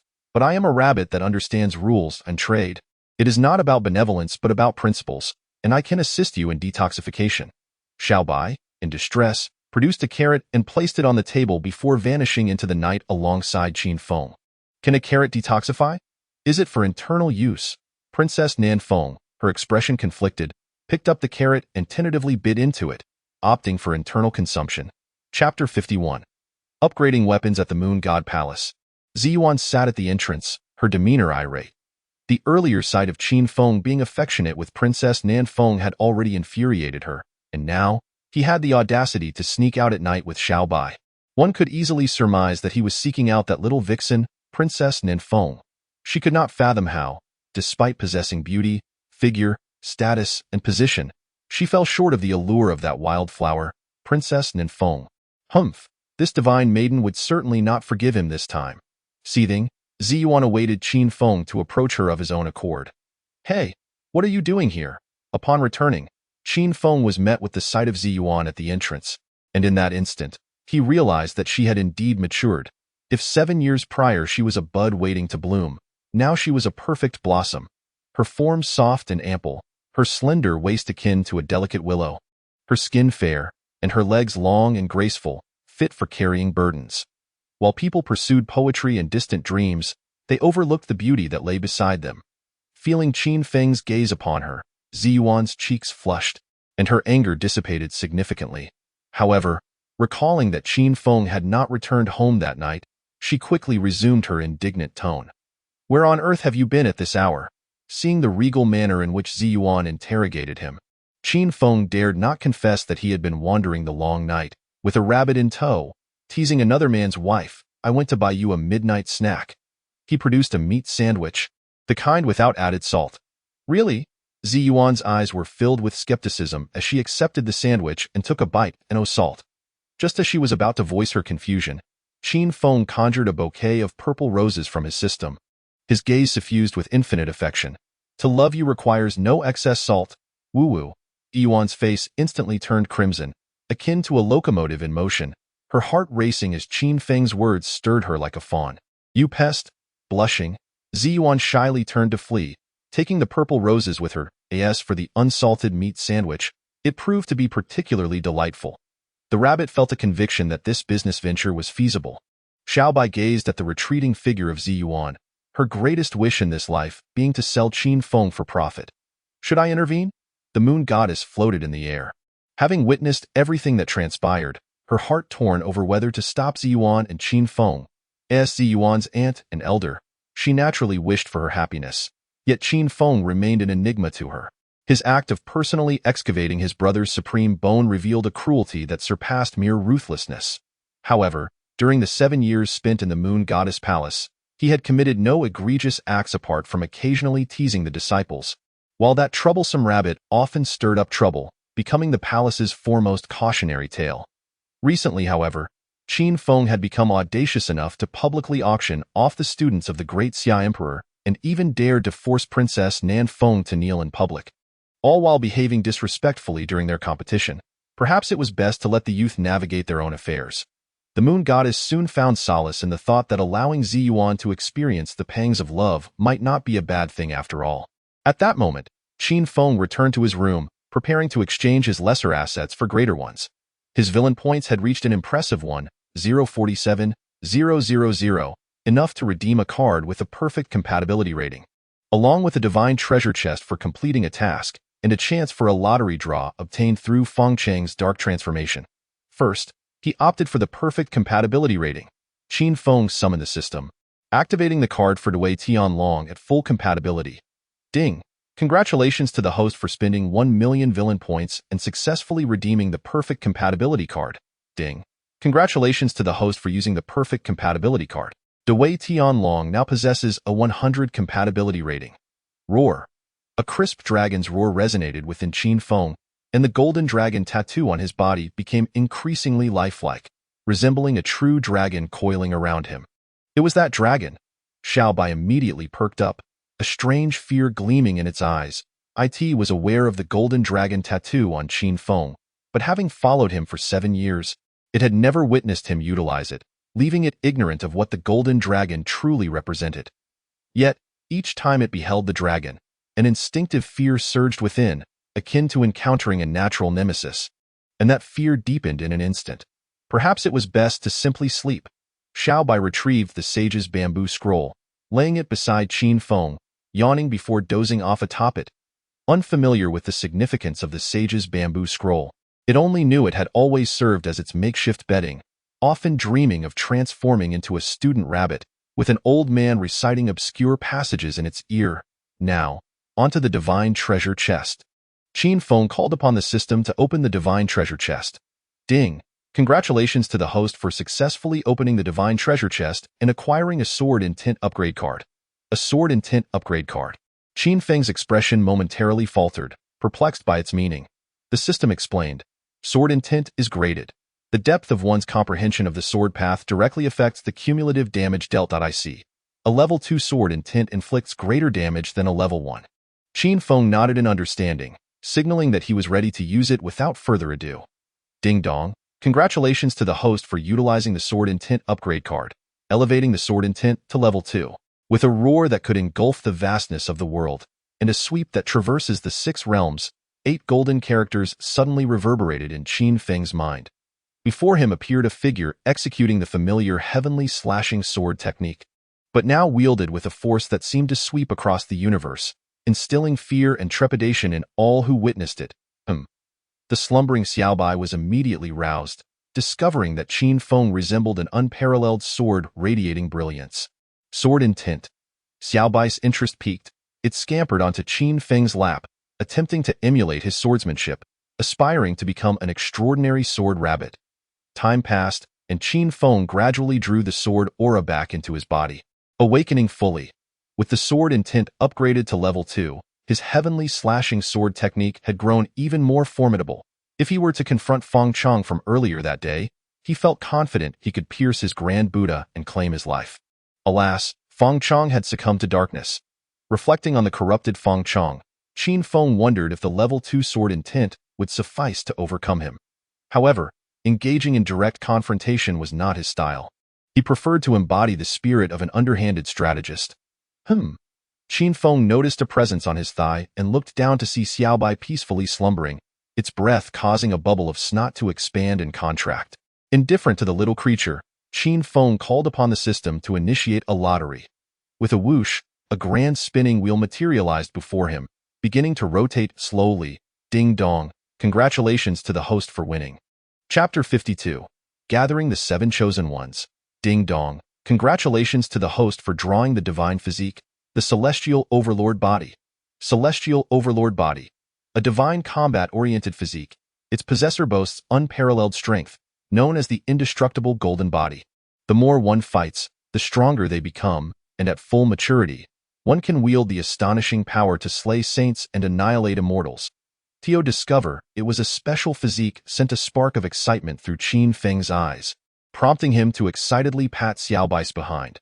Throughout his 7 years in the Moon God Palace, he had maintained a low profile not only to consolidate his foundation but also because the entirety of the ancient wasteland was aware of the true form of his complete being. While he might easily crush others, facing the Chosen Ones, beings governed by irrationality, without a trump card was a perilous endeavor. Now, with the Celestial Overlord Body, he had gained an additional layer of security. With a soft smack, Xiaobai stirred slightly but showed no signs of awakening, expertly shifting positions to continue its slumber. Thunder rumbled in Qin Feng's mind, as if his consciousness had traversed back to an ancient battlefield. The din of battle echoed, blood, boiling and splattering, filled the air. The earth trembled, dark figures surged across the battlefield, their combined might altering the very fabric of reality. Opposite him stood a towering figure, wielding a battle spear. treading upon the blood-soaked ground, charging fearlessly into an endless tide of foes. What was presumed to be an effortless victory became a relentless struggle, as one man with a spear, tireless and invigorated by bloodshed, descended into madness amidst the carnage. Be why the heavens! Qin Feng could not help but let out a curse, his consciousness returning to reality. That Songtian tyrant body truly deserved its reputation as a combat physique. Seemingly born for battle, regardless of the number of adversaries, he alone sufficed. Is this the Songtian tyrant body? How terrifying! Qin Feng instinctively clenched his fists, acutely aware of the power surging within him. His body had also grown more formidable. If Princess Nanfeng were to stab him with a dagger again, she might not even pierce his skin. Coupled with the formidable healing abilities of the 33 Heavens transformation technique he cultivated. To kill him, one would need at least 7 chosen ones. Even one less would be insufficient to inflict a fatal wound upon him. Crash! At that moment, a bell tolled. If memory served, it marked the commencement of the decade-long life and death elimination competition. From over 100 million young cultivators, only 100,000 would be selected to compete, a testament to the exceptional talent among them. Yet, in the eyes of the Yin dynasty, this was evidently insufficient. They aimed to select 1,000 individuals from these 100,000 prodigies through a process akin to nurturing goo, cultivating them into true paragons and the backbone of the dynasty's future. The path to ascend within the Yin dynasty was laid out plainly. Those with the requisite skill could rise to the pinnacle. Has it begun? Qin Feng found himself quite intrigued by this life and death elimination competition. Having heard that the mortality rate could reach as high as 50%, in other words, among the 100,000 participants, only 50,000 would emerge alive. Even if one were not ultimately chosen by the Yin dynasty, those 50,000 would still be coveted by various powerful factions. This moment. Upon the sounding of the bell for the life and death elimination competition, projections appeared across the major cities of the Yin dynasty, utilizing magic to broadcast the live event. Before the competition commenced, a comprehensive power ranking list was revealed, assessed by numerous martial arts masters, with Qin Feng currently placed beyond the 30,000. Could it be? Qin Feng only ranked over 30,000. Gasps of disbelief erupted from the crowd, unable to fathom the sight before them. Even if Qin Feng had not achieved remarkable feats in the 7 years prior, and despite his lack of advantages in cultivation and age, surely the foremost prodigy of the ancient era would not be relegated to such a low rank. In response to the skepticism, a projection of a young lady appeared in the cities, alongside an elderly man with white hair, known as Master Ma Daigua, a renowned martial arts master of the Yin dynasty. The young lady spoke sweetly. In light of the doubts raised, we have invited the esteemed martial artist Master Ma Daigua to analyze why Qin Feng ranks over 30,000. Greetings, everyone. I am the founder of the Hunyuan Force, Ma Daigua. After introducing himself, Ma Daigua commenced his analysis. Regarding Qin Feng's placement beyond the 30,000, our conclusion, derived from repeated analysis by martial arts experts, can be summarized in 4 words: eclectic yet unrefined. Eclectic yet unrefined. The young lady responded with a puzzled expression. Indeed. The nation of Madai continued, stating, it is well known that Qin Feng possesses a plethora of abilities, each capable of driving countless formidable individuals into a frenzy. However, it is precisely due to the convergence of such numerous capabilities within a single individual that his focus has become diluted, as evidenced by his 7-year struggle to transcend to the 9th level of the extraordinary. Now it makes sense. The audience experienced an epiphany, realizing that it was indeed more enlightening than a decade of study. Madai, embodying the spirit of Kalan, elucidated. Furthermore, one can discern from the battle between Qin Feng and Feng Chong that his sword intent has not yet achieved the 2nd level. A prodigy who comprehended sword intent and the invincible heart of the sword at the tender age of 8 has, after 7 years, failed to grasp the 2nd level of sword intent, which clearly indicates a scattering of his energies. Indeed. The audience nodded in agreement, finding his reasoning compelling. Madai further remarked, in this life and death elimination tournament, Qin Feng is at a disadvantage both in age and cultivation. His skills are neither specialized nor refined. With over 1,000 participants having reached the path of light, and the ranks of spirit warriors at the 7th and 8th levels numbering in the tens of thousands, it is reasonable to position Qin Feng, who stands at the bottom with his 9th level of the extraordinary, outside the top 30,000. A young lady could not help but inquire. Do you think Qin Feng might emerge like a dark horse and ultimately claim victory in the life and death elimination tournament? Absolutely impossible, Madai, exuding the confidence of an expert, asserted. With his current cultivation at the lowest tier, his age also disadvantageous, and his skills lacking in focus, how could he possibly stand out among so many elites? Indeed.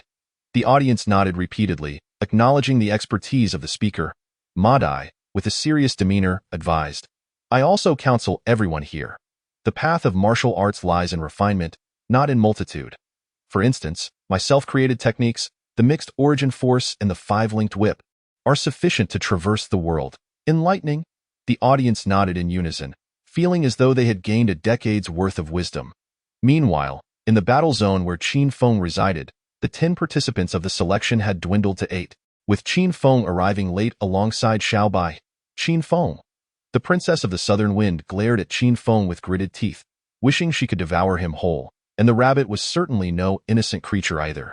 After all, she had been told that carrots could detoxify, yet they proved utterly ineffective, and it was only with the assistance of 2 maidservants that she managed to endure. Chapter 53. We are all adults. Regarding last night's events, Qin Feng, it is indeed Qin Feng. The surrounding audience gasped in astonishment. Following Madai's critique, everyone had dismissed Qin Feng, believing he would likely refrain from participating in the life and death elimination tournament. Yet, unexpectedly, he had shown up. What is happening? Qin Feng, bewildered, touched his face, unable to fathom why everyone regarded him in such a manner. Could it be that he had grown more handsome once again? Is that rabbit your spirit companion? A man in black approached Qin Feng, scrutinizing the small white creature perched upon his shoulder. According to the rules of the life and death elimination tournament, there are no strict regulations. Participants are allowed to bring spirit companions into battle, provided that the companion's level does not exceed certain limits, or else it would be deemed cheating indeed. Qin Feng nodded in affirmation, a rabbit. The surrounding crowd exchanged glances, genuinely perplexed by this ancient prodigy. Resorting to unscrupulous tactics for victory is one thing, but bringing a rabbit to a life and death elimination match is another. Is this an indication of resignation, knowing full well that one cannot secure a commendable rank? At the pinnacle of the extraordinary 9th level, participation is allowed. The man in black immediately discerned the capabilities of the little white rabbit, recognizing it to be at the same extraordinary 9th level as Qin Feng. However, unlike others who underestimated the adorable creature, he perceived it as a rare variant among demon beasts, possessing immensely formidable potential and abilities. Coupled with its deceptively cute appearance, anyone who dares to underestimate this rabbit would likely meet with dire consequences. 9 have arrived, yet 1 remains absent. The man in black scanned the crowd, aware that they were still awaiting Feng Chong. Would Feng Chong make an appearance? Princess Nanfeng anxiously surveyed her surroundings, searching for Feng Chong's figure. After holding her ground with the assistance of 2 maidservants the previous night, she had intended to seek Feng Chong to voice her grievances, only to discover that he had already departed, and no one knew his whereabouts. Was he still concerned? Princess Nanfeng felt a wave of frustration, attributing it all to that scoundrel Qin Feng. Boom! A figure descended from the heavens, landing heavily before the crowd. Feng Chong! Gasps of disbelief erupted from the onlookers, unable to comprehend what lay before their eyes. Feng Chong appeared disheveled, with a smoky makeup look, emanating an aura of extreme malevolence, a stark contrast to the previous sunny boy persona. He had succumbed to demonic transformation. Princess Nanfeng stared in disbelief, her mind swirling as she struggled to remain upright. It was utterly incomprehensible that, due to a mere kiss from Qin Feng, Feng Chong had succumbed to this darkness. His resolve seemed excessively fragile. After a millennium of cultivation, he felt a demonic transformation in a single night. The crowd sighed in unison, mourning for Feng Chong. While demonic transformation can bestow immense power in a short time, it also risks losing one's sense of self, ultimately leading to becoming a true fiend, a murderous scourge, and a pariah to the entire ancient realm. Has he truly succumbed to darkness? The man in black furrowed his brow, sensing an ominous premonition. According to the rules of the life and death elimination match, a transformed contestant is permitted to participate. However, given that he is a disciple of the celestial emperor of the Great Xia, and has received special permission from the Six Paths sovereign to compete, is it truly wise to allow him to enter and wreak havoc? Yet, upon further reflection, Feng Chang's terrifying talent could mean that should he perish in this contest, it would effectively eliminate a formidable rival for the Yin dynasty's future. What an air of a cheap ancient drama this exudes! Qin Feng scrutinized Feng Chang, increasingly finding him to be rather lowbrow. Qin Feng, I shall rend you limb from limb. Feng Chang's gaze was as calm as still water, yet it radiated a chilling aura of impending doom. In response, Qin Feng turned to face Princess Nanfeng, remaining silent for a moment before stating, "We are all adults here. Let us consider last night as if it never transpired." Princess Nanfeng expressed her fury, yet her eyes betrayed a sense of evasion.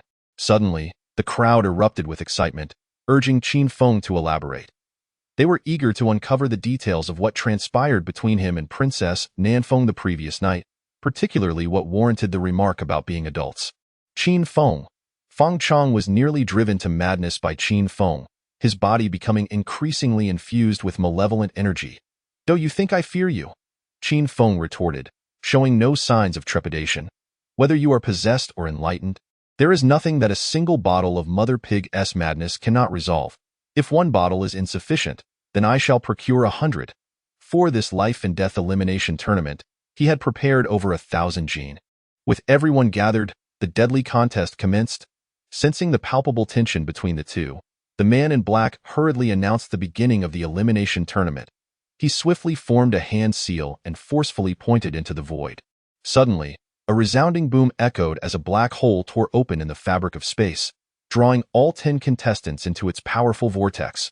When Qin Feng regained his bearings and opened his eyes, he found himself alongside Xiao Bai in a dimension reminiscent of ancient ruins, shrouded beneath an expanse of dense forest, occasionally pierced by the roars of ferocious beasts. According to the rules of the life and death elimination tournament, slaying beasts of varying ranks would yield different points. The higher the rank of the beast, the greater the points awarded. Moreover, if a contestant were to be killed, their accumulated points would be transferred to the victor. The tournament would last for 3 days, with the top 1,000 scorers emerging victorious. So, this is the battlefield of life and death. Xiao Bai perched on Qin Feng's shoulder, scanning the surroundings, yet failing to spot Feng Chang and the other 9, likely due to their random teleportation into this deadly arena. Simultaneously, it sensed the presence of numerous terrifying beasts lurking nearby. Even with their extraordinary 9th-tier cultivation, they were unfit to serve as mere cannon fodder in this perilous domain. Indeed, the life and death battlefield lived up to its fearsome reputation. Qin Feng glanced down, observing the scattered bones around them, both human and beast alike, filling the air with an inexplicable, chilling aura. A resounding explosion echoed nearby, accompanied by the sounds of fierce combat. Some had already engaged in battle. Frowning, Qin Feng turned away, heading in the opposite direction. With 100,000 contestants now entering the arena, and a multitude of beasts eyeing them hungrily, joining the fray would yield little reward and possibly plunge them into chaotic conflict. It was prudent to avoid combat in the early stages to conserve strength for later, when they could reap a bountiful harvest. As the 100,000 contestants poured into the life and death battlefield, scenes of skirmishes were projected for all to witness, inciting exhilaration among the spectators. The leaderboard was a fierce battleground of its own, with participants vying for supremacy. Yet, the so-called unrivaled prodigy of the ancient era, Qin Feng, remained conspicuously inactive.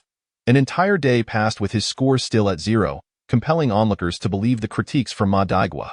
Qin Feng truly could not stir up any significant waves.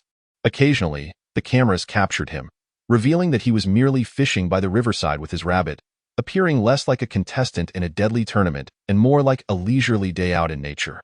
On the second day, Qin Feng calculated the passage of time and deemed it nearly time for action. "Shall we engage in battle?" Xiao Bai exclaimed excitedly, hurriedly assisting Qin Feng in retrieving his long sword. "What have I taught you since childhood?" Confucius said. "A gentleman does not resort to weapons." Qin Feng felt a pang of disappointment. A true gentleman would disdain the use of weapons to take another's life. After an entire day of fierce combat yesterday, that group of prodigies must be parched. If they were to toss a few dozen pounds of sows into the water source, they could simply sit back and await the influx of points.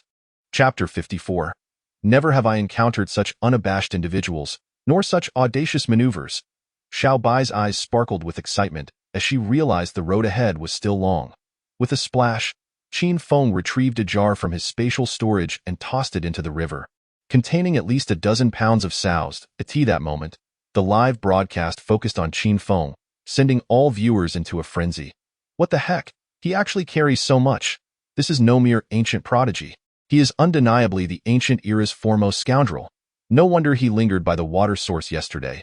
It was all part of his scheme. One must admit, the plan was remarkably successful. However, it is not certain that those who survived yesterday's chaotic battle are so easily duped. Who among them lacks a few skills? Perhaps seasoned hunters would not fall for such tricks, but they are merely in their 20s. How much experience could they possess? Is this unfolding spectacle something I can witness without payment? I protest vehemently against Qin Feng's conduct. I advise you to mind your own business. As some demon beasts approached the river to quench their thirst, they immediately perked up. Demon beasts, the candidates, confronted with the opportunity for points, hastily brandished their weapons and charged into battle. Yet, they clearly underestimated the ferocity of the demon beasts at that moment. After enduring the candidates' assaults, the beasts retaliated with unparalleled fury, eager to dispatch their adversaries and return to their rightful pursuits. In an instant, skirmishes erupted within a 20-mile radius of the water source, both large and small. Wow, the battles are incredibly intense. Qin Feng could distinctly sense the ferocity of the skirmishes, far surpassing the chaos of the first day. It is indeed intense. Xiao Bai munched on fresh carrots, nodding her little head as she could hear the intermittent cries of distress from the forest. She even spotted some disheveled candidates appearing by the riverbank. After the tumult of the first day's melee and the recent frenzied clash with the demon beasts, they were utterly parched and rushed to the water, indulging in a frenzied drink without hesitation. Wait, why do I feel that something is amiss? After drinking, the candidates exchanged glances, noticing their companions appeared unexpectedly handsome. An illusion, merely an illusion. The candidates were startled and quickly averted their gazes. However, when a few graceful figures appeared by the river, they could no longer restrain themselves and rushed forward. What do you intend to do? A few young ladies raised their brows, sensing the ill intent of their approach. No need to be alarmed. We simply wish to make friends. The men's eyes glowed with a sinister light, unable to suppress their sinister laughter. This is bad. Retreat quickly. The young ladies were well aware of their intentions but found themselves encircled nonetheless. Just as despair began to envelop the ladies, a voice brimming with righteousness descended from the heavens. Bold ruffians, release those girls. Clad in white, Qin Feng descended like an ethereal being, embodying the very essence of justice. It is Qin Feng. The young ladies appeared as if they had encountered a savior, hastily taking refuge behind Qin Feng. Get away! The men, now completely consumed by rage, regarded Qin Feng with utter disdain. Whoosh! A piercing gust of wind suddenly sliced through the air, its force restoring a semblance of rationality to the men. Without a moment's hesitation, they swiftly attempted to retreat. Boom! The invisible sword energy unleashed by Qin Feng outpaced their retreat, flashing past and leaving a stark trail of crimson in its wake. Ding dong! Congratulations to the host for successfully shattering the eternal governance, earning 1,000 villain points. Ding dong! Congratulations to the host for successfully shattering the eternal governance, earning 1,000 villain points. With each system notification, a sound of shattering resonated. A dozen men lay on the ground, wailing, while Xiao Bai seized the opportunity to collect their storage bags. Little money. Xiao Bai's eyes sparkled with the glint of greed, exclaiming internally that she was destined to become wealthy. After harvesting his bounty, Qin Feng proclaimed with righteous authority, "In light of the heaven's benevolent nature, I shall impose a light punishment, hoping you will heed this warning." So handsome. The young lady's eyes shimmered with adoration, yearning to offer themselves in devotion. The spectators outside were left speechless, having never witnessed such audacity. Were it not for their knowledge that Qin Feng was the instigator, they might have believed him to be a heroic savior. Thank you. One man clasped his fists in gratitude towards Qin Feng, acknowledging that had he not appeared in time, he might have committed a grave mistake. The audience was utterly dumbfounded, internally exclaiming, "What a character!" This is a classic case of being sold out while assisting the seller in counting their coins. Has training made him foolish? Ultimately, due to their grievous injuries, the dozen men were compelled to forfeit the life and death elimination round. Their previously accumulated points now awarded to Qin Feng, propelling his ranking to new heights in the Yin Yu dynasty. Within the palace of the Six Paths Emperor, A man clad in a black robe and exuding an imposing presence sat at the center. He was none other than the leader of the Yin dynasty, the Six Paths Emperor. Beside him stood a cadre of formidable figures, including the Moon Goddess and Princess Nan Feng, who had been invited to observe the competition as part of the Great Xia Envoy, their purpose being the life and death elimination round. The Six Paths Emperor inquired, "Princess Nan Feng, what are your thoughts on our Yin dynasty's life and death elimination round? Too cruel." Princess Nan Feng gasped in horror. In just one day, 20,000 of the 100,000 participants had perished or been injured. The gruesome scenes relentlessly tested her nerves, and she began to worry for Feng Chong. Cruel. The Six Paths Emperor chuckled, opting not to elaborate further. While it might be deemed cruel by the aristocracy of the Great Xia, for those oppressed commoners, it represented a chance to realize their dreams. Oh, this little fellow is quite the thinker. The projected image shifted to Qin Feng, prompting the powerful figures to exchange knowing glances with the Moon Goddess. How embarrassing! The Moon Goddess squirmed uncomfortably, wishing she could disappear into a crevice. She had never anticipated that Qin Feng would vanquish his foes in such a manner. Even if he was shameless, could he not consider the reputation of the Moon Goddess Palace? At this moment, a similar scene unfolded along the riverbank, with Qin Feng resembling an industrious little bee, darting towards any location where eggs were to be found. With utmost seriousness, Qin Feng declared, "There are but 3 tasks to accomplish here. Gather eggs, and once more, gather eggs in turn," Xiaobai gravely stated. "As for me, the rabbit, I have but 3 pursuits here. Amassing wealth, and still amassing wealth." The rogue duo of 1 man and 1 rabbit swiftly became the talk of the battlefield. Gradually, everyone began to realize there was an issue with the water source. Coupled with Qin Feng's notorious past involving the use of Mother Pig Goes Wild, it didn't take long for them to conclude that he had tainted the water supply with the same. What a beast! Anger simmered beneath their teeth, each one wishing to see Qin Feng torn to shreds. This was hardly the sort of behavior one would expect from the so-called first prodigy of the ancient world. It was utterly shameless. Simultaneously, they were forced to confront a pressing dilemma. What to do without water?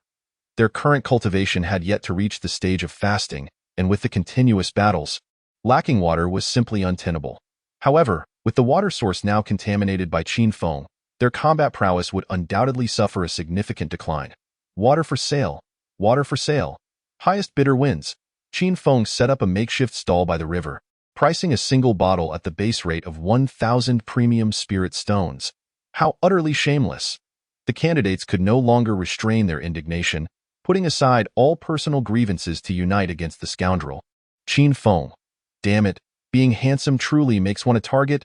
Terrified, Qin Feng hastily packed up his stall to flee, but not before tossing a bottle of Mother Pig Goes Wild as a parting gift. "Dear friends, we have plenty of time ahead." Just then, the darkened figure of Feng Chong arrived at the riverbank. Chapter 55. A thought becomes Buddha. A thought becomes demon not good. Quick, hide.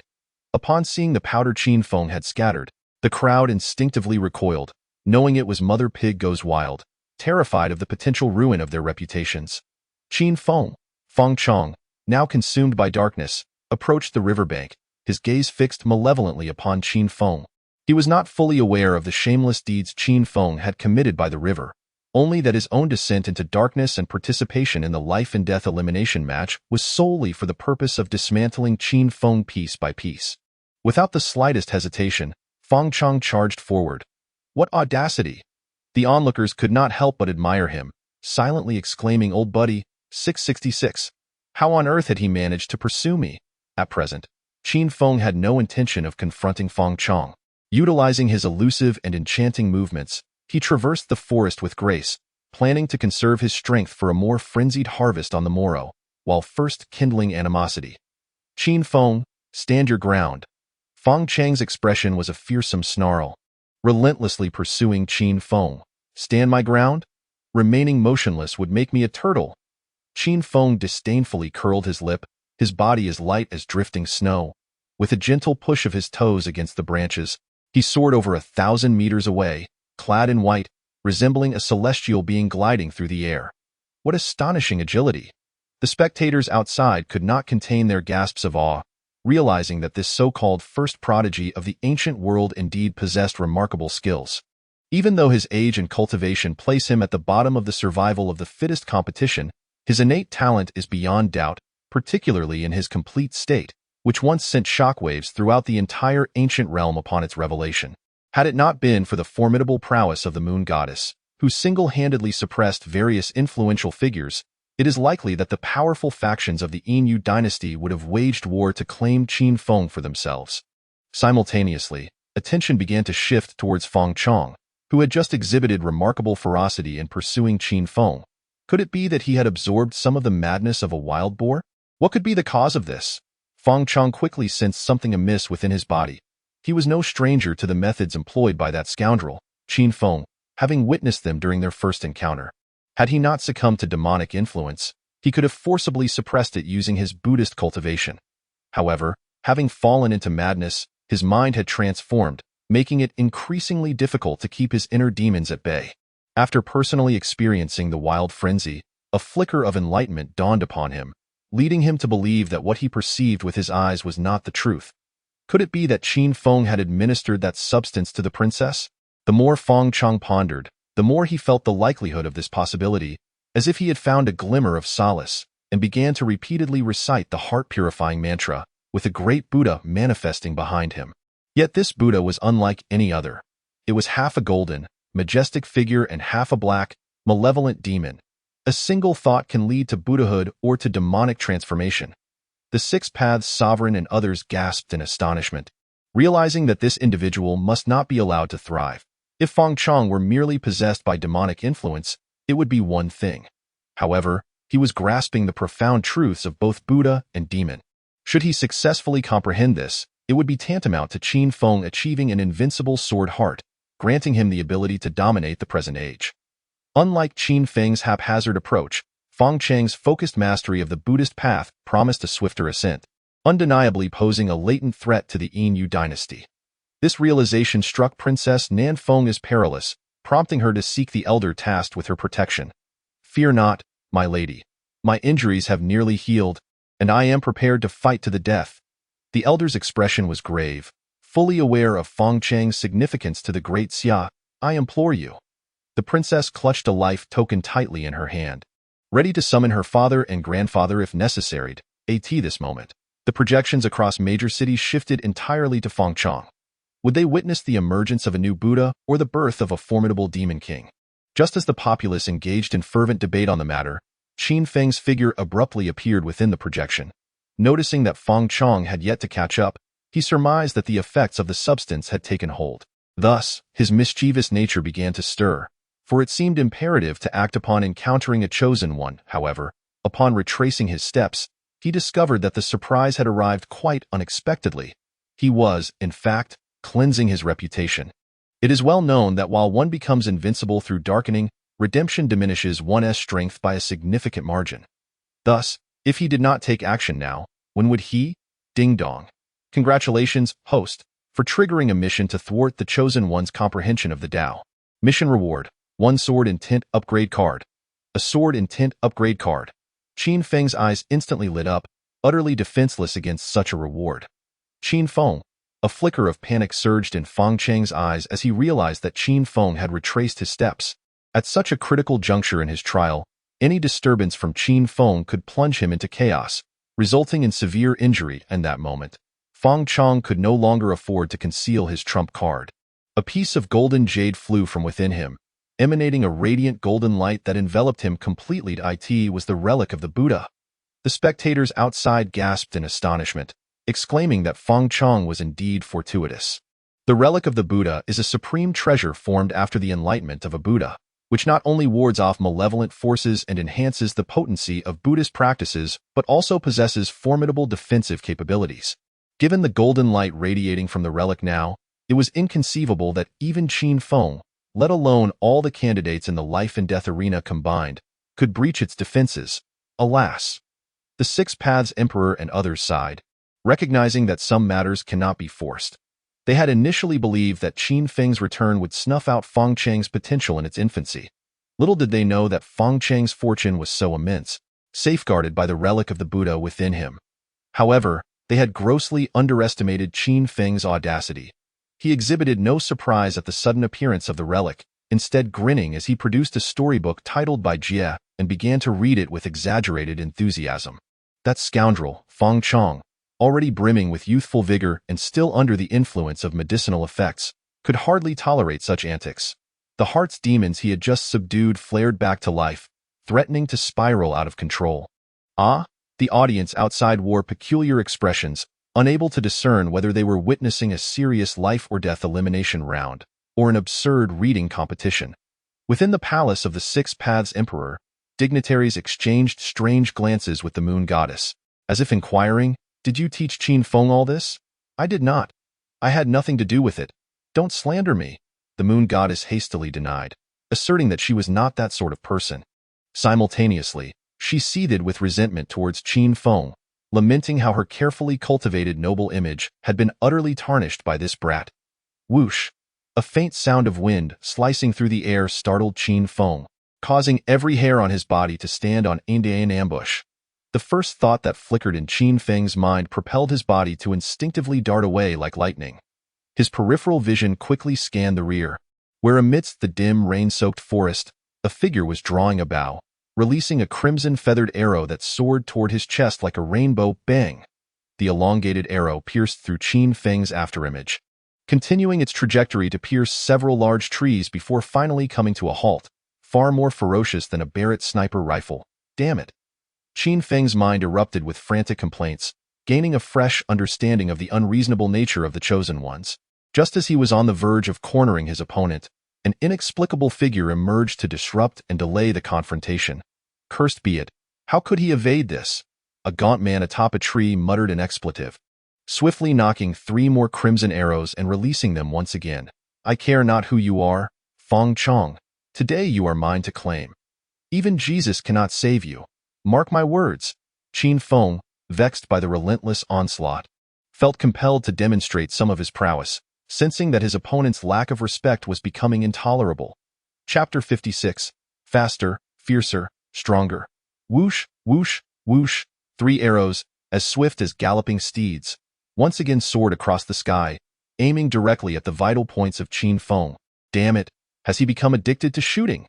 Qin Feng cursed under his breath, swiftly dodging, executing the phantom evasion to its utmost limit, leaving behind a trail of afterimages among the trees.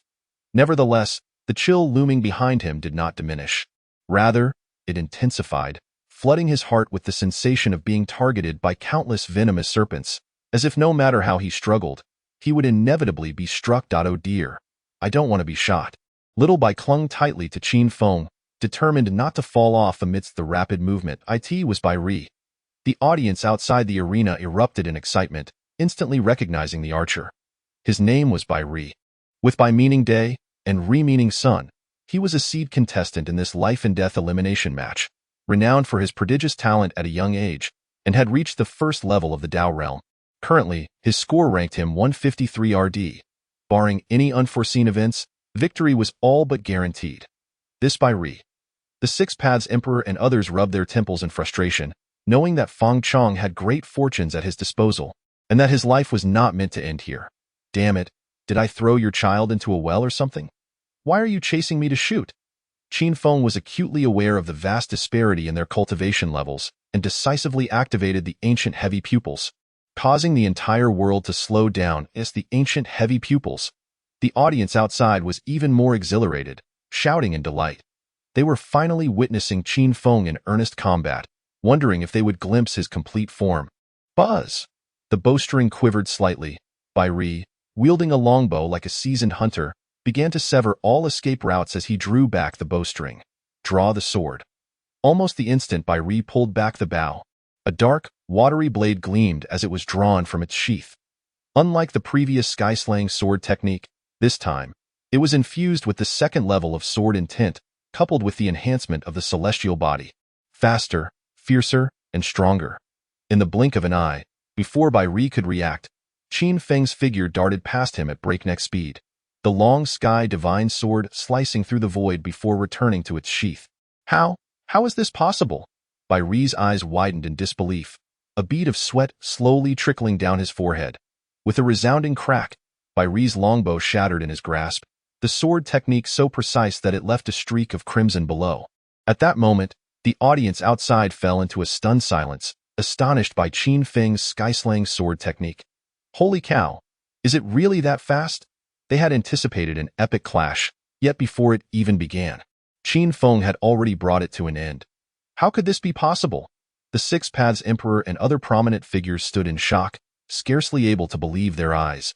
Even if Qin Feng's talent was unparalleled, defeating someone at the first level of the Dao realm with a single strike from the 9th level of the extraordinary was an exaggeration, wasn't it?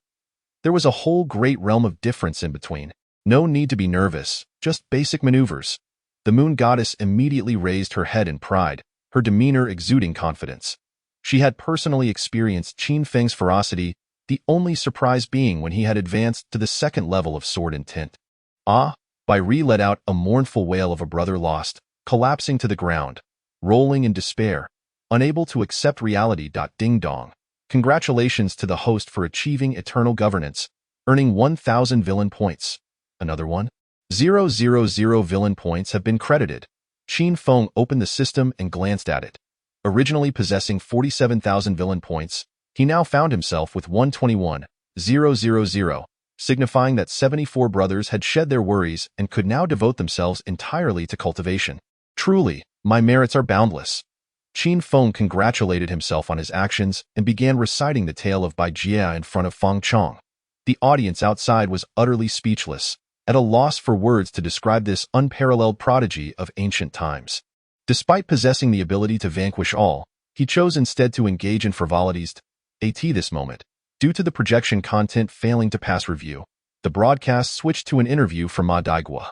The young lady could not help but inquire, "Master Ma, you previously mentioned that Qin Feng is eclectic rather than specialized, suggesting he would not shine in this life-and-death elimination match. Yet now, with his extraordinary 9th level cultivation, he has defeated a 1st level Taoist with a single sword strike. What do you make of this?" Ma Daigua appeared somewhat awkward and perplexed, stating, "From that sword strike? It is evident that Qin Feng's sword intent has already surpassed level 2. However, even if he has broken through to level 2 sword intent, there is no reason he should be able to defeat the 1st level Bai Ri with a single blow." The young lady cautiously probed, "Are you suggesting that there lies some other power within Qin Feng's sword strike? Could it be a special physique?" "Impossible, absolutely impossible," Ma Daigua asserted emphatically. "It is well known that Qin Feng is a bearer of ancient double pupils. How could he also possess a special physique? I suspect he merely ingested some temporary strength-enhancing elixir." "That makes sense." The audience suddenly enlightened, feeling as though they had gained 10 years' worth of knowledge. Ma Daigua continued, "Qin Feng's sword intent has ascended to level 2, which indicates that he has dedicated the majority of his efforts to the sword path over these past 7 years. Thus, his supreme bone and ancient double pupils cannot be overly potent. Judging by his ability to defeat Bai Ri, who ranks 153 RD, his limits seem to be around the top 100. Beyond that, he holds no advantages." "Indeed." The audience nodded in agreement, acknowledging the expert's insights. The scene shifted. Having concluded the unreviewable content, circumstances in the venue changed once again. Fang Chong, after listening to the short essay read by Qin Feng, could no longer suppress the demonic essence within him. The golden forms of Buddha and demon behind him instantly became riddled with cracks, on the verge of shattering entirely. Damn Qin Feng. Princess Nin Feng was as anxious as an ant on a hot pan, having repeatedly requested the Six Paths Emperor, only to be refused.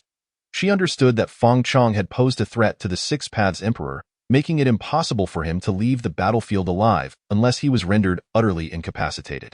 With a resounding crash, the golden forms of Buddha and demon shattered completely, dispersing into countless specks of starlight that vanished into the void.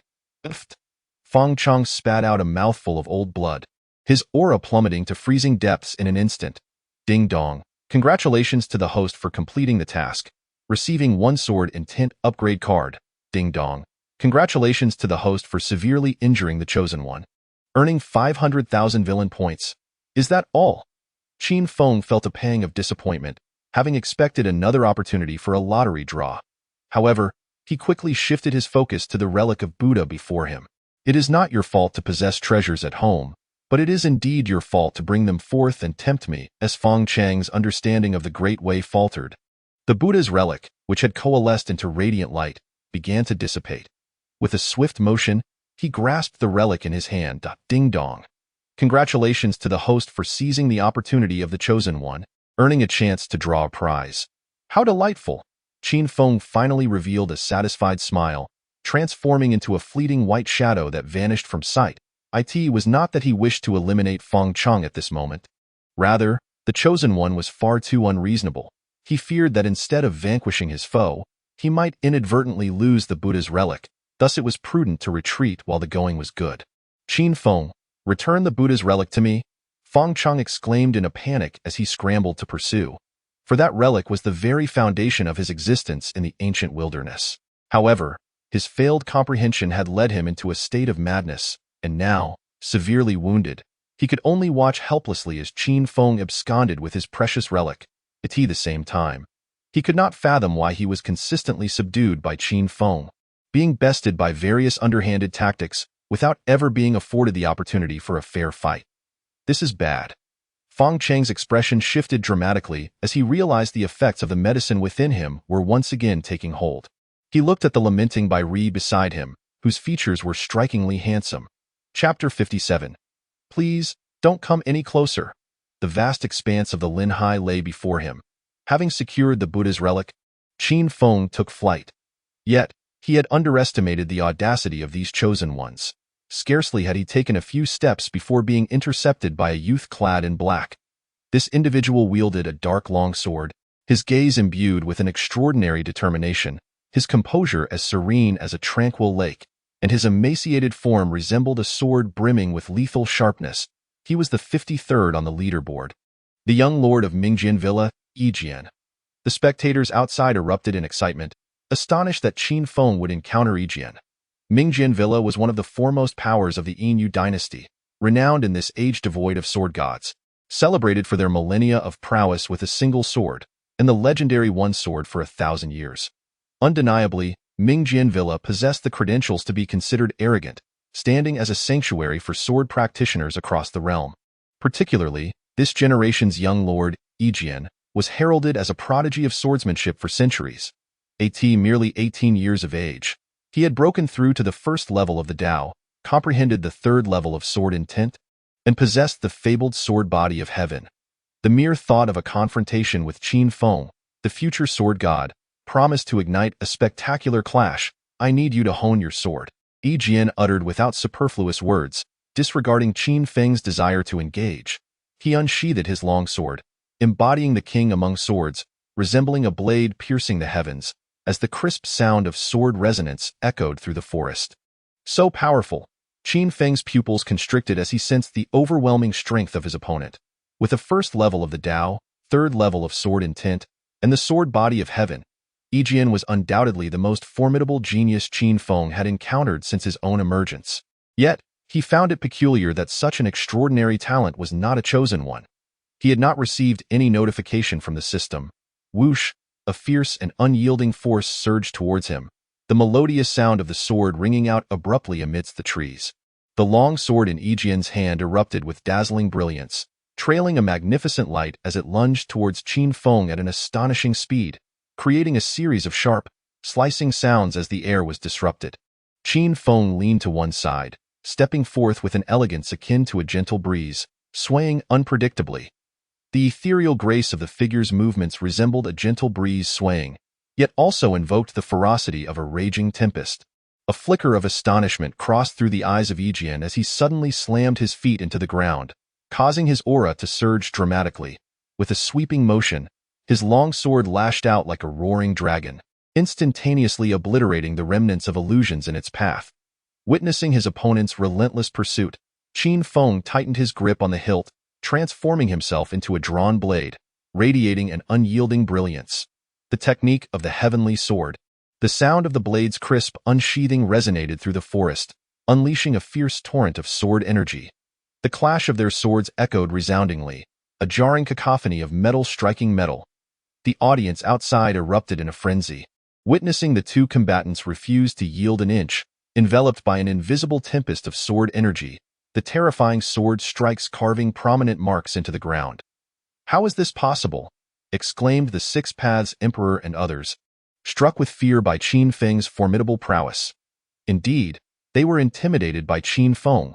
To the untrained eye, it was mere spectacle, but to the discerning, it revealed profound intricacies. Unlike the earlier encounter where Yijian possessed merely the first level of the Tao, he now wielded not only the same level of cultivation but also the third tier of sword intent and a unique physique, the heavenly sword body. Yet, he still found himself evenly matched against Qin Feng, implying that Qin Feng possessed additional enhancements. How can this be?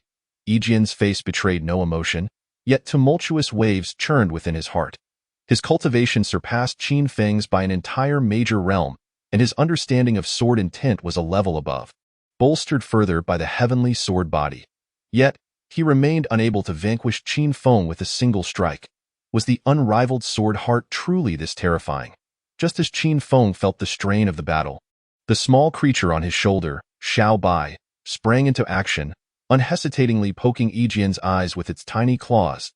To be a successful hunter, one must master the art of concealment, remaining as immovable as stone, locking onto the target, gathering power, and striking with the swiftness of the wind.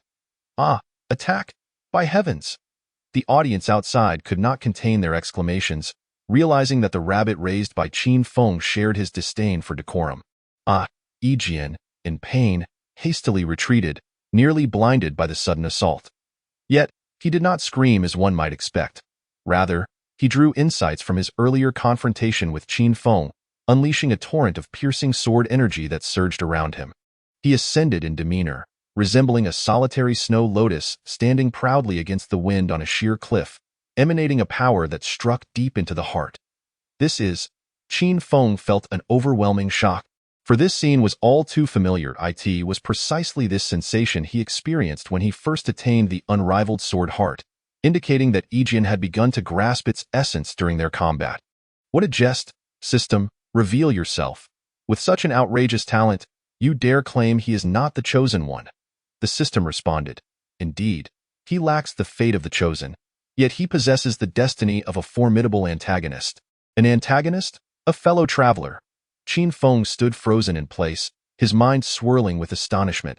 He had encountered 3 protagonists, all of epic caliber, yet had never faced a true arch-nemesis. Adhering to the notion that fellow travelers are often foes, he harbored no intention of collaboration.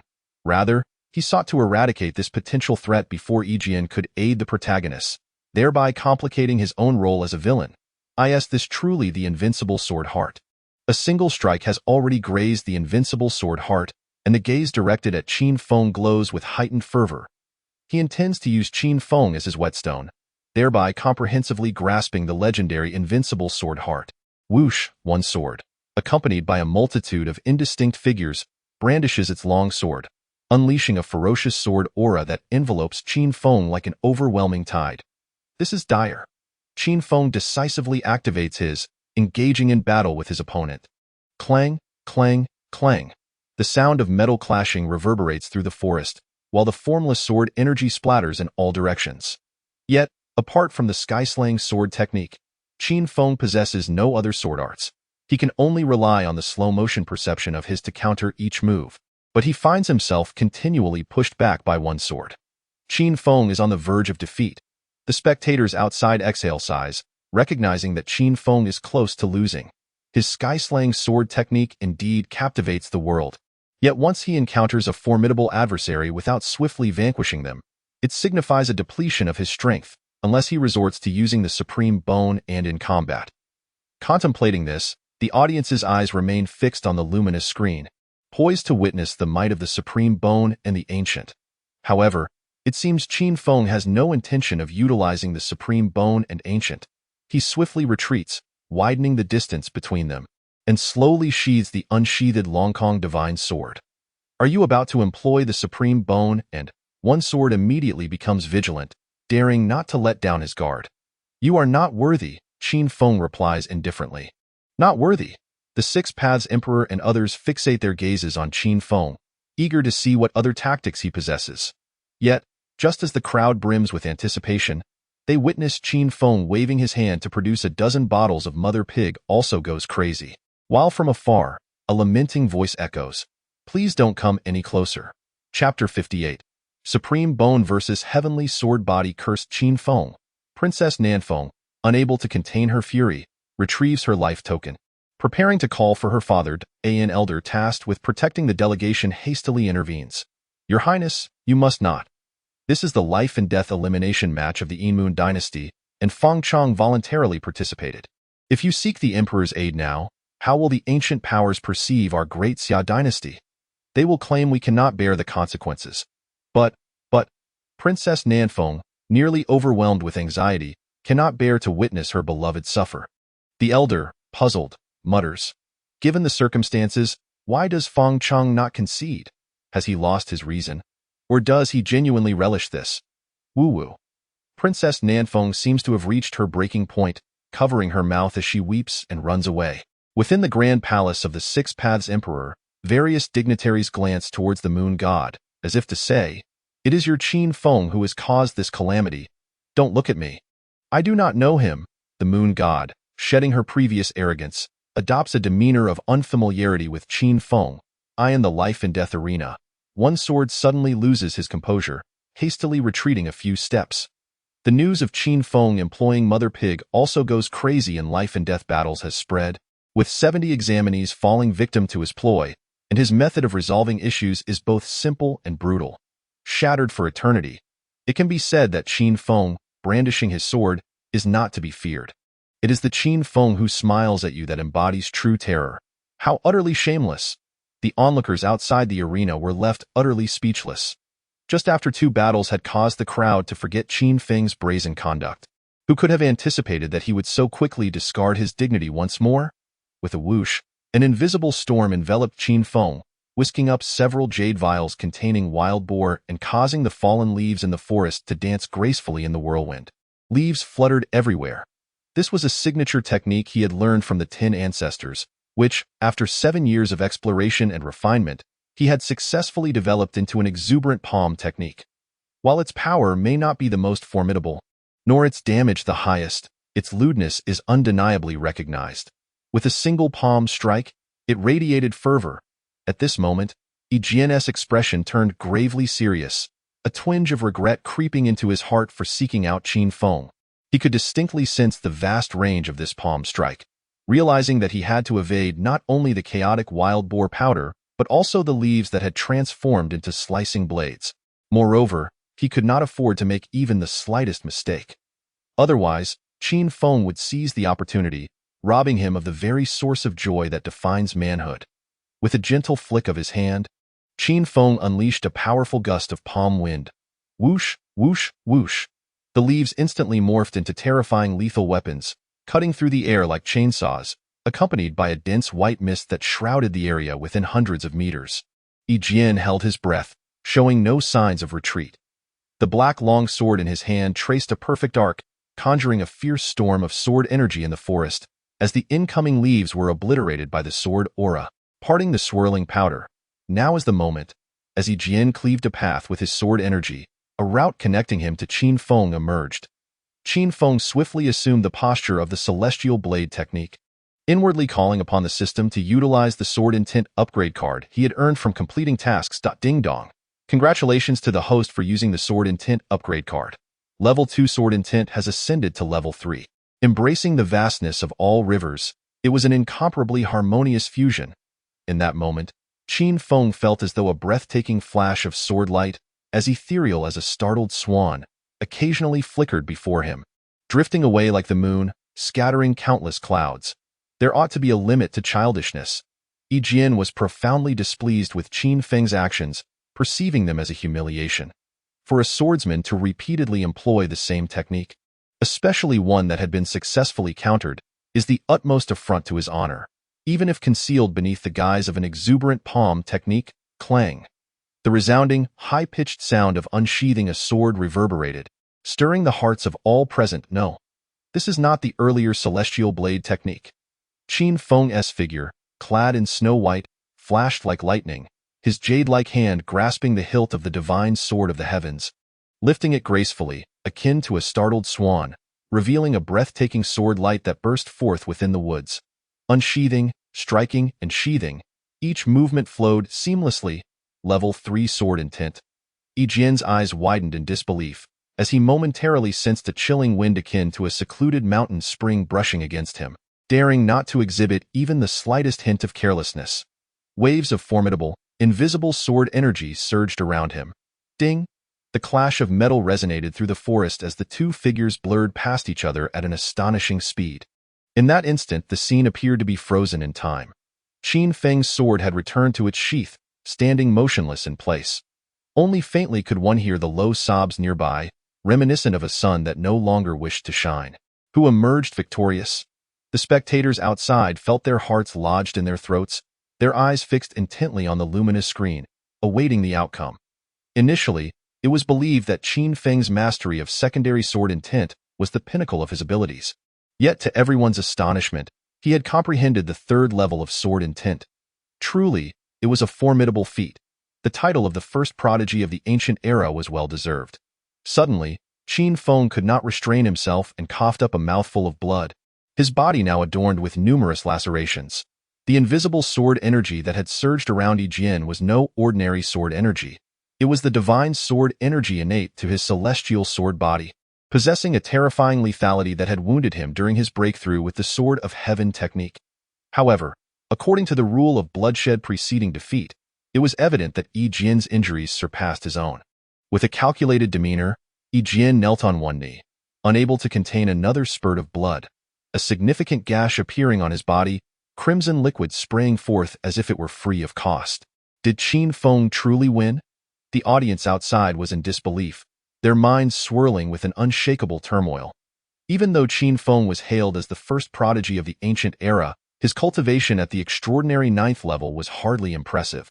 Yet, he had managed to vanquish Yi Jian, who was ranked 53rd in points. It is worth noting that Yi Jian was among the top 10 masters in the battle power rankings of this life-and-death elimination tournament. This young man was truly remarkable. The esteemed figures, including the Six Paths Emperor, were left speechless, utterly astonished by Qin Feng's prowess. Who would have anticipated that a mere extraordinary 9th-level individual could rise dramatically to become the brightest star of the event, effortlessly defeating renowned masters one after another? Modesty, humility, and basic operations. The moon goddess, once again brimming with arrogance, wore an expression as if she were the closest to Qin Feng. Yet, inwardly she pondered how to confront Qin Feng upon returning. Having already broken through to the 3rd level of sword intent, he still chose to conceal his true abilities before her. After all, she had nurtured him from the ground up. Whom was he trying to guard against? The prominent figures were left utterly speechless, realizing that the moon goddess seemed to lack any sense of propriety. It was likely that Qin Feng's remarkable feats were closely tied to her influence. This child was no ordinary individual. The Six Paths Emperor squinted, scrutinizing Qin Feng, noticing that his wounds were visibly healing at an astonishing rate. Furthermore, the injuries he sustained from clashing with the celestial sword energy should not have been so minor. I have not yet been defeated. Yi Jian, dragging his wounded body, rose once more. The invisible sword energy surrounding him began to coalesce violently, forming a colossal transparent sword energy towering 20 meters high, an embodiment of his celestial sword. With a decisive strike, he commanded the divine and demonic forces to retreat. Goodness, this was far from over. Qin Feng, refusing to indulge anyone, emitted a radiant golden light from his chest, revealing the subtle flow of runes. It was the supreme bone, the supreme bone. The spectators outside erupted in excitement, realizing that even more thrilling events lay ahead. Supreme bone versus celestial sword body. Just then, as everyone anticipated the clash between the two, Qin Feng unexpectedly called for a halt, stating he needed to engage in a right-side confrontation. Right side? Everyone was left utterly perplexed, unable to comprehend the connection between confrontation and feng shui. How juvenile. With an air of indifference, Yi Jian chose not to bicker with Qin Feng over such trivialities, voluntarily yielding the advantageous position on his right. The heavenly sword, celestial calamity light. A resounding boom echoed. The two forces clashed violently, scattering energy that uprooted trees, engulfing an area of several hundred meters in a terrifying tempest of power. Is this the strength of the younger generation? The spectators outside could not help but swallow hard, astonished by the prowess displayed by the current youth. They had long heard of the extraordinary strength of this generation's great contest, yet they never anticipated it would reach such staggering heights. Even before the battle had truly begun, the supreme bone was already clashing with the heavenly sword body, exhibiting such overwhelming destructive power. How will you withstand this? Qin Feng unleashed a furious roar as the celestial dominance body began to amplify his strength. How is this possible? Jin felt on the verge of madness, utterly baffled by the enigma that was Qin Feng. His supreme bone was a gift from his brother, and his heavenly sword body was innate, with a cultivation level far exceeding his own, yet he found himself being dominated in combat, nearing his breaking point. Where had things gone awry? Chapter 59. Who do you think you are? With a thunderous crash.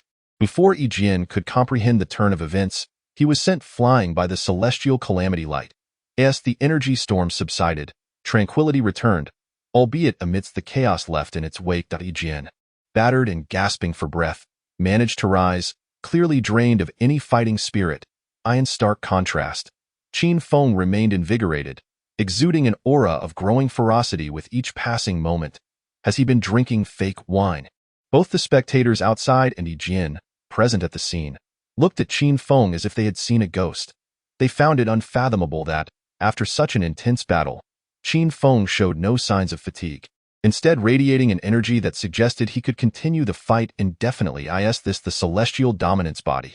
Qin Feng realized that the celestial dominance body was far more formidable than he had imagined. Not only did it prevent fatigue during combat, but it also enhanced his physical prowess as the battle dragged on, ultimately evolving into an indestructible golden body. Seems I won't need to call for assistance from my rabbit. After a bit of commotion, Xiaobai finally settled onto Qin Feng's shoulder, nibbling on a carrot. No doubt about it. The Six Paths Emperor couldn't help but chuckle, finally uncovering Qin Feng's little secret.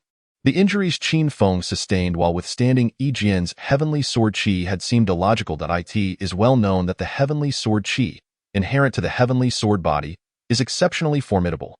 A mere brush could lead to grave consequences, with the more severe cases resulting in loss of life. Yet, Qin Feng appeared entirely unscathed, merely bearing superficial wounds. Now, he was more spirited than ever, devoid of any fatigue.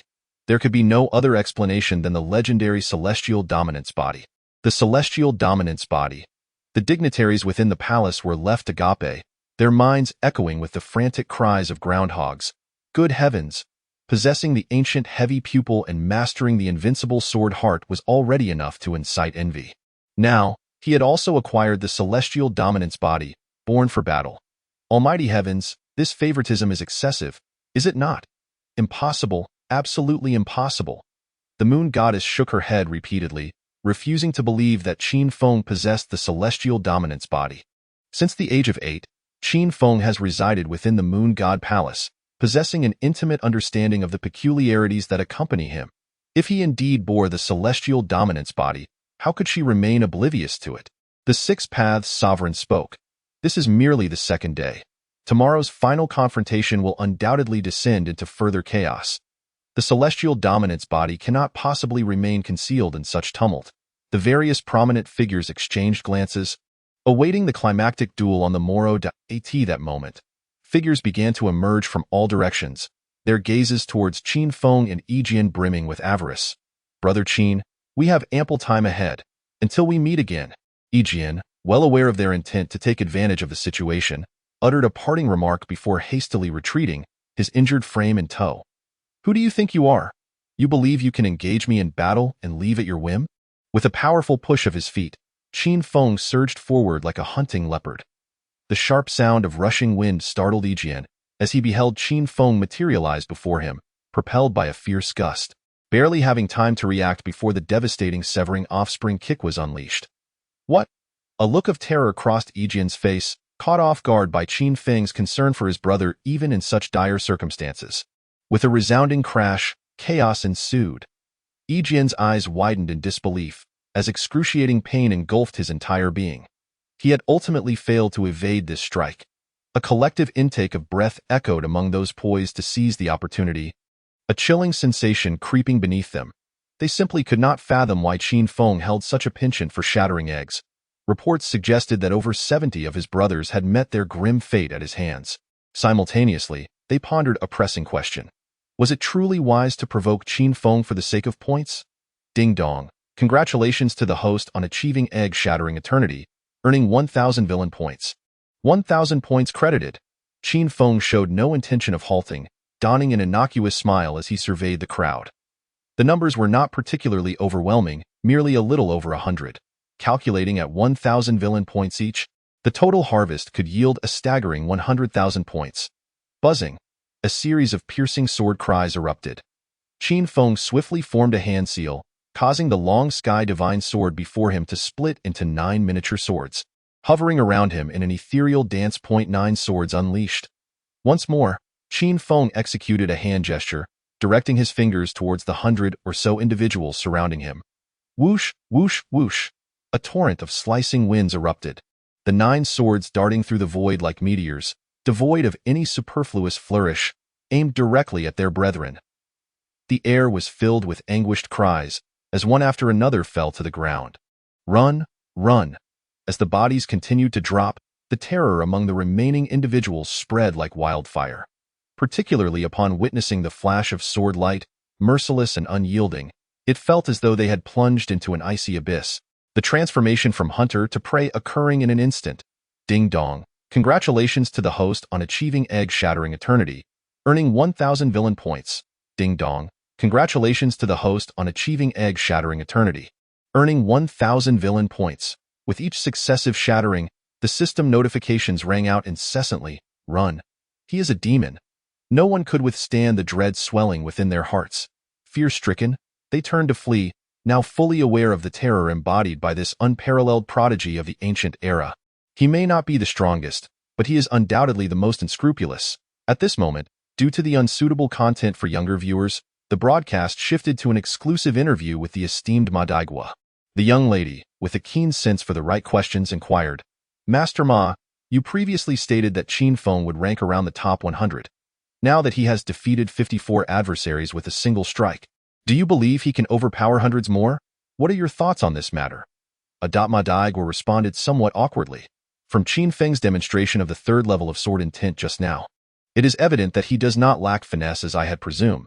He has devoted the past 7 years solely to the mastery of the sword, which clearly indicates that Lord Moon God has provided astute guidance to Qin Feng. The young lady, still perplexed, pressed on. But Qin Feng seems quite adept with the supreme bone as well. It appears he has not specialized solely in swordsmanship, as it possible that he possesses extraordinary talent, enabling him to simultaneously cultivate multiple divine abilities? Absolutely not, Ma Daigua asserted with a serious demeanor. One must understand that human potential has its limits. Qin Feng has only lived for a mere 15 years, and to have achieved such a level of swordsmanship is unprecedented. At most, he might forego his own cultivation to dabble in the supreme bone, but it is utterly impossible for him to master multiple divine arts concurrently. Thus, the audience experienced a moment of enlightenment, feeling as though they had gained the wisdom of a decade's worth of studied. Ma Daigua sighed again. It is regrettable that Qin Feng has misplaced his priorities. The dual pupil is inherently a path to invincibility. Why must he rely on another's bone? By neglecting his own dual pupil to cultivate someone else's supreme bone, he risks losing far more than he gains. The audience nodded in agreement, finding the expert's insights to be quite reasonable. At that moment, the scene shifted back, revealing all those who had fallen, lamenting on the ground. Ding dong. Congratulations to the host for having severed the lineage of 104 individuals, earning a total of 104,000 villain points. Over 100,000 points had been credited. Qin Feng glanced at the system, noting he had amassed 726,000 villain points and still had 1 lottery chance remaining. It was time to enhance his abilities. After several intense battles, Qin Feng realized that his cultivation level was woefully inadequate. With the final day of the life and death elimination tournament approaching, a fierce battle was inevitable. To survive, he needed to bolster his strength considerably. Furthermore, the Buddha's relic received from Feng Chong also warranted thorough examination. With the fragments of eggshell brushed aside, let the achievements remain concealed. As Qin Feng departed, the camera shifted to Feng Chong. There he was, rushing through the woods in disheveled attire, tears streaming down his cheeks. He could not return. He could never go back. Even knowing that Princess Ninfeng had been poisoned that fateful night, they could never return to the past. Chapter 60. Eternal Friendship. What a tragedy! The spectators outside shook their heads in sorrow, expressing deep sympathy for Feng Chang's plight. Despite possessing terrifying strength, he chose not to engage in proper endeavors. Seeing Qin Feng wielding a sword was not frightening. It was the sight of Qin Feng smiling at you that invoked true fear. Run, run quickly. If you don't flee now, it will be too late. Simultaneously, they were intensely curious about the unscrupulous deeds Qin Feng might undertake next. Why did this happen? Even Princess Ninfeng, despite her mental preparations, found it impossible to accept the stark reality upon receiving the definitive news. The erudite gentleman, Feng Chang, who could effortlessly turn the tides of conversation and manipulate the elements with a mere flick of his wrist, certainly did not deserve to be so mishandled. Rather, it appeared he was the one wreaking havoc upon others. This individual is indeed a misnomer. The elder tasked with protecting the envoy let out a deep sigh. Since Feng Chang became an advisor to Princess Ninfeng 7 years ago, he has undeniably breathed new life into the waning daxia, instilling within the royal family a glimmer of hope for reclaiming power from the aristocracy. Throughout this period, Feng Chang remained unfazed, even as calamity loomed before him, as if he were the master of all circumstances, which only deepened the royal family's trust in him. His intellect was such that he could effortlessly compose immortal verses, captivating the princesses of the royal lineage to an overwhelming degree. Yet, during this expedition to the Moon dynasty, he found himself entirely at a disadvantage, repeatedly thwarted by Qin Feng. If 1 or 2 setbacks could be attributed to mere coincidence, 3 or 4 were undoubtedly a pattern. From the moment Feng Chang orchestrated a scheme to provoke Qin Feng, it seemed that Qin Feng had already discerned his intentions, systematically cornering Feng Chang into a dire situation. Even in his darkest moments, Feng Chang was firmly restrained by Qin Feng, ultimately sacrificing his own innocence in the process. Alas, what a tragic fate! The cycle of retribution is inescapable. The time for payback has not yet arrived, and Qin Feng embodies that reckoning, a name that does not reflect its essence. Even if Princess Ninfeng wishes to evade this reality, she cannot escape its grasp. Although she harbors feelings of admiration for Feng Chang, her ambition eclipses her affections. She aspires to ascend to the throne as a woman, determined to demonstrate that a female can rival a male. She yearns to witness the birth of Daxia's first female emperor. Yet, at present, it is evident that Feng Chang is no match for Qin Feng. Does she truly wish to place all her hopes upon him? Just then, having previously succumbed to despair, Feng Chang rose once more. Despite the dual blows to his body and spirit, he would not bow to fate. He sought vengeance. He yearned to trample Qin Feng beneath his feet, to instill in him the dread of a time traveler. Feng Chang's expression turned icy as he limped away, the traces of tears at the corners of his eyes bearing witness to a past too painful to revisit. A history known to all, Qin Feng. Princess Ninfeng's gaze was equally frigid, her small fists clenching and cracking with suppressed fury. She vowed to rend Qin Feng to pieces, not only for his countless humiliations, but also for the torment he had inflicted upon her beloved. Ding dong. Congratulations to the host for tormenting the chosen one's body and mind, earning 300,000 villain points. Ding dong. Congratulations to the host for leaving the chosen one with permanent psychological scars, granting a chance for a lottery draw. Torment. An inappropriate image inexplicably flickered in Qin Feng's mind, causing him to shudder and dispel the thought. However, a second chance at a lottery was an opportunity he would not refuse. Thus, he now had 2 chances to draw. Qin Feng hastily sought out a secluded cave, eager to call upon the system for his lottery. With a flourish, the grand wheel materialized before him once more, beginning its slow rotation. Ding dong. Congratulations to the host for acquiring the divine level sword technique, the Great River Sword Technique. In an instant, it seemed as though Qin Feng beheld a surging river, composed of countless streams of sword qi, creating a magnificent and awe-inspiring spectacle. What a magnificent Great River Sword Technique! Qin Feng exhaled deeply, profoundly shaken by the grandeur of the technique. Presently, apart from the sky-slaying sword art, he possessed no other sword techniques, which left him in an awkward predicament. If he could not vanquish his opponent with a single strike, he would find himself bereft of options. The emergence of the Great River Sword Technique perfectly alleviated this embarrassment. The recently acquired 300,000 villain points brought his total to 1 million. Qin Feng glanced at his villain points, which had accumulated to 1,026,000. sufficient to exchange for a 100 compatibility card to unleash the full potential of the Great River Sword technique. Ding! Congratulations to the host for spending 1 million villain points and successfully exchanging for a 100 compatibility card. Ding! Congratulations to the host for successfully utilizing the 100 compatibility card, elevating the Great River Sword technique to complete compatibility. Buzzing! Countless sword energies surged around Qin Feng, roaring forth like a mighty river. The little white rabbit, busy munching on a carrot, immediately perked up, gaining some insights from the sword energies released by Qin Feng, taking a step closer to becoming an unparalleled sword rabbit. Time passed. Though Qin Feng could not tell how long, slowly, he opened his eyes, his ink-black gaze glimmering with a piercing intensity as if breaking through the clouds, having fully comprehended the profound mysteries of the Great River Sword technique. Excellent! Qin Feng nodded in satisfaction and called upon the system to continue the lottery. Ding! Congratulations to the host for drawing the divine level mark, Indomitable Will. Indomitable Will. A divine level mark that grants immunity to any mental attacks from the world. A splendid find. The brief description prompted Qin Feng to hastily integrate iti in the realm of ancient cultivation. Mental attacks equated to soul attacks, the most insidious form of assault, unseen and untouchable. A careless moment could lead to dire consequences. It was said that formidable mental attackers could imprint a slave mark upon one's soul, rendering them a captive forever. With the Indomitable Will now in his possession, such insidious assaults would no longer pose a threat. Next came the Buddha's relic. Qin Feng took out the Buddha's relic, and its golden radiance instantly illuminated the dim cave, causing the dragon-shaped tattoo on his body to stir restlessly, as if encountering some rare treasure.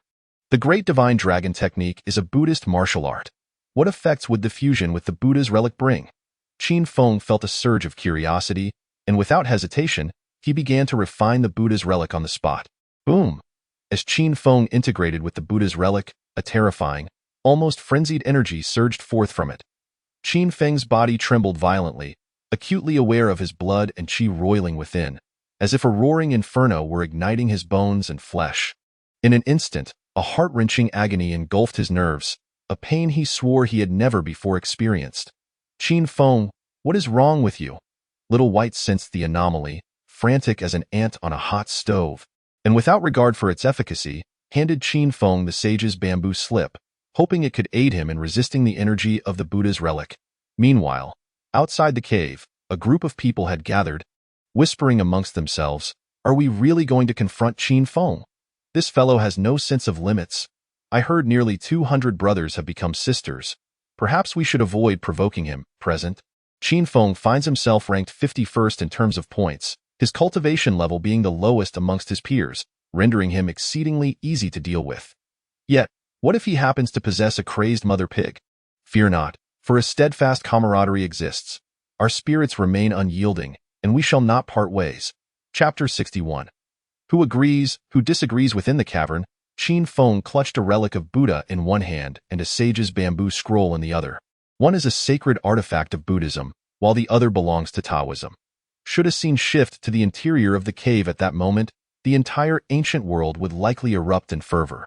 Fortunately, Qin Feng remained within the cave, shielded from the gaze of outsiders who might capture the unfolding spectacle. It was the presence of Xiao Bai, who placed the sage's bamboo scroll in Qin Feng's grasp, that subdued the relic of Buddha, bringing an unexpected tranquility to its previously tumultuous state.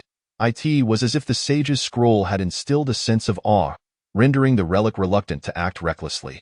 Indeed, all things in the universe exist in a delicate balance of creation and destruction. Seizing the opportunity to catch his breath, Qin Feng adeptly channeled the 33 Heavens creation technique, guiding the energy emanating from the relic of Buddha into his limbs and bones. Roar! The golden dragon patterns upon Qin Feng's body resonated with the dragon's chant, voraciously absorbing the energy within the relic of Buddha. With this authentic power of Buddhism augmenting him, the might of the great dragon would ascend to new heights. Bang, bang, bang. A series of muffled sounds erupted from within Qin Feng's body as he began to tremble uncontrollably, an indescribable agony radiating from his very core, akin to the sensation of his bones shattering and flesh being torn asunder. Yet, thanks to the extraordinary self-healing capability of the 33 Heavens creation technique, the fractured bones and torn flesh began to mend, rendering his physical form increasingly formidable with each cycle of reconstruction. This sensation was exquisite, yet the more exquisite, the greater the pain to be endured. It was nearly time to break through to the spirit martial realm.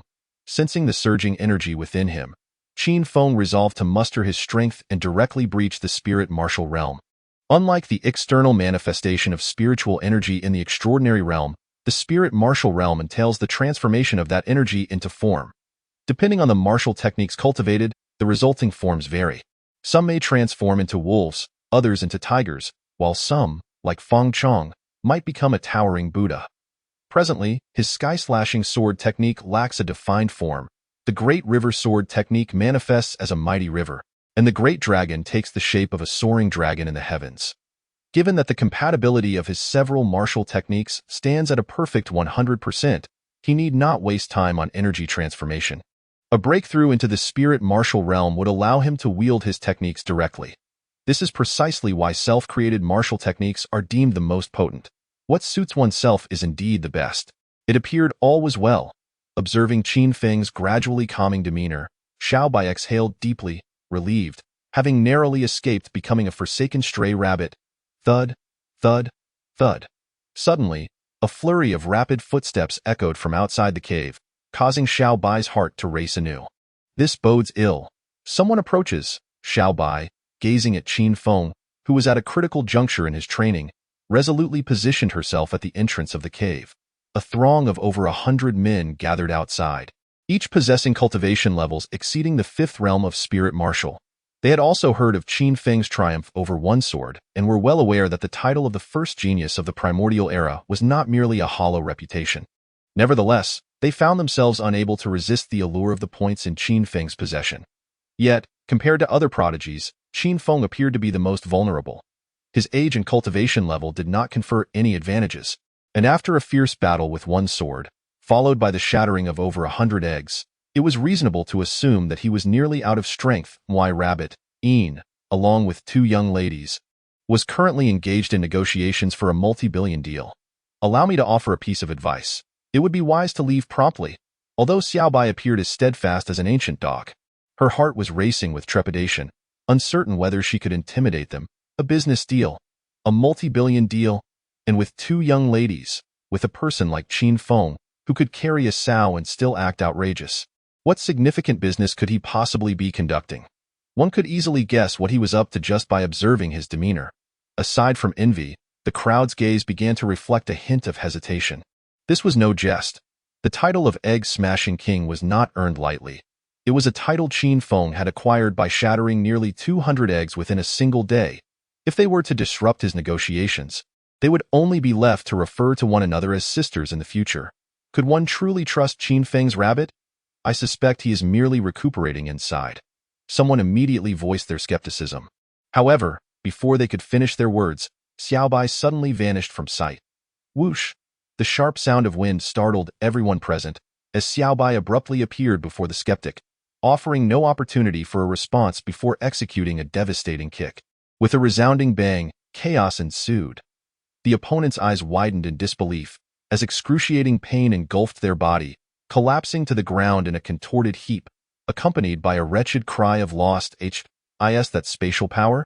This rabbit possesses spatial abilities? The crowd recoiled in alarm, their gazes towards Xiaobai filled with trepidation. Spatial power is an extraordinarily unique ability, allowing one to appear and disappear at will. Only the most formidable beings among humanity can master such techniques. In contrast, certain demonic beasts are born with these powers, typically referred to as anomalous beasts. Yet, they had not anticipated that this adorable little rabbit raised by Qin Feng would be one of those anomalous beasts, endowed with innate spatial abilities. Having made her point, Xiaobai declared, "I have spoken. Who is in favor and who is against?" With her newfound authority, she reached into her spatial realm and retrieved a carrot, holding it in her mouth with an air of superiority befitting a dominant rabbit. At that moment, the scene outside shifted to focus on Xiaobai, capturing her in a grand close dash-up. Is this not Qin Feng's rabbit? This rabbit is so impressive. Why do I find her utterly charming? Just like Qin Feng, she exudes confidence. No wonder Qin Feng chose to keep her by his side. An anomalous beast. It's no surprise that Qin Feng would bring her along. The crowd exchanged glances. Unable to suppress their disbelief, feeling as though Xiaobai was merely putting on a show, if Qin Feng were truly engaged in business negotiations, there would be some indication, some utterance. Her very demeanor only served to suggest that she was stalling for time. Why can't there be a little more trust between humans and rabbits? Realizing that her ruse had failed, Xiaobai knew she had no choice but to fight with all her might. With a swift whoosh, with a decisive spirit, Xiaobai opted for a preemptive strike, once again harnessing the power of space.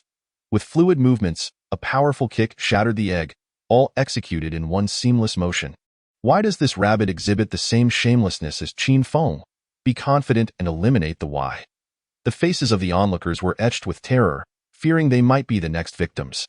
Although Xiaobai's performance was undeniably formidable and the manipulation of space was executed with remarkable skill, it is worth noting that those brave enough to participate in this life-and-death elimination match were not without their own talents. Before long, someone identified Xiaobai's vulnerability and charged swiftly toward the cave where Qin Feng resided. This is bad. Upon realizing the situation, Xiaobai hastily rushed back to assist, falling right into the opponent's trap. Now is the moment. The adversary had accurately calculated Xiaobai's appearance, time, and location, and at the instant Xiaobai materialized, a fist the size of a sandbag unleashed a furious barrage. Entering the battlefield of life and death, it was either survive or perish, with no mercy to be shown. Xiaobai cried out in agony, its pristine white fur stained crimson with blood. The spectators outside watched with hearts in their throats, fervently praying for the little creature's survival. With a resounding thud, Xiaobai was violently hurled away, collapsing to the ground, motionless and uncertain of its fate. Next up was Qin Feng. The adversary's eyes sparkled with uncontainable excitement. Once they entered and eliminated Qin Feng, everything would be secured. Yet, at that moment, a certain author compelled Xiaobai to rise again, striving to demonstrate that it was no mere useless rabbit.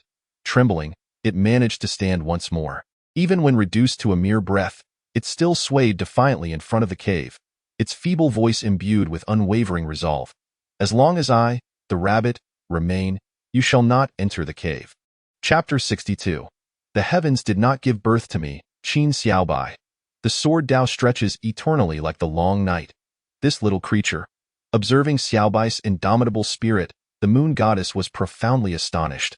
While others may have been oblivious to the true nature of this rabbit, she had witnessed its growth firsthand. It could be said that it was a rabbit devoid of principles, whose primary ambition in life was to sell Qin Feng to the young lady for profit. She had long been curious about Qin Feng's rationale for nurturing such a morally lax rabbit, fearing that in the heat of battle, it might betray its master. Now, she finally comprehended that a lack of principles did not equate to a lack of loyalty. This rabbit was genuinely capable of standing its ground. When the situation called for it, it truly dared to step up. Similarly, the audience outside was moved by Xiaobai's steadfastness. Even knowing it faced certain death, it was determined to buy time for its master, its diminutive form appearing remarkably grand in that moment. "Oh, you really think you can protect Qin Feng in such a state?" The crowd erupted in merciless jeers, preparing to celebrate by toasting to Xiaobai after eliminating Qin Feng. Is it truly amusing? Xiaobai, weak and weary, slowly lifted its little head, and a fierce glimmer of sword-like brilliance suddenly ignited in its gaze. What is happening? The expressions of the onlookers shifted dramatically as they sensed the change within Xiaobai. If the Xiaobai of before was a cute little rabbit, the current Xiaobai was akin to a sword poised to be drawn. The sharpness was undeniable, the rabbit and sword unified. "The sword is coming," Xiaobai bellowed with resounding vigor, trembling as it slowly raised its small hand. Buzzing, a crisp sound of swords clashing resonated from the cave, as a beam of sword light shot forth with the swiftness of a meteor. The rabbit, nurtured by Qin Feng since childhood, not only mastered his unscrupulous ways but also learned the art of the sword. Furthermore, Qin Feng had never held back from imparting his knowledge. Each time he comprehended the sword path, he openly shared his insights, actively teaching the rabbit how to embody an unparalleled sword rabbit. With the assistance of the sage's bamboo scrolls and the enlightening carrots for spiritual pets, over time, it cultivated its own unique sword path, enabling it to summon Qin Feng's Longkong Divine Sword with ease. Before long, the Longkong Divine Sword soared from the cave, transforming into 9 smaller swords that hovered around Xiaobai. It was the Longkong 9 Swords. The expressions of those surrounding them shifted dramatically, their hearts racing at the impending crisis. They were somewhat familiar with Qin Feng's Longkong Nine Swords, which he had shamelessly acquired from the Emperor of the Great Xia years ago, subsequently becoming his exclusive weapon. They also understood that Qin Feng typically wielded the Nine Swords in unison, but to see him disassemble them indicated his transformation into an indomitable force. Now, this rabbit had manifested the Longkong Divine Sword into 9 smaller blades. They could hardly believe that a rabbit raised by Qin Feng would possess any semblance of restraint. Heaven did not give birth to me, Qin Xiaobai. The sword path is eternal, as long and dark as the night. Xiaobai recalled a phrase spoken by Qin Feng, akin to a scion's transformation cry after a fierce beating.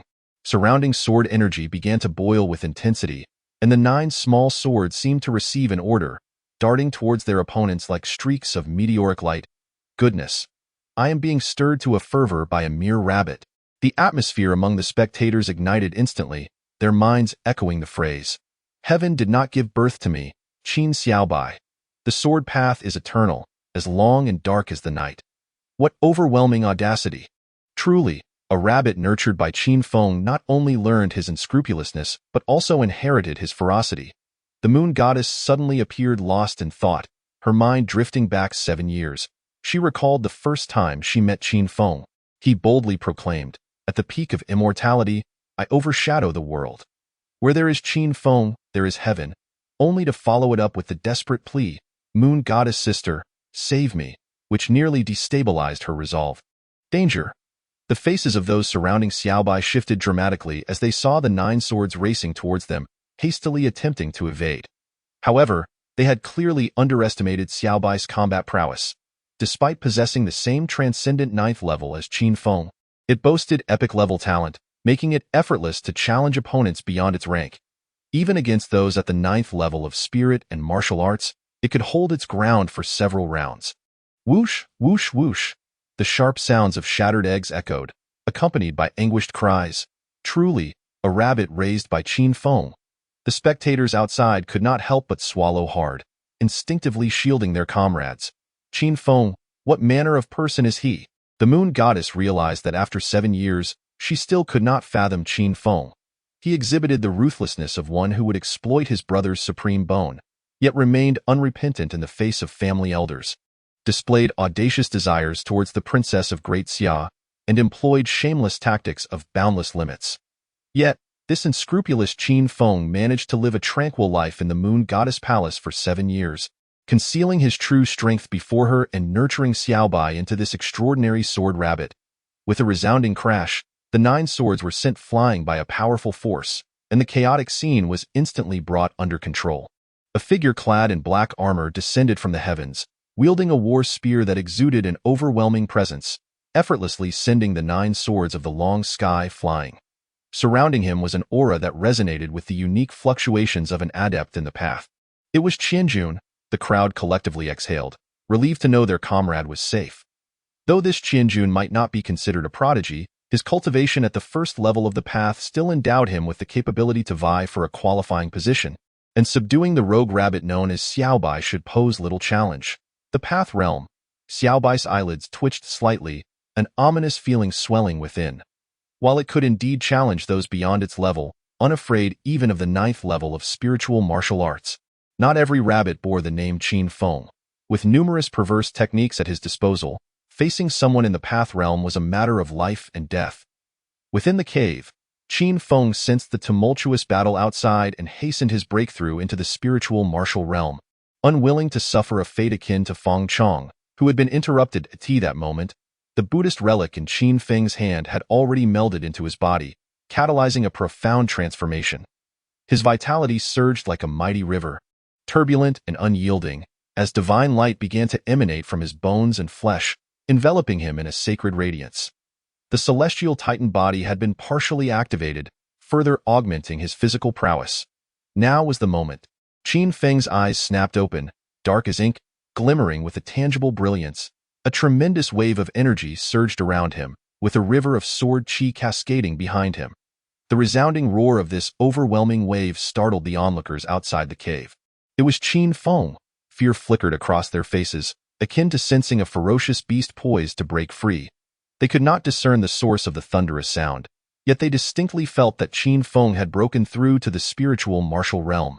With the extraordinary 9th level Qin Feng capable of defeating a single sword, the newly emerged Qin Feng could not be underestimated on the battlefield of life and death.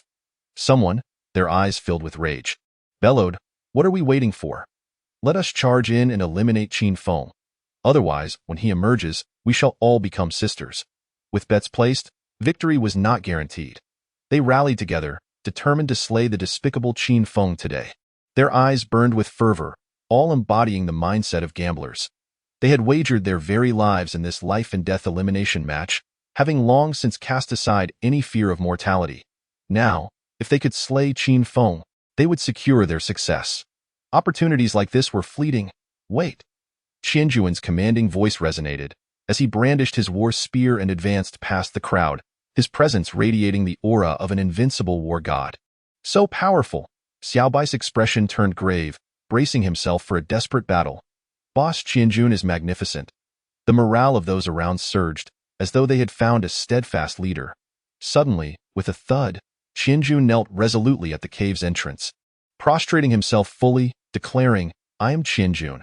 My admiration for Boss Qin Feng flows like the endless Yangtze, uncontainable like the flooding Yellow River. Should Boss Qin Feng refuse to accept me as a brother today, I shall surely perish at this cave's threshold." Chapter 63. The wife of others is truly superior silence. The entire arena fell into a hushed stillness. Everyone had shed their inhibitions and prepared to rebel. Yet he, without a second thought, chose to grovel. Goodness. Ultimately, it was a misplaced trust. Alas! Xiaobai was left utterly astonished, his mind racing with exclamations of disbelief. Having accompanied Qin Feng for so many years, he fancied himself well versed in the essence of the word despicable. Yet, who could have imagined that beyond the mountains, there were even greater mountains, and beyond the towers, even more seductive establishments, where one despicable act surpasses another? This group of fools. Qianjun, unperturbed by the gazes of others, prostrated himself at the cave's entrance. It was not from a lack of shame in groveling before Qin Feng, but rather he felt an unprecedented dread emanating from the thunderous roar moments ago. If he was not mistaken, it must be an exceedingly terrifying sword technique, one that was perfectly aligned with Qin Feng. It is well known that achieving such perfect alignment necessitates the creation of one's own technique. And Qin Feng had devised the fearsome sky-slaying sword technique, the tender age of 8. He could scarcely fathom the horrors that Qin Feng could conjure with his current swordsmanship mastery. Theo Fawn over the powerful was his virtue. At this moment, the thunderous waves gradually subsided, and tranquility returned to the cave. Oh no! A flicker of terror washed over the faces of the onlookers as they realized that Qin Feng was about to emerge. Casting a glance at Xiaobai, then at Qianjun, they understood that the prospect of slaying Qin Feng was now utterly impossible.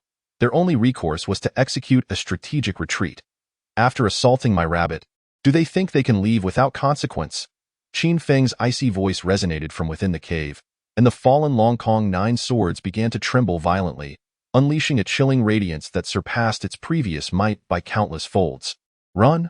Someone, in a fit of terror, cried out, and the crowd scrambled to escape in all directions.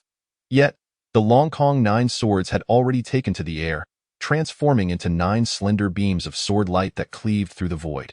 Unlike the previous use of the extraordinary 9 at the 9th level, after breaking through to the 1st level of the spirit martial realm, the control range of the 9 swords extended over 1,000 meters. Ding dong. Congratulations to the host for shattering with eternal governance, earning 1,000 villain points. Ding dong. Congratulations to the host for shattering with eternal governance, earning 1,000 villain points. As the anguished cries echoed, the system's notifications rang incessantly. Alas, how utterly despicable! The spectators outside could hardly bear to watch, struggling to articulate their thoughts on Qin Feng. If one were to call him cruel, he was the only participant in the life-and-death elimination round who managed to place in the top 100 without taking a life, not only in this competition but in the history of all such contests. Yet, if one were to argue that he was not cruel, nearly 300 young men had been transformed into sisters due to his actions, an unprecedented occurrence in the annals of these contests.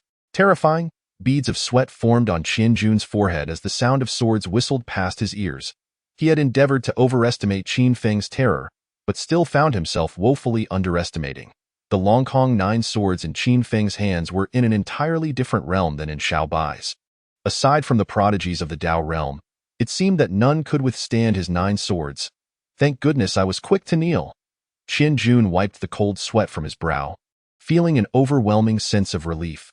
Just then, a voice, strikingly cold and enchanting, pierced through the air. Freeze! Before them floated a stunning maiden clad in flowing white robes, gracefully balancing upon a flying sword. Witnessing such a brutal scene, she couldn't help but arch her elegant brows, swiftly forming a decisive gesture that ensnared the rapidly darting 9 swords. It was none other than the illustrious Yulan. Below, a man seemed to glimpse a miraculous savior, hastily kneeling to implore this maiden, known as Yulan, for rescue. She truly was Yulan. The male spectators outside were struck with awe, their hearts exclaiming that she was indeed a paragon of beauty. In the entire realm of the Yin Moon dynasty, her name was synonymous with fame. She was the daughter of the Blue Demon and one of the 4 legendary beauties revered since ancient times. Her true parentage shrouded in mystery. It was known that a century prior, one of the 4 legendary beauties, the Blue Demon, had vanished unexpectedly. Upon her return 100 years later to the Yin Moon dynasty, she was already with child, shortly giving birth to her daughter, Yulan. Rumor had it that Yulan possessed the rare and extraordinary Xianin physique, showcasing terrifying talents from a young age, and was a true embodiment of unparalleled beauty. Today's encounter undoubtedly lived up to her illustrious reputation. If their memories served them correctly, they would not be mistaken. Yulan had now attained the 2nd stage of the Dao, making her the most favored contender in this life-and-death elimination tournament. At this moment, Qin Feng stood frozen in the cave, the system's notification ringing in his ears. Ding-dong. The epic chosen daughter has been discovered. The chosen daughter? The heroine. Qin Feng's expression shifted to one of perplexity, caught somewhat off guard. Ever since he awakened the system, he and his second brother had encountered 3 chosen ones, including the breathtaking Ziyuan and the enchanting Princess Ninfeng. He had always assumed these beauties were the heroines, only to realize they merely played supporting roles, while the true heroine remained unknown. Who could she possibly be wed to? Qin Feng murmured to himself, expressing his curious intrigue. Yulan's delicate brows furrowed slightly as she coldly remarked, killing merely results in a fallen head. Why must you humiliate others so? If I am not mistaken, the one who delights in such despicable tactics is none other than the foremost prodigy of ancient times. Qin Feng. Are you, indeed, Qin Feng? Whoosh, whoosh, whoosh. The 9 swords of the long sky broke free from their constraints and swiftly flew into the cave. Moments later, Qin Feng emerged from the depths, donned in white garments, resembling a refined gentleman, wielding the long sky divine sword, prompting exclamations of admiration. A jade-like figure upon the road, a gentleman unparalleled in the world. Yet, recalling his methods, they couldn't suppress a disdainful retort. Vile wretch. You are indeed Qin Feng. Yulan's brows knitted in disbelief, struggling to reconcile this exquisite youth with the notorious figure known as the Egg King. You've mistaken me for someone else. Qin Feng, with an air of cultured elegance, responded, I am Qing Chu, surpassing the blue, the one who excels beyond the blue. Qing Chu? Yulan? The audience, savoring this exchange, couldn't help but label him as shameless. You are indeed formidable. Yulan remained unmoved by Qin Feng's teasing, acutely aware of his terrifying prowess. Having just broken through to the spirit martial realm, his aura was not yet fully controlled, but it was evident that he was far superior to others at the same level. This indicated that, despite a lack of significant breakthroughs during his 7 years in the Moon God Palace, he had forged an extraordinarily solid foundation, foreshadowing a future of greater achievements and stability. In what aspect do you refer? Qin Feng began to scrutinize Yulan, unable to deny that a wife from another family was indeed superior. The 36 rabbits and the majestic peaks of the snowy mountains seemed to possess an astonishing elasticity. If one were to engage her with the dragon leading to the sea and the fire returning to the source, it would undoubtedly provoke a tremendous explosion within the system. Despicable. The crowd's gazes were filled with disdain, all too aware of Qin Feng's lascivious interest in her physique. Chapter 64. The Jianghu is not just about fighting and killing indeed.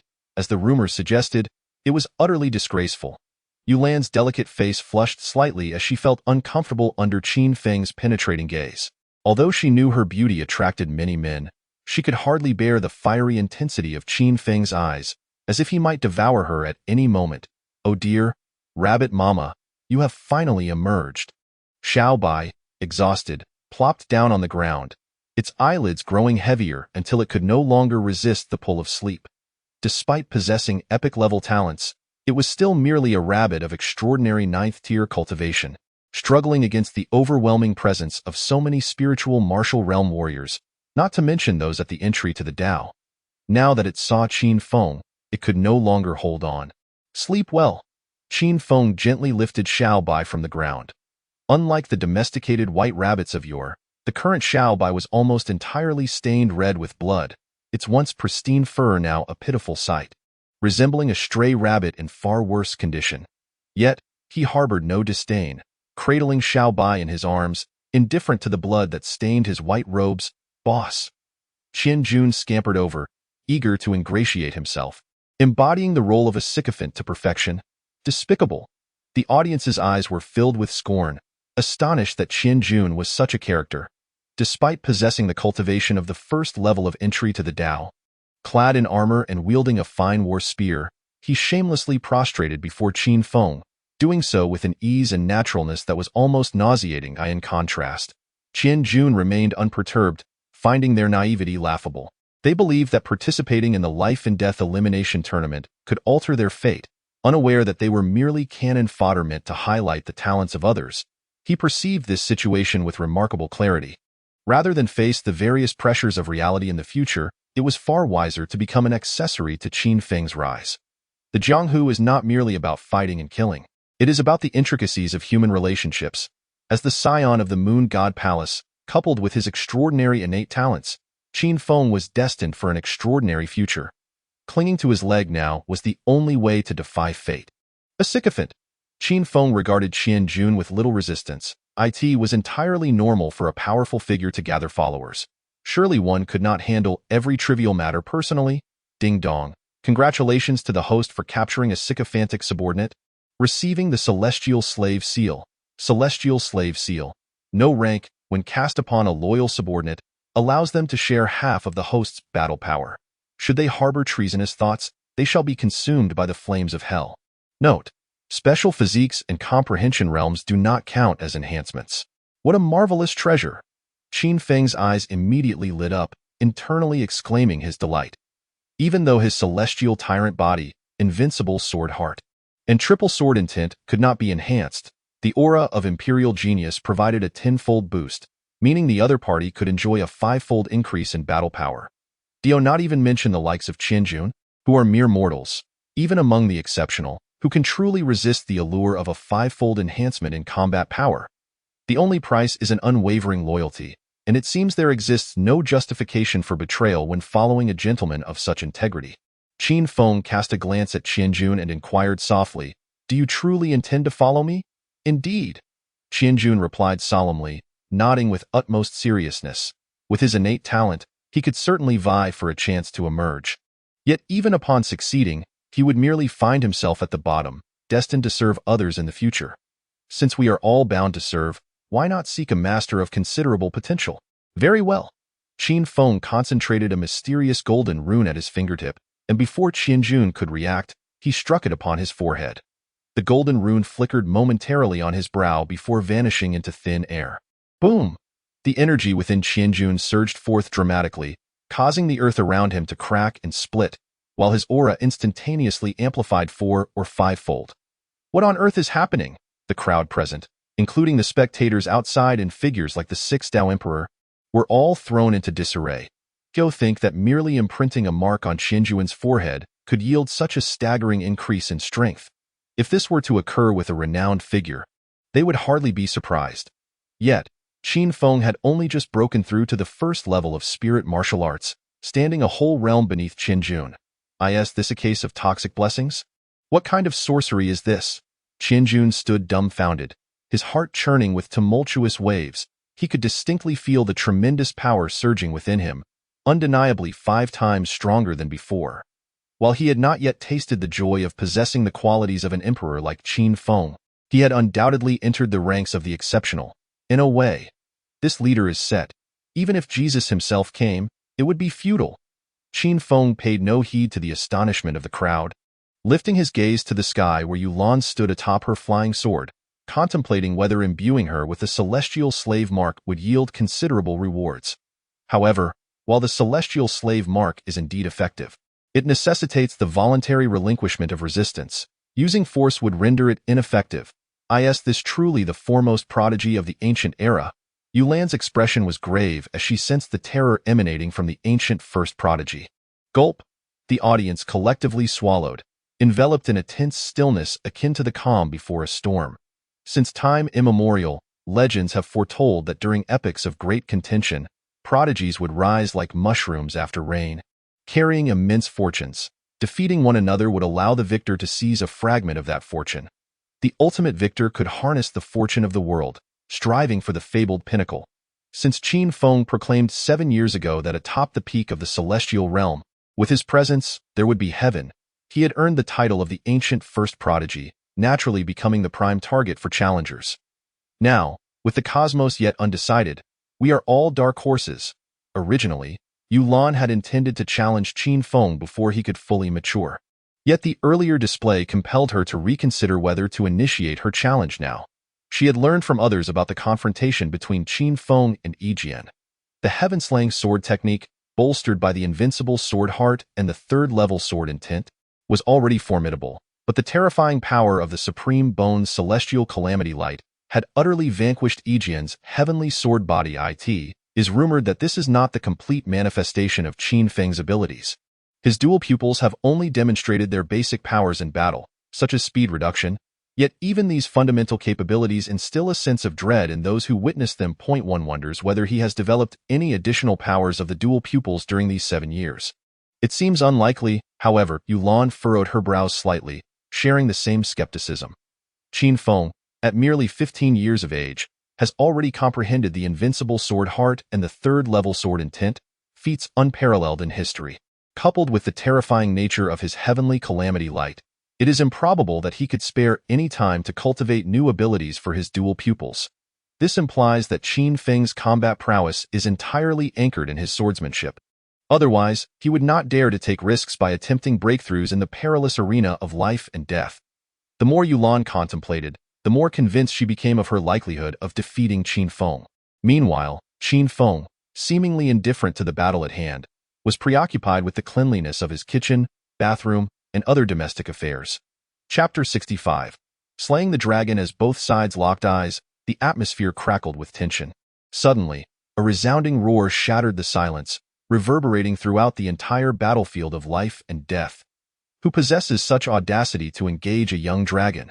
The onlookers within the battlefield were left in a state of astonishment, collectively turning their gazes towards a singular direction. In this arena, one must hunt ferocious beasts to earn points, among which are 2 dragons, a large, true dragon, and a smaller, lesser dragon. Since the inception of this battleground, they have been confined within this space, and vanquishing them not only yields a substantial amount of points, but also treasures such as dragon pearls.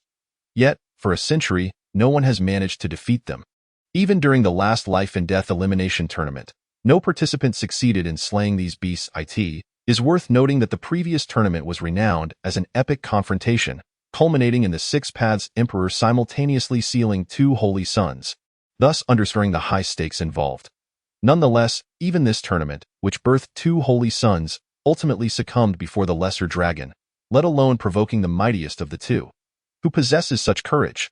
Qin Feng, too, turned his gaze towards the direction of the young dragon, faintly hearing the continuous rumble of chaos.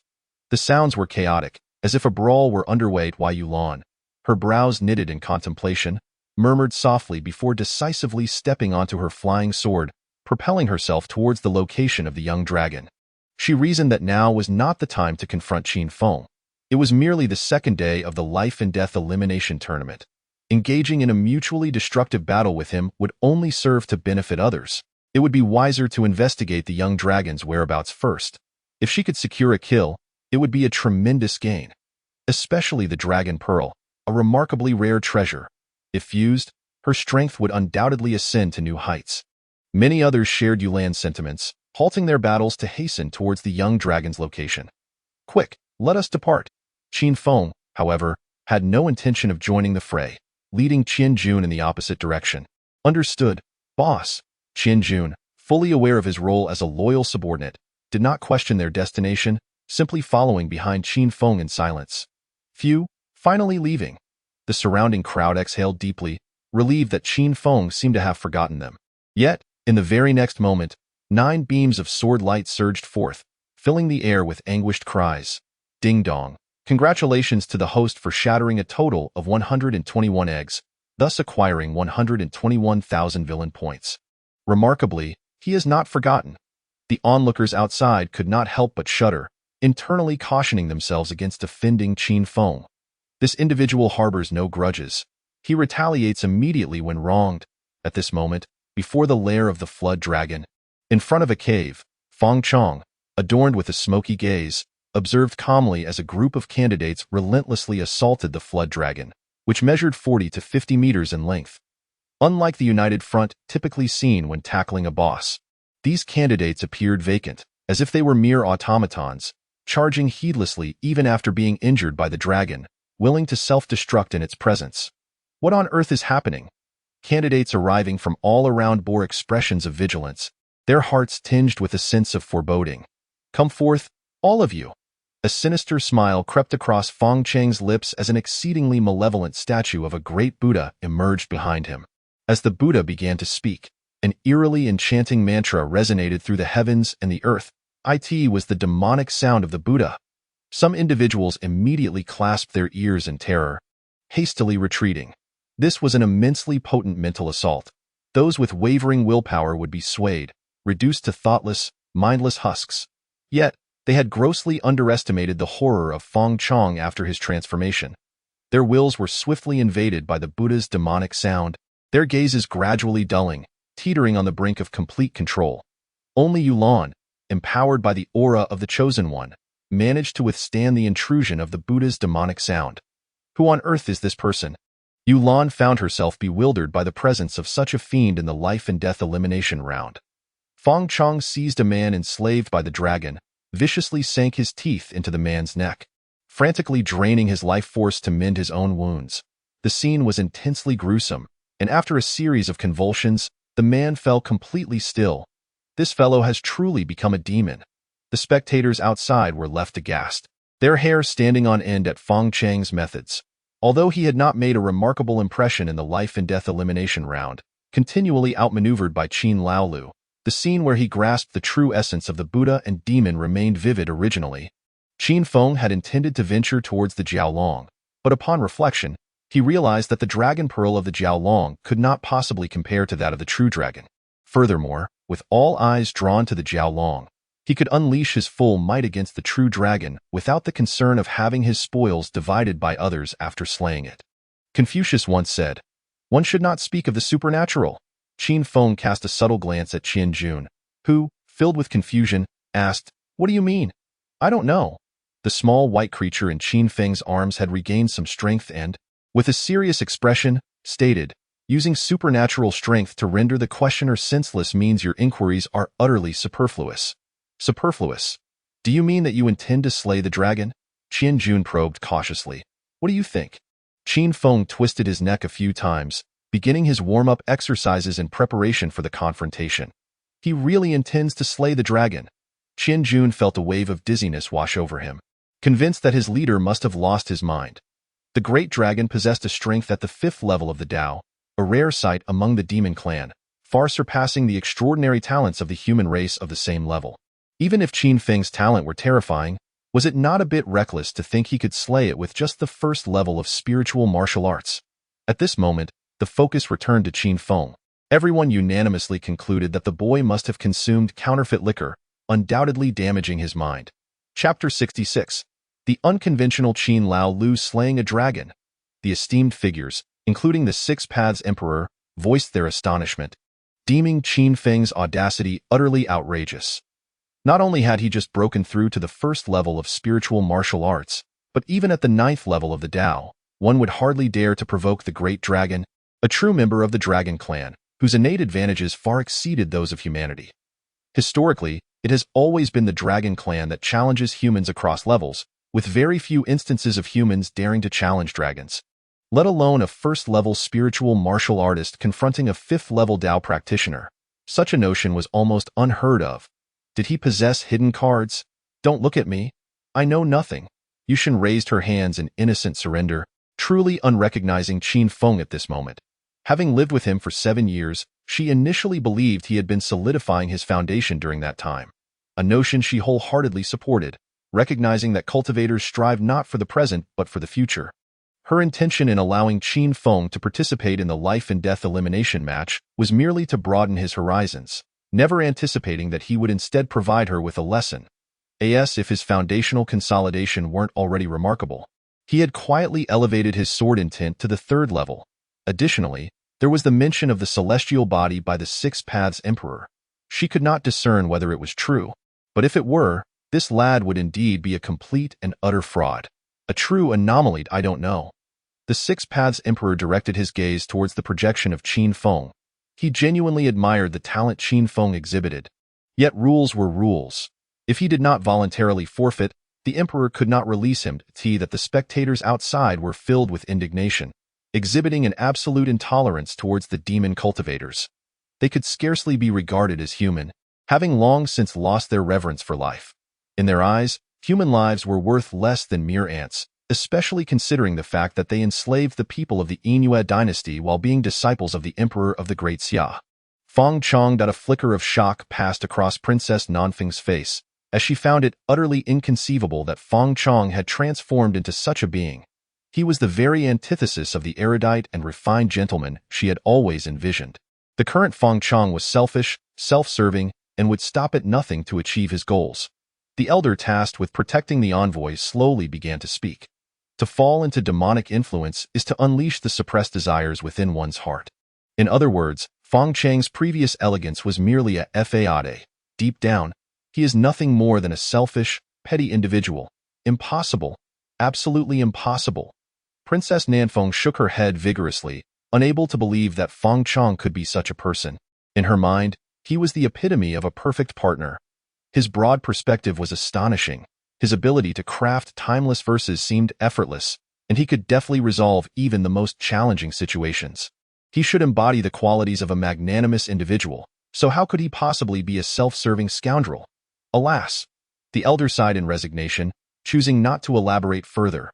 Meanwhile, on the other side, Qin Feng had completed his warm-up and, after handing Xiaobai to Qianjun, dashed into the cave with remarkable speed. Is he really going in?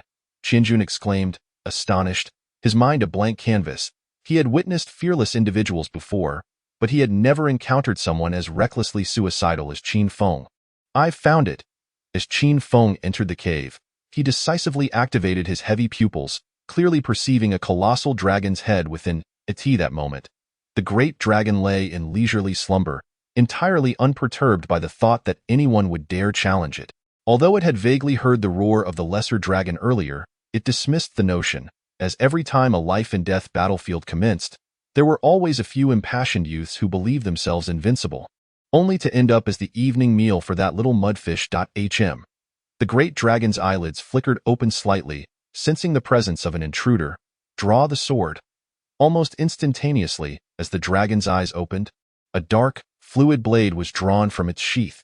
The sound of the sword being unsheathed resonated like thunder, sending a tremor through the great dragon's very being.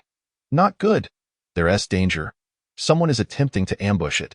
Yet before the dragon could react, Qin Feng, clad in white as snow, appeared in a flash, soaring gracefully like a startled swan, and the breathtaking sword light illuminated the cave in an instant.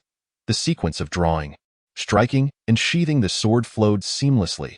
With a resounding thud, a splash of bright red erupted forth, and the dragon felt its vision vanish, a sharp pain radiating from its left eye throughout its entire body. Roar! The agony compelled the dragon to unleash a piercing roar that reverberated through the heavens and the earth. The blinding of its left eye sent it into a frenzied state, causing the cave's stones to crash down violently, fierce cracks spreading relentlessly. Not good, the cave is going to collapse. Qin Feng, with an enigmatic gait, swiftly exited the cave. Boss! Qianjun could not restrain a cry of astonishment, but upon seeing that Qin Feng was unharmed, He felt a wave of relief wash over him. Yet, in the next moment, a wave of anxiety surged once more. Thunderous roars echoed as the cavern collapsed entirely, and the sheer cliffs crumbled. From the ruins, a colossal dragon, shrouded in darkness and nearly 100 meters in length, ascended into the sky. Upon closer inspection, one could discern that the dragon's left eye had transformed into a gaping wound. As it bellowed in fury, seemingly vowing to rend its adversary into pieces. Alas, Mother Rabbit, the noise is unbearable. Xiaobai hastily pulled down her long ears to muffle the nearly deafening sound. Goodness, Qin Feng is truly slaying the dragon. The audience outside was utterly astonished, their hearts tumultuous and unable to find tranquility. They realized that this Qin Feng was indeed formidable, daring to confront the dragon at the first level of spiritual martial prowess, and successfully blinding it in one eye. An unprecedented event in the history of life and death battles. What the heck? Qin Feng offered no respite to the dragon, leaping effortlessly to its head, and before the dragon could utter a word of vengeance, he unleashed the divine power of the heavens. Beams of golden light flickered from his chest, with runes shimmering within. Boom. Taken by surprise, the dragon was struck squarely in the face, a spray of crimson erupting in the air. Enraged, the dragon could hardly believe that this audacious foe would resort to such underhanded tactics, landing a devastating blow to its visage. Had it not been said that one should never strike a dragon's face? Yet, before the dragon could retaliate, Qin Feng's pupils shimmered with a violet hue. Suddenly, the sky grew dim, revealing pairs of enormous, watchful eyes. It was the divine power of the heavy pupils. The audience outside went completely wild, their minds racing with disbelief. Why was this so different from what teacher Ma Dai had described? Hadn't it been said that Qin Feng lacked the energy to develop the power of the heavy pupils? What was this spectacle unfolding now? Simultaneously, they recognized that in comparison to Qin Feng, they felt utterly insignificant. He merely 15. He had comprehended the invincible sword heart, mastered third-level sword intent, cultivated the supreme bone, and the heavy pupils, even creating 2 divine-level techniques, while they, at the same age, could only cling to the 48 techniques with a foolish grin. Chapter 67. The frenzied assault of Qin Laolu. How terrifying. Qianjun, having witnessed the spectacle up close, could distinctly feel the dread emanating from the multitude of eyes in the sky, as if the heavens were surveying the ants below. Frightened, he hurriedly embraced Xiaobai and retreated to a safe distance. Now was the time for the divine light of yin and yang. Qin Feng's eyes glowed with a captivating violet light, offering no chance for the dragon to react. Whoosh, whoosh, whoosh, a myriad of beams from the heavy pupil shot forth, striking the dragon with the precision of lasers. Roar. The dragon emitted a pained roar, its once impenetrable scales now rendered vulnerable, pierced by the divine light of yin and yang, blood gushing forth like a fountain. Yet, the dragon was indeed a dragon, with its 5th-level cultivation not to be underestimated. Even though Qin Feng's divine light was fearsome, it could not inflict fatal damage, only further igniting the flames of its wrath. Roar! The great dragon unleashed a thunderous roar, its singular remaining eye glaring furiously at Qin Feng, as if to convey, "You are finished, young one. The stage is now mine." Yet, Qin Feng exhibited no signs of panic. Instead, a sinister smile curled at the corners of his mouth. This is bad. He is cunning. The dragon felt a surge of unease at Qin Feng's laughter, and before it could react, a sudden chill washed over it from behind. The Longkong divine sword, having split into 9 blades unbeknownst to it, now shot forth like beams of light towards its exhaust vent. Roar. The dragon's eyes widened in horror as it let out a wretched cry, experiencing the true meaning of one flower, one world. How shameless! The onlookers outside could hardly bear to witness this spectacle. Their perception of Qin Feng's moral limits transformed anew. He cared not for the color of the cat. As long as he could vanquish the great dragon, he would employ the most unscrupulous tactics without hesitation. Roar. From afar, a sorrowful dragon's lament echoed, soon fading into silence and tranquility. The dragon had been slain. The scene shifted back, revealing the dragon collapsing to the ground, unable to rise again under the relentless assault of the human bomb. Fang Chong, adorned with a wicked grin, swiftly approached the fallen beast, disregarding its cries for mercy as he ruthlessly plunged his merciless iron hand into its body, extracting a pale yellow dragon pearl. The dragon pearl of the great dragon. The audience outside erupted in a frenzy, their eyes fixated on the pearl in Feng Cheng's grasp. Even a dragon pearl was a rare treasure in this world, and beyond that, the other parts of the dragon were equally invaluable, especially as Feng Cheng's score instantaneously soared to first place. A disciple of the Emperor of the Great Xia, overshadowing all within the Yin dynasty, it was a disgrace of monumental proportions. Now, all eyes turned to see if Qin Feng could surpass Feng Cheng. The audience's hearts raced, teetering on the edge of their throats, as Qin Feng transformed from the shame of the Yin dynasty into its sole beacon of hope. Truly, the ancient first dynasty of the wilderness, Great Xia was a wellspring of talent. The Six Paths Emperor's expression grew slightly grave, sensing that the moment was not yet ripe for a confrontation with the royal family of Great Xia. Feng Cheng stood as the pinnacle among the various prodigies of the Yin dynasty, yet Qin Feng was no less a figure from the Great Xia dynasty. He needed to acknowledge the prowess of Great Xia, but must not underestimate his own strength. It appeared the dragon had indeed met its end. Upon hearing the dragon's last gasp, Qin Feng understood the urgency of hastening his dragon-slaying efforts. Otherwise, he would surely attract other candidates eager to partake of the spoils. Life or death hinged upon this very moment. With a serious expression, Qin Feng tore away his outer garment, revealing a dazzling dragon tattoo that shimmered like gold. Unlike any other, his dragon tattoo seemed almost alive, undulating across his skin, accompanied by the haunting sound of dragon roars.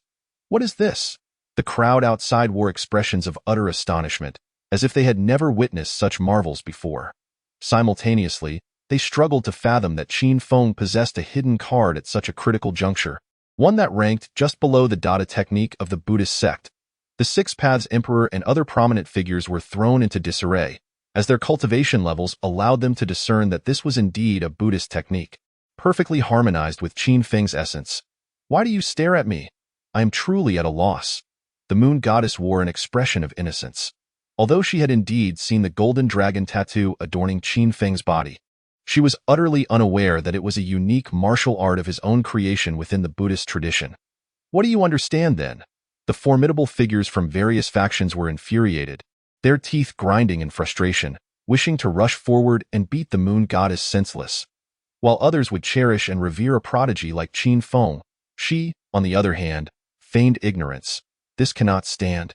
Once the life and death elimination round concludes, they must rally under the banner of justice to rescue Qin Feng from her clutches, lest a piece of exquisite raw jade be squandered by certain individuals. Great Might Heavenly Dragon, Supreme Law Mantra, Prajna Buddhas, Prajna Bahama Void. The dragon soars in the heavens. After executing a series of dazzling hand seals, Qin Feng's dragon tattoo erupted from his body, transforming into a golden behemoth rivaling a black dragon. Roar! The golden and black dragons roared at each other, soon entwined in a fierce battle. Boom! The spiritual energy of the heavens and earth was thoroughly disrupted, and brilliant light cascaded like the Milky Way spilling from the nine heavens. Tumultuous and grand, as two colossal figures coalesced within it, a powerful dragon pressure emanating forth in an instant. However, after the great dragon endured Qin Feng's sky-slaying sword technique, the celestial calamity light, and the divine light of yin and yang, it was further subjected to the withering assault of 9 swords, resulting in a significant decline in its combat prowess. In contrast, the Great Might Heavenly Dragon inherently possessed damage amplification against demonic beasts, and after absorbing the relic of the Buddha, its power surged even further, firmly asserting dominance over the great dragon. This is disastrous. The spectators outside the arena were utterly agitated, scarcely believing their own eyes.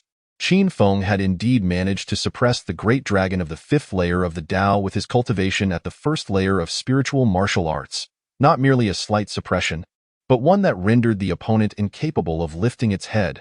Throughout the annals of ancient history, no one had ever achieved such a feat. My heavens! Thousands of onlookers gaped in astonishment at the scene of the 2 dragons clashing in the sky, unable to fathom that their newly appointed leader was this formidable. It was as if a small cow were riding a flying sword, an awe-inspiring sight indeed. I wonder if you will still survive. Qin Feng sensed that continuously unleashing powerful techniques had nearly drained him, yet he maintained control over the 9 swords of the vast sky, stirring them wildly within the great dragon's body. Roar! The great dragon widened its eyes, donning a mask of agony, its massive form spiraling out of control and plummeting from the sky. Now is the moment. Qin Feng hastily formed a hand seal, directing the great might heavenly dragon to strike down upon the great dragon. Success or failure hinged upon this critical moment. Should he succeed, it would be dragon meat and beer for tonight. If he failed, he would merely claim it was Feng Chang's directive. Boom, boom, boom. The great might heavenly dragon dove towards the earth, instantly unleashing a tempest of energy, an array of thunderous roars resonating through the void like tumultuo, had it not been for the fact that the great dragon was reduced to a critical state by his torment. Coupled with the fact that he had cultivated the heavenly transformation technique and the celestial dominance body for 33 days, it is likely that the situation would have concluded with a flourish. This aligns with the age-old adage, "You may ambush me countless times, but a single strike from me suffices." Chapter 68. I, Qin Feng, never waste a grain of rice. Boss. Qian Jun hurriedly rushed forward to catch Qin Feng. Boom! The massive form of the great dragon plummeted from the sky, a solitary tear escaping its eye in its final moments. It had initially believed that Qin Feng was merely an unscrupulous rogue devoid of martial ethics, not realizing that this rogue had no regard for the rules of the martial world. Before it could even react, Qin Feng unleashed a flurry of formidable attacks upon its visage, leaving it no time to demonstrate even 1% of its abilities before it met its demise. It was indignant. It's done for. I'm fine, let us go quickly. Qin Feng, already in a critically weakened state, strained to retrieve the great dragon into his spatial realm, instructing Qian Jun to hasten their departure. For news of the dragon's slaying would soon spread, and escaping thereafter would be far too late. Understood, boss. Qian Jun grasped his war spear and swiftly led Qin Feng away from the scene. At this moment, the audience outside was enveloped in an eerie silence, all rendered motionless in shock. They had thought that Feng Chang's slaughter of the serpentine dragon was already astonishing enough. Who could have anticipated that in less than a few minutes, Qin Feng, a mere first-level spirit warrior, would vanquish the great dragon of the death arena? This era of fierce contention was truly absurdly formidable. Meanwhile, Feng Chang, with a face aglow with joy, carefully examined the dragon pearl, his mind beginning to fantasize about the moment he would defeat Qin Feng, force-feeding him several 100 pounds of sao, reveling in the prospect of amplifying his suffering 100-fold, 1,000-fold. Yet, as he became enamored with the dragon pearl, a mournful dragoness lament echoed from afar, unmistakably the sound of a true dragoness demise. Surely not. Who has slain the great dragon? Feng Chang's face contorted with disbelief, the allure of the dragon pearl in his hand instantly fading. It seemed a thought struck him as he hastily produced a jade tablet and infused it with spiritual energy, revealing a projection of a leaderboard. What had once belonged to him as the top position now bore Qin Feng's name. Pfft. Overcome with instability, Feng Chang spat out a mouthful of blood. He could not comprehend how Qin Feng had managed to slay the dragon, nor could he fathom why this wretched man always appeared just when victory seemed assured. It was as if this person were his destined nemesis, existing in a realm where one could not thrive while the other did not know. Even if Qin Feng could slay the dragon, he must be gravely injured. Feng Chang refused to believe that Qin Feng could slay the dragon unscathed. He was certain that the latter was now severely wounded. If he could locate him, not only would he avenge himself, but the dragon pearl would also belong to him. From that moment forth, Feng Chang descended into madness, employing the Buddha's demonic voice to mercilessly enslave the candidates, leading them en masse towards the lair of the great dragon. What a terrifying fiend! Yulan, hidden in a corner, collapsed to the ground only after Feng Chang had departed. Had it not been for her formidable willpower cultivated since childhood, she might have succumbed to Feng Chang's demonic influence moments earlier. Simultaneously, Yulan felt an immense sense of relief for not provoking that monstrous Qin Feng. The sheer ferocity he displayed, capable of slaying a colossal dragon, was truly terrifying. At this moment, Qin Feng was nestled within a cavern, tending to his wounds. Although he had narrowly escaped death from the dragon's powerful tail, a full recovery would likely require an entire night. An entire night? Qian Jun was left utterly astounded, mentally exclaiming that Qin Feng was indeed abnormal. Such grievous injuries would have claimed the life of any other, yet he merely needed a single night to heal. Had someone told him this before witnessing Qin Feng's dragon-slaying prowess, he would have scoffed at the notion. But now, he felt compelled to adapt. There were no feats too daring for their leader, only those that others dared not conceive. An entire night? Qin Feng, however, was evidently dissatisfied with this outcome.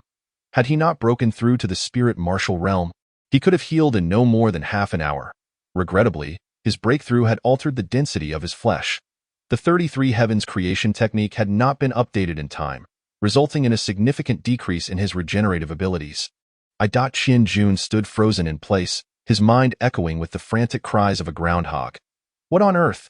Is this even a human speaking? Recovering completely in a night, and he still finds it slow. If this ability were to spread, how many would be envious beyond measure? Ding dong. Congratulations to the host for successfully thwarting the Chosen One's arrogance, earning 50,000 villain points. Ding dong. Congratulations to the host for striking the Chosen One, nearly destabilizing his resolve, earning 100,000 villain points. Why are there only points for Feng Chong? What about Yulan? Qin Feng stroked his chin, pondering whether Yulan had developed feelings for him. Ha ha. Xiaobai yawned, indicating that everything was possible in dreams. Never mind. I am the man she cannot possess. Qin Feng shook his head, dismissing such thoughts, and opened the system to find he had 297,000 villain points remaining. After some contemplation, he decided to spend 30,000 villain points to exchange for a month of 100-fold comprehension halo, aiming to elevate the 33 Heavens creation technique to the 4th level. Suddenly, the system interjected. The host can exchange for a 10,000-fold comprehension halo. 10,000-fold comprehension halo elevates comprehension by 10,000 times, maintaining effect for 12 hours. Exchange price 100,000 villain points. 10,000-fold comprehension. Qin Feng was immediately intrigued and decisively opted for the exchange. Ding dong. Congratulations to the host for spending 100,000 villain points to exchange for the 10,000-fold comprehension halo. Thunder rumbled. Qin Feng felt as if a tremendous thunderclap had erupted in his mind, leaving him with an ethereal sensation, as if the entire world lay prostrate at his feet. What a marvelous sensation! Qin Feng became entranced by this feeling, his mind racing with the intricate calculations of the 4th level of the 33 Heavens creation technique, even finding the energy to deduce the dual energies of the yin-yang divine light of the, as well as the celestial tribulation light of the supreme bone. He could even spare some attention for the great river sword technique, the sky-slicing sword art, and the great. Meanwhile, outside the arena, the audience awaited an explanation from Master Ma, yet he had succumbed to a state of self-imposed silence, refusing to emerge regardless of who beckoned. What the heck? This is not how one should conduct oneself. It's simply bullying the elderly. The sun began to rise.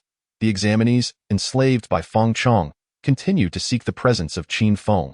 Even those who have not fallen under Feng Chang's dominion are filled with trepidation, fearing the entrancing, malevolent voice of the Buddha that could ensnare them, causing them to hide in fear, trembling at the slightest rustle. Yulan, too, is forced to conceal herself, only to realize that she cannot find a safe refuge. Based on her estimations, Feng Chong has already enslaved nearly 10,000 candidates. After 2 days of brutal trials, one can only imagine the formidable strength possessed by these thousands of exam takers. Suddenly, a faint sound of friction reaches Yulan's ears, and before she can react, an arrow strikes her from behind. Alarmed, she recognizes the danger. The arrow is poisoned. Her vision begins to blur, and she struggles to find a cave. But as soon as she enters, she is met by a legion wielding war spears aimed at her. Alas, my life is forfeit. Yulan, unwillingly, closes her eyes, never expecting to falter here at the end. Yet, just as she loses consciousness, Qin Feng's sardonic voice echoes, "Wait, Qin Feng, never waste a morsel of food." Chapter 69. Call me daddy at once. The legion halts, sensing the change in atmosphere, and retreats from the cave. But wait, is this the sort of plot I, a villain, am meant to encounter? At this moment, Qin Feng is acutely aware that time has run out.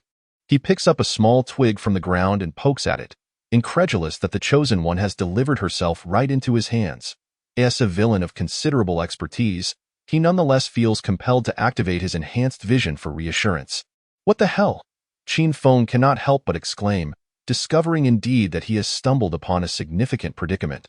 Within Yulan's body lies something terrifyingly sealed. A mere glance invokes a wave of oppressive dread. Ding dong, congratulations to the host for triggering a selective quest. Point 1. Pull up your pants and speak boldly. Reward.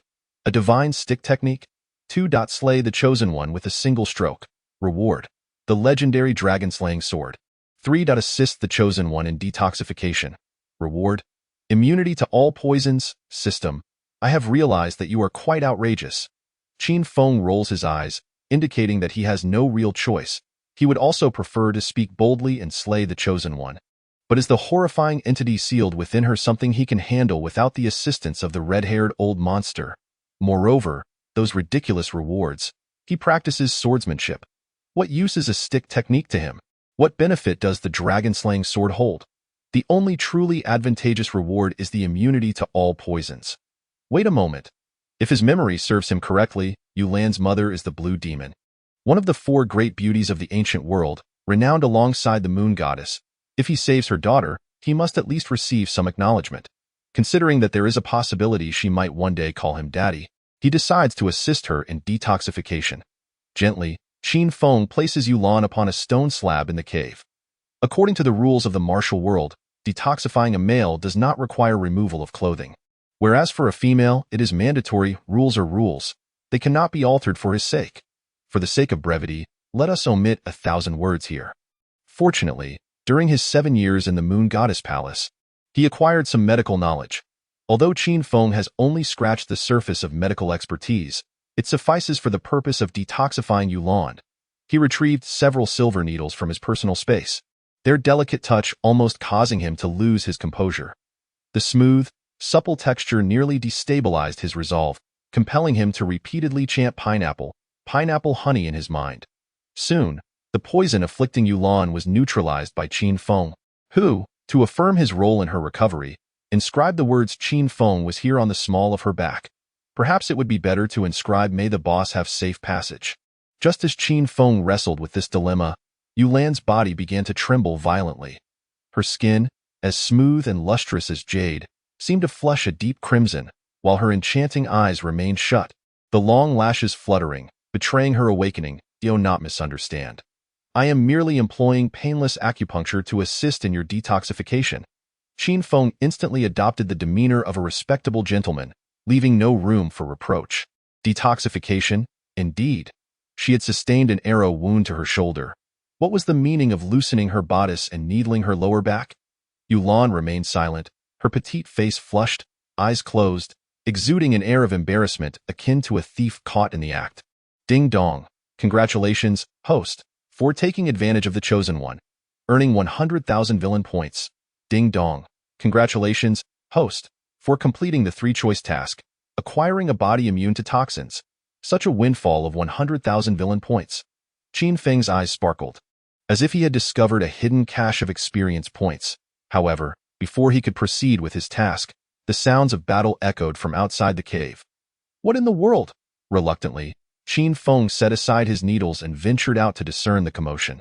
Once he departed, Yulan hastily opened her eyes, donned her clothing, her face reddened to the point of nearly bleeding. She had not anticipated being so exposed before Qin Feng, that scoundrel, especially after only 2 brief encounters. Oh, how mortifying! Yulan covered her crimson face, grateful that no one else was present.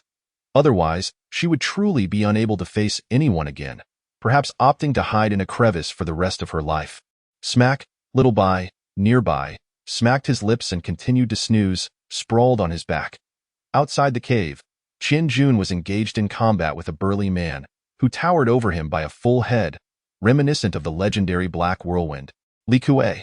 The giant wielded a pair of massive hammers, clearly a formidable warrior. Halt! I am here in search of Qin Feng.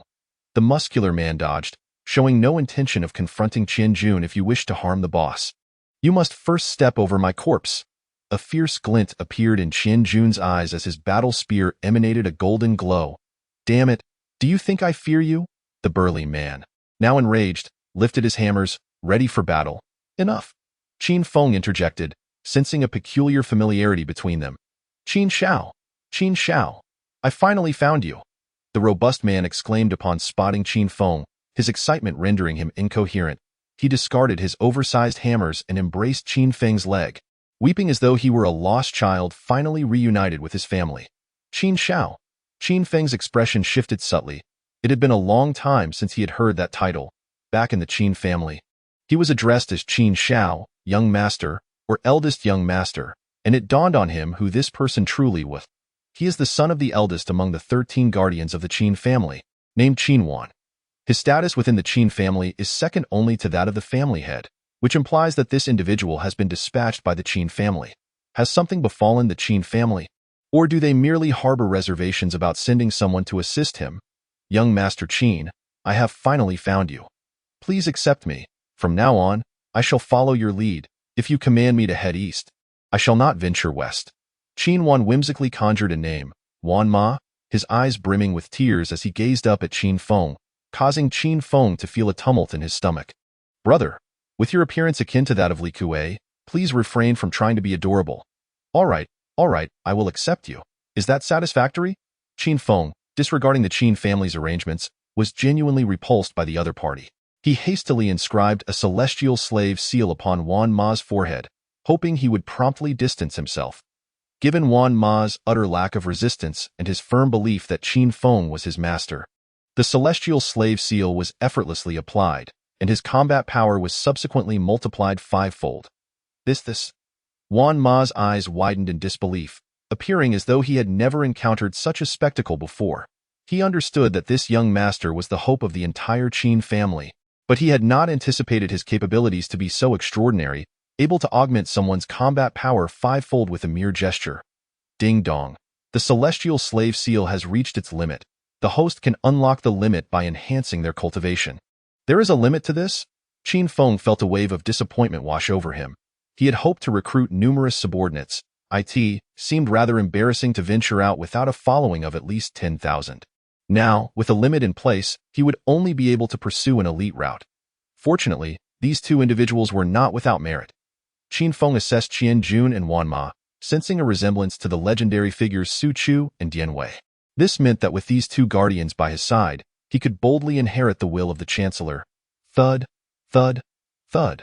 A flurry of hurried footsteps echoed, and numerous figures emerged from the darkness, their expressions vacant yet fixated intently on Qin Feng. This is bad. Young master, we must flee. Wan Ma's complexion shifted dramatically, realizing that Feng Chong had come searching for him. What is there to fear? Qin Feng had already grasped the 4th level of the 33 Heavens transformation technique, and his injuries were visibly healing at an astonishing rate. With the Supreme Bone, the Heavy Eye, the Celestial Sword technique, and the Great River Sword technique, he had gained significant insights, rendering him unconcerned about Feng Chong, the Chosen One. Kikik. Upon this realization, Qin Feng could not help but emit a villainous laugh, turning to re-enter the cave. If Yulan did not call him daddy, he would ensure she did. What has happened to our leader? Qian Jun and Wan Ma exchanged glances, resigned to remain dutifully outside the cave. Chapter 70. For Justice. For World Peace Rumble. Qian Jun and Wan Ma decisively sprang into action, unleashing a frenzied assault upon a group of enslaved candidates. Goodness, this is utterly exhilarating. Wan Ma exclaimed, his excitement palpable. As the son of the eldest of the 13 guardians of the Qin family, he possessed extraordinary talent from a young age, complemented by his innate divine strength. Now, with the quintuple combat power bestowed by Qin Feng, he was experiencing an entirely new world. It was akin to a young calf riding a flying sword, truly remarkable. He wielded a massive hammer with both hands, each strike causing the earth to tremble violently, accompanied by several agonizing cries. In stark contrast to the violent aesthetics of the thousands of troops and horses opposite him, he embraced a bold and vigorous approach, sweeping his war spear through the air, mercilessly reaping heads. While the battle outside the cave raged with fervor, the skirmish within was equally intense, while Yulan, unable to conceal her shyness, unleashed the golden snake spiral technique at the incoming Qin Feng, who did not relent. First, he executed a dazzling sidestep, followed by a swift, deceptive maneuver. Nay, it was an act of remote grasping. Oh, you've changed your attire, Qin Feng remarked, observing the red belly wrap in his hand, distinctly different from what he had seen while healing earlier. Ding dong. Congratulations, host, for taking advantage of the Chosen One and earning 100,000 villain points. You shameless rogue. Yulan had never encountered such a scoundrel, her face flushed with anger. She struggled to articulate a response, ultimately resorting to escalating her attack. Qin Feng feigned a dramatic collapse to the ground, pretending that he would not rise without several million. Hey, stop playing dead. I hardly exerted any force with that last move. Noticing Qin Feng's prolonged silence, Yulan picked up a twig and poked him. Qin Feng, appearing on the brink of death, weakly declared, I sustained grave injuries slaying a dragon today. Assisting you in detoxifying depleted my vitality. And now, having taken your punch, I fear I may not see the sun rise tomorrow. Don't frighten me, Yulan panicked, rushing to support Qin Feng. Whether his claims of detoxification and energy depletion were true, she could not ascertain, but it was undeniable that he had indeed slain a dragon today. With his initial cultivation level of spirit martial 1, such a feat was miraculous. It was inconceivable that he would emerge unscathed. Where are you hurt? Yulan inquired anxiously. As she suspected, the Chosen One possessed a heart of compassion. Given Yulan's actions the previous day, it was evident that she had a nurturing spirit. Regarding the sentiments that condemned those who would slay a saintly figure at the outset, Qin Feng could not concur. He believed it would be a grave loss to waste such a saint, and thus, he resolved to seize the moment. He nestled closer to Yulan, his eyes brimming with affection, and asked, Do you believe in love at first sight? Yulan's cheeks flushed, and she feigned composure, stating, What are you talking about at a time like this? Quickly tell me where you're hurt so I can help you heal. There is no need for you to exert yourself unnecessarily. I know my own condition. Seizing the opportunity, Qin Feng grasped Yulan's delicate hand, his gaze filled with sincerity. I once doubted the notion of love at first sight, but the moment I beheld you, I renounced that belief. My heart has succumbed to you, and from now on, it beats solely for you. Even if I were to perish at your hands, I would accept it willingly. Why Yulan's face deepened in crimson, her heart racing like a startled deer. She could not fathom why she felt this way. Having received countless similar declarations due to her stunning beauty, she had always maintained a calm demeanor. Yet today, she found herself utterly flustered. Could it be because he rescued her? Qin Feng extended a finger to rest against Yulan's rosy lips, his voice imbued with affection despite his weakness. Do not speak. Kiss me. Kiss me. Yulan was clearly unwilling to acquiesce to such an outrageous demand. However, upon witnessing Qin Feng's seemingly imminent demise, an overwhelming sense of despair flickered in her eyes. Memories of how Qin Feng had treated her moments ago resurfaced, mingling with her self-reproach for having injured him. Perhaps she should indulge his dying wish? Yulan, still naive to the treacheries of the world, suppressed her feminine shyness, repeatedly reassuring herself that she had seen all that was meant to be seen. It was merely a kiss. It wouldn't lead to pregnancy. At present, she was performing a virtuous act, attempting to redeem a scoundrel with love. Not far away, Xiaobai was eagerly gnawing on a carrot, his gaze fixated on the two, while Yulana's cheeks flushed crimson as she shut her eyes. Leaning ever so slightly towards Qin Feng's forehead, her long eyelashes fluttering, betraying her inner turmoil. Yet, Qin Feng was not satisfied with a mere forehead kiss. He craved a passionate embrace, seizing the moment to strike unexpectedly. To conserve bandwidth, I shall omit 10,000 words. Ding dong. Congratulations to the host for taking advantage of the chosen daughter, earning 100,000 villain points. Alas, Yulan's eyes widened in shock, finally realizing she had been deceived. He actually extended his tongue. Ding dong. Congratulations to the host for taking advantage of the chosen daughter, earning 100,000 villain points. You? Yulan, infuriated, pushed Qin Feng away, her face aflame, struggling to articulate a single word. You what? You initiated it. I am the victim here. It is you who has taken advantage of me, understand? Qin Feng, the rogue, turned the tables, standing up and dismissively patting his backside as he walked away. Why Yulan was so enraged she nearly lost her composure, having never encountered such brazen shamelessness. Meanwhile, outside the cave, the battle raged fiercely. The 2,000 armies and 10,000 horses had long lost count of how many they had slain. Yet the candidates enslaved by Feng Chong continued to surge towards them. Even with the quintuple strength bestowed by Qin Feng, they found it increasingly difficult to hold their ground. What on earth is happening? The spectators outside, awakening from their slumber, were met with this gruesome spectacle. Unlike previous sessions, the resurrection rate this time would surely reach unprecedented heights. The number of those turned into human bombs to slay dragons under Feng Chang's coercion alone was no less than 10,000.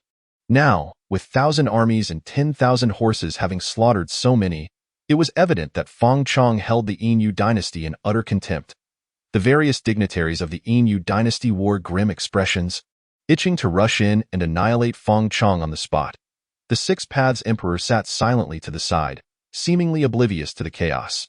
His reluctance to halt the life-and-death elimination match stemmed from a desire for fairness and a wish to let Feng Chang fully exploit the candidates, thus inciting the populace of the Yin dynasty to harbor deep-seated hatred towards the royal offspring of the Great Xia dynasty.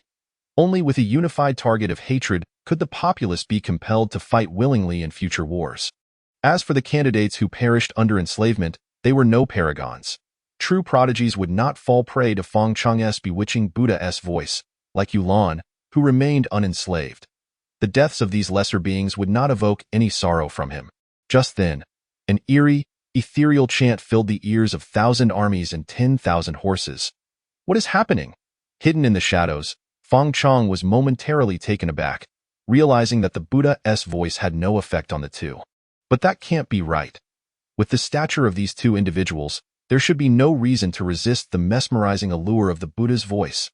Qinjun and Wanma were both perplexed, suspecting it might be related to Qin Feng's celestial servant seal. With a thunderous roar, Feng Chang, lacking the inclination to ponder these matters, took it upon himself to subdue Qinjun and Wanma Yu. They exclaimed in astonishment, for the figure before them was none other than the darkened Feng Chang. At that moment, Feng Chang adorned himself with a smoky visage, surrounded by an aura of darkness, emanating a chilling presence even from several meters away. Feng Chang had successfully refined the Jiaolong pearl. The audience outside wore expressions of deep concern, uncertain of Qin Feng's current state. Yet, anticipation surged within them for the ultimate clash between the top two contenders on the leaderboard. For justice, for world peace. Qin Feng bellowed the protagonist's rallying cry, emerging from the cave enveloped in the light of righteousness. Chapter 71. Do you wish to dance as well? It is Qin Feng. Upon seeing Qin Feng's emergence, the spectators erupted into fervent cheers, completely oblivious to how he had become the shame of the Yin dynasty, having confiscated the tools of crime from nearly 300 individuals. Qin Feng. Feng Chang's eyes turned crimson at the sight of Qin Feng. Ever since encountering that despicable Qin Laolu, he had been subjected to various betrayals and schemes, unable to unleash his true abilities. Ultimately, he had suffered disgrace and lost the woman he cherished most. Now, it was no longer about interests. He harbored but a singular thought, to slay the vile Qin Laolu. With a resounding thud, Feng Chang propelled himself off the ground, transforming into a shadow racing towards Qin Feng. Such astounding speed. Qin Feng decisively activated his heavy pupils, slowing Feng Chang's movements and dissecting his subsequent actions. Unfortunately, it was too late to evade.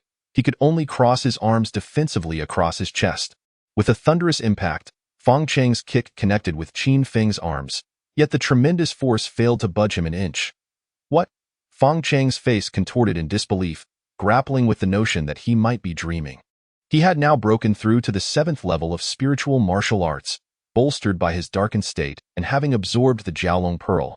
How could his strength possibly be inferior to that of Qin Feng, who had merely broken through to the 1st level of spiritual martial arts? This was undoubtedly the celestial body of the heavens. The Six Paths Emperor's gaze fixated intently on Qin Feng, for only the celestial body of the heavens could possess such formidable physical prowess. Indeed, the dark transformation had rendered him stronger. Qin Feng could distinctly sense Feng Chang's newfound strength and seized the opportunity to grasp his foot, akin to the Hulk slamming Loki, delivering a series of wild blows against the ground. With a resounding crash, the earth was dented, and Feng Chang lay serenely within the crater. What a mere disciple of the Emperor. Utterly weak. After the onslaught, Qin Feng couldn't resist a taunt before leaping into the air, preparing to deliver a righteous strike upon Feng Chang. With a thunderous descent, Qin Feng plummeted like a missile. Yet Feng Chang deftly evaded, utilizing his swiftness to engage in a skirmish with Qin Feng. How is this possible? Feng Chang grew increasingly bewildered, his mind swirling with questions. Is this truly the 1st level of spiritual martial arts? Hadn't he gone dragon hunting yesterday? Why was he unscathed after slaying the dragon? Not only was Feng Cheng's mind riddled with questions, but the audience outside shared the same bewilderment, for they had witnessed Qin Feng being struck by the dragon's tail just the day prior. As one gazes upon the imminent demise of a person, how is it that, after just one night, they have seemingly resurrected with renewed vigor? What profound technique has Qin Feng discerned while still in the womb? The Six Paths Sovereign's gaze remained steadfastly fixed on Qin Feng, harboring suspicions that the swiftness of his recovery was due to an extraordinary cultivation method. This could not continue. Qin Feng had neither the time nor the inclination to enlighten them. Faced with the speed advantage of Feng Chong, he could only adopt a defensive stance, utterly unable to pinpoint a target to execute the celestial slashing sword technique. It was imperative to elevate the phantom escape technique. Casting a fleeting glance at the remaining 497,000 villain points, Qin Feng summoned the system to exchange for the fourth volume of Phantom Escape. Ding! Congratulations to the host for expending 400,000 villain points to successfully acquire the fourth volume of Phantom Escape. Instantly, a figure materialized before Qin Feng, its movements flickering and shifting in a manner that eluded comprehension. Whoosh! Feng Chong once again appeared before Qin Feng in the blink of an eye. The fierce gust of wind caused Qin Feng's cloak to flutter violently. Yet, not a trace of anxiety marred his countenance. With a slight tightening of his lips, 7 or 8 phantoms of Qin Feng emerged around him, rendering it impossible to discern which one was the genuine article. The art of shadow shifting. The onlookers outside gasped in astonishment, their hearts exclaiming that Qin Feng was nothing short of a monster. After acquiring such a plethora of offensive techniques, he still found time to delve into the intricacies of movement, achieving a level of mastery in the art of shadow shifting. This was perilous. Feng Chong could not help but raise an eyebrow, for he saw Qin Feng assume the stance for drawing his sword. Having witnessed Qin Feng's celestial slashing sword technique, he was not foolish enough to underestimate this move. He had to muster all his strength to withstand it. Buzz, buzz. The spiritual energy within Feng Chong surged uncontrollably, transforming into a sinister black demonic figure. With a powerful push of his feet, he charged at Qin Feng with the ferocity of a mountain collapsing upon the sea. Had it been before his dark transformation, he might have utilized a defensive barrier, but now he understood that the best defense was an offense. Even knowing he might sustain injuries or lose his life, he could not quell the madness within. If they were to clash head-on, it would be a test of who was tougher. Qin Feng's eyes glimmered like lightning, exuding an overwhelming aura that instilled a sense of suffocating pressure. The fierce winds caused his long hair to dance wildly, and an incredibly potent energy radiated from him as his fair right hand drew forth the celestial sword. Celestial slashing sword technique? So formidable. The audience outside held their breath, their eyes glued to the two combatants. Clang! The celestial sword leapt from its sheath like a dragon soaring through the skies, its crisp ringing resonating through the heavens and earth. A dazzling, blinding sword light surged forth with lightning speed, trailing an incomprehensible torrent of sword energy, imbued with a chilling intent to kill, as if it were a gentle breeze brushing past, yet also as if it sought to part the clouds of 1,000 miles. It was utterly unstoppable, and no force could withstand it. Boom! The sword light collided heavily with the demonic figure, unleashing a powerful shockwave that transformed into a storm sweeping through the forest, the deafening sound of the wind causing one's scalp to tingle. Is this truly a battle of the spirit martial realm? The thousands of soldiers cowered like frightened brides nestled within the embrace of countless steeds, trembling uncontrollably. Even they, as practitioners of the path, could not unleash such devastation. The young master is truly terrifying. The steeds could not help but swallow hard. Who could have imagined that within a mere span of 7 years, Qin Feng would evolve to such an extraordinary level, all without relying on the Qin family? Yet, upon further reflection, an exhilarating thrill surged within him. Being assigned to accompany Qin Feng signified that he was privy to a portion of the Qin family's most confidential plans. The swifter the brothers Qin Feng matured, the closer the Qin family drew to their ambition of dominating the ancient wilderness. In the blink of an eye, their figures intertwined, with Qin Feng's sword already sheathed, bearing several new wounds, while Feng Cheng's dark, demonic weapon was marred with cracks but showed no signs of shattering, clearly having withstood the heavenly blade technique. It was magnificent, simply magnificent. The audience outside erupted in fervor, their blood boiling with excitement. Truly, this was the ultimate confrontation between two unparalleled prodigies. Qin Feng's ability to effortlessly slay those at the Tao realm with the heavenly blade technique was thwarted once more, this time by Feng Chong, who possessed the cultivation of the 7th level of spirit martial arts. Simultaneously, a tinge of regret lingered in their hearts. Had Feng Chong comprehended the true essence of Buddha and demon yesterday, it was likely that Qin Feng would have been the one to be subdued in that moment.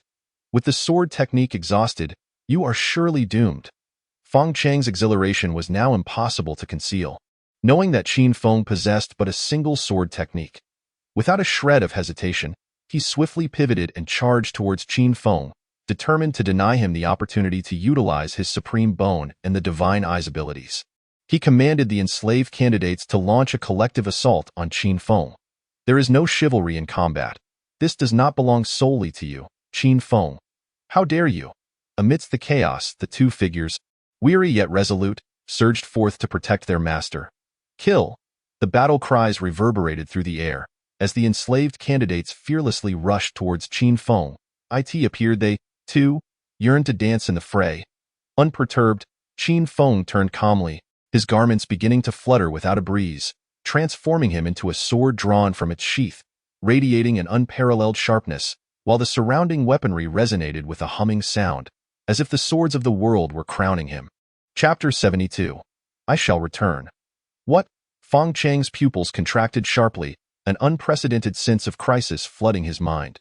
Without daring to hesitate, he forcefully propelled himself backward, employing the strongest defensive technique of the Buddhist sect, the Golden Bell Shield. For safety, boom! The void surrounding Qin Feng trembled, the sound of his sword echoing endlessly. Accompanied by a vast wave of sword energy sweeping through the forest, a piercing sound of slicing wind erupted, as countless strands of sword energy coalesced into a surging river, seemingly capable of devouring all in existence.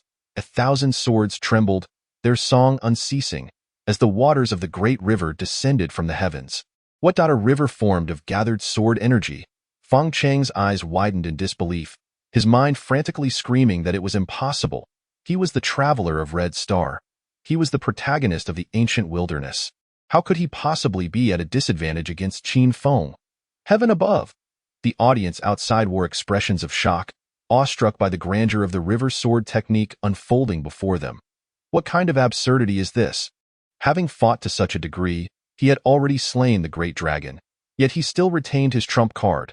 He absolutely could not be merely 15 years old, nor could he possibly possess the cultivation of the 1st level of spirit martial arts.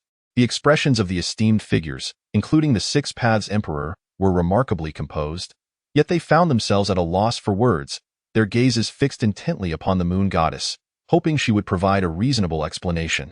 It was evident from Qin Feng's execution of the great river sword technique that he had achieved a perfect degree of mastery, implying that he had comprehended this sword art before the great river. As Qin Feng's guardian in the Yin Moon dynasty, the moon goddess could not possibly be unaware of the great river sword technique. With a timid demeanor, she uttered, "Would you believe me if I said there is merely a small waterfall behind my moon goddess palace? Believe it." "I certainly believe you, my dear." As Qin Feng's guardian, she had spent 7 years in his company yet remained oblivious to the skills he possessed. What had occupied her thoughts during those 7 years? Was she truly acting as Qin Feng's guardian, or merely as a female caretaker? If she were to oversee Qin Feng's studies any further, their consciences would be weighed down with guilt, as it would be a travesty to squander such a flawless gem. The various dignitaries cast a knowing glance at the moon goddess, silently urging her to relinquish Qin Feng of her own accord. That moment, thanks to Feng Chang's protagonist aura, he had managed to evade annihilation by activating his defensive mode. However, those candidates enslaved by Feng Chang were far less fortunate, being directly consumed by the surging sword energy of the Great River. Following the Great River sword technique, the surroundings were littered with severed limbs and dismembered bodies. Panting heavily, Feng Chang's face was etched with terror, as he now harbored a psychological shadow regarding Qin Feng. It was utterly terrifying. Not only did he toy with him like a ball, but he could also kick him as if he were one. Before Feng Chang, it felt as though there was no possibility of resistance, akin to the diminutive Sun Wukong in the hands of the Buddha, easily dispatched at a mere flick of the wrist. Ding dong! Congratulations, host, for instilling a psychological shadow in the heart of the Chosen One, earning 100,000 villain points. Only 100,000. Qin Feng was deeply dissatisfied, his form shifting as he initiated an assault. "Stop him!"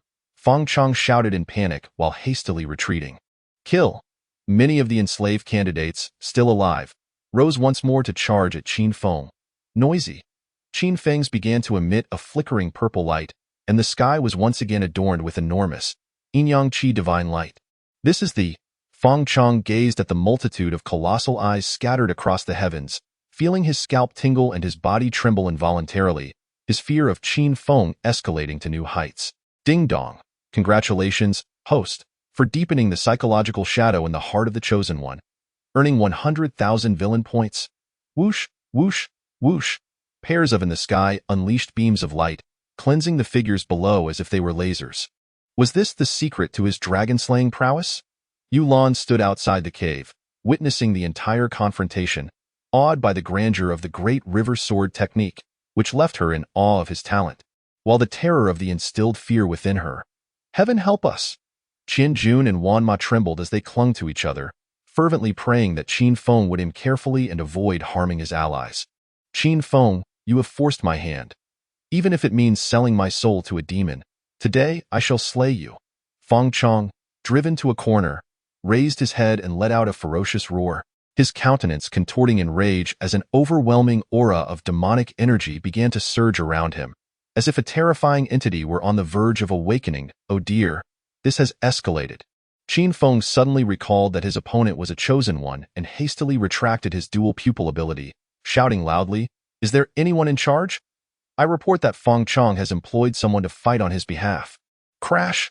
The audience outside collectively collapsed to the ground, gaining a newfound understanding of Qin Feng's shamelessness. His various absurdities had become the norm. The mere manifestation of black energy was labeled as hiring a substitute to fight. Could he not maintain even a shred of dignity? Boom! A thunderous roar erupted across the battlefield of life and death, a terrifying pressure rolling in like a tidal wave, swiftly enveloping the entire arena. A towering figure appeared before Qin Feng and the others, his gaze towards Feng Chang laced with gravity. Had it not been for Qin Feng's earlier reminder, he might not have even noticed through the shimmering barrier. It was the Six Paths Sovereign. The audience outside gasped in astonishment, immediately recognizing the figure as the Six Paths Sovereign. But why would he appear on the battlefield of life and death? Could it be that Qin Feng was correct in asserting that Feng Chang had indeed hired someone to fight for him? The brash youth of the Yin dynasty had remarkably reached such heights. Feng Chang's voice suddenly grew hoarse, an ancient aura swirling around him. The Six Paths Sovereign remarked coolly, "I never anticipated that you, esteemed elder, were still alive. However, this is a battle among the younger generation. Your involvement seems rather inappropriate, does it not? What if I insist on intervening?" Feng Chang narrowed his eyes slightly. "Then I must apologize." The Six Paths Sovereign was not one to adhere to martial ethics, and an overwhelming pressure instantly bore down upon Feng Chang. Cackling, Feng Chang retorted, "With your capabilities, you cannot hope to kill me." His voice was a rasping, sinister laugh as he transformed into a shadow, tearing through the void to escape. "Now you wish to flee. It is too late." The Six Paths Sovereign unleashed a terrifying surge of energy, also tearing through the void in pursuit. "Is this for real?" The audience outside gaped in disbelief, unable to comprehend their eyes. The Six Paths Sovereign referred to that mass of black energy as an elder, while that entity called the Six Paths Sovereign a mere young upstart. Good heavens! Feng Chang truly had found someone to fight for him. Boom! The sky above the battlefield of life and death darkened, as if heralding the apocalypse. Initially, there were minor tremors, followed by violent shaking, before it gradually settled into calmness. The Six Paths Sovereign emerged from the void, his face etched with fatigue. Soon after, two furious voices rang out. "Damn you, Six Paths! You dare to strip me of my millennia of cultivation? Just wait, damn you, Qin Feng! I will surely return." And just like that, he escaped. Qin Feng once again experienced the unreasonable nature of the Chosen One, suspecting whether he had secretly gone to acquire an even more powerful cheat. Ding dong! Congratulations to the host for diminishing the Chosen One's fortune, earning a lottery opportunity. Ding dong! Congratulations to the host for inflicting severe injuries upon the Chosen One, earning 300,000 villain points. Qin Feng quietly took out a small notebook and inscribed within it, "On a certain year and month, The Six Paths Sovereign weakened my opponents, rendering me unable to hone my skills effectively, necessitating a compensation of 10 million premium spirit stones. The Sovereign cast a glance and vanished from the spot, utterly disinclined to engage in conversation with such a shameless entity. Chapter 73. Peering into the divine mechanism after Feng Chang's departure, the enslaved candidates regained their senses. Upon witnessing the dismembered remains scattered around, they immediately recalled the events that transpired during their time under Feng Chang's dominion. Truly, divine providence was at play. The crowd, drenched in cold sweat from fright, felt an overwhelming sense of gratitude for their fortunate escape. During their enslavement by Feng Chang's Buddha's demonic voice, they narrowly evaded the human bomb and successfully dodged Qin Feng's Grand River Sword technique, ultimately escaping the clutches of his dual-energy divine light. Yet, they could never have anticipated that, having evaded both Feng Chang and Qin Feng, they would ultimately fall prey to a rabbit. "Line up, everyone." Little Bai approached with an air of complete disregard, exuding a fierce cuteness as it declared, "I, the rabbit, am handsome and elegant, unparalleled in the world, a paragon of justice and wisdom, adored by all. Like a pear blossom overshadowing a begonia, I am known as the most dashing of the ancient era. Master Qin Feng, who has saved your lives. Males should line up to pay their protection fee, while females must be prepared to pledge themselves. Priority will be given to beautiful ladies who have been previously married." A rabbit? Everyone turned their gaze towards Little Bai, astonished that Qin Feng had raised such a brazen creature. Yet, given its extraordinary cultivation at the 9th layer, no one dared to underestimate it. With a thunderous crash, an army rallied behind Little Bai, and a myriad of horses struck the ground with a resounding thud. One dissenting voice protested, "Your methods are excessively domineering, are they not?" With a resounding thump, Little Bai stomped down upon the opponent, retorting fiercely, "This is how we conduct our affairs." Gulp. The crowd swallowed hard, their hearts racing in terror. Unlike those of the prodigy level, their aim was not to secure one of the 1,000 coveted spots. They merely sought to band together for warmth, to survive the life and death elimination rounds, thereby earning the opportunity to join other factions within the Yin dynasty. Simply put, it was akin to aiming for a second-tier university. Now faced with such a rogue rabbit, they seemingly had no choice but to comply and pay up. Goodness, what a tyrannical rabbit! The spectators outside were utterly astonished, realizing that this was indeed a rabbit with the heart of a beast concealed beneath its adorable facade. At that moment, Qin Feng was too preoccupied to attend to Little Bai's antics, staring blankly in the direction Feng Chang had departed. Feng Chang had truly walked away. A long-lost solitude surged within him once more. He pondered whether the next time he felt a flutter of the heart would take another 7 years to arrive. Oh, and the chosen one. Qin Feng felt invigorated, akin to having a rejuvenating essence dripped upon his tools of the trade. However, upon entering the cave, he discovered that Yulan had inexplicably fled. The current state of affairs was devoid of any chivalrous principles. According to the rules of the realm, she ought to have pledged herself rather than run away. Should she fall into his hands again, he would certainly have her tattoo Qin Feng exclusive in bold letters across her skin. In Qin Feng's heart, an overwhelming fury persisted, as if he were utterly disregarded by the esteemed Confucian gentleman.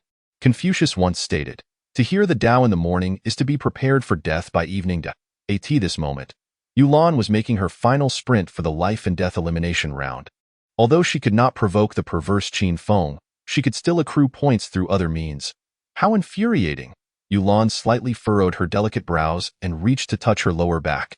Ever since Qin Feng had detoxified her, she had experienced a faint, stabbing pain there, likely a consequence of his novice skills. Upon returning home, she must examine herself in the mirror to ensure no scars remained. Within the palace of the Six Paths Emperor, the various dignitaries had lost interest in the life and death elimination round. The terror that Qin Feng instilled had spread throughout the battlefield, and no one dared to provoke him any longer. The ensuing conflicts had become rather mundane. The Six Paths Demon Lord spoke. "I have decided to designate Qin Feng as the third holy son of the Yin Moon dynasty." Approval echoed among the dignitaries, with no dissenting voices. Given Qin Feng's extraordinary talent that overshadowed all others, he indeed possessed the qualifications to become a holy son, potentially vying for the position of emperor of the Yin Moon dynasty in the future. However, their current interest lay not in his ascension as a holy son, but in claiming this uncut gem for themselves. Qin Feng practiced the sword, and within the entire Moon dynasty, only my swordsmanship reigns supreme. Is it appropriate to pressure him? Qin Feng's strongest technique is the Buddhist golden dragon. I have researched Buddhism, so it should be I who instructs him.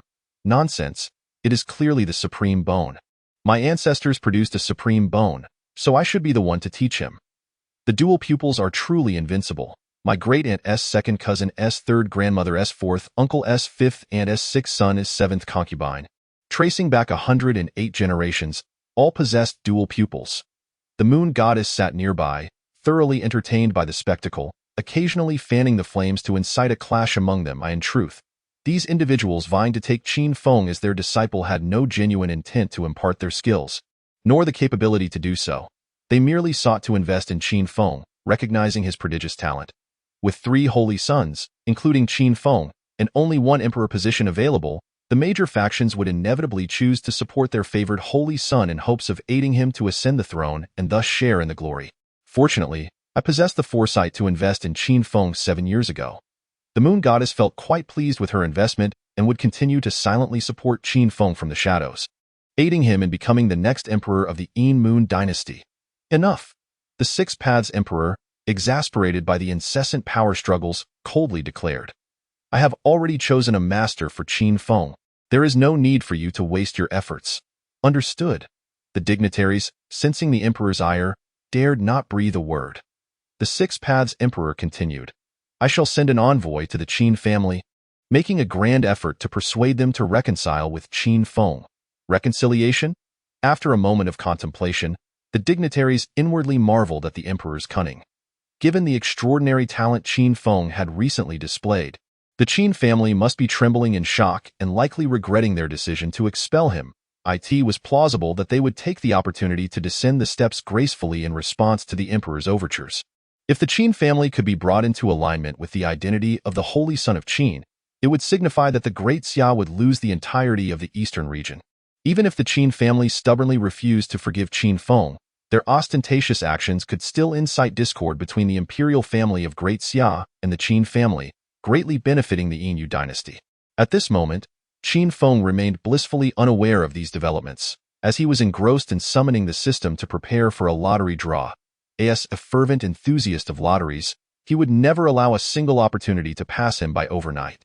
With a flourish, the familiar lottery wheel appeared before him once more. Ding dong. Congratulations to the host for winning a heavenly secret card. Heavenly secret card. Qin Feng was filled with questions, hastily checking the relevant information. Heavenly secret card. Upon use, it allows one to glimpse a heavenly secret, in search of a grand creation of heaven and earth. Note: such grand creations are not easily encountered. The heavenly secret card should be used judiciously, ideally beginning the search from the chosen one to easily locate the grand creation of heaven and earth. Is this not akin to a treasure map? Qin Feng could not help but roll his eyes, contemplating whom to target first. His second brother, too young, currently posing no threat, Lin San. Their relationship was amicable, not yet reaching the point of irreconcilable conflict. Why Yulan? The more she resisted, the more exhilarated he felt. It could only be you, Feng Chong. Recalling the terrifying dark energy within Feng Chong, Qin Feng decisively activated the heavenly secret card.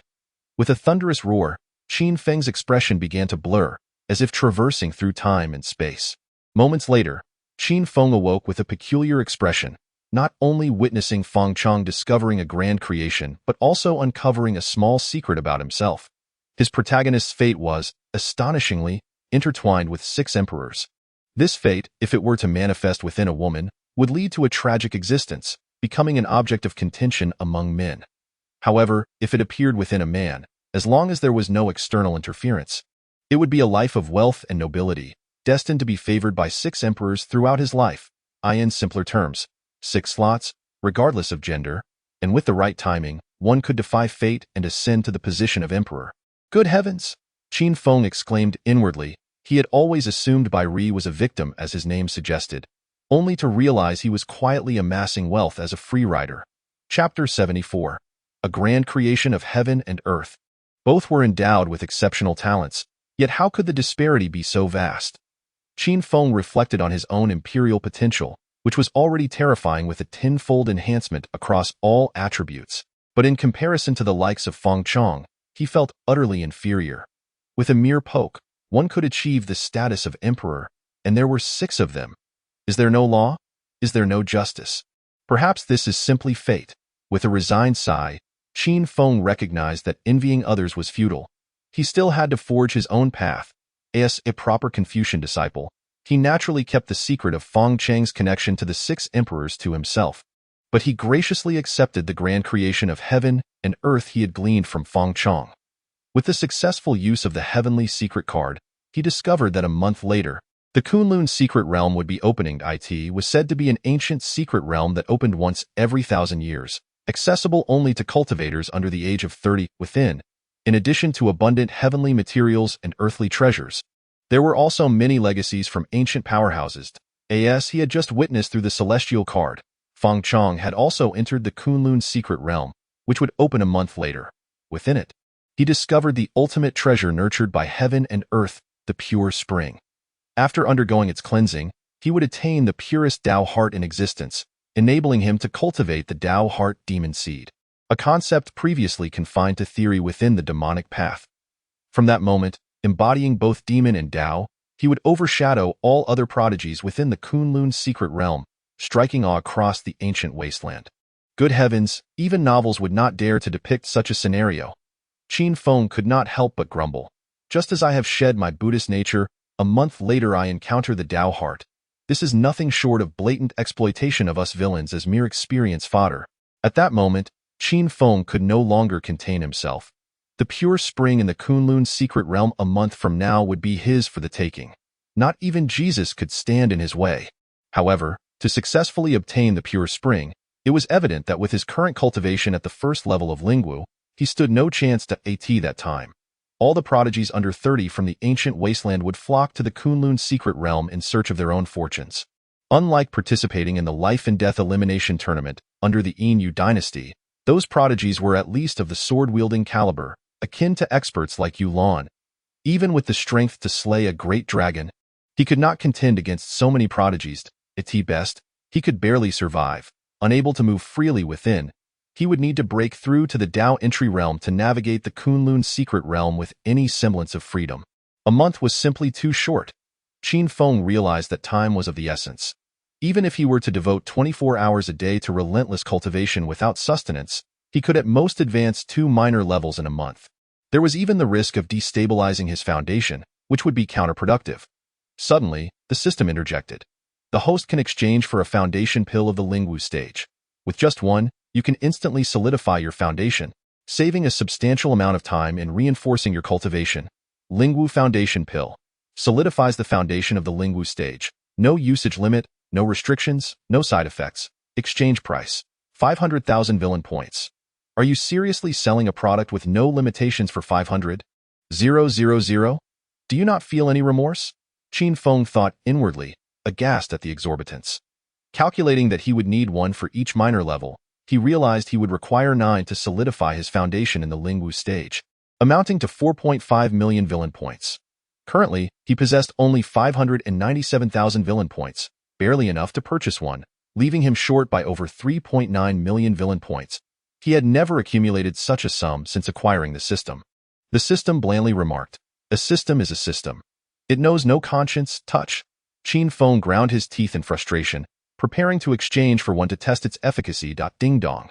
Congratulations, host, for spending 500,000 villain points and successfully exchanging for a Lingwu Foundation pill. In his hand appeared a pitch-black pill that exuded a rich fragrance. Upon ingesting it, he felt a warm current spread through his lower abdomen. Just as the introduction promised, with no limits, no restrictions, and no side effects, within mere seconds he sensed a smooth, abundant, and contained flow of spiritual power within him. Is this what it feels like to have an advantage? Qin Feng was utterly astonished, internally exclaiming his disbelief. He had spent 7 years painstakingly honing his foundation in the extraordinary realm, yet the effects matched that of a mere pill sold by the system. It seemed he could no longer afford to wait idly at home. He must proactively seek out the chosen ones. Bang! A bell tolled across the entire battlefield of life and death, signaling the conclusion of the 3-day elimination tournament. At last, it was over. Qin Feng exhaled deeply, his form gradually dissipating from the spot.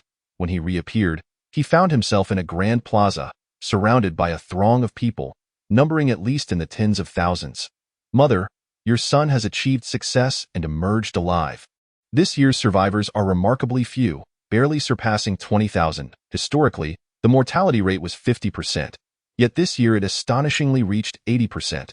It is all due to that disciple of the great Xia, Feng Chong. The emperor should never have permitted his participation. After all, he represents the great Xia delegation. How could one refuse such a request? It is rumored that Feng Chong plays unfairly, employing substitutes to compete.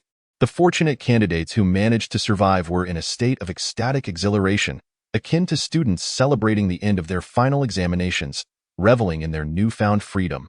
Qin Feng. Suddenly, he heard a voice filled with gritted teeth from behind. Turning around, he encountered his rival, the young master of the Mingjin manor. "Jian, oh dear, brother Jian."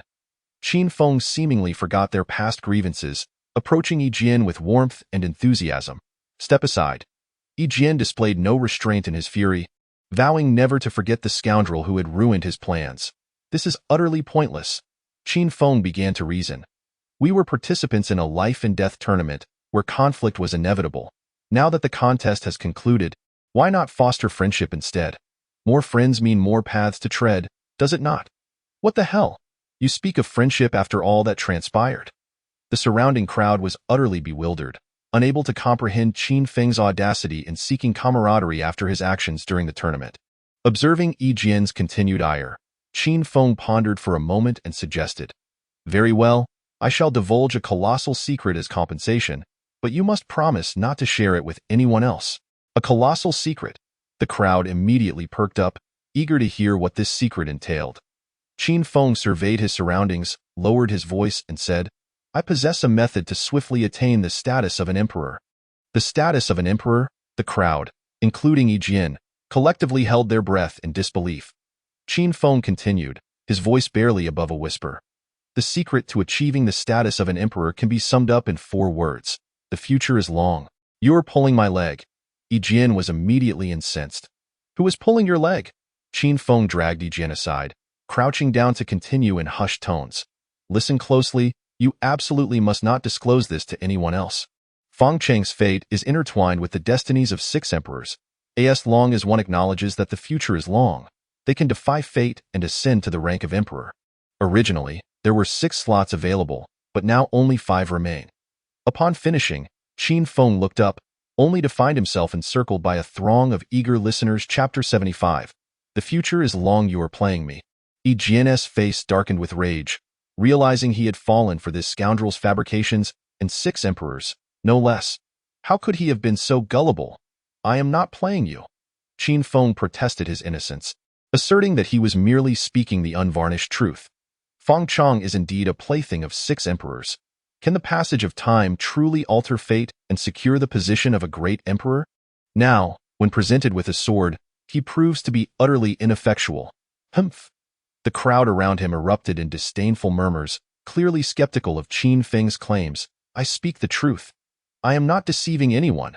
Qin Feng cried out in desperation, yet his words fell on deaf ears. How could Feng Chong have offended our leader to such a degree? Even after the life-and-death elimination match, they still refused to relent, insisting that Feng Chong endure 5 more trials of human tragedy. Qin Jun and Wan Ma stood by, silently mourning for Feng Chong for 3 minutes. What is the most vital aspect of human relationships? It is trust. Qin Feng felt tears welling in his eyes. He never imagined that in this day and age, honesty would be met with disbelief. Qin Feng. Princess Ninfeng, not far away, glared at him with a face flushed with anger. If looks could kill, Qin Feng would surely have been reduced to a mere pile of bones. All of this was due to that wretched individual who had turned her diplomatic mission to the Yin dynasty into a farce. Not only did she fail to incite conflict between Qin Feng and the aristocratic prodigies, thereby weakening their influence, but she also endured various humiliations and lost her greatest ally, Feng Chong. She could already envision the scornful expressions of her once fawning siblings upon her return to the Xia dynasty. Silence. A commanding voice reverberated throughout the square, as the 6 Dao emperors and other dignitaries hovered above, instantly silencing the previously raucous crowd.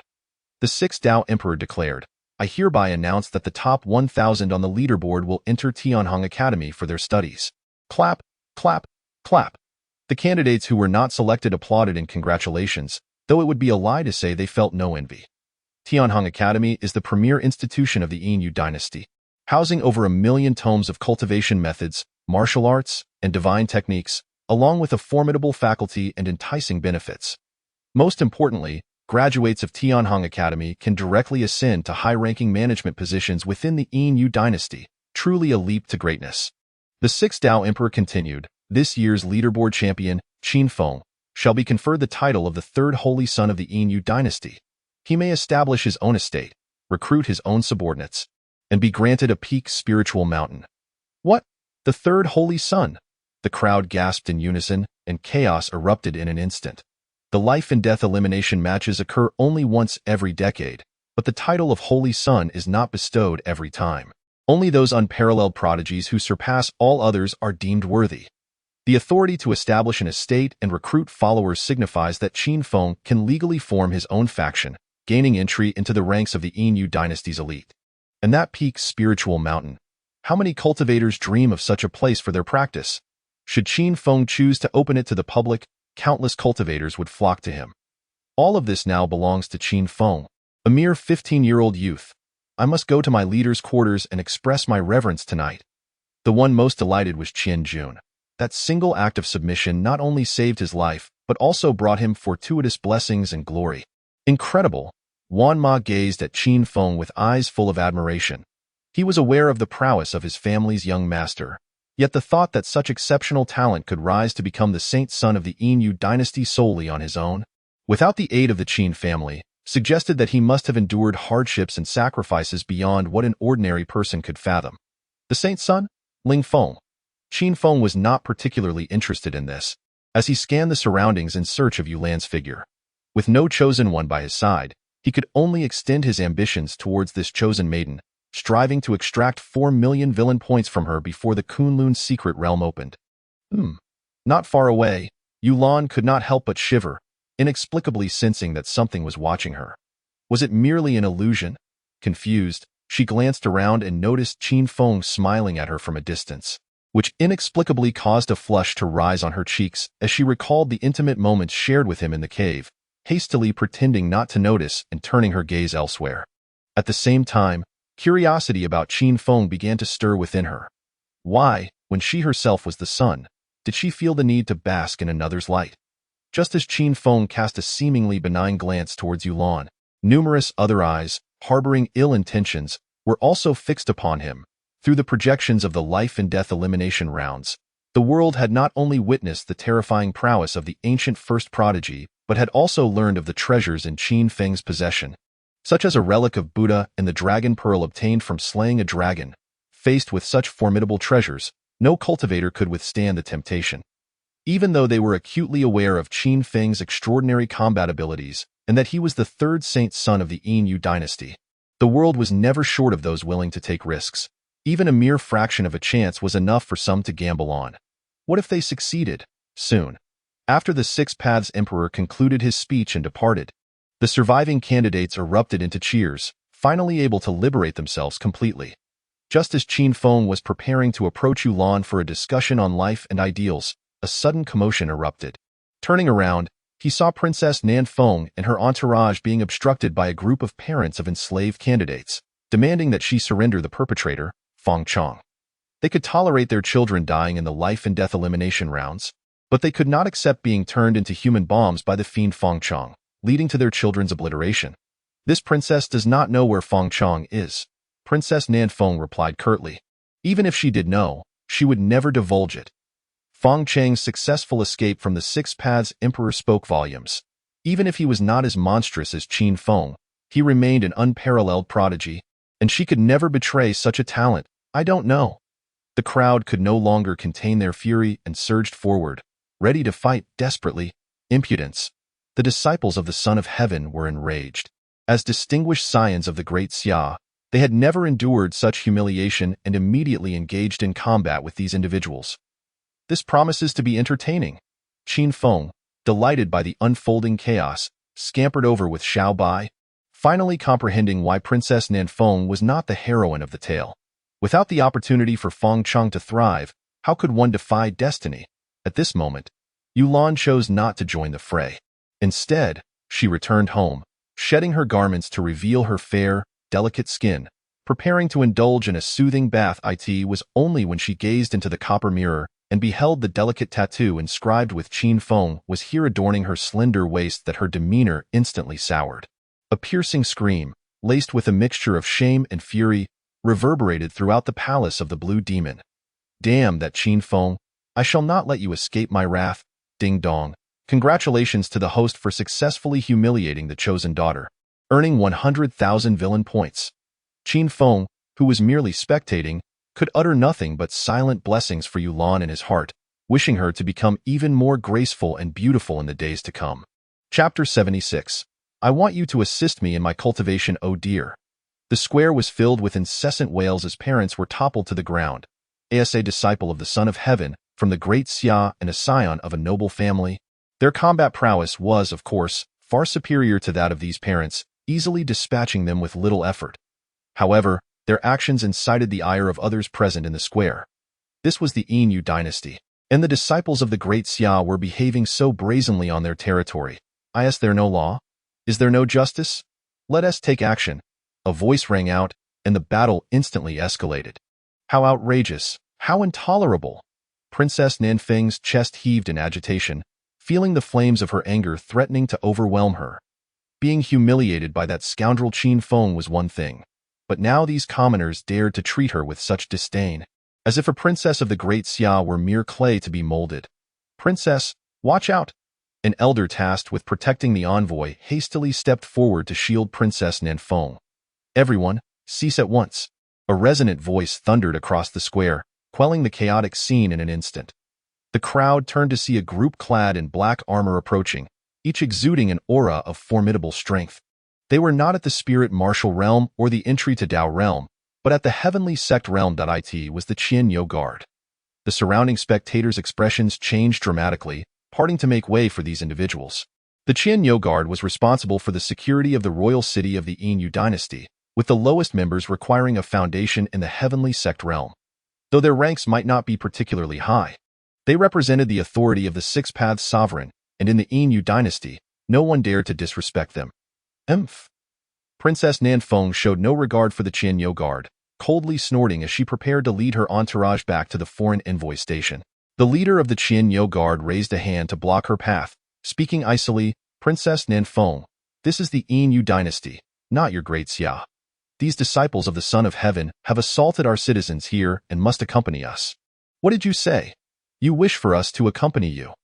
The disciples of the Son of Heaven could not help but burst into laughter, finding this individual utterly delusional. They were the esteemed disciples of the great Xia, the pride of noble families and members of the envoy.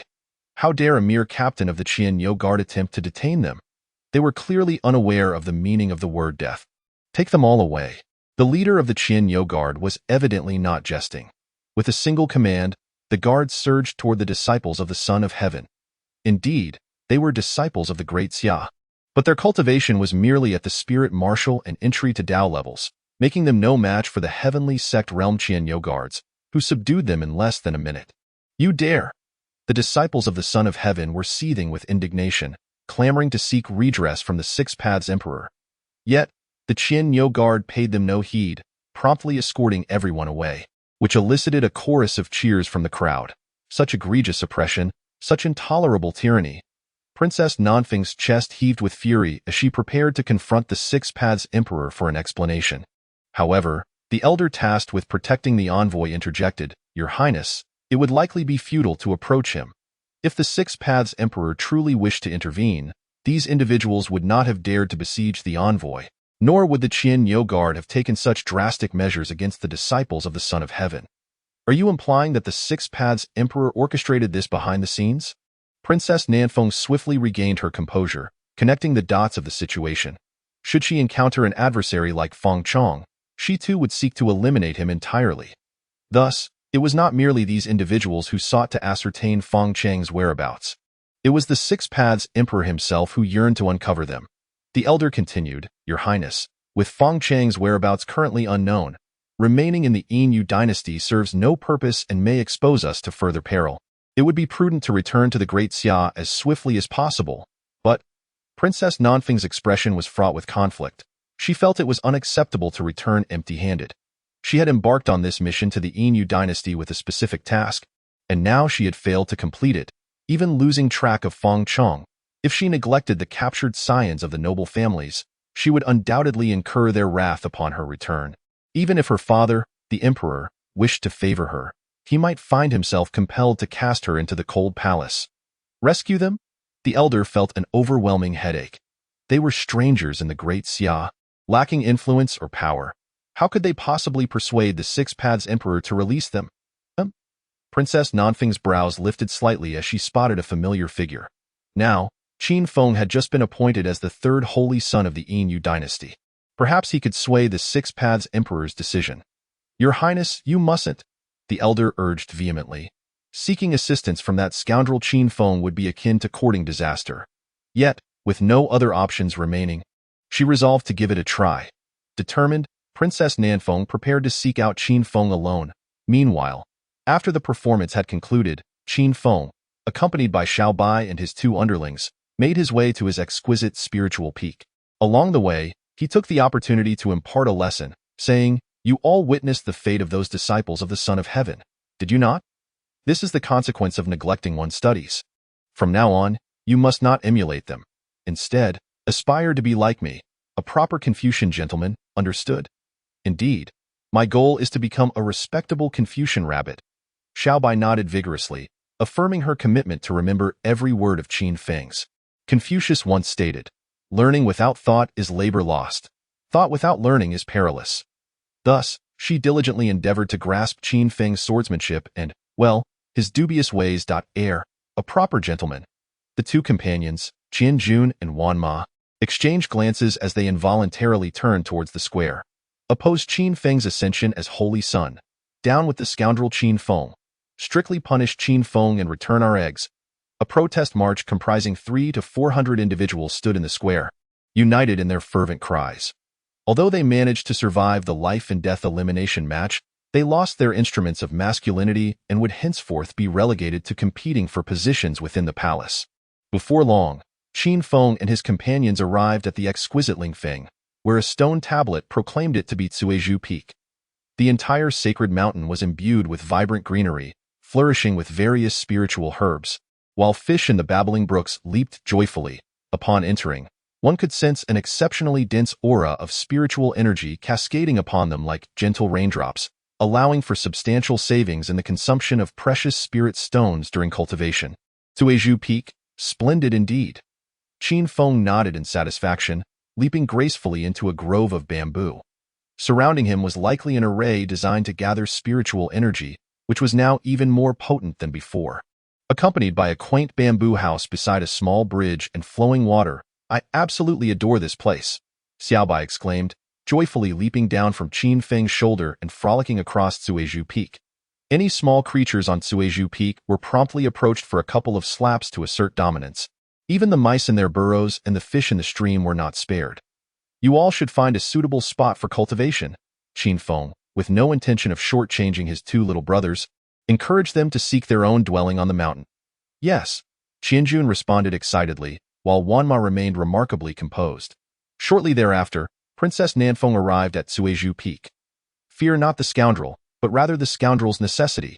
In order to appease the major families of the Daxiao upon her return, she had no choice but to muster her courage and enter the bamboo house to solicit Qin Feng's assistance.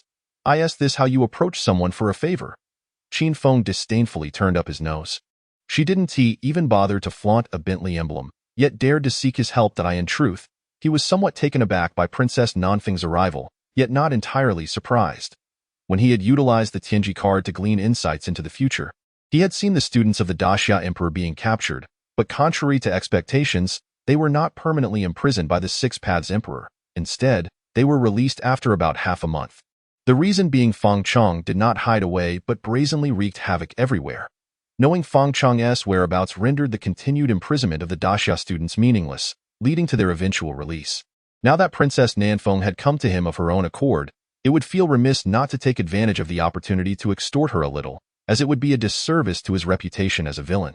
"What do you actually want from me?" Princess Nanfeng's tone softened slightly. "I require your assistance in my cultivation." He. Qin Feng could not resist letting out a villainous laugh, realizing that Princess Nanfeng was quite bold to approach his Cuizhu Peak without even a single attendant. Did she truly believe him to be a pushover? As the sun slowly sank below the horizon, the sky darkened gradually and a faint blush appeared on Princess Nanfeng's cheeks as she emerged from the bamboo house in disarray. "Humph, Qin Feng, this princess will not let this matter rest." With a flushed face, Princess Nanfeng spat out in frustration, having been forced to waste so much effort in her endeavor. Fortunately, the scoundrel Qin Feng has agreed, promising that he can release the person within a maximum of half a month. Aside from demanding a flat deposit, the 5 million top-grade spirit stones as the final payment is indeed a genuinely benevolent price. Chapter 77. From now on, there will be no white moonlight, only black pearl ding-dong. Congratulations to the host for taking advantage of the absence of the chosen one to bully his beloved white moonlight, earning 100,000 villain points. Qin Feng instantly felt invigorated, unexpectedly finding that old Feng's absence worked to his advantage. From now on, there will be no white moonlight, only black pearl. He decided to seize the time to cultivate diligently, planning to offer warmth at a later time. Qin Feng had already consumed the foundational pill, solidifying his first level of spiritual martial arts.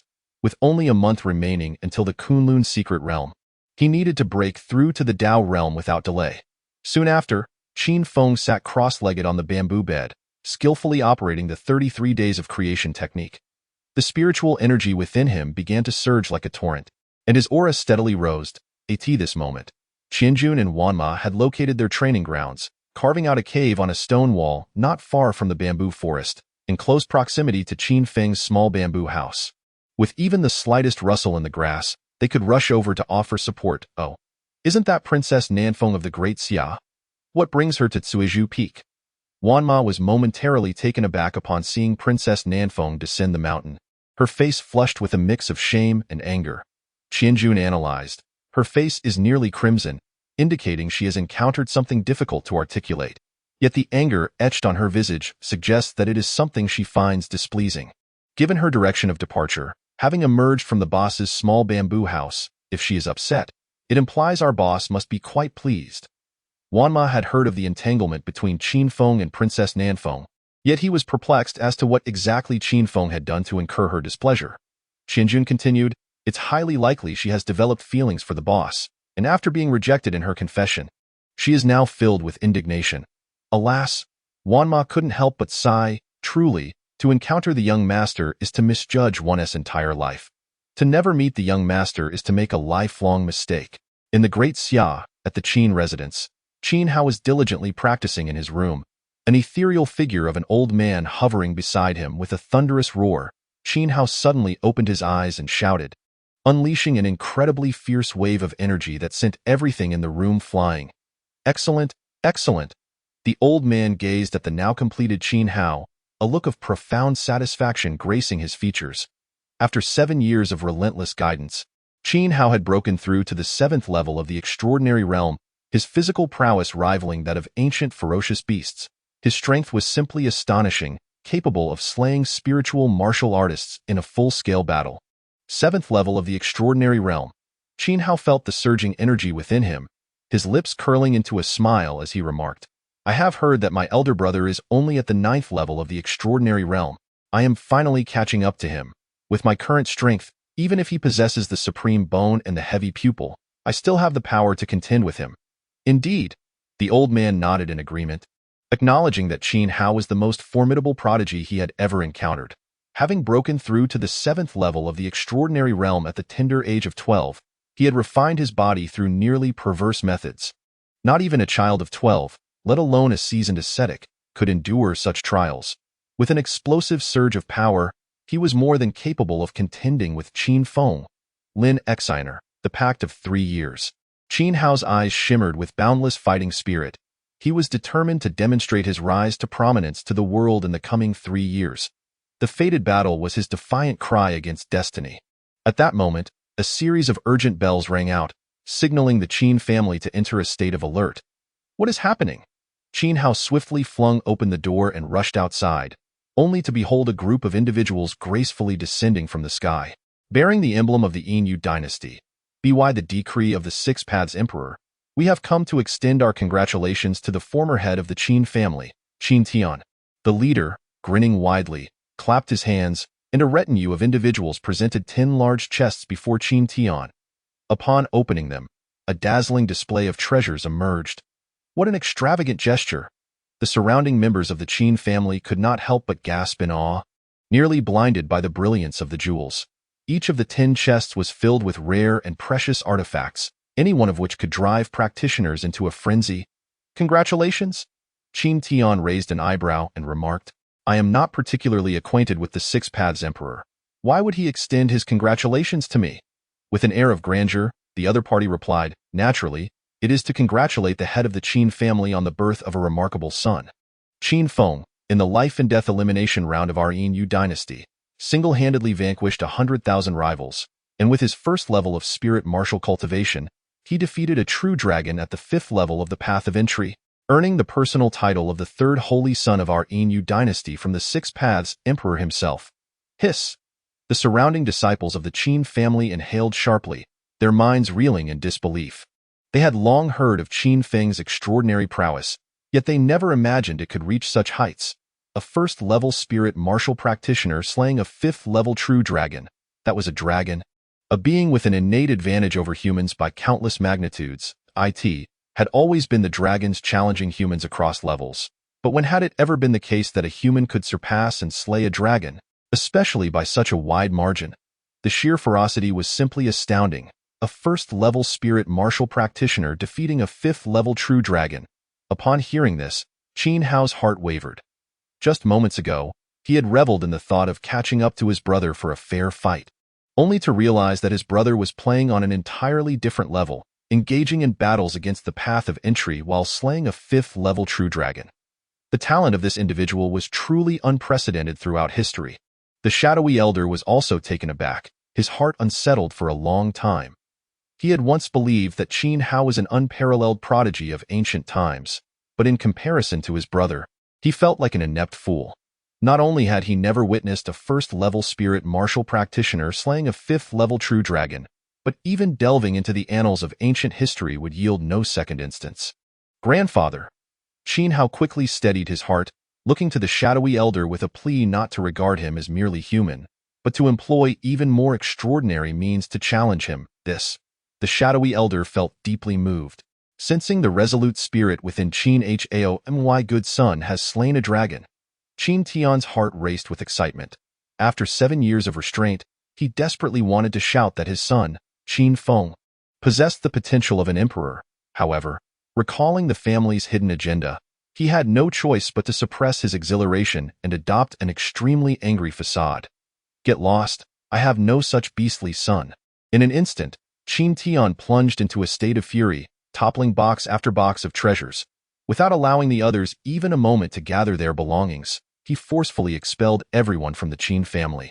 He seethed with rage, declaring that the Qin family would never forgive that beast, Qin Feng. The members of the Yin dynasty showed little concern regarding whether Qin Feng was indeed a beast. Their sole focus was on returning to collect the treasures. However, Qin Tian offered them no opportunity, his violent aura rendering them unable to approach. His expression conveyed a clear warning. If they did not depart immediately, he would resort to violence. Get out! Qin Tian's roar echoed across the heavens, his terrifying presence suffocating those nearby. Leave, quickly! Observing that the situation was spiraling out of control, the others abandoned their treasures, hastily fleeing the Qin residence. What are you staring at? Get lost! Qin Tian bellowed at the surrounding disciples of the Qin family, sending them scattering in fear, much like birds and beasts startled by a predator. Despite not having been the family head for many years, his formidable cultivation deterred anyone from challenging him. Once he confirmed that the area was deserted, Qin Tian swiftly stashed the treasures into his personal vault. Chapter 78. The legendary Xiu'er at the Chuizhu Peak. Within a small bamboo cottage, after a night of rigorous cultivation, Qin Feng successfully broke through to the 2nd level of Lingwu. Were it not for his insufficient villain points to exchange for a foundational pill, he would have undoubtedly achieved a continuous breakthrough to the Tao entry realm in one go. The Chosen One not only had a remarkable wife, but also possessed treasures of extraordinary worth. Qin Feng couldn't help but exclaim in wonder, gently caressing his abdomen. Ever since he integrated the relic of the Buddha, it had been continuously releasing an exceptionally pure energy. Aside from a portion absorbed by the great might heavenly dragon to enhance the Buddha's light, the remainder had been utilized by him for his breakthrough. Yet, he remained unable to gain the Buddha's relic's recognition, unlike Feng Chong, who could evoke a powerful protective barrier. This blatant targeting of him as a villain was utterly infuriating, and he felt utterly powerless against the relic. Surely, he could not simply discard it. There was still a dragon to deal with. Rising, Qin Feng stepped outside the small bamboo cottage and summoned the black dragon from his spatial pocket. Though the dragon was deceased, its majestic presence lingered. Upon its emergence, the small creatures of Cui Zhu Peak grew restless. Birds scattered in the woods, while the animals scurried into their burrows. Even the night-wandering Xiaobai returned from some hidden corner in a panic. "So massive!" Xiaobai exclaimed in awe, feeling diminutive before the colossal dragon. "Boss!" The sounds of thousands of troops and countless steeds stirred, as they emerged from their lairs, gazing in astonishment at the lifeless dragon. Although this dragon was merely at the 5th level of Tao entry and measured no more than 100 meters, it was undeniably a genuine member of the dragon race. Its most valuable asset was undoubtedly its dragon pearl. With a swift motion, Qin Feng plunged his hand into the dragon's skull, extracting a golden dragon pearl, the size of an infant's fist, shimmering with radiant golden light and emanating an exceptionally potent dragon aura. What formidable dragon power! Qin Feng's eyes sparkled with a 24K brilliance, envisioning the great might heavenly dragon growing even stronger upon absorption. In addition to possessing the radiant light of the Buddha, one will also wield the formidable might of a dragon, thereby intensifying the suppression of the demon race. What should be done next? Qin Feng gazed at the enormous dragon, momentarily at a loss for what to do. He was aware that dragon hide and bones could be crafted into divine weapons and armor, dragon blood could enhance one's physique and serve for enchantments, and dragon tendons could be fashioned into whips and similar weaponry, not to mention the use of certain parts for brewing liquor. However, knowing how to utilize these materials without the necessary skills would be futile.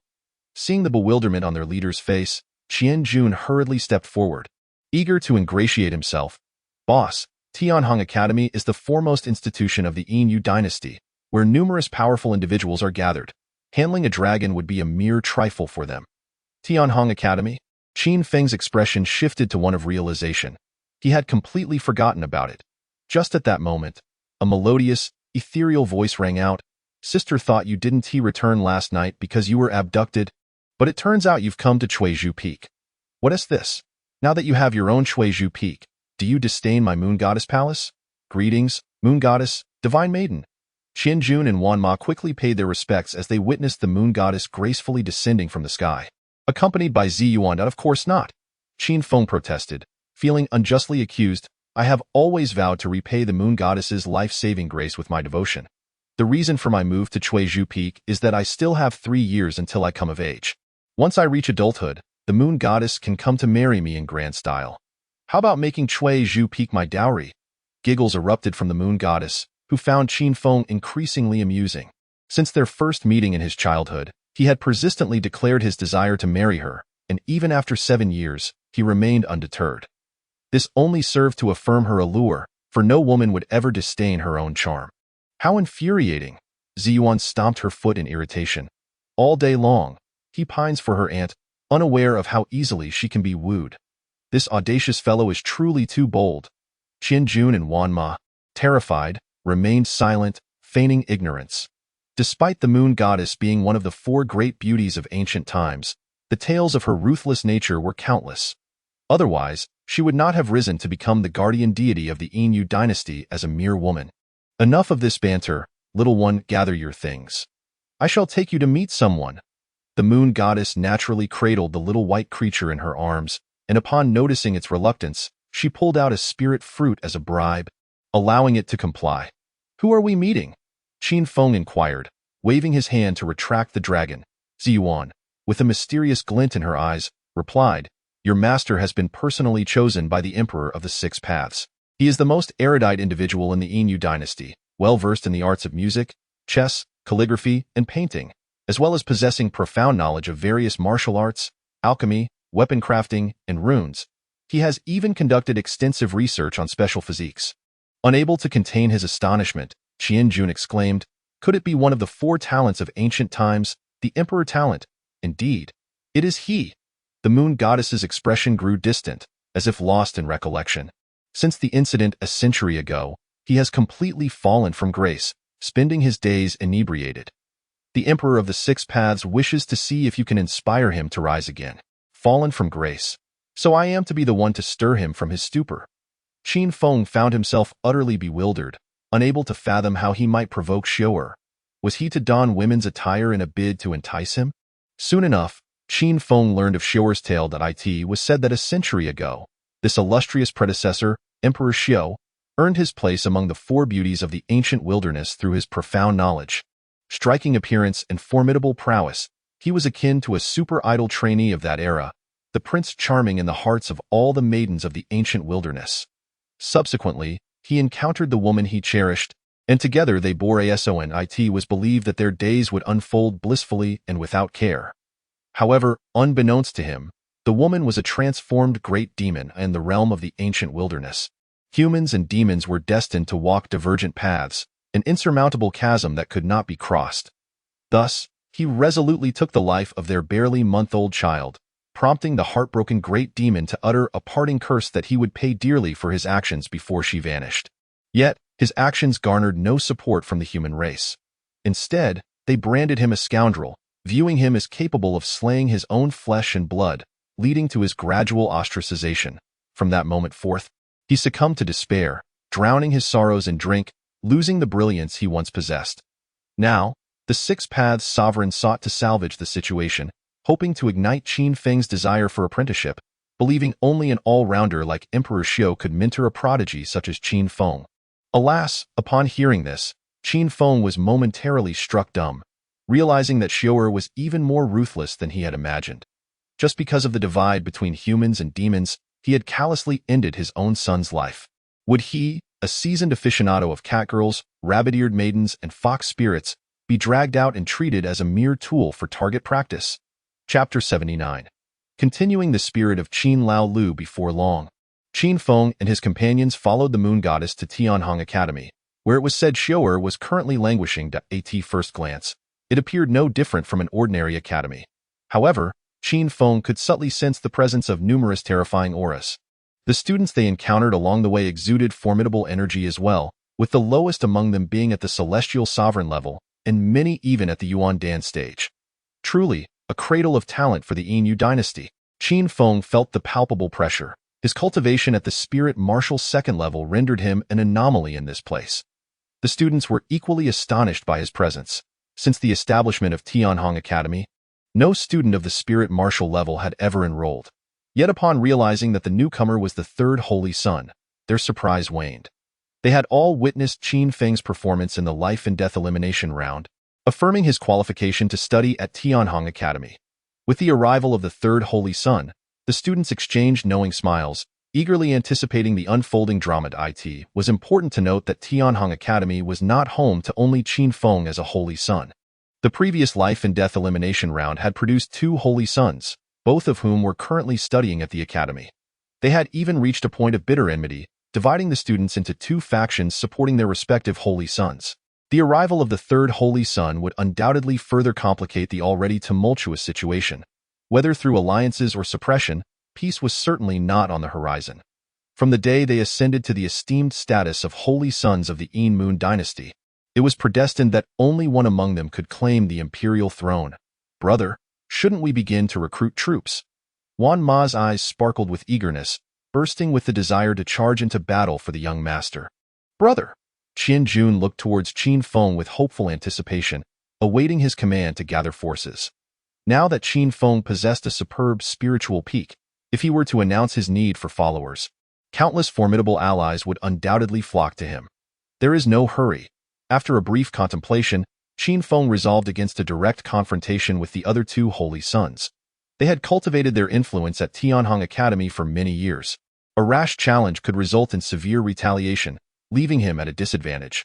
Instead, he would continue to embody the spirit of Qin Lao Lu, to dig low-key pits while burying high-profile foes. At that moment, an icy voice laced with venom pierced the air. Qin Feng. Ah, Yulan. Qin Feng's eyes immediately brightened, his heart exclaiming that the heavens favored him. Having just broken through to the second level of spiritual martial arts, Yulan had now come to him willingly. The antagonist had finally found a lead. Tonight, he could continue his ascent to the third level of spiritual martial arts. Upon seeing Qin Feng, Yulan's expression was one of seething rage. The memory of this scoundrel inscribing "I was here" behind her back was enough to unleash the primal force within her, jeopardizing her prospects of future marriage. Whoosh! A sharp, cutting wind rushed in, whipping Qin Feng's garments, while Yulan approached with astonishing grace, her flowing hair dancing along her alluring silhouette in the wind, exuding an aura of frigid coldness that froze everything in its wake. It was the manifestation of her xianin physique. Gasps erupted among the surrounding students, who instinctively recoiled in fear. They had heard tales of Yulan's xianin body, yet witnessing its terrifying chill firsthand was a different matter entirely. Even those at the Tianzong realm would likely struggle against such an onslaught of cold. This chill is formidable. Rather than retreating, Qin Feng's eyes gleamed with determination as he charged forward. He discovered that the terrifying cold emanating from Yulan's xianin physique stimulated the growth of his Zongtian Ba-Ti, strengthening his body amidst the icy assault. What a monster Qin Feng is! The students around him were completely unsettled, akin to a rabbit encountering a ghost. While others would flee from such a dreadful chill, fearing being frozen if they lagged behind, he boldly advanced, showing no signs of being affected by the frost. How could this be? The moon goddess was equally astonished, recalling the words of the Six Paths Emperor. He had mentioned that Qin Feng might indeed be the legendary Zongtian Ba-Ti during the life and death elimination tournament. Yet, Qin Feng's capabilities surpassed all expectations, as he had not revealed his full strength even while at a disadvantage in cultivation. Now, witnessing his utter disregard for the icy onslaught, she was compelled to accept the Six Paths Emperor's assessment. What kind of prodigy is this? The moon goddess's eyes were filled with disbelief, struggling to comprehend that Qin Feng had not yet showcased his complete prowess during the life and death tournament, still holding back undisclosed trump cards. With a resounding thud, the two collided heavily, a chilling aura accompanied by frost scattering in all directions. Before Yulan could react, Qin Feng pressed his lips against hers, fervently drawing the cold energy from within her body into his own. Whimpering, Yulan's eyes widened in shock, unable to believe that Qin Feng would kiss her. Ding dong, congratulations to the host for taking advantage of the chosen one, earning 100,000 villain points. Ah, this is infuriating. Ziyuan, in a fit of rage, seized Xiaobai and began to knead her fiercely. Having grown up alongside Qin Feng, she could hardly fathom why he would kiss two outsiders, but not herself. Whimpering, how could he treat Bunny this way? Xiaobai's round little face became misshapen from the squeezing, and she laboriously pulled out a small notebook to write, "On this day, I, Bunny, endured a pain that one of my age should not have to bear, and I demand compensation of 20 carats. What the heck? The surrounding students were unable to contain themselves, internally exclaiming that they could not bear it any longer. They had long heard that this third saint had no limits, but they never expected him to be so brazen, resorting to such shameless tactics under the bright daylight. Shameless. Furiously, Yulan pushed Qin Feng away and disdainfully wiped her red lips. Ah, what a relief. Qin Feng couldn't help but shiver, feeling his physical form growing stronger. You shameless person. Yulan's face flushed with indignation as she lunged at Qin Feng once more. However, after just 2 steps, she saw Qin Feng raise his hand and grasp at the air, suddenly producing a pink belly band embroidered with lotus flowers. Yulan was utterly speechless with rage and quickly pressed her hand to her chest. Ding dong, congratulations to the host for bullying the chosen one, earning 100,000 villain points. Damn it, this is outrageous. The students around them gasped in astonishment, each internally proclaiming, "Teacher, I want to learn this move." Enough, everyone stop. The moon goddess suddenly interjected, turning her gaze to the side. Not far away, a man resembling a beggar staggered towards them, swigging from a flask as he walked. The surrounding students recoiled as if encountering a plague. Could this be one of the 4 beauties of ancient times? Dishto. Qin Feng couldn't help but scrutinize the figure, sensing an incredibly powerful aura emanating from him. Oh, moon goddess, Dishio, inebriated, raised his wine jar upon seeing someone blocking his path, inviting the moon goddess to drink with him. The moon goddess ignored him entirely, her expression unfazed as she said, Dishio, the emperor asked me to convey a message. He has found a good disciple for you. Are you interested? Disciple, Dishio, in his drunken stupor, asked, what weapon does he use? Qin Feng, with utmost sincerity, replied, in response to Senior Dishio, I use an external tool. Chapter 80. Has Qin Feng failed? An external tool. Dishio was filled with questions. Although he had been despondent for over 100 years, he still remembered the weapons of ages past. But what on earth is this external tool? Senior Dishio, do not listen to his nonsense. Ziyuan cast a sidelong glance at Qin Feng and politely remarked, he has mastered the art of swordsmanship, comprehending the third level of sword intent, possessing an invincible sword heart, and even created 2 divine-level sword techniques. Furthermore, he possesses the ancient heavy pupil and supreme bone, and has innovated an extraordinarily powerful divine-level Buddhist technique. In this life-and-death elimination match, he successfully vanquished the great dragon. The wine jug in Dishio's hand nearly slipped from his grasp, and amidst his dejected expression, a flicker of astonishment emerged. Indeed, he was taken aback by Qin Feng, initially believing that a mere demonstration of a couple of techniques would suffice to dismiss him. He never anticipated encountering such a prodigy. He had seen his fair share of geniuses.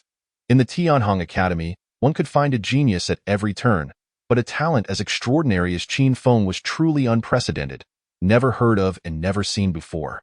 With the ancient heavy pupil and supreme bone as his unique physical attributes, it was already an advantage at the starting line. To top it off, he had grasped the third level of sword intent and the invincible sword heart, and even created 3 divine-level martial arts. He left no room for others to breathe. Qin Feng glanced around and noticed that everyone was regarding him as if he were a monster. As a seasoned professional at being the 6th wheel, such attention made him feel quite uneasy. It also indicated that his performance in the life-and-death elimination match had been too conspicuous, likely rendering him a thorn in the side of the other 2 holy sons. Should they conspire against him? How would he ever relish the joys of being the 6th wheel again? To avoid being targeted, he must learn to conceal himself. Seeing Dishio's reaction, Yushin seized the moment to say, the emperor has declared that Qin Feng's talent cannot be taught by just anyone.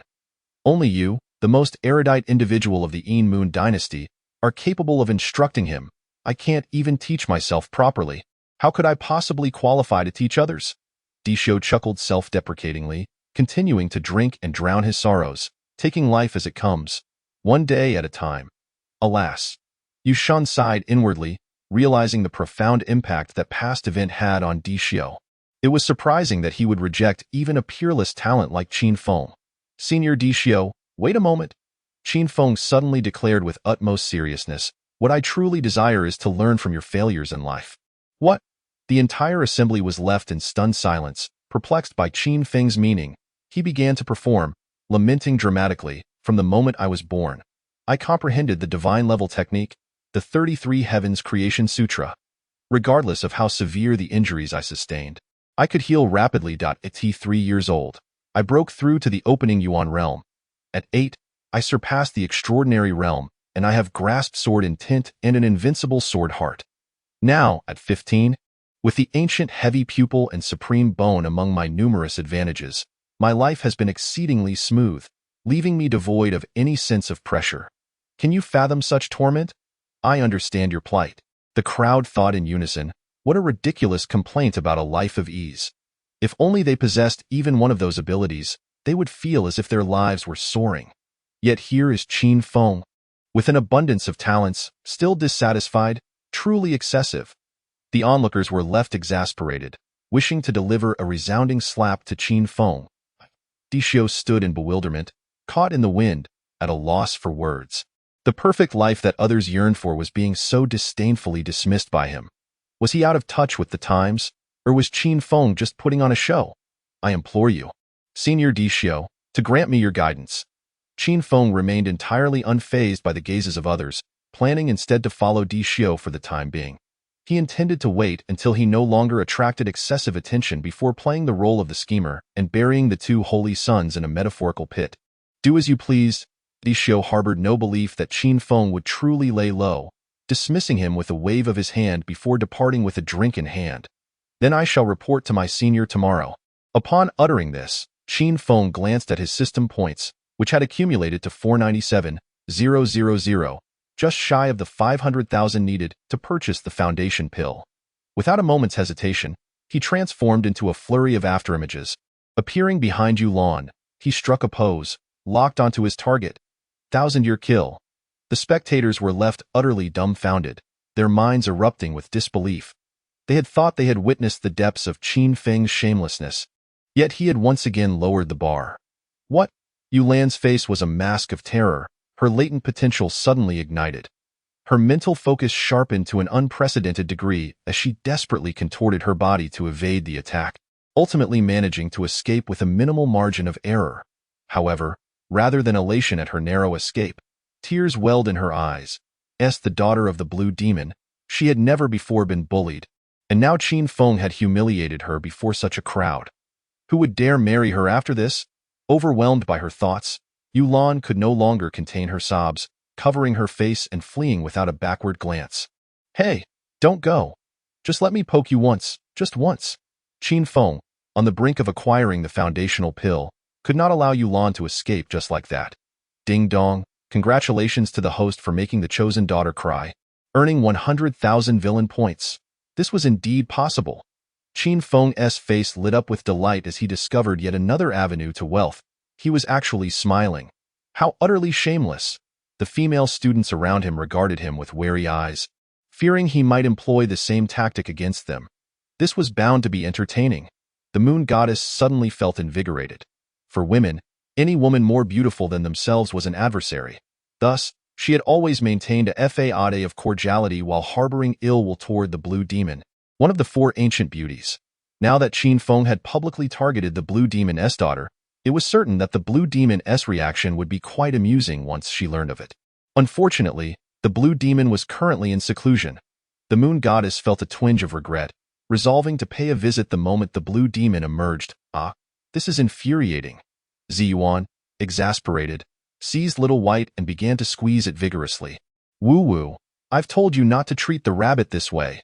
Little White's round face was once again contorted out of shape as it painstakingly retrieved a small notebook, writing down, on this date, my rabbit endured undue stress due to Qin Feng and requires compensation of 30 carats. Not far away, two figures were observing Qin Feng, having witnessed the entire scene unfold. What do you make of this? If he truly wished to lay low, I would naturally support him wholeheartedly, but will he? No, if he were content to lay low, he wouldn't be digging at his own brother's supreme bone. He is clever, aware that he would be targeted by you and me, hence the feigned indifference. Yet, this act is too contrived. No one would believe it. The two figures exchanged knowing smiles before vanishing from sight. The contest among the three great saints, has it truly begun? The moon goddess turned her gaze towards the place where the two had vanished, aware that they were the other two saints of the Shadow Moon Empire. Both of them were rare prodigies in the world, and in certain respects, even more formidable than Qin Feng. It would not be an easy task for Qin Feng to extract any benefits from them. At this moment, a group of students from Tianhong Academy were eagerly putting themselves forward, hoping to become Qin Feng's subordinates. Beyond the fact that Qin Feng possessed a supreme spiritual peak, many sought to bear the mark of the celestial slave, thereby gaining a five-fold enhancement in combat prowess. However, contrary to everyone's expectations, Qin Feng appeared to be truly indifferent. He seemed to completely disregard the eager recruits, instead spending his days like a street urchin, accompanied by Xiaobai as they tormented young girls. The girls of Tianhong Academy had all experienced his ability to seize items from a distance. Particularly, Yulan often fell victim to Qin Feng's surprise attacks, leaving her on the verge of developing a psychological shadow. If that were all, it would not be so concerning. Everyone merely perceived Qin Feng as embodying the essence of masculinity. Yet, what led them to firmly believe that Qin Feng was indeed lying low was his cultivation. In the span of merely half a month, he had astonishingly broken through 6 minor levels, reaching the 7th realm of Spirit Martial. Even a fool could discern that such rapid advancement would inevitably lead to an unstable foundation. Chapter 81. Can the affairs of scholars be deemed thievery? Ruined. Qin Feng was utterly ruined. Everyone felt a profound sense of regret, believing that Qin Feng was beyond salvation, even if his foundation had been solid before. A series of 6 consecutive breakthroughs in half a month had completely compromised him, limiting his future achievements and rendering him incapable of reaching the pinnacle. What? Breaking through to Spirit Marshal 7th in half a month. Upon receiving this news, the other 2 saints' immediate reaction was one of utter disbelief. Qin Feng, who would go so far as to harm his own brother for power, had ambitions that were well known to all. Claiming that he had failed in learning from Di Xiu was merely an excuse. Now, with their trousers down and prepared to confront Qin Feng, he had instead undermined his own foundation, leaving them with a sense of impotence akin to striking a fist into cotton. Perhaps it was for the best. The 2 saints breathed a sigh of relief, considering it not a misfortune at all. Qin Feng's displayed strength was simply too terrifying, and they genuinely did not wish to contend with such a prodigy. His self-sabotage was undoubtedly splendid news for them, allowing them to focus their full attention on dealing with the other. At this moment, Qin Feng was stealthily drinking Di Xiu's wine. He discovered that this wine was extraordinary, painstakingly brewed by Di Xiu through ancient texts, inducing a state of intoxication akin to a dreamlike death. Originally, Di Xiu had crafted it to alleviate his own suffering, yet upon drinking, Qin Feng felt not the expected stupor. Rather, the energy contained within the wine catalyzed the evolution of his celestial body. Stop drinking, you cannot continue like this. Di Xiu could no longer remain seated, utterly unable to witness such a raw gem meet the same fate as himself. He needed to devise a way to stabilize Qin Feng's foundation. If you truly feel guilty, then do me a favor. With a smile, Qin Feng waved his hand, revealing the corpse of the great dragon. As the most erudite man of the Yin dynasty, handling the corpse of the dragon presented no challenge whatsoever. I shall assist you in dealing with the dragon's remains. But Di Xiu's expression was fraught with anxiety, pondering how to help Qin Feng solidify his foundation. However, before he could devise a solution, Qin Feng vanished with a swift motion.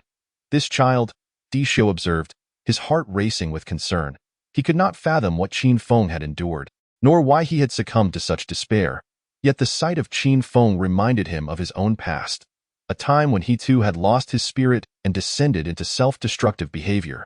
At that moment, Yulan was strolling along the path of Tianhong Academy when she suddenly felt a peculiar absence, instinctively knowing that the shameless Qin Feng had pilfered her pouch. Ding dong. Congratulations to the host for bullying the chosen daughter, earning 100,000 villain points. Oh, why is the embroidery so coarse? Qin Feng had once again utilized his ability to retrieve objects from a distance, but this time the embroidered pouch was far from exquisite. Why could this be?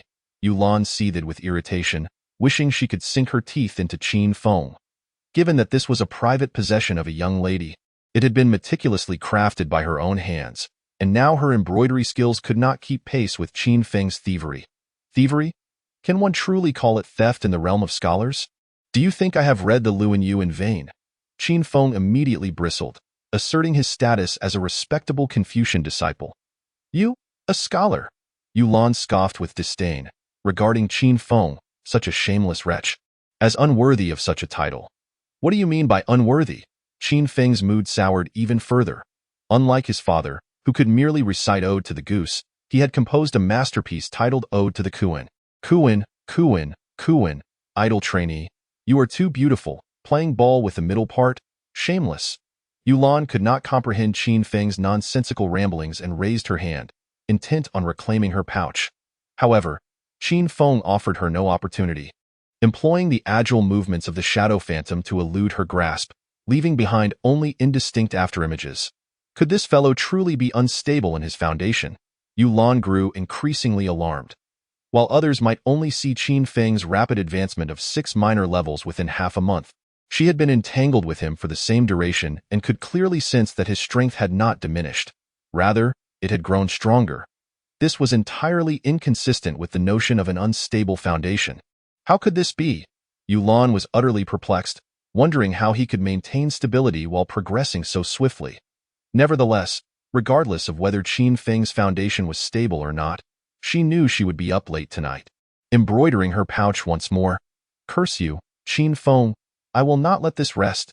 Yulan seethed, wishing she could take a bite out of Qin Feng.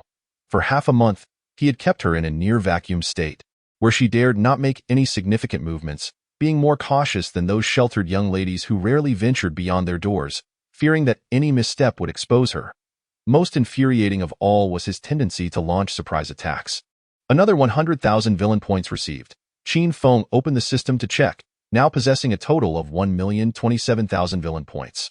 Calculating based on a foundational elixir costing 500,000, he could procure 2 such elixirs.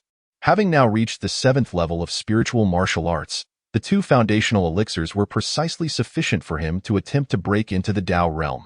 Initially expecting this endeavor to take a month, he was astonished to find that he accomplished it in merely half a month.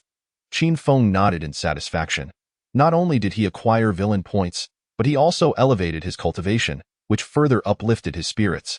At that moment, the voices of several individuals conversing nearby caught his attention. "Have you heard? There have been several gruesome incidents recently." "I have heard as well. Numerous cities have been slaughtered. It is said that it was all orchestrated by that disciple of the great Xia's son of heaven, Feng Chong. It is utterly outrageous. These disciples should be dealt with severely. It's futile. The son of heaven's disciples who were imprisoned have just been released. In a way, after injuring so many, they are simply let go. These individuals are backed by the noble families of Great Xia. The stakes are too high to keep them detained. Damn it, it's truly infuriating. Currently, the Great Xia dynasty and our Yin dynasty have not yet reached a breaking point. One must exercise patience lest larger schemes fall into disarray." Upon hearing this, Qin Feng felt a surge of excitement, realizing he could seek the South Wind Princess for his reward, and he inexplicably recalled her eloquent demeanor in his presence. In the foreign envoy's inn, ever since the South Wind Princess sought out Qin Feng, she had become entirely reclusive. She isolated herself in her chamber, refusing to meet anyone, her mind consumed by the memory of Qin Feng's formidable rise and her own forced verbal sparring. "Feng Chong, where on earth are you?" The South Wind Princess curled up on her bed, tears streaming down her cheeks. If Feng Chong were still around, she would not have to fret over rescuing the Son of Heaven's disciples, nor would she be subjected to such bullying by Qin Feng. "My lady, you truly possess remarkable abilities." The elder tasked with protecting the envoy praised from outside the door, feeling he had underestimated this princess. He had thought her encounter with Qin Feng was akin to courting disaster, yet it had ultimately proven that the South Wind Princess was indeed formidable, facing the situation head-on, demonstrating that she was no less capable than any man, managing to secure Qin Feng's cooperation merely through her words. Chapter 82. The Spirit of Jianan, the legacy of Wei Wu. At this moment, the released disciples of the Son of Heaven gathered together, expressing their dissatisfaction towards the Yin dynasty for their capture. "What the hell does this mean? They can arrest us at will and release us just the same. Damn it, they have no regard for us disciples of the Son of Heaven. Yin dynasty, I will not let this go." As the disciples of the Son of Heaven cursed and raged, Qin Feng strode in with an air of disregard. "Qin Feng, what brings you here?" The disciples regarded him with wary expressions, fearing he might unleash chaos. "I am here to collect my payment," Qin Feng declared nonchalantly. "The reason you were released is due to my intercession with the Lord of the Six Paths. Now, it is time to settle the bill. 500,000 superior spirit stones, not a single one less. 500,000 superior spirit stones." The disciples of the Son of Heaven exclaimed in shock, their hearts racing as they felt Qin Feng was robbing them. Moreover, they found it hard to believe that he would genuinely extend a helping hand on their behalf. Qin Feng continued, "You are right. I indeed harbor no goodwill. It was Princess Nanfeng's considerable persuasion that compelled me to lend my assistance." Silence. The furious voice of Princess Nanfeng resonated from the loft, realizing that Qin Feng had no regard for the customs of the martial world. Had he not heard of the adage, "Do not speak of matters from the mountain when descending"? Simultaneously, she commanded her subordinates to hastily deliver 500,000 premium spirit stones to Qin Feng, merely wishing to rid herself of this insufferable man. Yes, the elder tasked with safeguarding the envoy dared not defy her orders and promptly presented the prepared 500,000 premium spirit stones to Qin Feng. Upon receiving the payment, Qin Feng suddenly remarked, "Princess Nanfeng, you surely do not wish for Feng Chong to find himself in mortal peril, do you?" "What do you mean?" Princess Nanfeng's heart tightened as she hurriedly descended from the loft.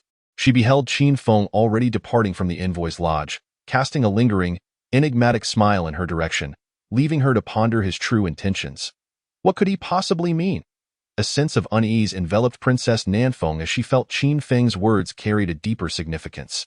Before long, she discovered that Feng Chong had ruthlessly slaughtered several cities, and now, the Six-Path Sovereign had issued a decree for indiscriminate extermination. Experts from the Inui dynasty were mobilizing their full strength to hunt him down. What should she do? Should she hasten back to the Great Xia to seek her father's assistance, or should she implore that scoundrel Qin Feng for help? However, given that her mission to the Inui dynasty had not been fully accomplished and she had already incurred penalties, enlisting her father's aid could prove more difficult than ascending to the heavens. Yet, approaching that scoundrel Qin Feng would undoubtedly require considerable persuasion. Princess Feng Cheng's situation is of utmost importance and cannot be overlooked. The elder, having witnessed Princess Nanfeng's remarkable prowess, earnestly urged her to seek Qin Feng's assistance once more, suggesting it would merely require a bit of eloquence. Titaju Peak. Qin Feng strolled along the mountain path, humming a cheerful tune. However, after only a few steps, he was confronted by a flurry of commotion as Qian Jun and Wan Ma rushed toward him in a panic, informing him that Ziyuan was in his bamboo cottage. Unleashing her fury and wreaking havoc within. Ziyuan was throwing things? Qin Feng furrowed his brow, sensing something amiss. Over the course of 7 years, he had thoroughly understood Ziyuan's temperament. She was the type who would become upset if not teased, and would sulk if he showed interest in other girls. Regardless of her anger, a mere flirtation would prompt her immediate forgiveness. In simpler terms, she was the quintessential innocent sweetheart. Such reckless destruction would be understandable for Princess Nanfeng, but it was decidedly out of character for the sweet Ziyuan. Qianjun timidly inquired, "Boss, have you been trying to flirt with unmarried young ladies again?" "Nonsense. Am I the kind of person to pursue young maidens?" Qin Feng retorted, visibly displeased. He inherited the noble spirit of Jianan and the legacy of Wei Wu. Before long, Qin Feng and his companions arrived at the bamboo cottage. From a distance, they observed Ziyuan in a furious state, though it appeared she was not so much smashing things as she was searching for something. "Damn you, Qin Feng, how dare you return?" Ziyuan glared at him, embodying the demeanor of a spoiled young lady. Clang! Before Ziyuan could approach, Qin Feng's aura shifted dramatically, as solitary as a snow lotus standing against the wind on a sheer cliff. Exuding an arresting power that stirs the heart, her garments begin to flutter without a breeze, and an intense sword aura surges around her. "Qin Feng, what are you doing? Be careful, or I shall inform my aunt." Ziyuan's expression shifted slightly, yet she continued her advance without pausing. "What is happening?" Qian Jun and Wan Ma also sensed something amiss and hastily drew their weapons, standing on guard. "You are not Ziyuan. Who are you?" A sharp glint of sword light flickered in Qin Feng's eyes as he instantly recognized this impostor. As a quintessential Na'vi and sweet individual, Ziyuan would never speak to him in such a tone, nor would she threaten him with the moon goddess. Even if she were to flaunt her allure, she would merely sulk in solitude. "I do not comprehend what you are saying." The false Ziyuan did not halt her approach, but instead quickened her pace towards Qin Feng. Boom! The space around Qin Feng trembled as the sound of swords resonated endlessly, accompanied by a vast and overwhelming sword energy that swept through the void. The piercing sound of slicing winds filled the air, as countless sword energies converged into a raging river, seemingly capable of devouring all in existence. A myriad of swords quivered in unison, their songs unceasing, as the waters of the river descended from the heavens. "This is not good." The voice of the false Ziyuan suddenly transformed into that of a rough man, taken aback that Qin Feng dared to strike against him. Without a trace of panic, the false Ziyuan unleashed a terrifying wave of energy that violently tore apart the river of sword energy Qin Feng had summoned. "What?" Qian Jun and Wan Ma's eyes widened in astonishment, not out of shock from the opponent's cultivation, but because they realized the sheer strength of Qin Feng's sword energy, which exhibited no signs of instability. Truly deserving of the title of the first prodigy of the ancient world, Qin Feng indeed possessed remarkable prowess. The false Ziyuan could not help but voice his admiration. Were it not for his cultivation being several tiers above Qin Feng's, he would undoubtedly be unable to withstand the might of his river sword technique at the same level. Nonetheless, even if Qin Feng were the ancient world's first prodigy, today he would seize the dragon pearl and the relic of the Buddha by force. "I have always taken treasures from others. No one has ever managed to snatch them from my grasp." A profound disdain flickered in Qin Feng's gaze as he regarded the opponent with utter contempt. Is that so? The false scion observed Qin Feng with keen interest, eager to see what other formidable techniques he might possess. Gulch, Qian Jun and Wan Ma could not help but swallow hard. Sensing the atmosphere had been heightened to a boiling point, now they awaited Qin Feng's counterattack. Ladies and gentlemen, I shall make a fool of myself. Qin Feng clasped his hands in a gesture of respect, turning to flee while shouting, Sister Moon Goddess, save me. Chapter 83. Shouting until hoarse is futile. Pfft. The false scion felt a wave of unsteadiness wash over him, nearly spitting out a mouthful of blood. Although he had heard tales of the third saint's son's lack of principles, he never imagined it could be to such an extent. In one moment, he appeared as a spirited youth, seemingly capable of overthrowing any foe. In the next, he unhesitatingly cast aside all dignity, calling out for the moon goddess to rescue him. Had he not witnessed it firsthand, who would dare believe a person could be so shameless? Truly, it was like a knife cutting through flesh, an eye-opening experience. Alas! In a moment of sheer astonishment, the two individuals stood frozen in place, their hearts echoing the frantic cries of a groundhog. Good heavens! Here I am, having stripped down to witness your grand display, yet without a second thought, you cast aside your integrity. Nevertheless, who are we to judge, as they chose this leader themselves? Even in the absence of honor, they must resolutely pledge their allegiance. Help! Help! The two, overwhelmed, sprinted in all directions, loudly beseeching the moon goddess for salvation. How utterly disgraceful! The false scion was left utterly speechless, surveying the three individuals in their respective directions, realizing that a forceful snatch was out of the question. With Qin Feng having secured a position not far from the moon goddess palace, should she truly hear any commotion and descend, he would be at a loss. Even if he possessed 10 lives, he dared not gamble. It was best to flee swiftly, lest he inadvertently encounter the moon goddess. Run away, escape the first day of the month, but not the 15th. With a huff of indignation, the false scion transformed into a swarm of bats and vanished from sight. Before long, Qin Feng and his companions stealthily returned to the small bamboo cottage. Surely, the individual must have departed, Qin Feng inquired. They should have left. Wan Ma glanced around for a moment and indeed found no sign of anyone. Qian Jun spoke up, if I am not mistaken, this person must be the legendary shape-shifting demon lord. The shape-shifting demon lord. Qin Feng furrowed his brow, recalling having heard of such a figure. It was said that this individual practiced some esoteric technique, capable of transforming into any form, be it man, woman, child, elder, or even various small animals. This was not mere disguise, but a complete alteration of physiological structure. Just then, Xiaobai trotted over with short legs, cheerfully singing a song. Little white rabbit, pure as snow, with 2 ears perked up, cut the arteries, then the veins, motionless, oh so adorable. Skinning it, chopping it into pieces, tossing it into the pot to stir-fry, adding water, covering the lid before serving, sprinkling cilantro, in an instant. Qin Feng's wariness surged, drawing forth the Longkong divine sword and pointing it at Xiaobai. What is the meaning of this? Xiaobai, frightened, bristled with white fur, bewildered by the unfolding events. Qin Feng coldly stated, Speak freely. Are you the shape-shifting demon lord in disguise? What is this shape-shifting demon lord? I am just a rabbit from Bug Island, Xiaobai responded, utterly perplexed. Unaware? Qin Feng narrowed his eyes. How will you prove that you are indeed a rabbit? Prove that I am a rabbit. Xiaobai remained in a state of confusion, unsure of how to demonstrate this.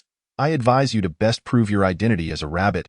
Otherwise, Qin Feng's gaze flickered with ferocity, and the Longkong divine sword shimmered ominously.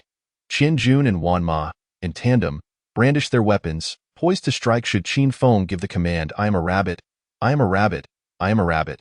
Xiaobai stuttered in fear, suddenly struck by inspiration. Right?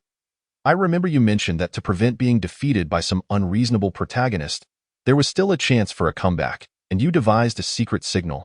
The earth rises high, a landscape of streams and mountains, eternally beautiful. Oh. Qin Feng was momentarily taken aback, exclaiming, Facing the sea, where 3 rivers converge, flowing for millennia, who might you be? Xiaobai responded with a serious expression. Residing on Chenghua Avenue. A novice driver from Akiyama, Qin Xiaobai. Qin Feng then remarked.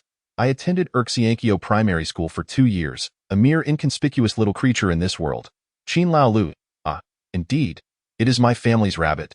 Hastily, Qin Feng sheathed his sword, convinced that apart from the rabbit he had personally raised, no one else could possibly comprehend this intricate signal of communication. Woe betide!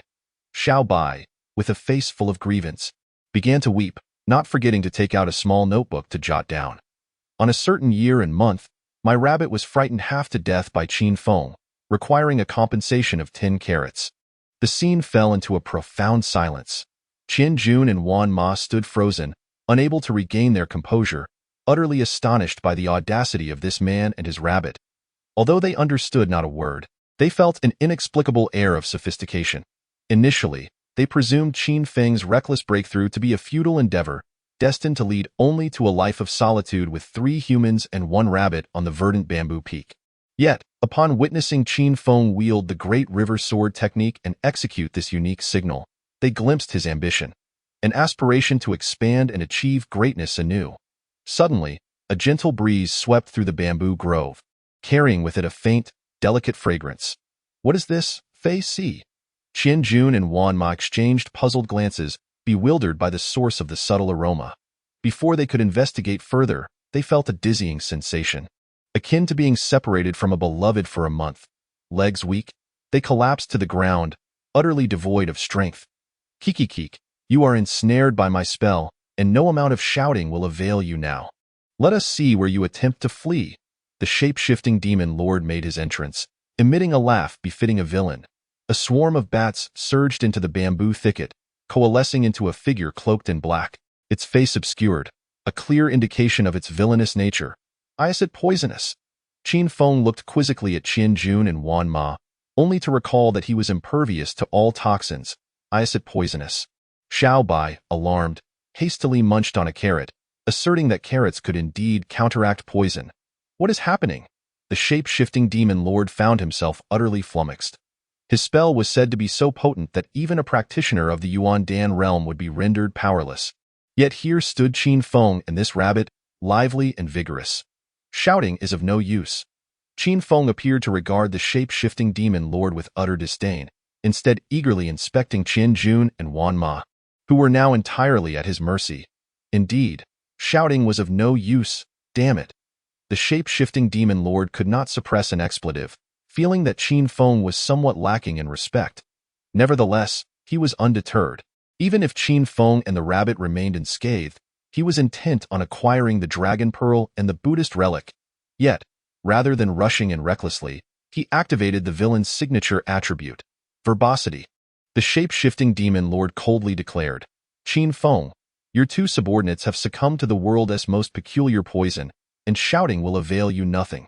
If you wish to prevent their permanent incapacitation, you will obediently hand over the Buddhist relic and the dragon pearl. Is this truly the world's most peculiar poison? I could revive them in a heartbeat. On Qin Feng's face lingered an expression of disdain as he retrieved a vial labeled Mother Pig is also crazy. Chapter 84. He actually believed it, wailing. Qin Jun and Wan Ma's eyes were filled with terror, desperately wishing to shout, Boss, please don't come closer. Yet, they found themselves utterly powerless, even if they screamed until their throats were raw. Rest assured, I shall come to your rescue. Noticing the frantic blinking of the 2, Qin Feng realized they could no longer wait. Without hesitation, he uncapped the vial and administered the medicine. Wailing, Qin Jun and Wan Ma's eyes widened in shock, feeling a fiery sensation igniting within them. Yet their bodies were completely beyond their control. It was akin to a shell loaded yet unable to fire, teetering on the brink of explosion. How can it be ineffective? Qin Feng gazed at Mother Pig is also crazy in confusion. Logically, even Lu Xiahui should have shown some reaction after consuming it. Why did Qin Jun and Wan Ma exhibit none? Perhaps I should administer a few more pounds to test it.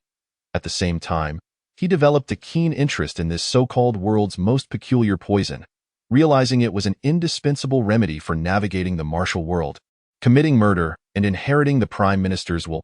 Do you truly believe that the title of world's most peculiar poison is merely a hollow reputation?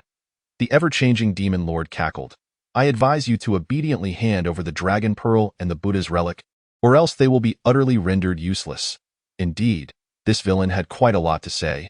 Had it been me, I would have acted without delay.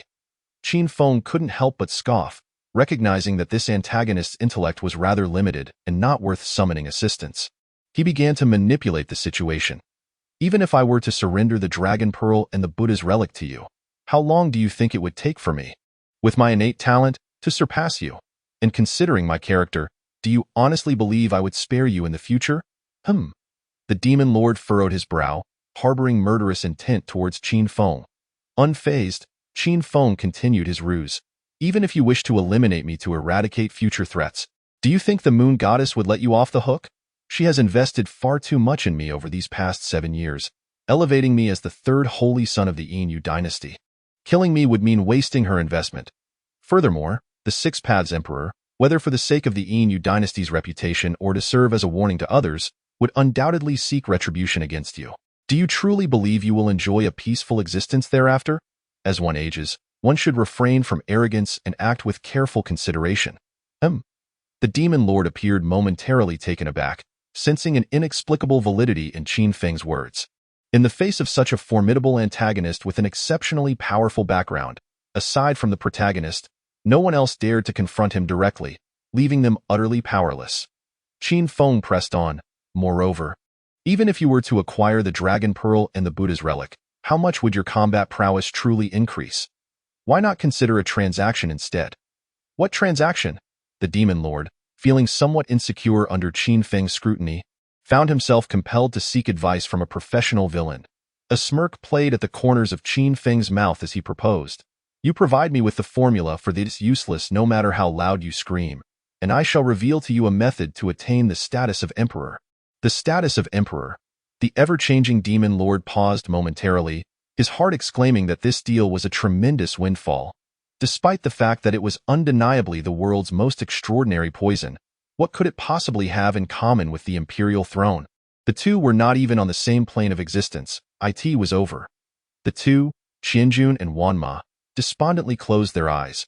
Regarding the method to achieve the imperial throne that Qin Feng mentioned, they were aware it likely referred to Feng Cheng's Six Emperors play, yet such deceitful words were hardly believable, even to a child, let alone to a formidable being like the ever-changing demon lord.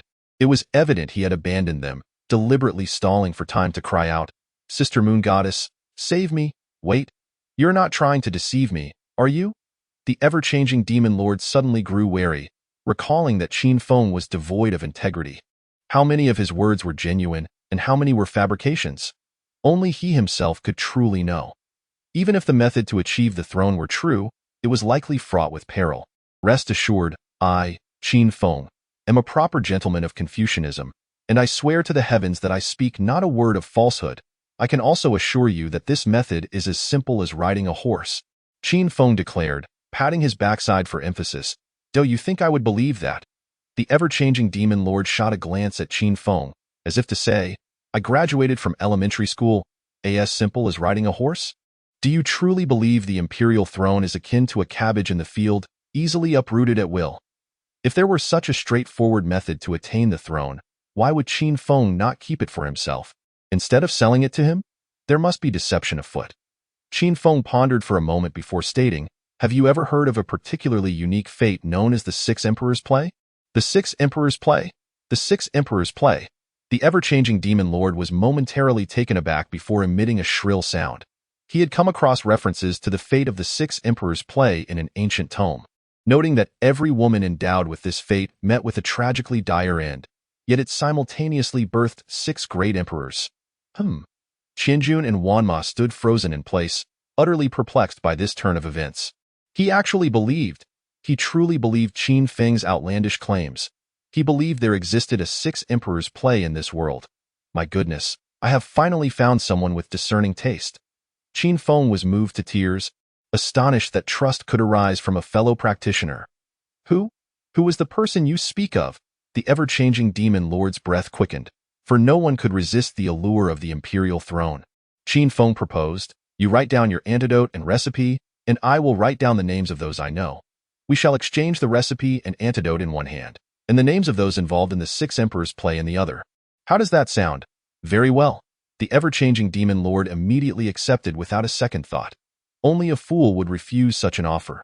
Soon, both parties completed their notes with great satisfaction, concluding the transaction. He, the imperial throne is mine. The ever-changing demon lord cackled, unable to suppress the signature laughter of a villain as he seized the note, transforming into a swarm of bats and flying away, as if fearful of Qin Feng's potential change of heart. Indeed, I often feel that my own inadequacies in being sufficiently twisted render me incompatible with other villains. Qin Feng could not help but shudder, hastily interrupting the vivid imagery that filled his mind. Simultaneously, he silently wished for the success of the shape-shifting demon lord, not out of a desire for any reward from Feng Chong, but merely to allow Feng Chong to experience the warmth of humanity and to escape the clutches of the demonic path as soon as possible. So that was it. Xiao Bai squatted nearby, diligently taking notes, striving to find a way to sell Qin Feng at the earliest opportunity.